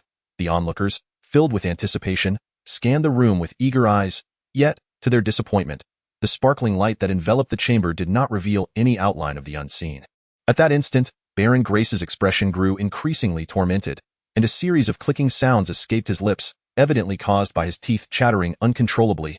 Witnessing this, Amelia felt a surge of inspiration and summoned a beautifully crafted card that glimmered softly in her hand. Adorned on the card was a vividly illustrated, adorable little mouse, its expression seemingly curious as it peered out from the card. "Summon mouse," Amelia exclaimed softly, and the card radiated a brilliant light. Suddenly, an identical, charming little mouse emerged from the card, eagerly looking around with curiosity, as it laid eyes upon Amelia before it. A joyous chirp escaped its lips, and it promptly crawled out from the card, obediently making its way into the palm of Amelia's hand. At that moment, as the little mouse emerged, the card from which it had come lost all its luster, leaving the spot that had once depicted the adorable rodent utterly vacant. Observing this, a thought crossed Amelia's mind, and the now dull card vanished from her grasp. She then approached the bedside of Baron Grace, gently bending over to place the little mouse near the Baron's ear, whispering softly, "Go, find what troubles him." Upon hearing her words, the little mouse adorably nodded at Amelia before beginning to sniff around the Baron's head. Suddenly, as if it had detected something, the mouse emitted a flurry of urgent squeaks directed at Amelia by the bedside. Squeak, squeak, squeak. It seemed as though Amelia understood this call, for she quickly extended her hand, allowing the mouse to climb back into her palm, which she subsequently lifted. Amelia then wandered slowly around the room with the little mouse in hand, while it continued to sniff, seemingly in search of something. Initially, as she passed by several spots in the room that might conceal something, the mouse showed no signs of discovery. Just as the onlookers began to feel a tinge of disappointment, a sudden flurry of squeaks erupted from Amelia's hand, where she stood upon a carpet that one would inevitably traverse upon entering the room. Noticing this, Amelia quickly crouched down, placing the little mouse onto the carpet for confirmation. Upon reaching the carpet, the mouse began to circle a particular spot, emitting a series of piercing squeaks. Amelia exchanged glances with the others in the room, and then approached, lifting the mouse while simultaneously pulling back the carpet. Beneath the spot where the mouse had been circling, several seams on the otherwise smooth floor became glaringly apparent, revealing a hidden compartment before the group. Instinctively, Amelia moved to lift the stone slab concealing the compartment, but Farahan swiftly interjected, grasping her shoulder to prevent her reckless action. "Be careful," he gently admonished, then proceeded to kneel down, cautiously probing the seams with his fingers, angling his head slightly to avoid the direction the slab would open. Having ensured safety, Farahan then exerted force with one hand, lifting the stone slab. As it was displaced, he quickly sidestepped, while the others in the room remained vigilant. Fortunately, nothing transpired. It appeared that no danger lurked beneath the slab. With this, the previously solemn Farahan let out a small sigh of relief and leaned forward to peer into the hidden compartment revealed beneath the stone. Before them lay a rectangular compartment, forcibly excavated from the ground, within which rested an oddly shaped tree-like statue, quietly lying in repose. A flicker of doubt crossed Farahan's mind as he pondered. What is this? However, perceiving no imminent danger, he unhesitatingly reached out and extracted the peculiar statue. The gathering of individuals in the room, upon observing the bizarrely shaped yet seemingly innocuous statue, couldn't help but express their bewilderment. After all, it hardly seemed plausible that this was the source of Baron Grace's relentless nightmares. Even now, despite their discovery of the statue, Baron Grace remained in a state of profound anguish, softly groaning in torment. Witnessing this, Eileen, the closest confidant of Amelia, softly sought confirmation. Is this truly it?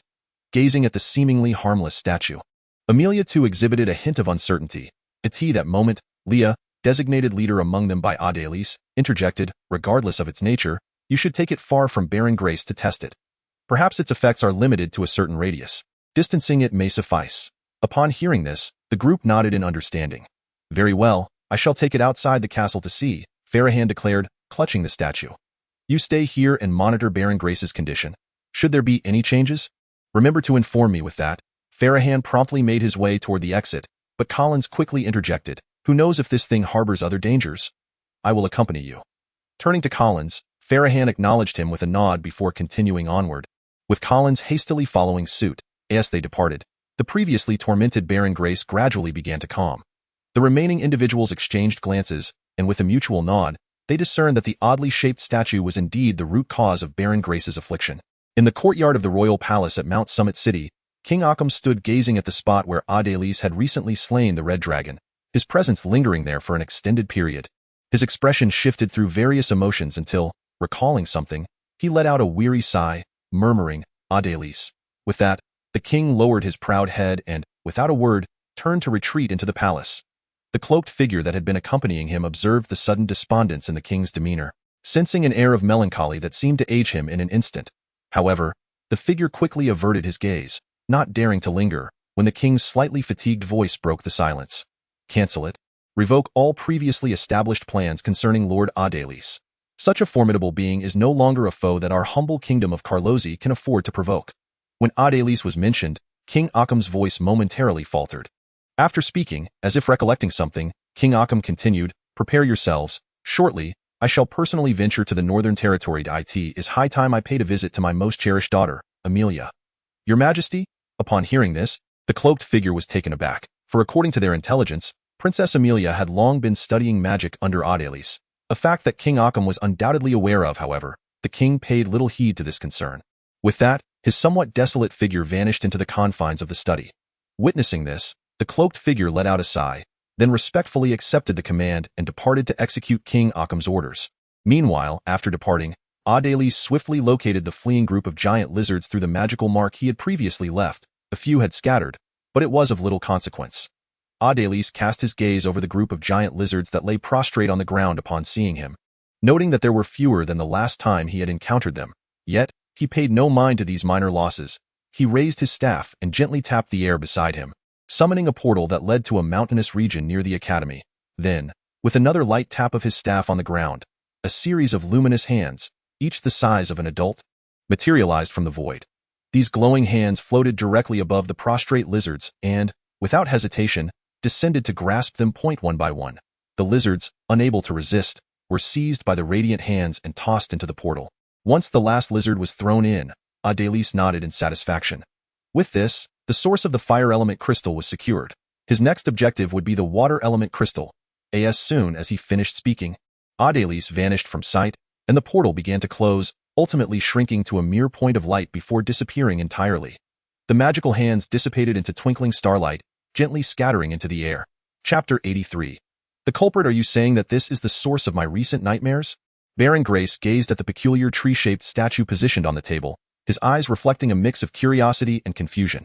Indeed, Leah affirmed with a nod, then turned to Baron Grace to elaborate. This should be it, but we need to verify.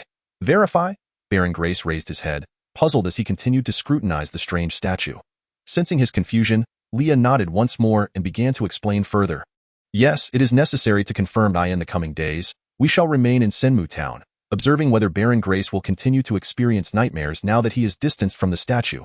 If, by that time, he finds himself liberated from such nocturnal disturbances, it would be reasonable to conclude that the statue was indeed the source of his torment. Upon hearing this, Baron Grace nodded in acknowledgement, for this matter pertains to his own safety.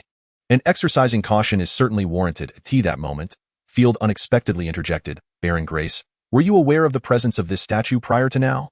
In response, Baron Grace shook his head, but then, as if recalling something, his brow furrowed in contemplation. Observing this, the astute Field promptly inquired, is something amiss, Baron Grace? After a brief moment of deliberation, Baron Grace seemed to weigh the decision of whether to speak, but ultimately replied, if memory serves me correctly, my symptoms began to manifest approximately 2 weeks ago, which leads me to ponder. As he trailed off, Baron Grace cast a somewhat troubled glance at the assembly, as though grappling with unspoken thoughts.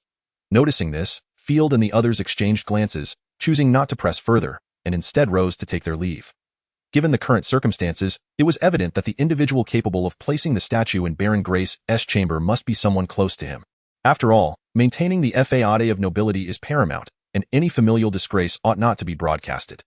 Thus, the group opted to refrain from delving deeper into the matter and departed. Once Leah and her companions had exited with the peculiar tree-shaped statue, Baron Grace's countenance darkened significantly. He then gestured, summoning a tall attendant who strode in from outside. As the attendant approached, Baron Grace whispered a few terse instructions into his ear with a fierce expression. The attendant nodded in understanding and exited with an impassive demeanor. Shortly thereafter, within the confines of Baron Grace's castle, a beautiful maid, previously favored by him, inexplicably vanished from sight. Upon returning to the accommodations provided by the Academy's affiliated Commerce Guild, Leah and her companions gathered to discuss the strange tree-shaped statue. Who do you think is behind this plot against Baron Grace? He seems rather affable to me, Amelia remarked, gazing at the bizarre statue and recalling the circumstances of their departure. In response, Field, who possessed considerable insight into Baron Grace, chimed in, indeed, from what I understand, Baron Grace is quite diplomatic and generally avoids making enemies. It is perplexing why someone would target him this time. As he spoke, he furrowed his brow in contemplation, clearly troubled by the situation. Just then, as if struck by a thought, Amelia suddenly exclaimed, could it possibly be the Black Gold organization that is behind this? Initially, Leah and the others hesitated to agree, for they had believed, following the battle in Senmu Town, that the Black Gold organization had been eradicated. Moreover, during the past 6 months, they indeed had not heard any further indications of the activities of the Black Gold organization. However, upon careful reflection, Leah and her companions began to consider that this might indeed be the only plausible explanation. After all, a centipede, though it may die, does not easily become inert. As an entity capable of orchestrating and executing an operation that nearly shook the very foundations of the Northern Territories, the Black Gold organization was far more complex than they had initially surmised. It was quite likely that the previous battle at Sinmu Town had merely left them severely weakened, while the remaining members had retreated into the shadows, biding their time and waiting for the opportune moment to act. Presently, it seemed that the impending operation against Baron Grace could very well be their retaliation for the earlier defeat at Sinmu Town. Contemplating this, Leah and her companions could not help but feel a chill run down their spines. If all of this were indeed true, then it was quite possible that since the moment they departed from the academy, they had already been targeted by the agents of the Black Gold organization. While they might be unable to exact revenge upon their powerful instructors, targeting them would certainly be within reach. With this thought in mind, Leah and her companions exchanged glances, silently heightening their vigilance. It appeared that this journey of trials was far more intricate than they had previously imagined. Just then, gazing at the peculiar tree-shaped statue placed at the center of the table, Aaron suddenly spoke up. "So now, how should we address this statue?" Upon hearing this, Leah and the others fell into contemplative silence. The typically cautious Anna, after observing the expressions of her companions, cautiously suggested, "Perhaps we should simply destroy it?" Leah, however, promptly shook her head and began to elucidate her reasoning. "No, we cannot destroy it. Rather, we should study it. This statue is the first suspected magical artifact we have encountered during our expedition, and it does not seem to pose significant danger. If we allow our fear of the unknown to paralyze us, we may find it exceedingly difficult to progress further along the path of magic." With that, Leah surveyed her companions before continuing. "After all, as our instructor has said, the journey of learning magic is fraught with uncertainties, and without a heart willing to explore the unknown, one might as well remain an ordinary person." Reflecting on Attilus's teachings, the group nodded in agreement. Ultimately, they resolved to keep the peculiar tree-shaped statue as their subject of study, hoping to uncover any secrets it might hold. Chapter 84. Schemes in the Shadows. Meanwhile, in a different location, over a vast lake, Adelise floated in the air, diligently searching.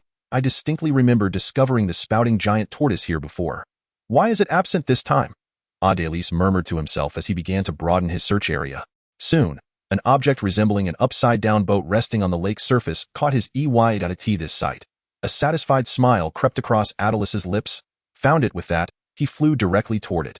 Perhaps alerted by the movement, a massive tortoise head emerged from beneath the water in front of the object that seemed to rest atop the lake. After casting a glance at the swiftly approaching Adelise, the jet-stream giant tortoise seemed to regard him as no threat and promptly submerged its head beneath the water's surface. Observing this, Adelise, who had already soared above the colossal creature, couldn't help but chuckle and shake his head. Truly, it exemplified the gentle nature of the jet-stream giant tortoise, showing not a trace of wariness. Thus pondering, Adelise resumed his search in the vicinity. After all, his objective was not the jet-stream giant tortoise itself, but rather its ordinary counterpart. He needed to cultivate a significant number of these tortoises, subsequently employing catalytic agents to transform them into jet-stream giant tortoises, thereby acquiring abundant water element crystal essences, which he could then refine into the heart of water element through an alchemical array. Typically, regions inhabited by jet-stream giant tortoises would also harbor numerous ordinary tortoises nearby, as expected. It wasn't long before Adelise discovered a multitude of tortoises basking in the sun along the lakeshore. With at least 30 or 40 of them sprawled on the bank, Adelise couldn't suppress a smile at last. He had secured a source for the water element crystals in the castle of Baron Grace in Sinmu Town. Baron Grace was seated in his study, attending to the affairs of his territory when a sudden knocking at the door interrupted him. "Knock, knock, knock." Lifting his gaze toward the entrance, he set aside the documents in his hand and called out, "Enter." Upon hearing this, the door swung open, and the tall attendant from the previous encounter stepped inside, respectfully kneeling before the desk. "Why, Lord, that woman has fainted again." Although the statement seemed somewhat disjointed, Baron Grace understood its implication, furrowing his brow as he replied, "Has she still not uttered a word? Is she merely repeating what she has said before?"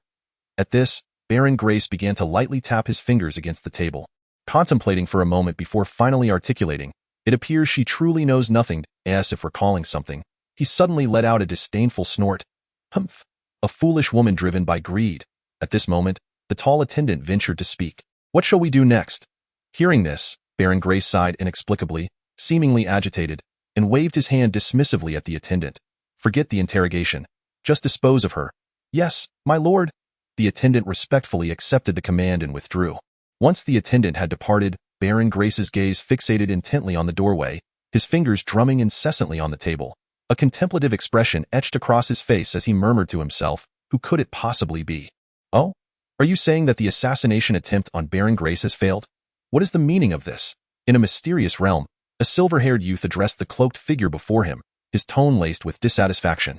Upon hearing this, the kneeling figure in black hurried to explain. The plans were thwarted by the students of Adelis, and the statue had fallen into their hands. Upon hearing this, the silver-haired youth could not help but furrow his brow slightly. However, as if struck by a sudden thought, a contemplative smile graced the corners of his lips. This might indeed be an opportunity. Listening to the murmurs of the silver-haired youth, a flicker of doubt crossed the eyes of the cloaked figure. Just then, the silver-haired youth abruptly inquired, "Are you aware of their next course of action?" In response, the cloaked figure, disregarding the implications of the youth's earlier words, hastily replied, "Due to their heightened vigilance and our uncertainty regarding any unknown detection abilities they might possess, our spies dared not approach too closely. They only vaguely overheard that they seemed to be heading towards River Valley Town." River Valley Town, you say? Upon hearing this, the silver-haired youth promptly turned around, scanning the wall behind him that bore a map of the entire Kurul's kingdom, soon locating the position of River Valley Town. Observing the route from Sinmu Town to River Valley Town, the silver-haired youth began to survey the area intently, ultimately fixing his gaze upon a location known as Rapid Flow Crossing. A smile unexpectedly blossoming on his face, he then declared, "Issue the order to lay an ambush at Rapid Flow Crossing. Once the students of Adelis pass through there, seize the statue at once." This, the cloaked figure's eyes flickered with hesitation. "Will this not expose us?" Upon hearing the inquiry, the silver-haired youth chuckled softly, turning to face the cloaked figure, his eyes glinting with an inscrutable meaning. "This time, I am not instructing you to truly seize it." "Not to truly seize it, then." The cloaked figure found himself increasingly perplexed. Observing this, the silver-haired youth shook his head with a smile and continued, "Indeed, not a genuine seizure. The primary objective is to make them believe that this attack is aimed at acquiring the statue." "Make them believe?" The cloaked figure became even more confused. The silver-haired youth smiled again and elaborated, "Precisely, and after a failed attempt at seizing it, we must leave behind some clues regarding the statue's origins, so they will act in accordance with our intentions." Upon hearing this, the cloaked figure seemed to grasp part of the plan, yet still appeared baffled, furrowing his brow in contemplation. Noticing this, the silver-haired youth scoffed lightly and waved his hand dismissively. "Very well, simply execute my instructions as stated. It matters not if you do not fully comprehend." Acknowledging the silver-haired youth's words, the cloaked figure, still pondering the meaning behind them, bowed respectfully. "Yes, my lord." With that, he promptly took his leave, evidently to carry out the silver-haired youth's scheme. After the cloaked figure departed, the silver-haired youth once again turned to the map of the kingdom on the wall, ultimately fixing his gaze on a small village named Green Leaf Village. Situated at the farthest edge of the kingdom, near the Andos Mountains, a fleeting glimmer of hatred flashed in the depths of his eyes.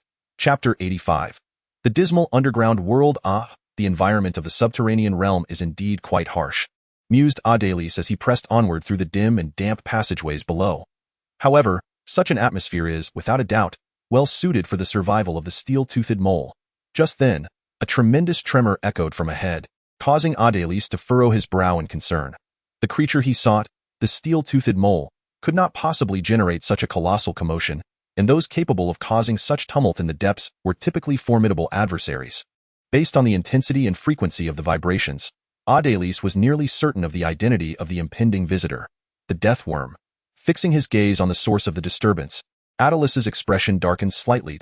"To encounter one of the 10 most dreaded magical beasts of the subterranean world. What misfortune I have encountered." With this thought, Adelis swiftly plunged his staff into the ground, and a surge of earthy light began to radiate from the base of his staff, rapidly expanding as the ochre glow swept over the terrain. The previously pliable soil instantaneously solidified into a rugged yet remarkably resilient rock formation. In a matter of moments, the passageway surrounding Adelis transformed into a solid mass of stone. Just then, a tremor of even greater magnitude erupted, shaking the very ground beneath him. The force was so intense that the freshly solidified rock quivered beside him. As Adelis had anticipated, the unfortified sections of the passage were soon rattled by the overwhelming vibrations. The ceiling of sand and stone collapsed, unleashing a torrent of earth from above. In an instant, the previously endless corridor was utterly obscured by debris, leaving only the area Adelis had reinforced intact. However, both ends of this segment were now thoroughly blocked by a substantial accumulation of earth and stone. Sensing the gradually diminishing tremors, Adelis let out a resigned sigh. Alas, The subterranean world is indeed a treacherous environment. Shaking his head, he raised his staff once more, the tip emanating a brilliant light that compelled all encountered debris to part ways. Thus, Adelis continued to carve a new passage as he ventured forth in exploration. After lingering for a few more days in Senmu Town, Leah and her companions finally confirmed that Baron Grace's was safe. Consequently, after packing their belongings, they prepared to depart from Senmu Town and continue towards their destination for this expedition. At the town gate leading south, Leah and her companions were bidding farewell to Baron Grace's, who had come to see them off. Baron Grace's, you are far too gracious. You needn't have come to see us off in person, Leah remarked in response to Field's words. Baron Grace's chuckled heartily. You have aided me in resolving a significant predicament. You are my benefactors and I, Grace's, shall not neglect my benefactors. As he spoke, Baron Grace gestured with a hand, and a servant promptly approached, carrying an exquisitely adorned wooden box. Upon witnessing this, Field could not help but ask with a hint of puzzlement, "What is this?" In response, Baron Grace chuckled softly and said, "Did I not mention that I would bestow a generous reward if my problem was resolved? Here it is, do open it." "How can I accept this?" Field instinctively attempted to decline, for their assistance to Baron Grace had not been motivated by any desire for reward. Meanwhile, Leah and the others behind him also urged Baron Grace to retract the gift. However, the Baron, brimming with enthusiasm, offered them no opportunity to refuse. After thrusting the wooden box into Field's hands, he led his party back to Senmu Town. Left with no choice, Field and his companions accepted the lavishly decorated box. Once Baron Grace and his entourage had departed, Amelia regained her usual vivacity, bouncing forward with curiosity to examine the box. She then turned to Field and suggested, "Since we have accepted it, why not take a look inside?" Field, of course, had no objection. He gently unlatched the box and opened it. As the lid lifted, a brilliant radiance erupted from within, compelling everyone to avert their gaze momentarily. When the luminescence faded, they finally directed their attention to the contents of the box, revealing a translucent, milky white gemstone resting serenely upon a soft velvet cushion. This gemstone glimmered under the sunlight, casting prismatic reflections. At that moment, Leah seemed to recognize the gemstone and exclaimed, "This is..." The others turned to her, but Leah gazed at the milky white gemstone with a hint of hesitation, clearly not entirely certain. Sensing the tension, Amelia anxiously urged, "Oh dear, Leah, please tell us. This is so nerve-wracking." After a brief pause, Leah divulged what she had once read in a book. "This appears to be a crystal of light attribute. I have heard it is a remarkably rare type of elemental crystal in the magical realm, as light attribute magical beasts are quite scarce." "Oh?" Amelia nodded, her understanding somewhat vague. Then, recalling something, she curiously inquired, "Wait, didn't the teacher say that earth, water, fire, and wind are the fundamental elements that constitute the world?" Leah smiled and elaborated on what she had encountered in her readings. Indeed, the four elements of earth, water, fire, and wind are the basic building blocks of matter. However, later on, two additional elements, light and darkness, emerged, which facilitated the cycle of day and night in the material world formed by the original four.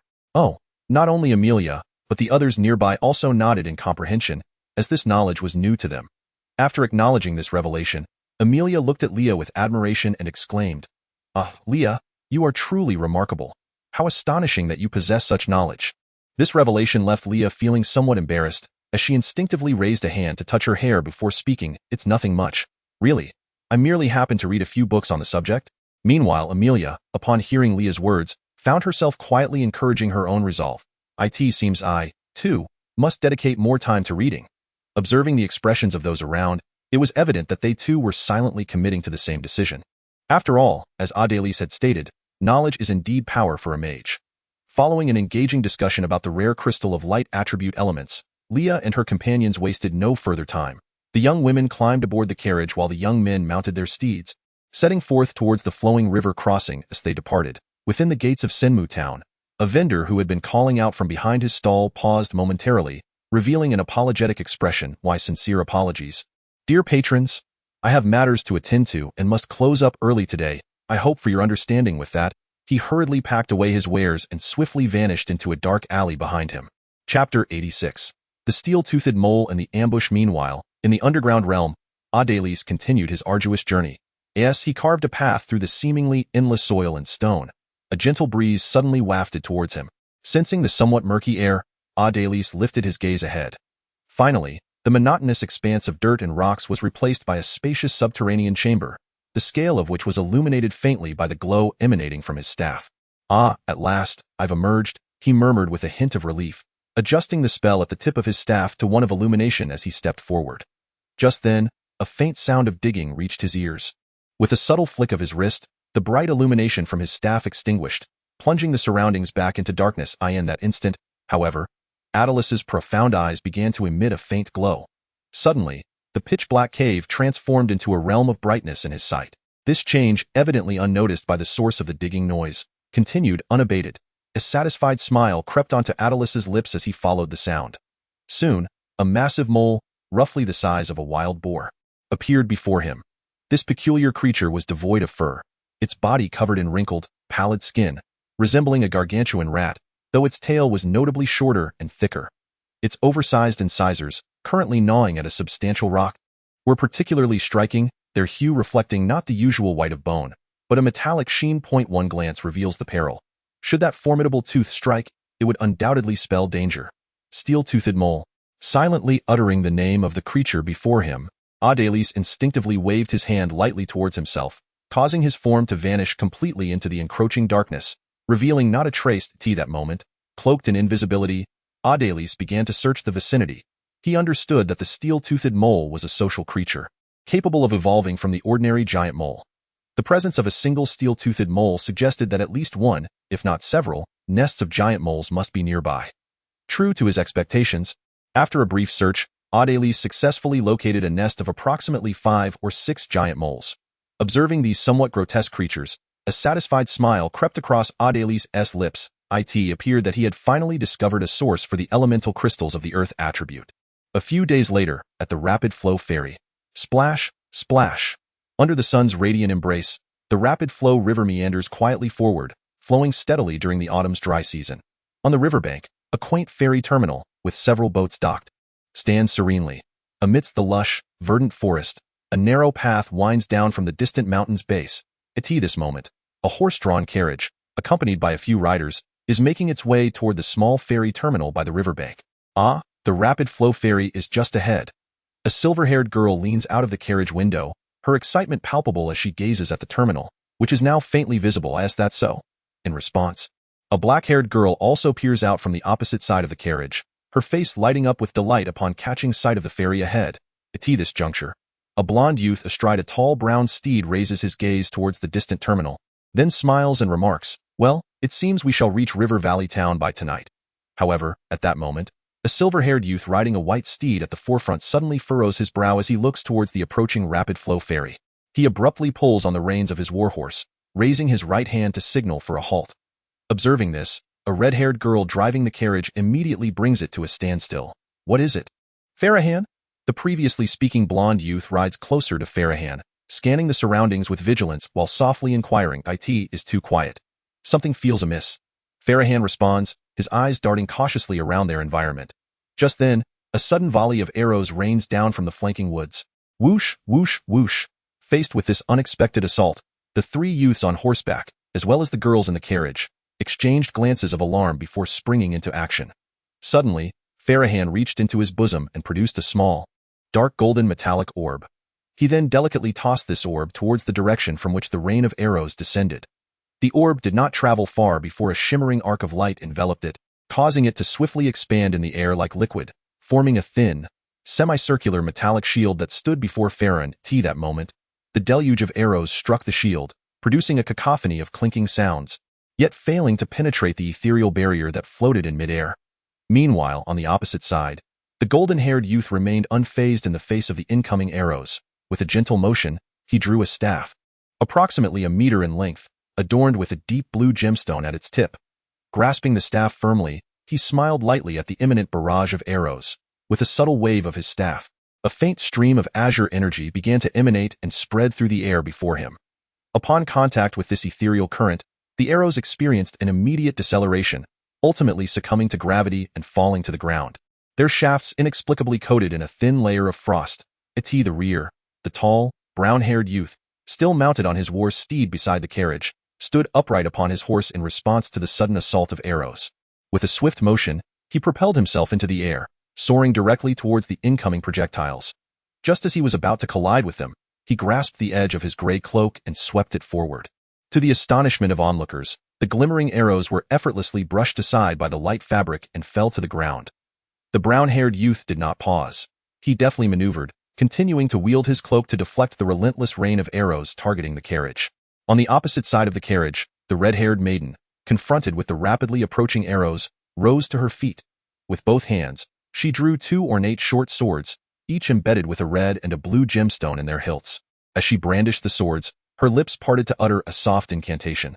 Swift, in an instant, a flash of emerald light enveloped her, and she vanished from sight, leaving behind only a fleeting afterimage atop the carriage. Within the tempest of arrows hurtling towards the vehicle, countless sword shadows began to dance, and one by one, the arrows were severed in twain, falling harmlessly to the ground, unable to pose any further threat to the carriage. Gradually, the silhouette of the red-haired maiden emerged among the shattered shafts, her azure eyes glimmering with determination as she gazed steadfastly towards the oncoming deluge of arrows. Fog technique. At that moment, a delicate shout echoed from behind, and a thick mist began to emanate incessantly from the carriage, ultimately engulfing its silhouette entirely, rendering it impossible for the enemies to easily pinpoint its location for a shot. Observing this, the red-haired maiden, who had just cast a fleeting glance back with a hint of concern, felt a sense of relief wash over her. She then directed her gaze toward the forest ahead, her body slightly leaning forward, evidently preparing to charge straight into the woods from which the arrows had recently rained down. Just then, a voice filled with worry suddenly emerged from the carriage. "Eileen, are you all right?" Upon hearing this, the red-haired girl named Eileen couldn't help but break into a sweet smile, promptly responding, "I'm fine. Amelia, you stay safe in the carriage. I'll be back shortly." With that, Eileen bent her legs slightly and vanished from her spot. On the other side of the carriage, the brown-haired youth, after clearing the arrows, swiftly donned his hooded cloak. Then, with a sudden leap, he extended his hands forward, plunging down towards the ground. During this transformation, the boy, along with his gray cloak, began to twist and morph. His hooded head elongated, first sprouting a pair of fluffy ears, followed by the emergence of piercing blue eyes, and finally, his mouth gaped open, revealing sharp teeth akin to daggers. His hands and feet gradually morphed into the claws of a beast, his form expanding as a layer of gray fur enveloped him, and a thick tail abruptly sprouted from his rear. Before his forepaws touched the ground, the boy, who had appeared quite normal moments ago, had transformed into a fearsome giant wolf. With a thud, the giant wolf's forepaws landed, and it forcefully scraped the ground, propelling its entire body forward into the woods where the arrows had been shot. Witnessing this bizarre spectacle, the attackers, who had been hiding in the trees and raining arrows down, could not help but utter cries of terror. "A monster! That guy is a monster. Take him down. We must not let him approach us." However, the barrage of arrows shot at the swiftly advancing giant wolf proved to be nothing more than a mere tickle, failing to pierce its thick fur, which deflected them effortlessly. Just as the attackers prepared to launch another volley of arrows, the giant wolf was upon them. With a powerful leap, it struck out with its claws, and in an instant, the head of one attacker burst open like a fragile watermelon. Following this, the giant wolf swept its paw, sending several attackers, whose chests were torn open with massive gashes, flying backward, their gruesome wounds indicating they were beyond saving. At this juncture, the terrified attackers seemed to finally regain their composure, drawing their melee weapons in an attempt to swarm the giant wolf. Just then, countless tiny dark golden spikes suddenly surged from the side, piercing the attackers' vulnerable areas such as their temples, throats, ears, and eyes. Instantly, the surviving attackers, under the onslaught of the giant wolf, were overtaken by expressions of agony before collapsing to the ground. Utterly devoid of life, as Falahan, who was approaching from behind, lightly waved his hand.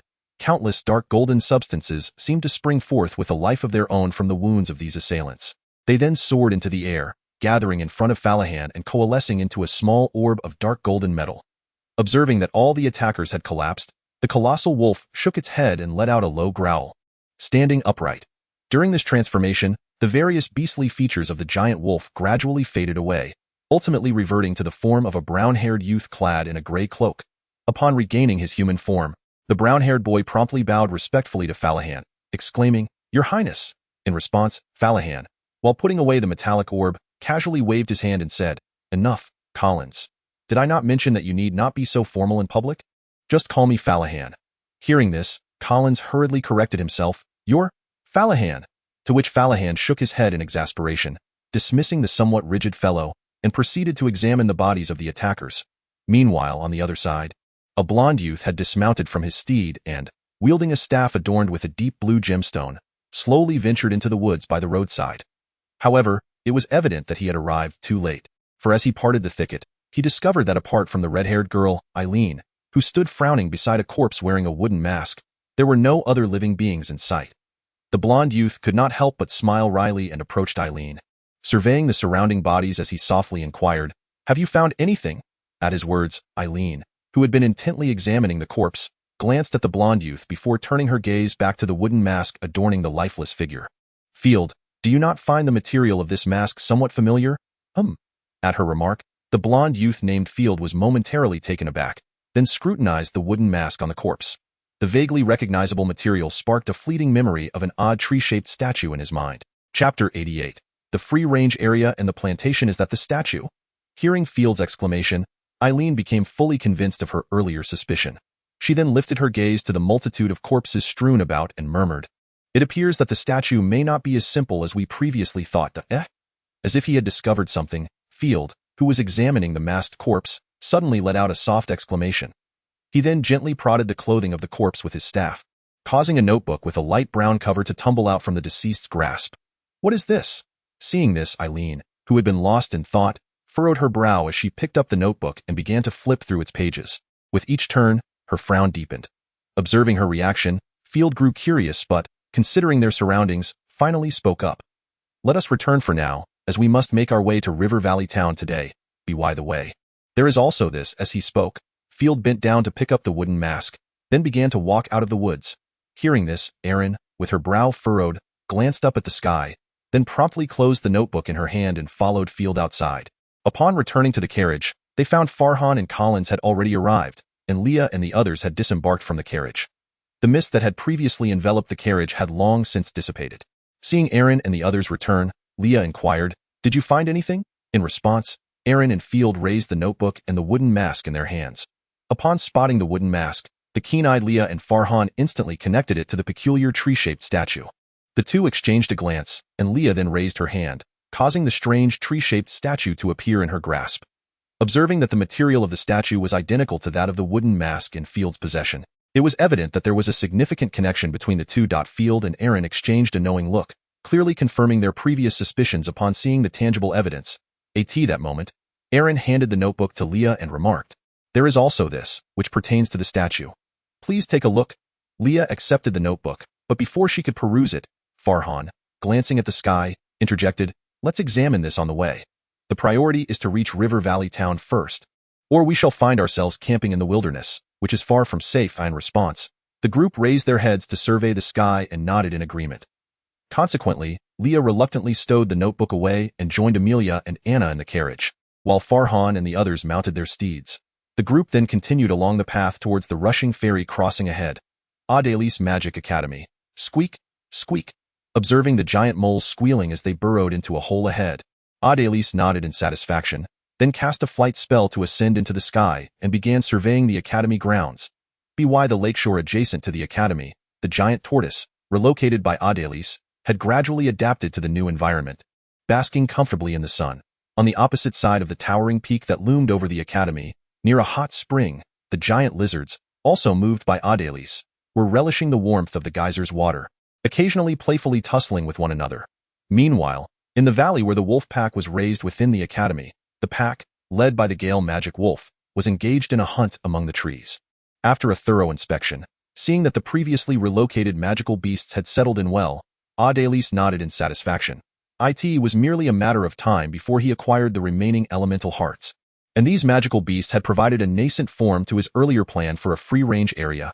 Indeed, according to Adelis's design, the extensive forest surrounding the academy was to be transformed into a free-range zone for various magical creatures. With the establishment of this free-range area, not only can various magical creatures be introduced to the academy students in a more convenient and effective manner, but it can also serve as a place for the students to engage in future training. Of course, despite being labeled a free-range area, it certainly does not imply true free range. At the very least, Adelis cannot allow these magical beings to roam freely beyond the confines of this designated space. Achieving this necessitates the implementation of a substantial barrier, and setting up such a large-scale restriction not only entails considerable material consumption, but also requires a vast amount of magical energy daily to maintain its operation. Clearly, This would necessitate the support of an elemental pool capable of continuously drawing power from the four elemental realms. This was also the reason why Adelis had not hastily captured various magical creatures to populate the free-range area, as even if they were placed there now, it was highly likely that they would simply escape. However, now that the construction of the elemental pool is nearly ready to commence, Adelis is also prepared to thoughtfully plan the free-range area. This includes deliberating on which magical creatures to house there and determining the locations from which to capture them. Yet, prior to addressing these matters, Adelis has other tasks to attend to. The foremost task is to construct a new academy building, specifically a dormitory equipped with independent meditation rooms and small laboratories for each chamber. The previous accommodations for Leah and her companions were rather rudimentary and insufficient in capacity. To prepare for the anticipated large-scale enrollment, Adelis is eager to expedite the completion of the dormitory. Fortunately, this task is straightforward. It can be entrusted to the magical beings proficient in construction, while Adelis must focus on another endeavor. That endeavor is to establish a dedicated magical plant cultivation garden for the academy. As the number of students increases, the consumption of various magical materials for classes and experiments grows significantly. Notably, the field of potion making consumes the largest variety of magical materials derived from magical plants, and relying solely on Adelis's external collection efforts and the small medicinal field in front of his cottage is no longer sufficient to meet the escalating demand.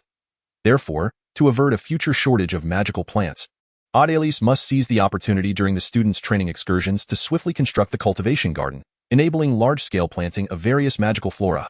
The selection and construction of the garden site is not particularly challenging. Following his prior planning for the academy, Adelis cleared a vast expanse of land, spanning hundreds of acres, using a firestorm. Subsequently, he employed his terrain manipulation abilities to level the ground, and soon a suitable plot for the cultivation garden was prepared. However, while creating the land for the garden was manageable, the subsequent cultivation of various magical plants proves to be a far more daunting task. It is unlikely that Adelis alone can manage such an expansive garden. And even with the assistance of a few students, it would be improbable unless they were to dedicate themselves solely to this task. Nevertheless, Adelis already has a suitable candidate in mind for the management of this garden. It seems that the time has come to seek out that individual. Adelis gazed upon the vast expanse of scorched earth before him, still emanating heat from its recent fiery ordeal, and whispered softly to himself. With a flourish of his wand, he conjured a portal and stepped through, vanishing from sight. Chapter 89. Diary and Mysterious Creature, September 12th. Today has once again been a dreadful day. For reasons unbeknownst to me, the hunters of our small town have been unable to procure any game from the forest lately. If this continues, it is highly likely that all of us in the town shall perish during the bitter winter ahead. This cannot persist. I must delve deep into the forest to uncover the cause. Hank claims it is due to our angering the forest deity. Could this be true? Perhaps this journey into the woods will provide me with answers. September 15th. Alas, it is truly disastrous. My exploration into the depths of the forest today yielded no discoveries. Moreover, that Isaac is constantly attempting to thwart us, insisting that there are dreadful perils lurking within the forest's depths. Should we disturb them, we would all be facing utter calamity. Yet, as someone who has ventured into the forest numerous times, I find myself skeptical of his warnings. September 16th. Sigh. For reasons unknown, after a night's rest, I have fallen gravely ill with a severe chill and can no longer partake in their explorations. Though I feel deep remorse for this, I have no choice but to withdraw for the time being. We had all resolved to journey deeper into the forest today, but, alas, I wish them good fortune. September 19th. Today, Isaac came to visit me and revealed some exceedingly grim news. The expedition team sent into the forest has yet to return. Upon hearing this, I was engulfed in despair, and my previously improving health took a turn for the worse. However, I refused to believe that my comrades would fall so easily in that cursed woodland. I still harbor hope for their safe return. At the very least, my heart prays for their safety. If there truly exists a forest deity, may you bless them with safe passage home. Oh, Divine One, I beseech your mercy. September 21st. Hark! A miracle has indeed occurred. My comrades have emerged from that accursed forest, proclaiming they have discovered the solution to our inability to procure game. Could my previous prayers have borne fruit? Does the forest deity truly exist? If so, I shall serve you with utmost devotion. Yet, why have they not come to visit me until now? Given our bond, they should have rushed to share this good news at the earliest opportunity. But why have they not come? September 22nd. My comrades have finally remembered that they have a companion in me. Today, they at last came to see me. Listening to their tales of adventure within the forest, I could not help but feel a swell of emotion. Alas, how I wish I could have joined them on their journey. However, for some inexplicable reason, I sense something peculiar in the way they look at me today. Perhaps it is merely my imagination. T last. As Leah, engrossed in reading her notebook, heard the words, she instinctively lifted her head and drew back the curtain of the car window to gaze outside. To her delight, she discovered that the scenery had transformed into a bustling street. Clearly, they had arrived at River Valley Town. Oh, have we arrived? Amelia, who was perusing a book, also raised her head to look outside, and upon witnessing the lively scene, she exclaimed, "Ah, River Valley Town is so vibrant." Indeed, it is, Collins, who was positioned by the car window, remarked in response to Amelia's astonishment. This place lies at the confluence of the Northern Territory and the Royal Domain, hence its prosperity. All the resources from the Northern Territory flow through here into the Central Royal Domain. However, Farahan, leading the entire group at the forefront, displayed no reaction to this flourishing atmosphere. After casting a vigilant glance around at the curious passers-by observing their party, he spoke decisively, "All right, the Academy's affiliated merchant guild has a branch here. We shall head there for lodging tonight." Upon hearing this, the others nodded in agreement, clearly having no objections. Thus, under Farahan's guidance, the group made their way directly to the Academy's affiliated merchant guild within River Valley Town. "This must be the place," said Adelis, surveying the towering trees with their intricate roots and inhaling the refreshing scent of nature. He nodded before proceeding inward. "Though I wonder if that fellow is still around."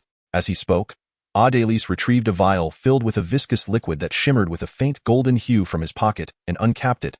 Instantly, an intense fragrance surged forth from the bottle, beginning to permeate the dense primordial forest.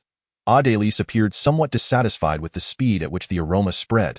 He suddenly raised his staff and gently tapped it on the ground. A gentle breeze, seemingly summoned from nowhere, began swirling around, carrying the potent scent through the lush woods. Meanwhile, in the distance, near a crystalline pool within the forest, a creature with antlers, its upper body resembling that of a human while its lower half was that of a deer, lifted its head. It began to inhale deeply, nostrils flaring, eyes half closed, a look of rapture gradually spreading across its face. Suddenly, it opened its eyes, revealing a flicker of hesitation, yet predominantly, an overwhelming desire.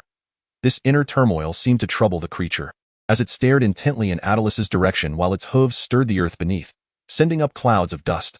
Ultimately, as if reaching a decision, the creature shook its head and gently brushed its hand against a nearby tree. An invisible wave of energy swiftly radiated through the forest.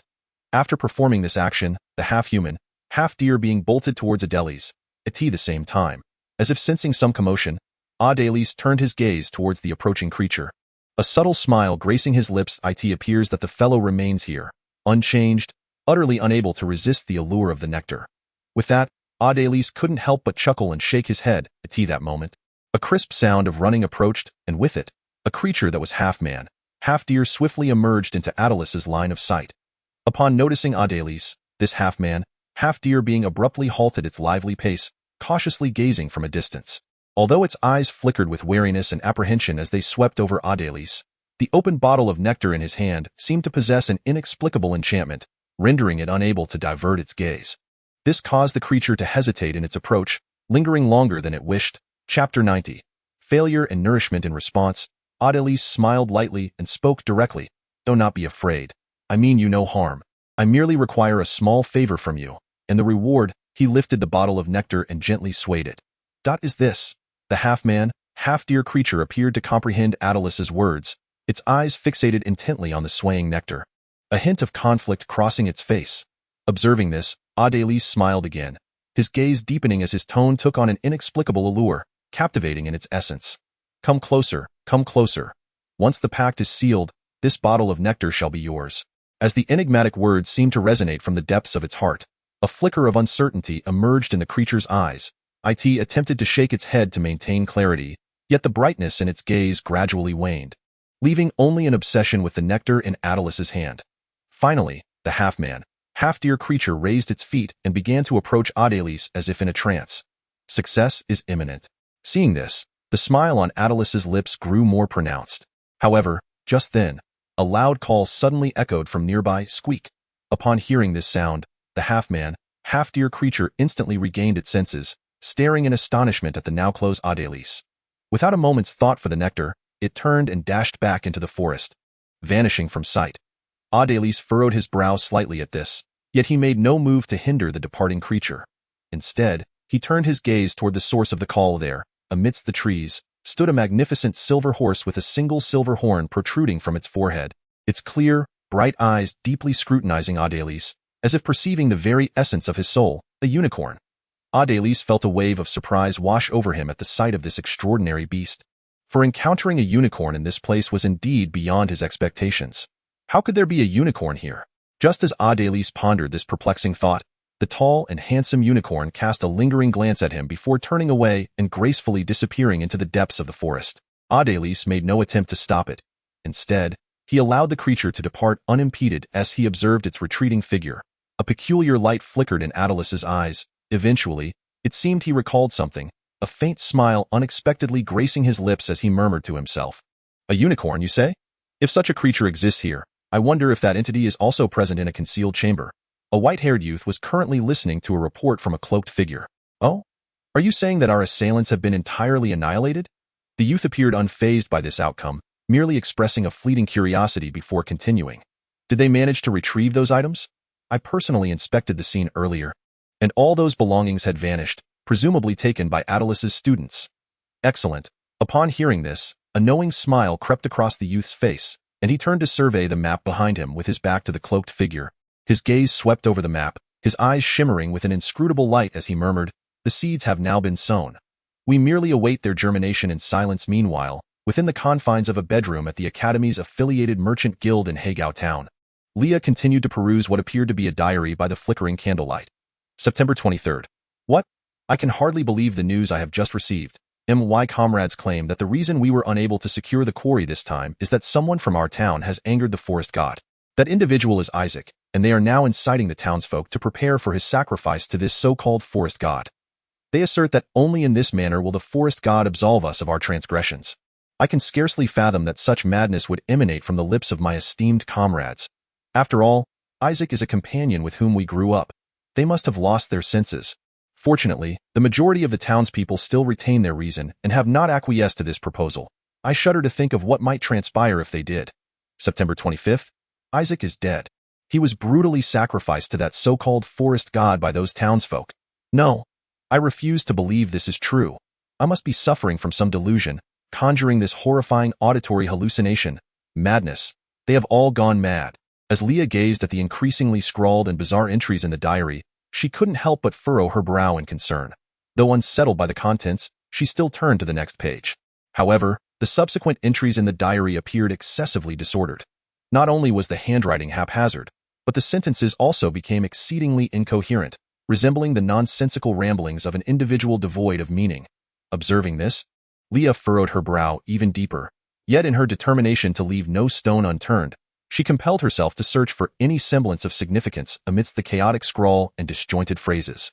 Before long, Leah discerned that, despite the disorder, certain words recurred with remarkable frequency.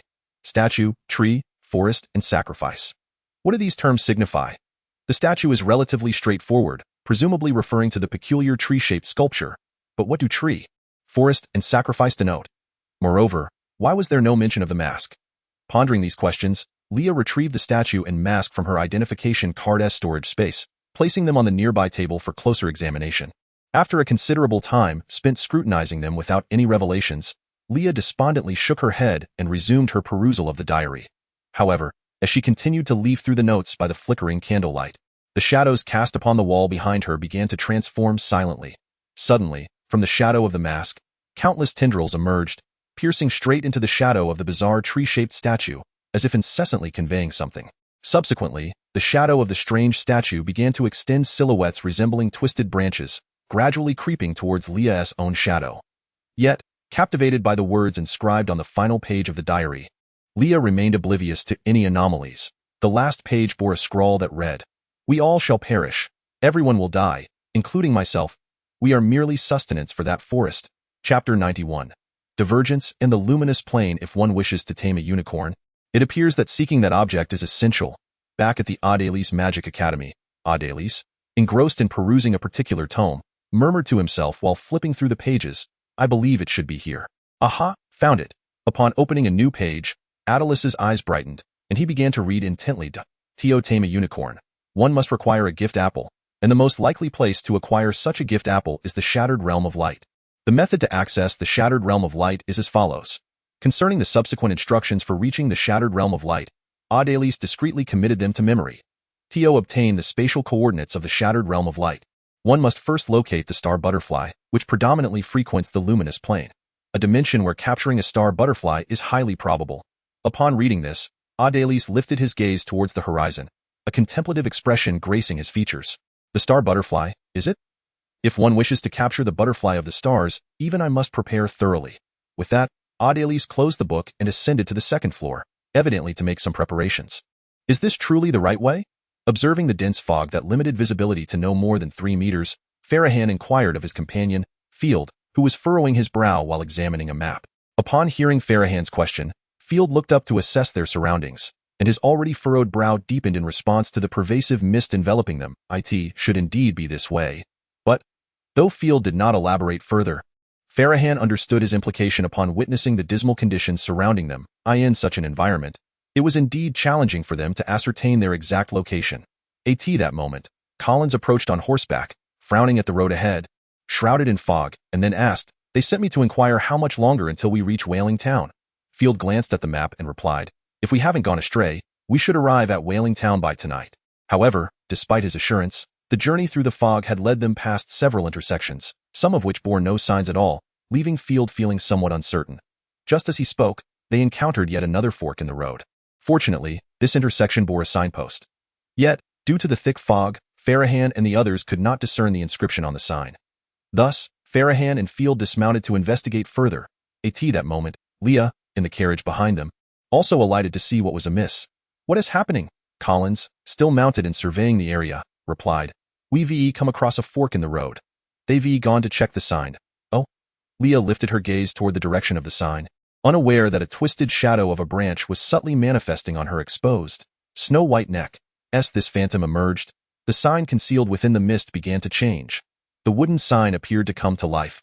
The wood writhing as the characters engraved upon it twisted and transformed. In an instant, the inscriptions were entirely altered, with the original directions of left, Whaling Town, and right, Raven Town swapped to left, Raven Town, and right, Whaling Town. Just then, Farahan and Field approached, but the wooden sign had already ceased its movement, appearing once more as an inanimate object. After examining the sign, Field turned his gaze toward the right path and declared, "It seems we were indeed on the right track. Continuing this way should lead us to Whaling Town swiftly." Upon hearing this, Farahan felt an inexplicable sense of unease as he looked at the sign.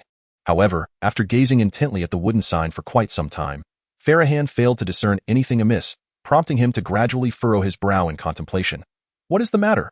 At that moment, Field also became aware of Farahan's unease and inquired. Just as Farahan was about to articulate a response, Leah's voice suddenly rang out from the distance, "Haven't you finished yet?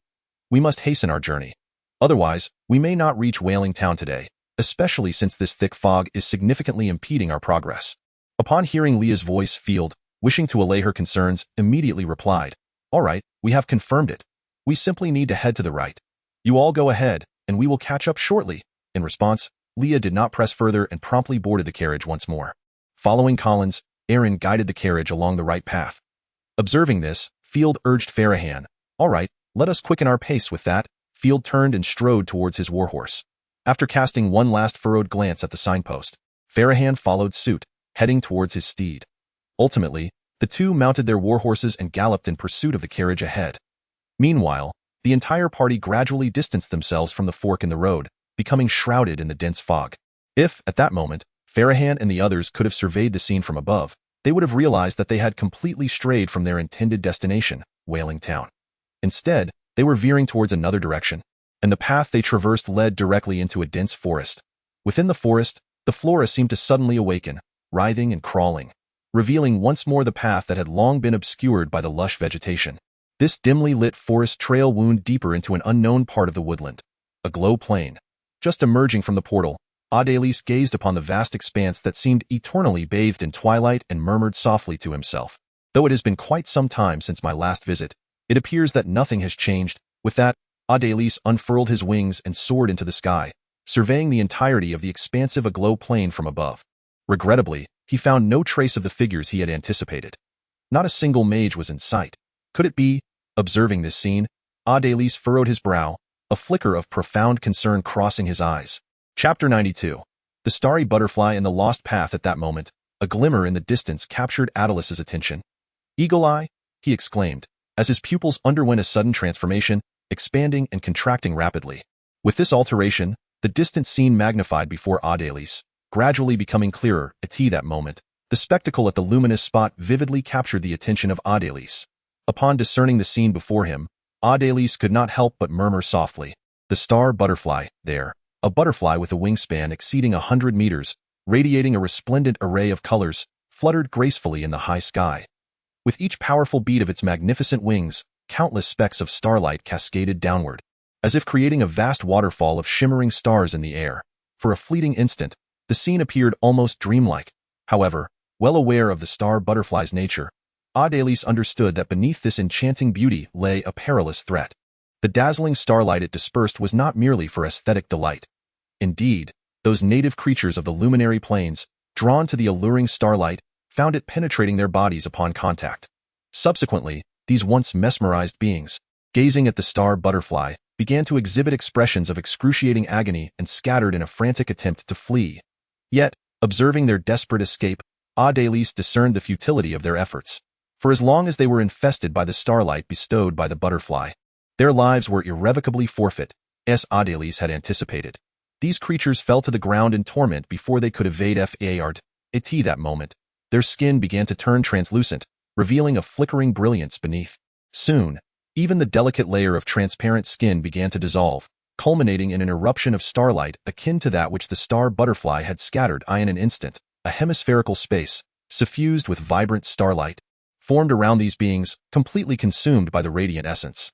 The luminous particles floating within this spatial dome continued to emit their dazzling glow, enticing the next victim to approach.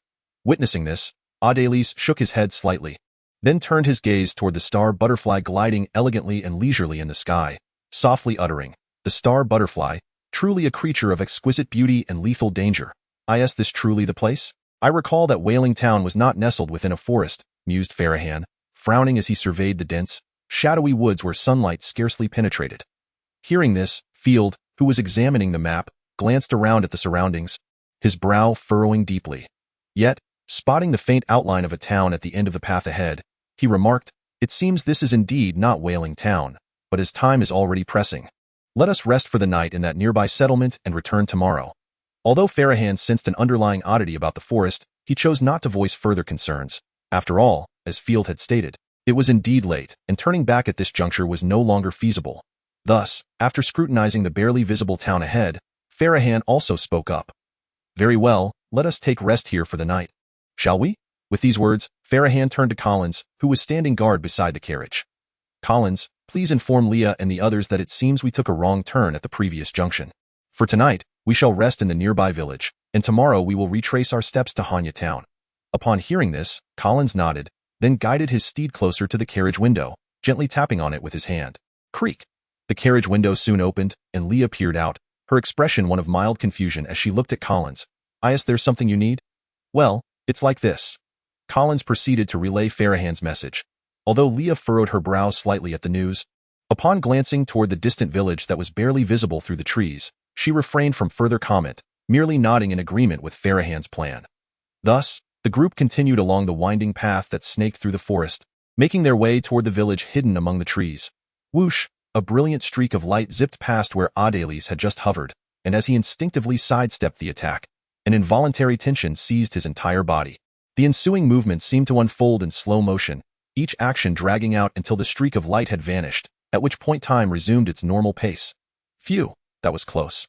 Adelys watched as the star butterfly, now gradually revealing itself from the fading light, filled him with a sense of trepidation.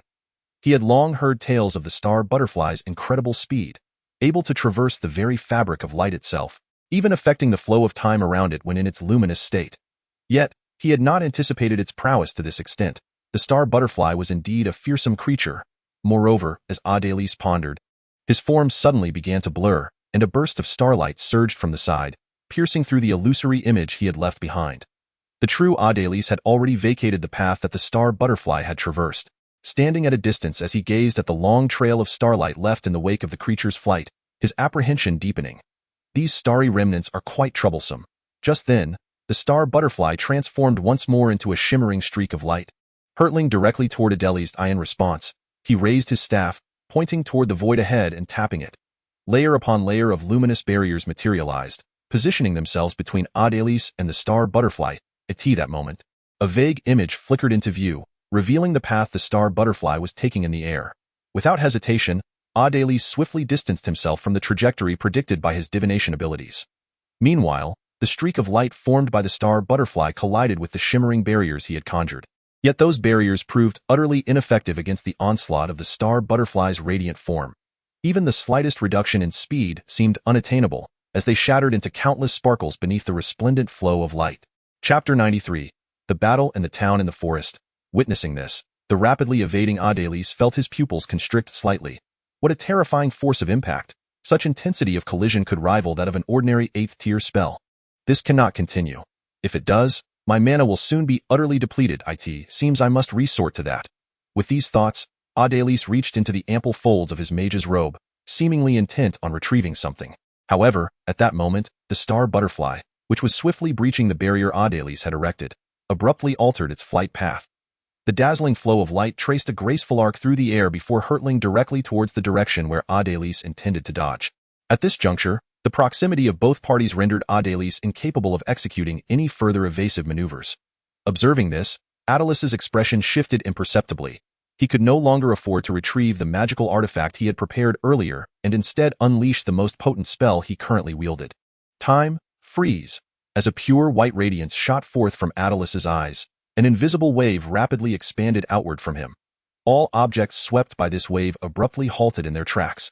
Even the dust particles that floated in the air came to an instantaneous standstill, and even the gentle breeze was utterly suspended midair. Ha! Ha! After casting this spell, Adelis's complexion turned somewhat pale as he stood there, gasping for breath, clearly burdened by the exertion required to cast and maintain the spell. Yet, as he took a moment to recuperate and glanced ahead at the star butterfly, his expression shifted once more. For despite the star butterfly being enveloped by the invisible wave, it appeared glaringly conspicuous compared to the other objects that had come to a complete halt. How can this be? Even time freeze cannot wholly restrain it. The star butterfly is a truly formidable creature. If only I could capture one for study. However, Adeli's recognized that this was not the time for such musings. So after a moment of reflection, he swiftly took action. He reached into the ample folds of his robe and produced a shimmering, dark golden, net-like object, which he then gently tossed towards the direction of the star butterfly. The dark golden net rapidly expanded, forming a colossal web over 1,000 meters wide, blocking the path of the star butterfly like a celestial curtain. After deploying this vast dark golden net, the somewhat pallid Adelis did not cease his movements. Instead, he swiftly teleported to one corner of the immense web. He lifted the staff in his hand and gently pointed at the corner of the dark golden net before him. In an instant, a colossal, illusory anchor-like specter materialized at that very corner, subsequently merging seamlessly with it, thereby securing it firmly within this spatial realm. Following this, Adelis meticulously repeated the process, anchoring the remaining 3 corners of the dark golden net with spatial anchors. However, after completing these intricate tasks, Adelis' complexion had turned exceedingly pallid, clearly indicating that the exertion of these spells, coupled with the maintenance of the time-stopping effect, imposed a considerable strain even on him. Thus, once everything was arranged, Adelis hastily dispelled the time suspension. Time. Resume. With a commanding gesture of his staff held high, the surrounding air began to stir gently, causing the previously motionless particles of dust to descend in a flurry. As for the star butterfly, it instantly regained its terrifying velocity, transforming into a streak of light that shot toward the location where Adelis had once stood. Alas, there was no trace of Adelis left, only a vast dark golden net awaiting it. What is the situation here? Why is there not a soul in sight? The group, having ventured into the small town hidden deep within the forest, gazed at the dilapidated houses around them, their eyes betraying a hint of confusion and wariness. At that moment, Farhan approached a pool at the heart of the town and observed the overgrown weeds. Rising to the height of his calves in the long dry basin, furrowing his brow as he spoke, "It appears this place has been abandoned for quite some time." Boom. Just then, Field, attempting to push open a decrepit door leading into what seemed to be a tavern, frowned at the cloud of dust that erupted as the door crashed to the ground. "It seems that no one has visited here in ages." Meanwhile, Leah, who was gazing at a signpost indicating the name of the town, Cold Crow Town, could not help but furrow her brow and inquire, "Has anyone heard of this Cold Crow Town? I don't recall ever seeing it on the kingdom's map before." Cold Crow Town. Upon hearing this, Field pondered deeply. To be honest, he realized he had never heard of it before. Thus, he turned to Collins beside him, hoping he might have some knowledge. However, he was met with Collins' bewildered shake of the head, clearly indicating his ignorance as well. At that moment, Amelia, who had also disembarked from the carriage, overheard Leah's query and, seemingly recalling something, uncertainly spoke up, I feel like I've seen that name somewhere. Upon hearing her, the group's attention shifted toward Amelia, eager for her to reveal the answer. After a brief moment of contemplation, Amelia continued, it seems that this Cold Crow Town was not originally called Cold Crow Town. It was renamed later for reasons I can no longer remember. However, I believe it was previously known as Songmu Town. Songmu Town? Upon hearing this, Leah could not help but let out an exclamation, drawing the attention of those around her. What is it? Is there something wrong with that name? Observing Leah's astonished expression, Aaron, standing beside Amelia, directly inquired. In response, Leah disregarded the question, instead casting a cautious glance around before speaking. I believe it would be prudent for us to depart from here as soon as possible. However, given the current situation, Amelia glanced up at the darkening sky, a hint of hesitation crossing her features. She opened her mouth to say something, but was promptly interrupted by Leah, whose face was now serious. If this place is indeed called Songmu Town, then it is the very town mentioned in this diary. Chapter 94. The Acquisition and the Vanishing Path. If this place is indeed called Songmu Town, then it is the very town mentioned in this diary. With that, Leah produced the diary from the storage space of her student ID and handed it to Aaron, who stood closest to her. Upon seeing this, Aaron furrowed her brow and began to leaf through the diary, while the expressions of the others turned grave, their vigilance heightened as they scanned their surroundings. At that moment, upon realizing that this was the town referred to in the diary, Farahan and the others felt an inexplicable, eerie aura enveloping what had initially seemed like merely a dilapidated settlement. It appears that even the star butterfly cannot escape from this net I have crafted from akin. He observed the star butterfly struggling within the dark golden net. Adelis, whose complexion remained pale, could not help but smile faintly now, moving on. Before Adelis could finish his thought, an unexpected change occurred with the star butterfly, which was thrashing wildly within the akin net. After realizing that escape was futile, the massive creature abruptly ceased its struggles and began to emanate an increasingly brilliant light. Feeling the terrifying surge of magical energy emanating from the creature, Adelis's previously relaxed demeanor shifted dramatically. Without hesitation, he donned a layer of mage armor and casually threw a glowing, translucent gem toward the star butterfly ensnared in the net. At that moment, the radiance emitted by the star butterfly rivaled that of the sun in the sky, creating the illusion of two suns simultaneously existing above the ground. Crack! Then, a sharp sound of shattering resonated, and the air surrounding the dazzling sun that was the star butterfly abruptly contracted. Following this, the sun suddenly expanded at an astonishing rate, unleashing a terrifying shockwave that surged outward in all directions. In the face of this overwhelming force, even the earth, thousands of meters away, began to crack with a multitude of horrific fissures, as if the very ground were being torn asunder. Gazing upon the scene before him, reminiscent of an apocalyptic vision, Adelis could not help but feel a twinge of lingering dread, despite having used teleportation to reach a relatively safe location. Although he had previously encountered records stating that the star butterfly would resort to self-detonation if escape was deemed impossible, he had not anticipated the sheer magnitude of such an explosion, which was nearly comparable to a forbidden spell. The star butterfly truly was a terrifying creature. Furthermore, Adelis was aware that, despite the catastrophic destruction wrought by its self-detonation, the star butterfly itself had not perished. Its essence was bound to the shattered realm of the light god. As long as this realm remained intact, the star butterfly would enjoy eternal life. Even such a horrifying act of self-destruction was merely a desperate attempt by the star butterfly to break free from its constraints and return to the light god realm.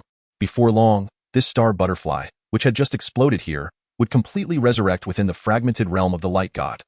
This phenomenon was also the reason why the magical world knew so little about the enigmatic star butterfly, for it was simply impossible to capture. Contemplating these thoughts, as he observed the terrifying magical fluctuations before him gradually subside, Adelis shook his head. He then closed his eyes and began to use his mental energy to search the hellish epicenter of the explosion. Shortly thereafter, it seemed he had discovered what he sought. A faint smile graced Adelis's lips, and he raised his hand in a subtle gesture. A luminous, translucent gem soared directly from the heart of the terrifying explosion, landing squarely in Adelis's palm. Regarding the gem, Adelis spoke with a gentle smile. I have secured the spatio-temporal coordinates of the shattered realm of the light god. With that, he stored the gem away. After casting one last glance at the apocalyptic aftermath left by the star butterfly's explosion, Adelis lightly tapped his staff against the air before him. In an instant, a portal materialized within the very atmosphere, and without lingering any further, Adelis stepped through the portal, vanishing from sight. I recall we came from this direction, yet now the path we took has vanished. The dense forest before them concealed any trace of a road, leaving both Farahan and Field perplexed by this occurrence, which surpassed their understanding. Meanwhile, from the rear of the carriage, as Leah peered into the gloom of the forest that completely obstructed their way, the chilling words from the final page of the diary suddenly resurfaced in her mind. We will all perish. Everyone will die, including myself. We are merely sustenance for that forest. In an instant, a wave of profound anxiety washed over Leah's eyes. Faced with the exceedingly dense thicket, Farahan felt equally at a loss. He then glanced up at the sky, observing the last glimmers of sunlight fading away.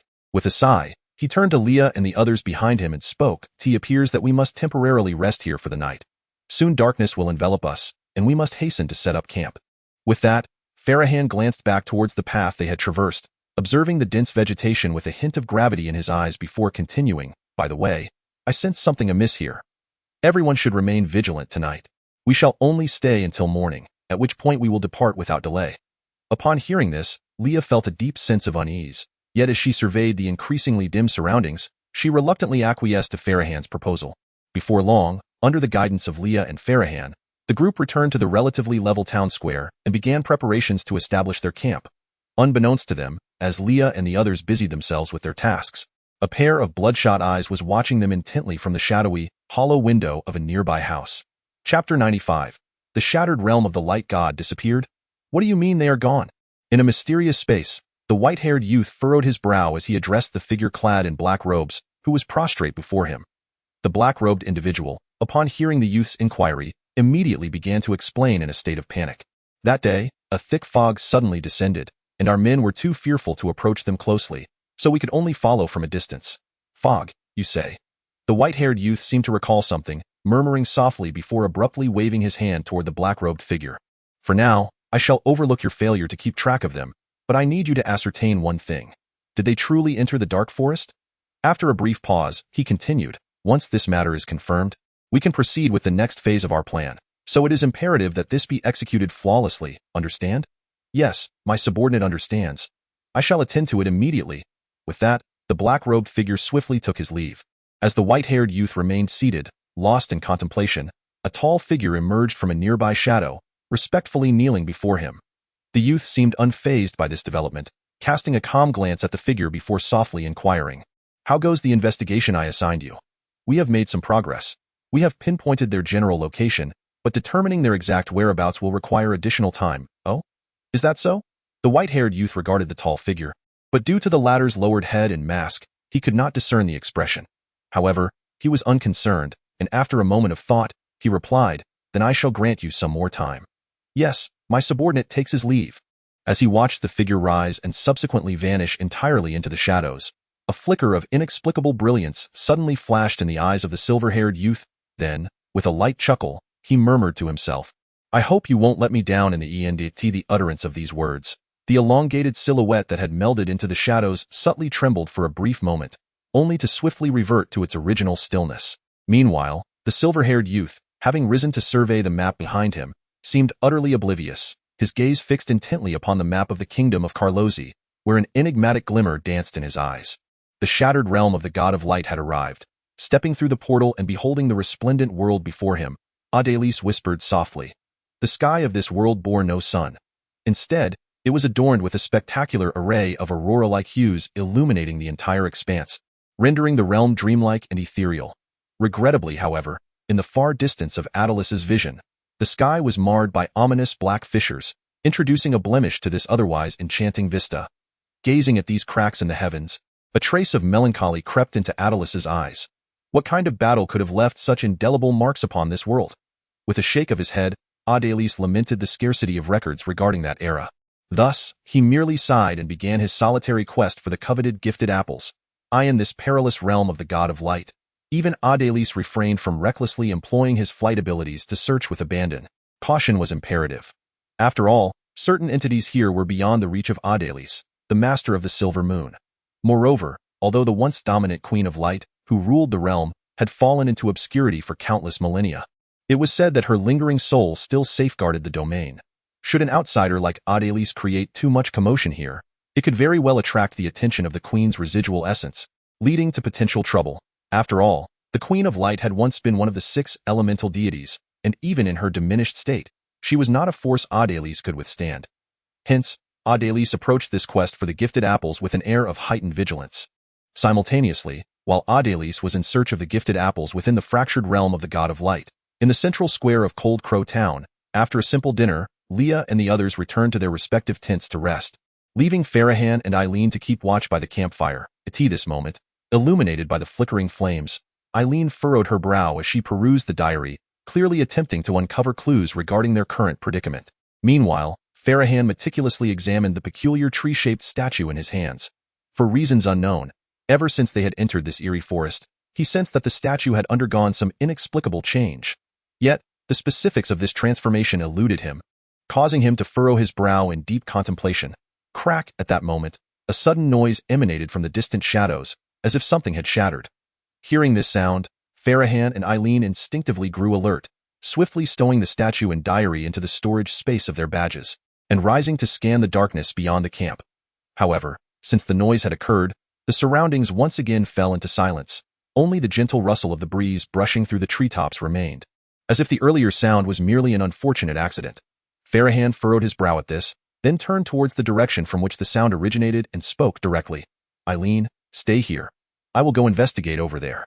In response, Eileen, who had already drawn her twin blades, nodded and resumed her vigilance. Observing this, Farahan reached into his pocket and retrieved a small orb of dark golden metal, which he gently tossed into the air, causing it to begin to float around him. Having completed this, Farahan slowly proceeded towards the source of the sound, gradually disappearing into the distant darkness, vanishing from Eileen's sight. A flicker of concern crossed Eileen's eyes, but after glancing at the tents where Amelia and the others were resting, she chose to remain by the campfire, vigilant. Fortunately, it wasn't long before Farahan emerged once more from the shadows, smiling as he reassured Eileen. "It's nothing. It must just be the commotion caused by some mice." Relieved by his words, Eileen exhaled, but just as she was about to speak again, another strange noise echoed from afar. Crack! Instantly, both Farahan and Eileen furrowed their brows, directing their attention towards the new sound. However, after exchanging a glance, Farahan, still frowning, remarked, "It's probably just the mice again.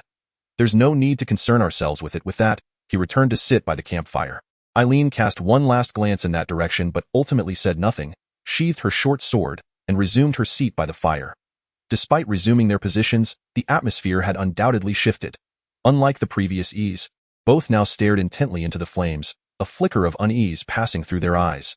The night ahead clearly loomed long, glimmering mushrooms, spotting a cluster of pure white, crown-like mushrooms beneath the thicket ahead. Adelis abruptly halted his advance, a hint of wariness flashing in his eyes as he scanned the area surrounding the glimmering mushrooms. These mushrooms, known as glimmering fungi, are a unique magical plant of the realm of the God of Light. This plant has evolved the ability to emit a dazzling radiance far exceeding that of a flash spell when disturbed, serving to protect itself from harm by other creatures, which is the origin of its name. However, overall, the light emitted by this magical plant is not particularly harmful. It primarily serves to blind and deter any creatures that might attempt to approach it. However, it is precisely due to this capability that certain creatures prefer to lurk around the glimmering mushrooms, lying in wait for unsuspecting prey. After all, those blinded by the glimmering mushrooms find their resistance significantly diminished, which is where the true peril lies indeed. After utilizing his sense of danger to conduct a thorough search, Adelis soon discovered a colossal being nestled among the branches above the glimmering mushroom. There lay a gigantic python, almost indistinguishable from the branches themselves, lazily observing its surroundings with its merciless gaze, clearly biding its time for the next unfortunate victim, the phosphorescent python.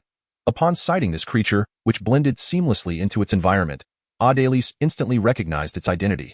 The phosphorescent python, a unique inhabitant of the realm of the light god, possesses the ability akin to that of a chameleon, enabling it to camouflage itself by altering the color of its skin. Moreover, the phosphorescent python is not merely a master of concealment. Its physical strength is equally formidable. Once ensnared, even the mightiest of giants would find it nearly impossible to escape. ultimately succumbing to a slow and agonizing demise under its constricting grasp. It can be said that the phosphorescent python is a truly terrifying creature, exceptionally skilled in ambush and assassination. Thus, after casting a glance at the creature, Adelis chose not to advance further but instead retreated slowly, ultimately removing himself entirely from the python's line of sight. Indeed, the realm of the light god is fraught with danger. Once safely distanced, Adelis could not help but exclaim in awe, shaking his head as he circumvented the territory of the phosphorescent python, resuming his quest for the gifted apple. Crack! Another strange sound echoed from the depths of darkness, yet Farahan and Eileen, seated by the campfire, appeared somewhat numb to it.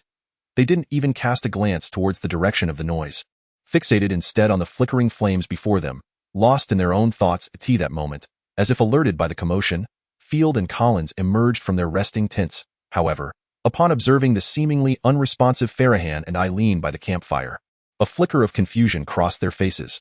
After exchanging a glance, Field broke the silence, inquiring, "Did you hear anything just now?" As he spoke, he glanced toward the source of the earlier disturbance, but the darkness concealed all but a vague silhouette from his view. "Is it time for the shift change?" Hearing Field's voice seemed to jolt Farahan from his stupor. "Yes," he replied. Field nodded, concern flickering in his eyes as he noted Farahan's clearly unusual demeanor. Just as he was about to voice his thoughts, Farahan, bearing a look of exhaustion, rose and made his way toward the tent. As he passed by Field, he murmured, "Ignore those sounds." With that, he strode directly into the tent, vanishing from the group's sight. Eileen, too, said nothing, her weariness evident as she entered Amelia's resting tent, clearly seeking rest herself. In response to this, a flicker of perplexity crossed the eyes of Field and Collins. "Ignore those sounds? What does that mean?" While Field pondered the words recently uttered by Farahan, an unusual noise echoed once more from the depths of darkness. Tick-tock. Upon hearing it, both Field and Collins instinctively turned their gazes toward the source of the sound. Ultimately, after exchanging a glance with Field, Collins strode directly into the shadows to investigate, while Field remained, contemplating the direction from which the sound emanated, a thoughtful expression gracing his face. "It's nothing, merely the commotion stirred up by a mouse." Before long, Collins returned from the darkness and approached Field directly. Just as Field nodded and intended to take a seat by the campfire, another strange sound resonated from further away in the shadows. "Gurgle!" This prompted both Field and Collins to glance once more toward the direction of the noise, but this time, it was evident that they both sensed something amiss, their brows furrowing in unison. "Shall we go take a look?" Collins inquired nonetheless. At that moment, Field recalled Farahan's earlier remarks, and he quickly grasped the intended meaning. After casting a deep glance into the enveloping darkness beyond the camp, he quietly replied, "No need. As long as they keep their distance from the camp, let them be." With that, Field settled down beside the campfire, and after surveying the surrounding darkness, Collins joined him. Just then, another peculiar sound emerged from the distance. Crackle! Field and Collins exchanged glances, yet they remained seated by the campfire, fixated on the flickering flames, unaffected, much like Farahan and Eileen before them. However, it was clear that the strange sounds would not cease.